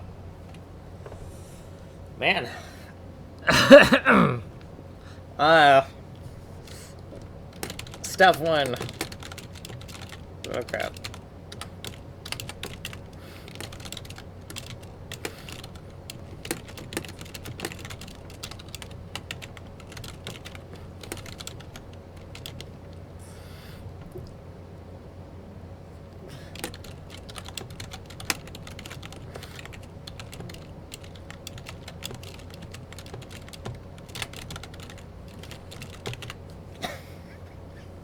Okay, so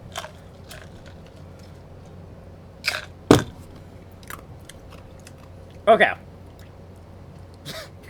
Anyways, yeah, we're going to. So we got this asset, right? We got the source image, right? And then after we have this source image, we have this kind of transformation thing we want to do, right? And we want to. Want to take like a 512 by 512 image, and we want to convert it to another 512 by 512 image, but that 512 by 512 has been transformed. So we don't want to edit it in place, right? So let's just steal this for a second, and say, you know, apply transformation. So step 002, apply transformation.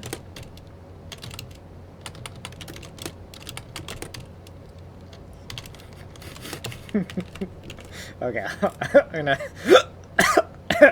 Okay. I'm not dying, I swear. So, I don't know if, you could tell, so, you, probably noticed I turned, auto mode on. That shouldn't be that funny.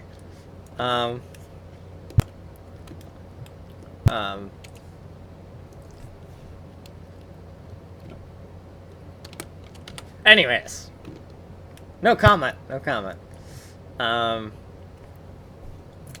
Okay, so we got the input image and the output image. So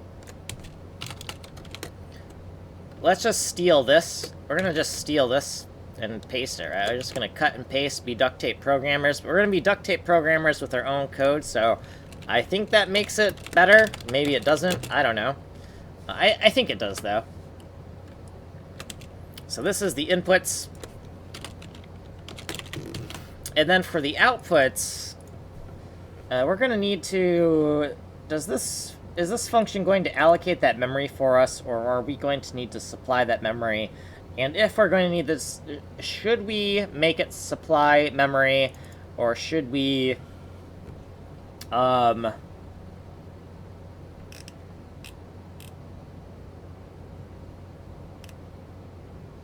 think that we should make this function supply the memory. Because right now, if we wanted this to work very easily, we could just supply this memory block, right? We could supply this memory block, and we don't have to allocate anything, right? If we just supply, because we know the destination that it already wants to go into, right? So, why...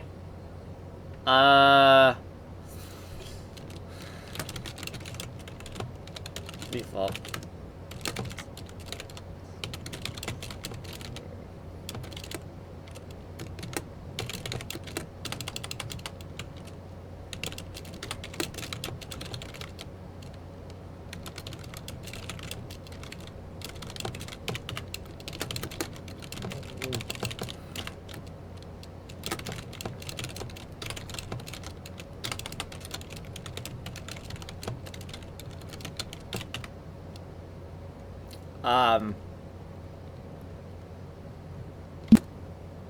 So I have very specific. I think I had some very specific banned phrases where I just made some like absurd phrases.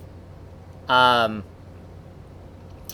then I think I got rid of that list after a while because I was like, you know what, let's not do that. But like, you know what? Hold on. Let's see if we can. Let's see. How does this work? So. Settings, moderation, automod is off, block terms and phrases. Let's roll. Let's see. So invoke auto ban me, terms and phrases. I don't know if you can see this. Can you see this list? So let's enter words. Duck is definitely banned. Mother ducker, that's also banned. Mother ducker with the underscore. You know, I'm not allowed to. I hear that I'm not like allowed to swear on this channel if I need to keep this channel, you know, community friendly or not mature. So I can't really ban those other words because then I have to say them out loud, and if I say them out loud, then you know, I wouldn't be able to do that. So this is the best. This is the best I'm going to be able to do. So there we go. So, let's see, Twix is better than, Snickers. Yeah, that's probably bannable. What else? I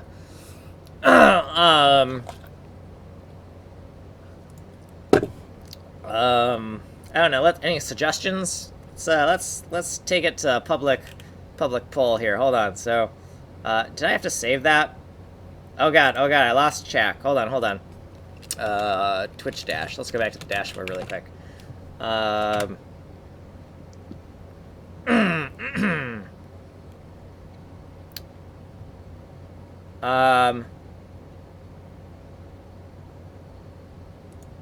Your Snickers is the best ever. Does that auto ban? Oh, crap. Well, okay, chat. Snickers is best, but I don't know how the moderation works, but, let's hold on. So, hold on. Wait, was the word, this was, oh, I can type it, but can you type that right now?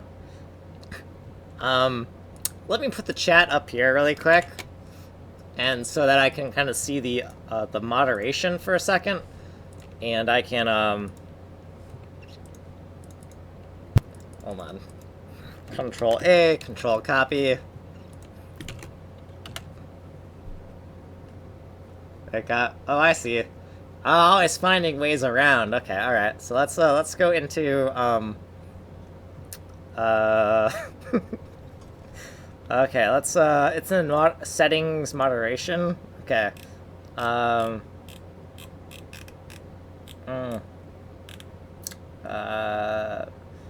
Blocked phrases. Where are my blocked phrases? Blah, blah, blah. I was just looking at them. Blocked hyperlinks. Ooh, blocked hyperlinks. Let's do it.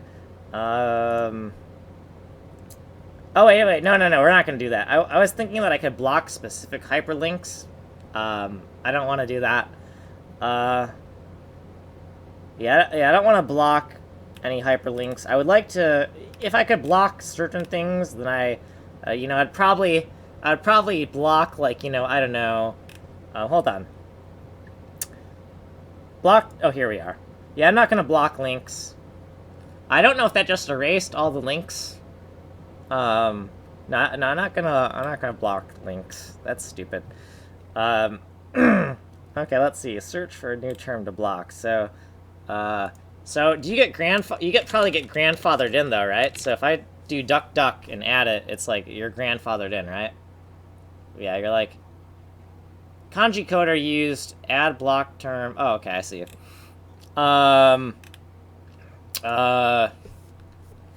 Let's see. I'm up to suggestions here. Let's see. What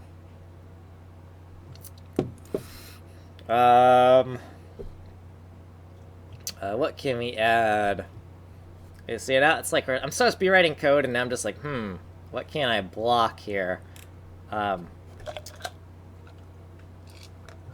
So I guess this doesn't actually invoke autoban. Let's edit the actions. There's actions.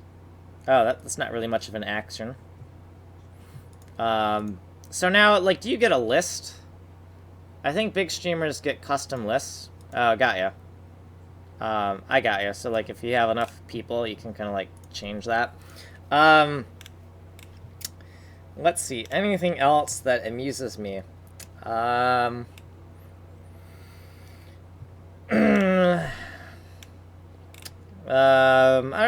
don't know.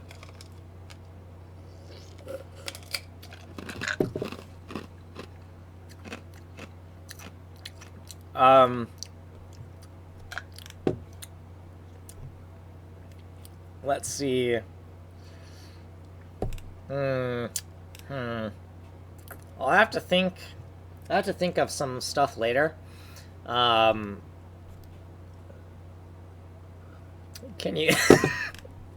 Done.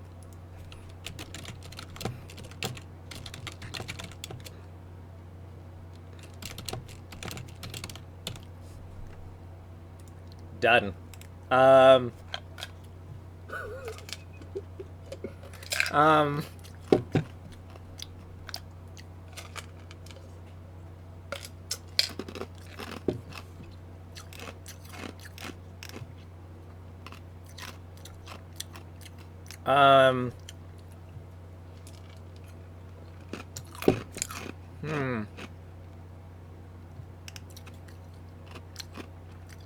All right. So we'll keep this tab open in case you come up with any ideas.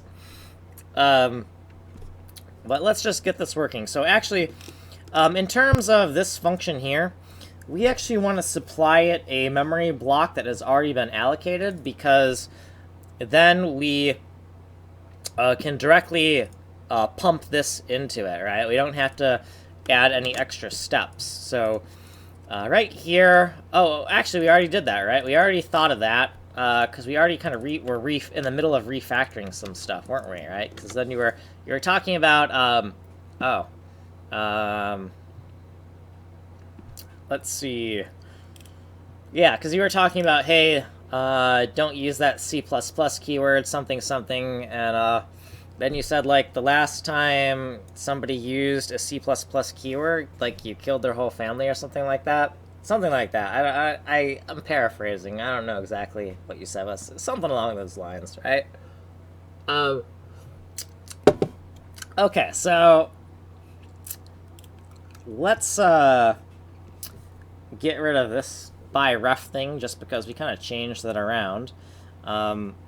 So we want to keep this here, and it's all of a sudden it's going to get flipped on its head here. So this is going to be, we want to make sure this is not equal to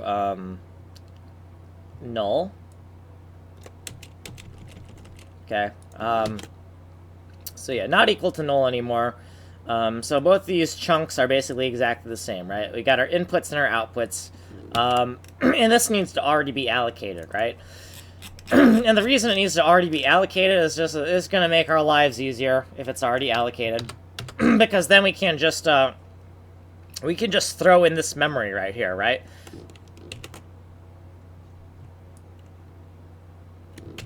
And it's a 512 by 512 chunk. Okay. So apply transformations, right? So in order to apply the transformations, applying the transformations is going to throw it into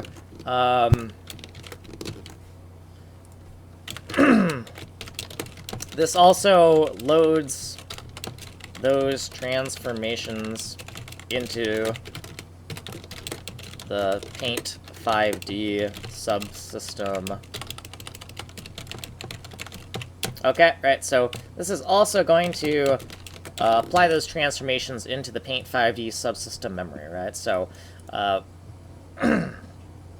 we have this public function, and we're going to take this, we're going to take this deflated asset, decompressed asset, PNG to pixel array.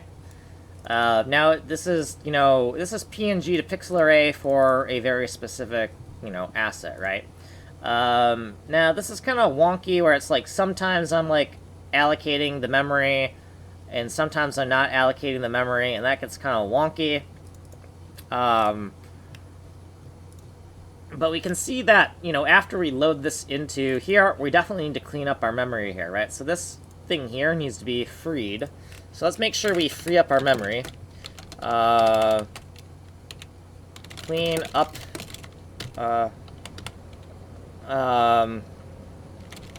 Discard memory. So discard memory. And I'm going to check what you typed for a second after I have this thought written out, memory. So discard memory. And we're just going to say, free, and then this array thing right here. We're going to free this. And then we don't really need to set it to null, because, we're not going to reference it anywhere, but for good practice, let's start doing that, where we just say, equals UO8 pointer and 0, right? Let's kind of just do that for good practice. And I'm going to write it like this, because why not? In a video game. Can you implement it? Rust would be a top candidate in a video game. Yeah. Just the phrase in a video game, or... Oh, yes, you mean in a... Like, when people say, like, crazy stuff, and then it's, like, in a video game. Like, you hear people talking about Grand Theft Auto, and you're like, okay, hold on. Okay, no, they're just talking about Grand Theft Auto. They didn't actually steal a car and pick up a whole bunch of, Schedule 1 substances and, workers for hire, right? Okay, so we're going to, you have to say in a video game and are 100% safe. Got it, yeah, yeah. I will remember that. Otherwise, you get a ban hammer. I see. Got ya. I got it. So, I understand. Yeah. Interesting. I feel like that's just the way you just... Right. Alright, got it. In the video game. I'll make note of this. I'll make note of this very sage advice, for next time. So, in a video game.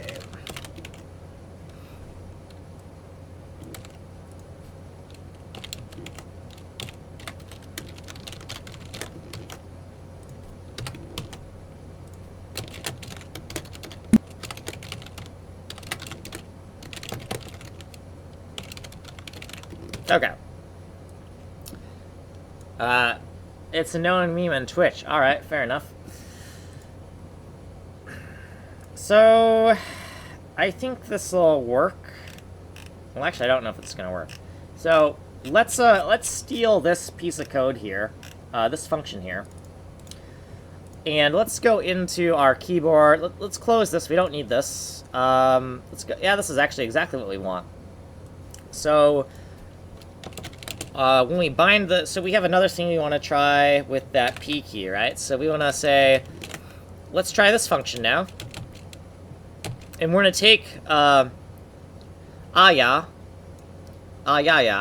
and we're going to transform it by putting it into RAM and putting it specifically into the PAINT5D RAM. So we're going to ram it into PAINT5D, right? So I'm kind of using ram as I believe I'm using it as a verb right now. So take this and ram it into here, right?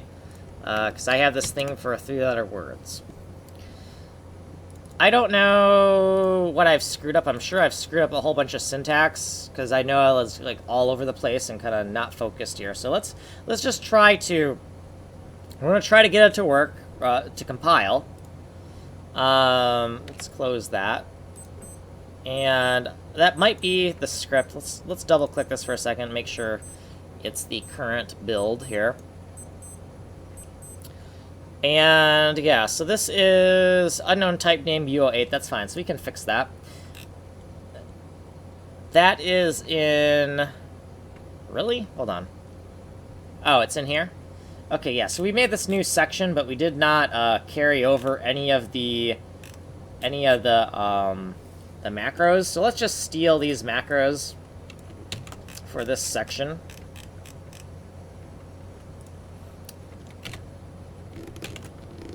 So dump assets cal-locked into memory. Oh, dump assets into cal-locked memory, not dump assets that are in cal-locked memory. I read that completely wrong, and I'm the one who wrote it. Jeez, okay. Okay, so let's call this undef. And then...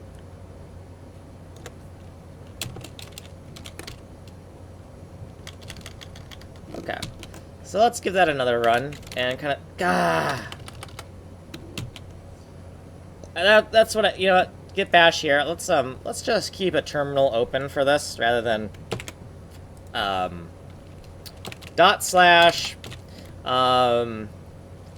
AAC 2020.c11, not c11.sh. Okay, let's actually just keep this open, so that we can... well, actually, it might...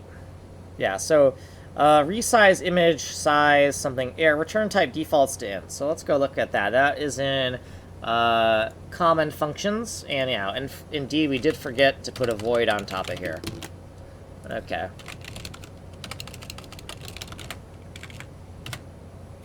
And we'll just also I'm gonna check while I'm doing this, I'm gonna see who is whispering at me here.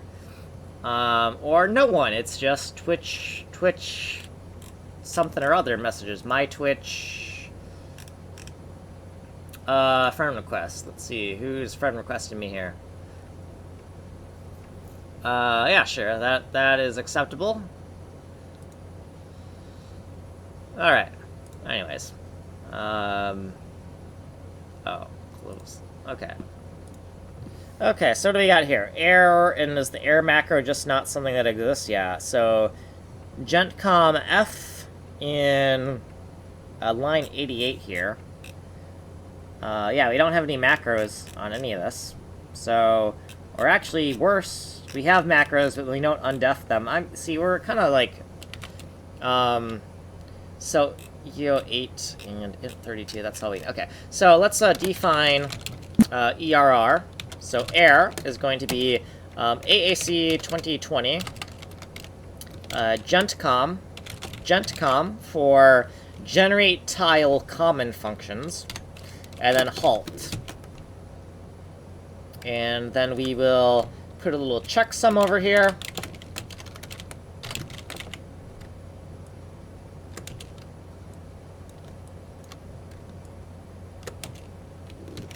And then we will just take all this and we'll paste it down here as well. And we'll change the defines to undefines. And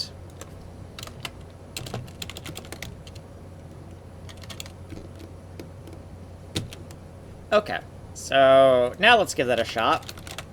Kind of see what else we screwed up. I look at those hex dumps. Undeclared, first use in function, 91. So pix 064. Now I know that I thought we changed things around a bit. So instead of calling it pix, we decided to call it in and out because we thought that made more sense. So if we see pix something something something, I want to change that to out, right? So the input goes to the output, right?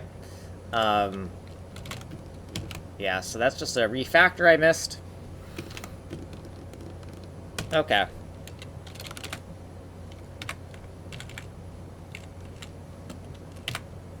Okay, and let's do some hex dumping. And extra tokens at end of undef directive. I know exactly what that's about. That is me not knowing what I'm doing. You think I would have learned by now, but I sometimes make that mistake.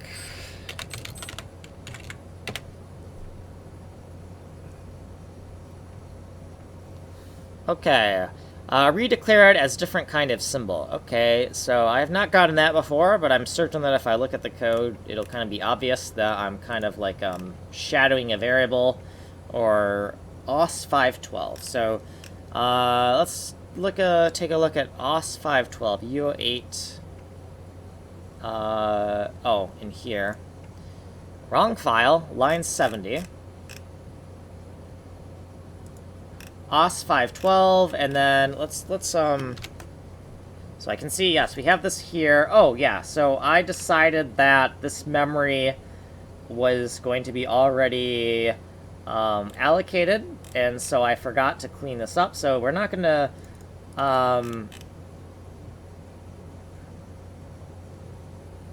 yeah, so we're already going to supply the output memory, right? So we're not going to declare, so this thing here, we can nuke this section here. So we can just nuke that, right? Nuke that. And then, is it called Pix whatever the heck? Or did we change that as well?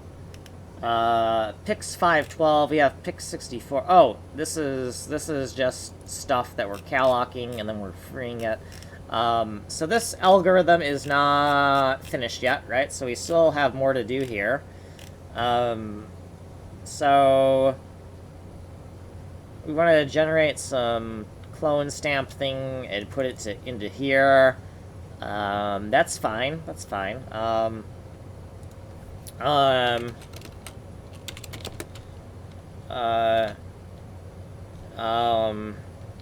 Do some more stuff. So we need to do some more stuff. I don't know what this more stuff is, but we're definitely not done here. So let's just call this, you know, do some more stuff. And then we'll also make a note of this and say, you know what, AAC 2020 to-do manager, vital, do more stuff. Okay. And then we'll kind of like obnoxiously kind of do this, right? Way off the column limit, so we know where we need to start adding some more code later. Okay. Okay, by ref, whatever the heck, 81 in the function file 116. So this is also nonsense, right? Undeclared, yeah, undeclared. So we decided we're not going to return via output parameters. No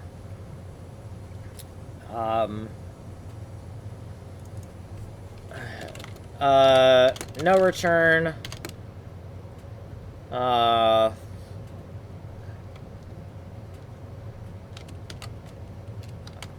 Let's...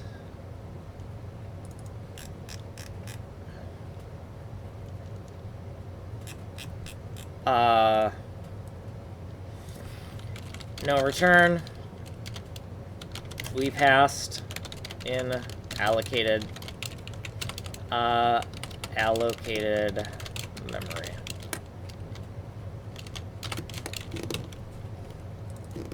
I'm going to change this and say we don't have a return, we passed an allocated memory. By ref, don't do this. By ref, don't do this. Equals, don't do this. And we'll just comment that out for now. It's kind of dirty, but I'm going to do it. Just say... Maybe it's a bad... I don't know. Maybe it's a bad idea. I don't know. I'll think about it. So yeah, don't do this. No return, we passed an allocated memory, right? So...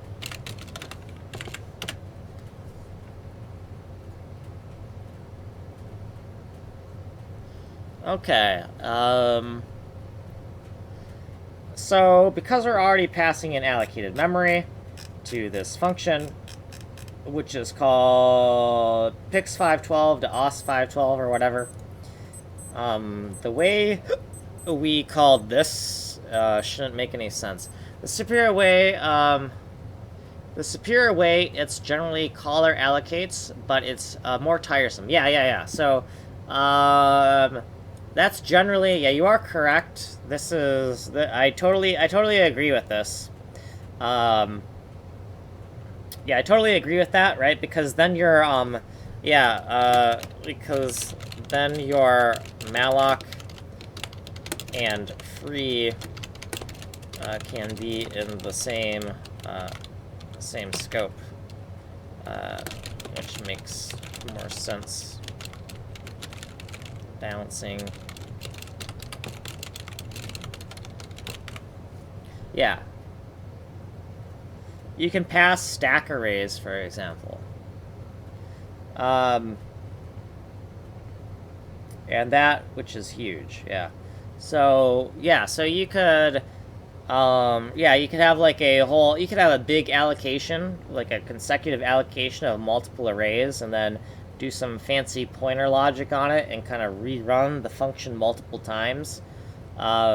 And you wouldn't even have to malloc multiple times, right? You could, like, if we wanted, like, to do it on, if we wanted to do this thing on 5 bitmaps, we could allocate 5 bitmaps worth of memory once, and then we could call the function 5 times, but every time we just edit the pointer, and we move the pointer over by 1 image, right? And so we would save our, and malloc is a pretty expensive operation, right? So to be able to do that all at once like that, yeah. So you got a good point.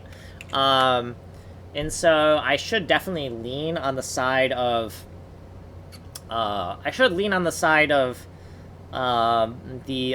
caller allocates. Yeah, you are correct that I really should lean on the side of the caller allocates, because that's the best way to do it. It can be more tiresome sometime. So if it's not too difficult, that's probably what I'll lean towards. Now, there's some things where I don't do caller allocates because it requires 2 passes, and I'm like, screw that. So, for example, if I want to decode a PNG image and turn it into the byte array for the pixels, I don't know ahead of time how big that byte array needs to be, and I don't want to do 2 passes where I say, do 1 pass to give me how big the array needs to be, then I'm going to allocate it, and then I'm going to do another pass to actually fill it. Like, I'd like to avoid 2 passes for things, and that's kind of like why I've kind of been avoiding some things. And that, which is huge. Yeah. Or let's say you have a fancy memory arena or WTV. Your function don't have to know how to use that. So I don't know what WTV is. So what is WTV? What's WTV? Okay, so anyways, gentDAO.functions, and we have this right here.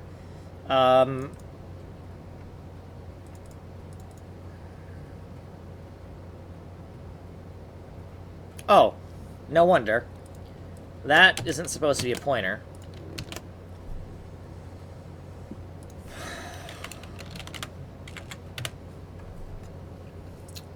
Whatever. Any custom memory allocator. I got you, yeah. Yeah, so I totally get what you're saying, and I think that, it makes perfect sense.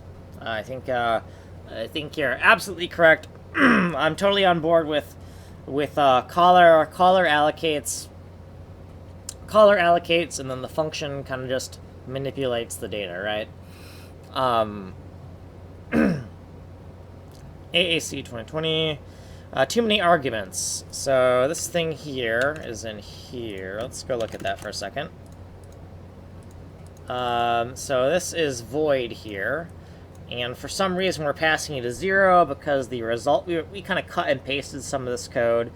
And where are we? We're in PAINT5D.f. Oh, I know.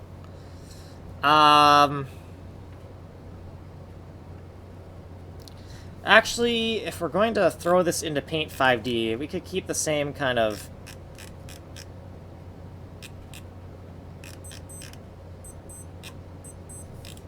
I see what I did there. I changed my mind on this. I'm actually going to give this a parameter to make it... I'm actually going to give this a parameter to make it more consistent with some of the other code I was writing. And I need to... Before I do that, I actually do need to take a break now. So we're going to give it like a 16-minute break. Just because... I need a 16-minute break. I don't know what else to say. 16-minute break. So... and also, this is 9 hours. This is 9 hours. This is almost, so here's what I'm going to do. I'm going to stop the stream, I'm going to restart it, and I'm immediately going to go on break. Because if this stream hits 10 hours, then I can't upload it to YouTube.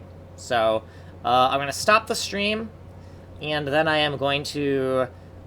restart the stream immediately, and then I'm going to go on break. So...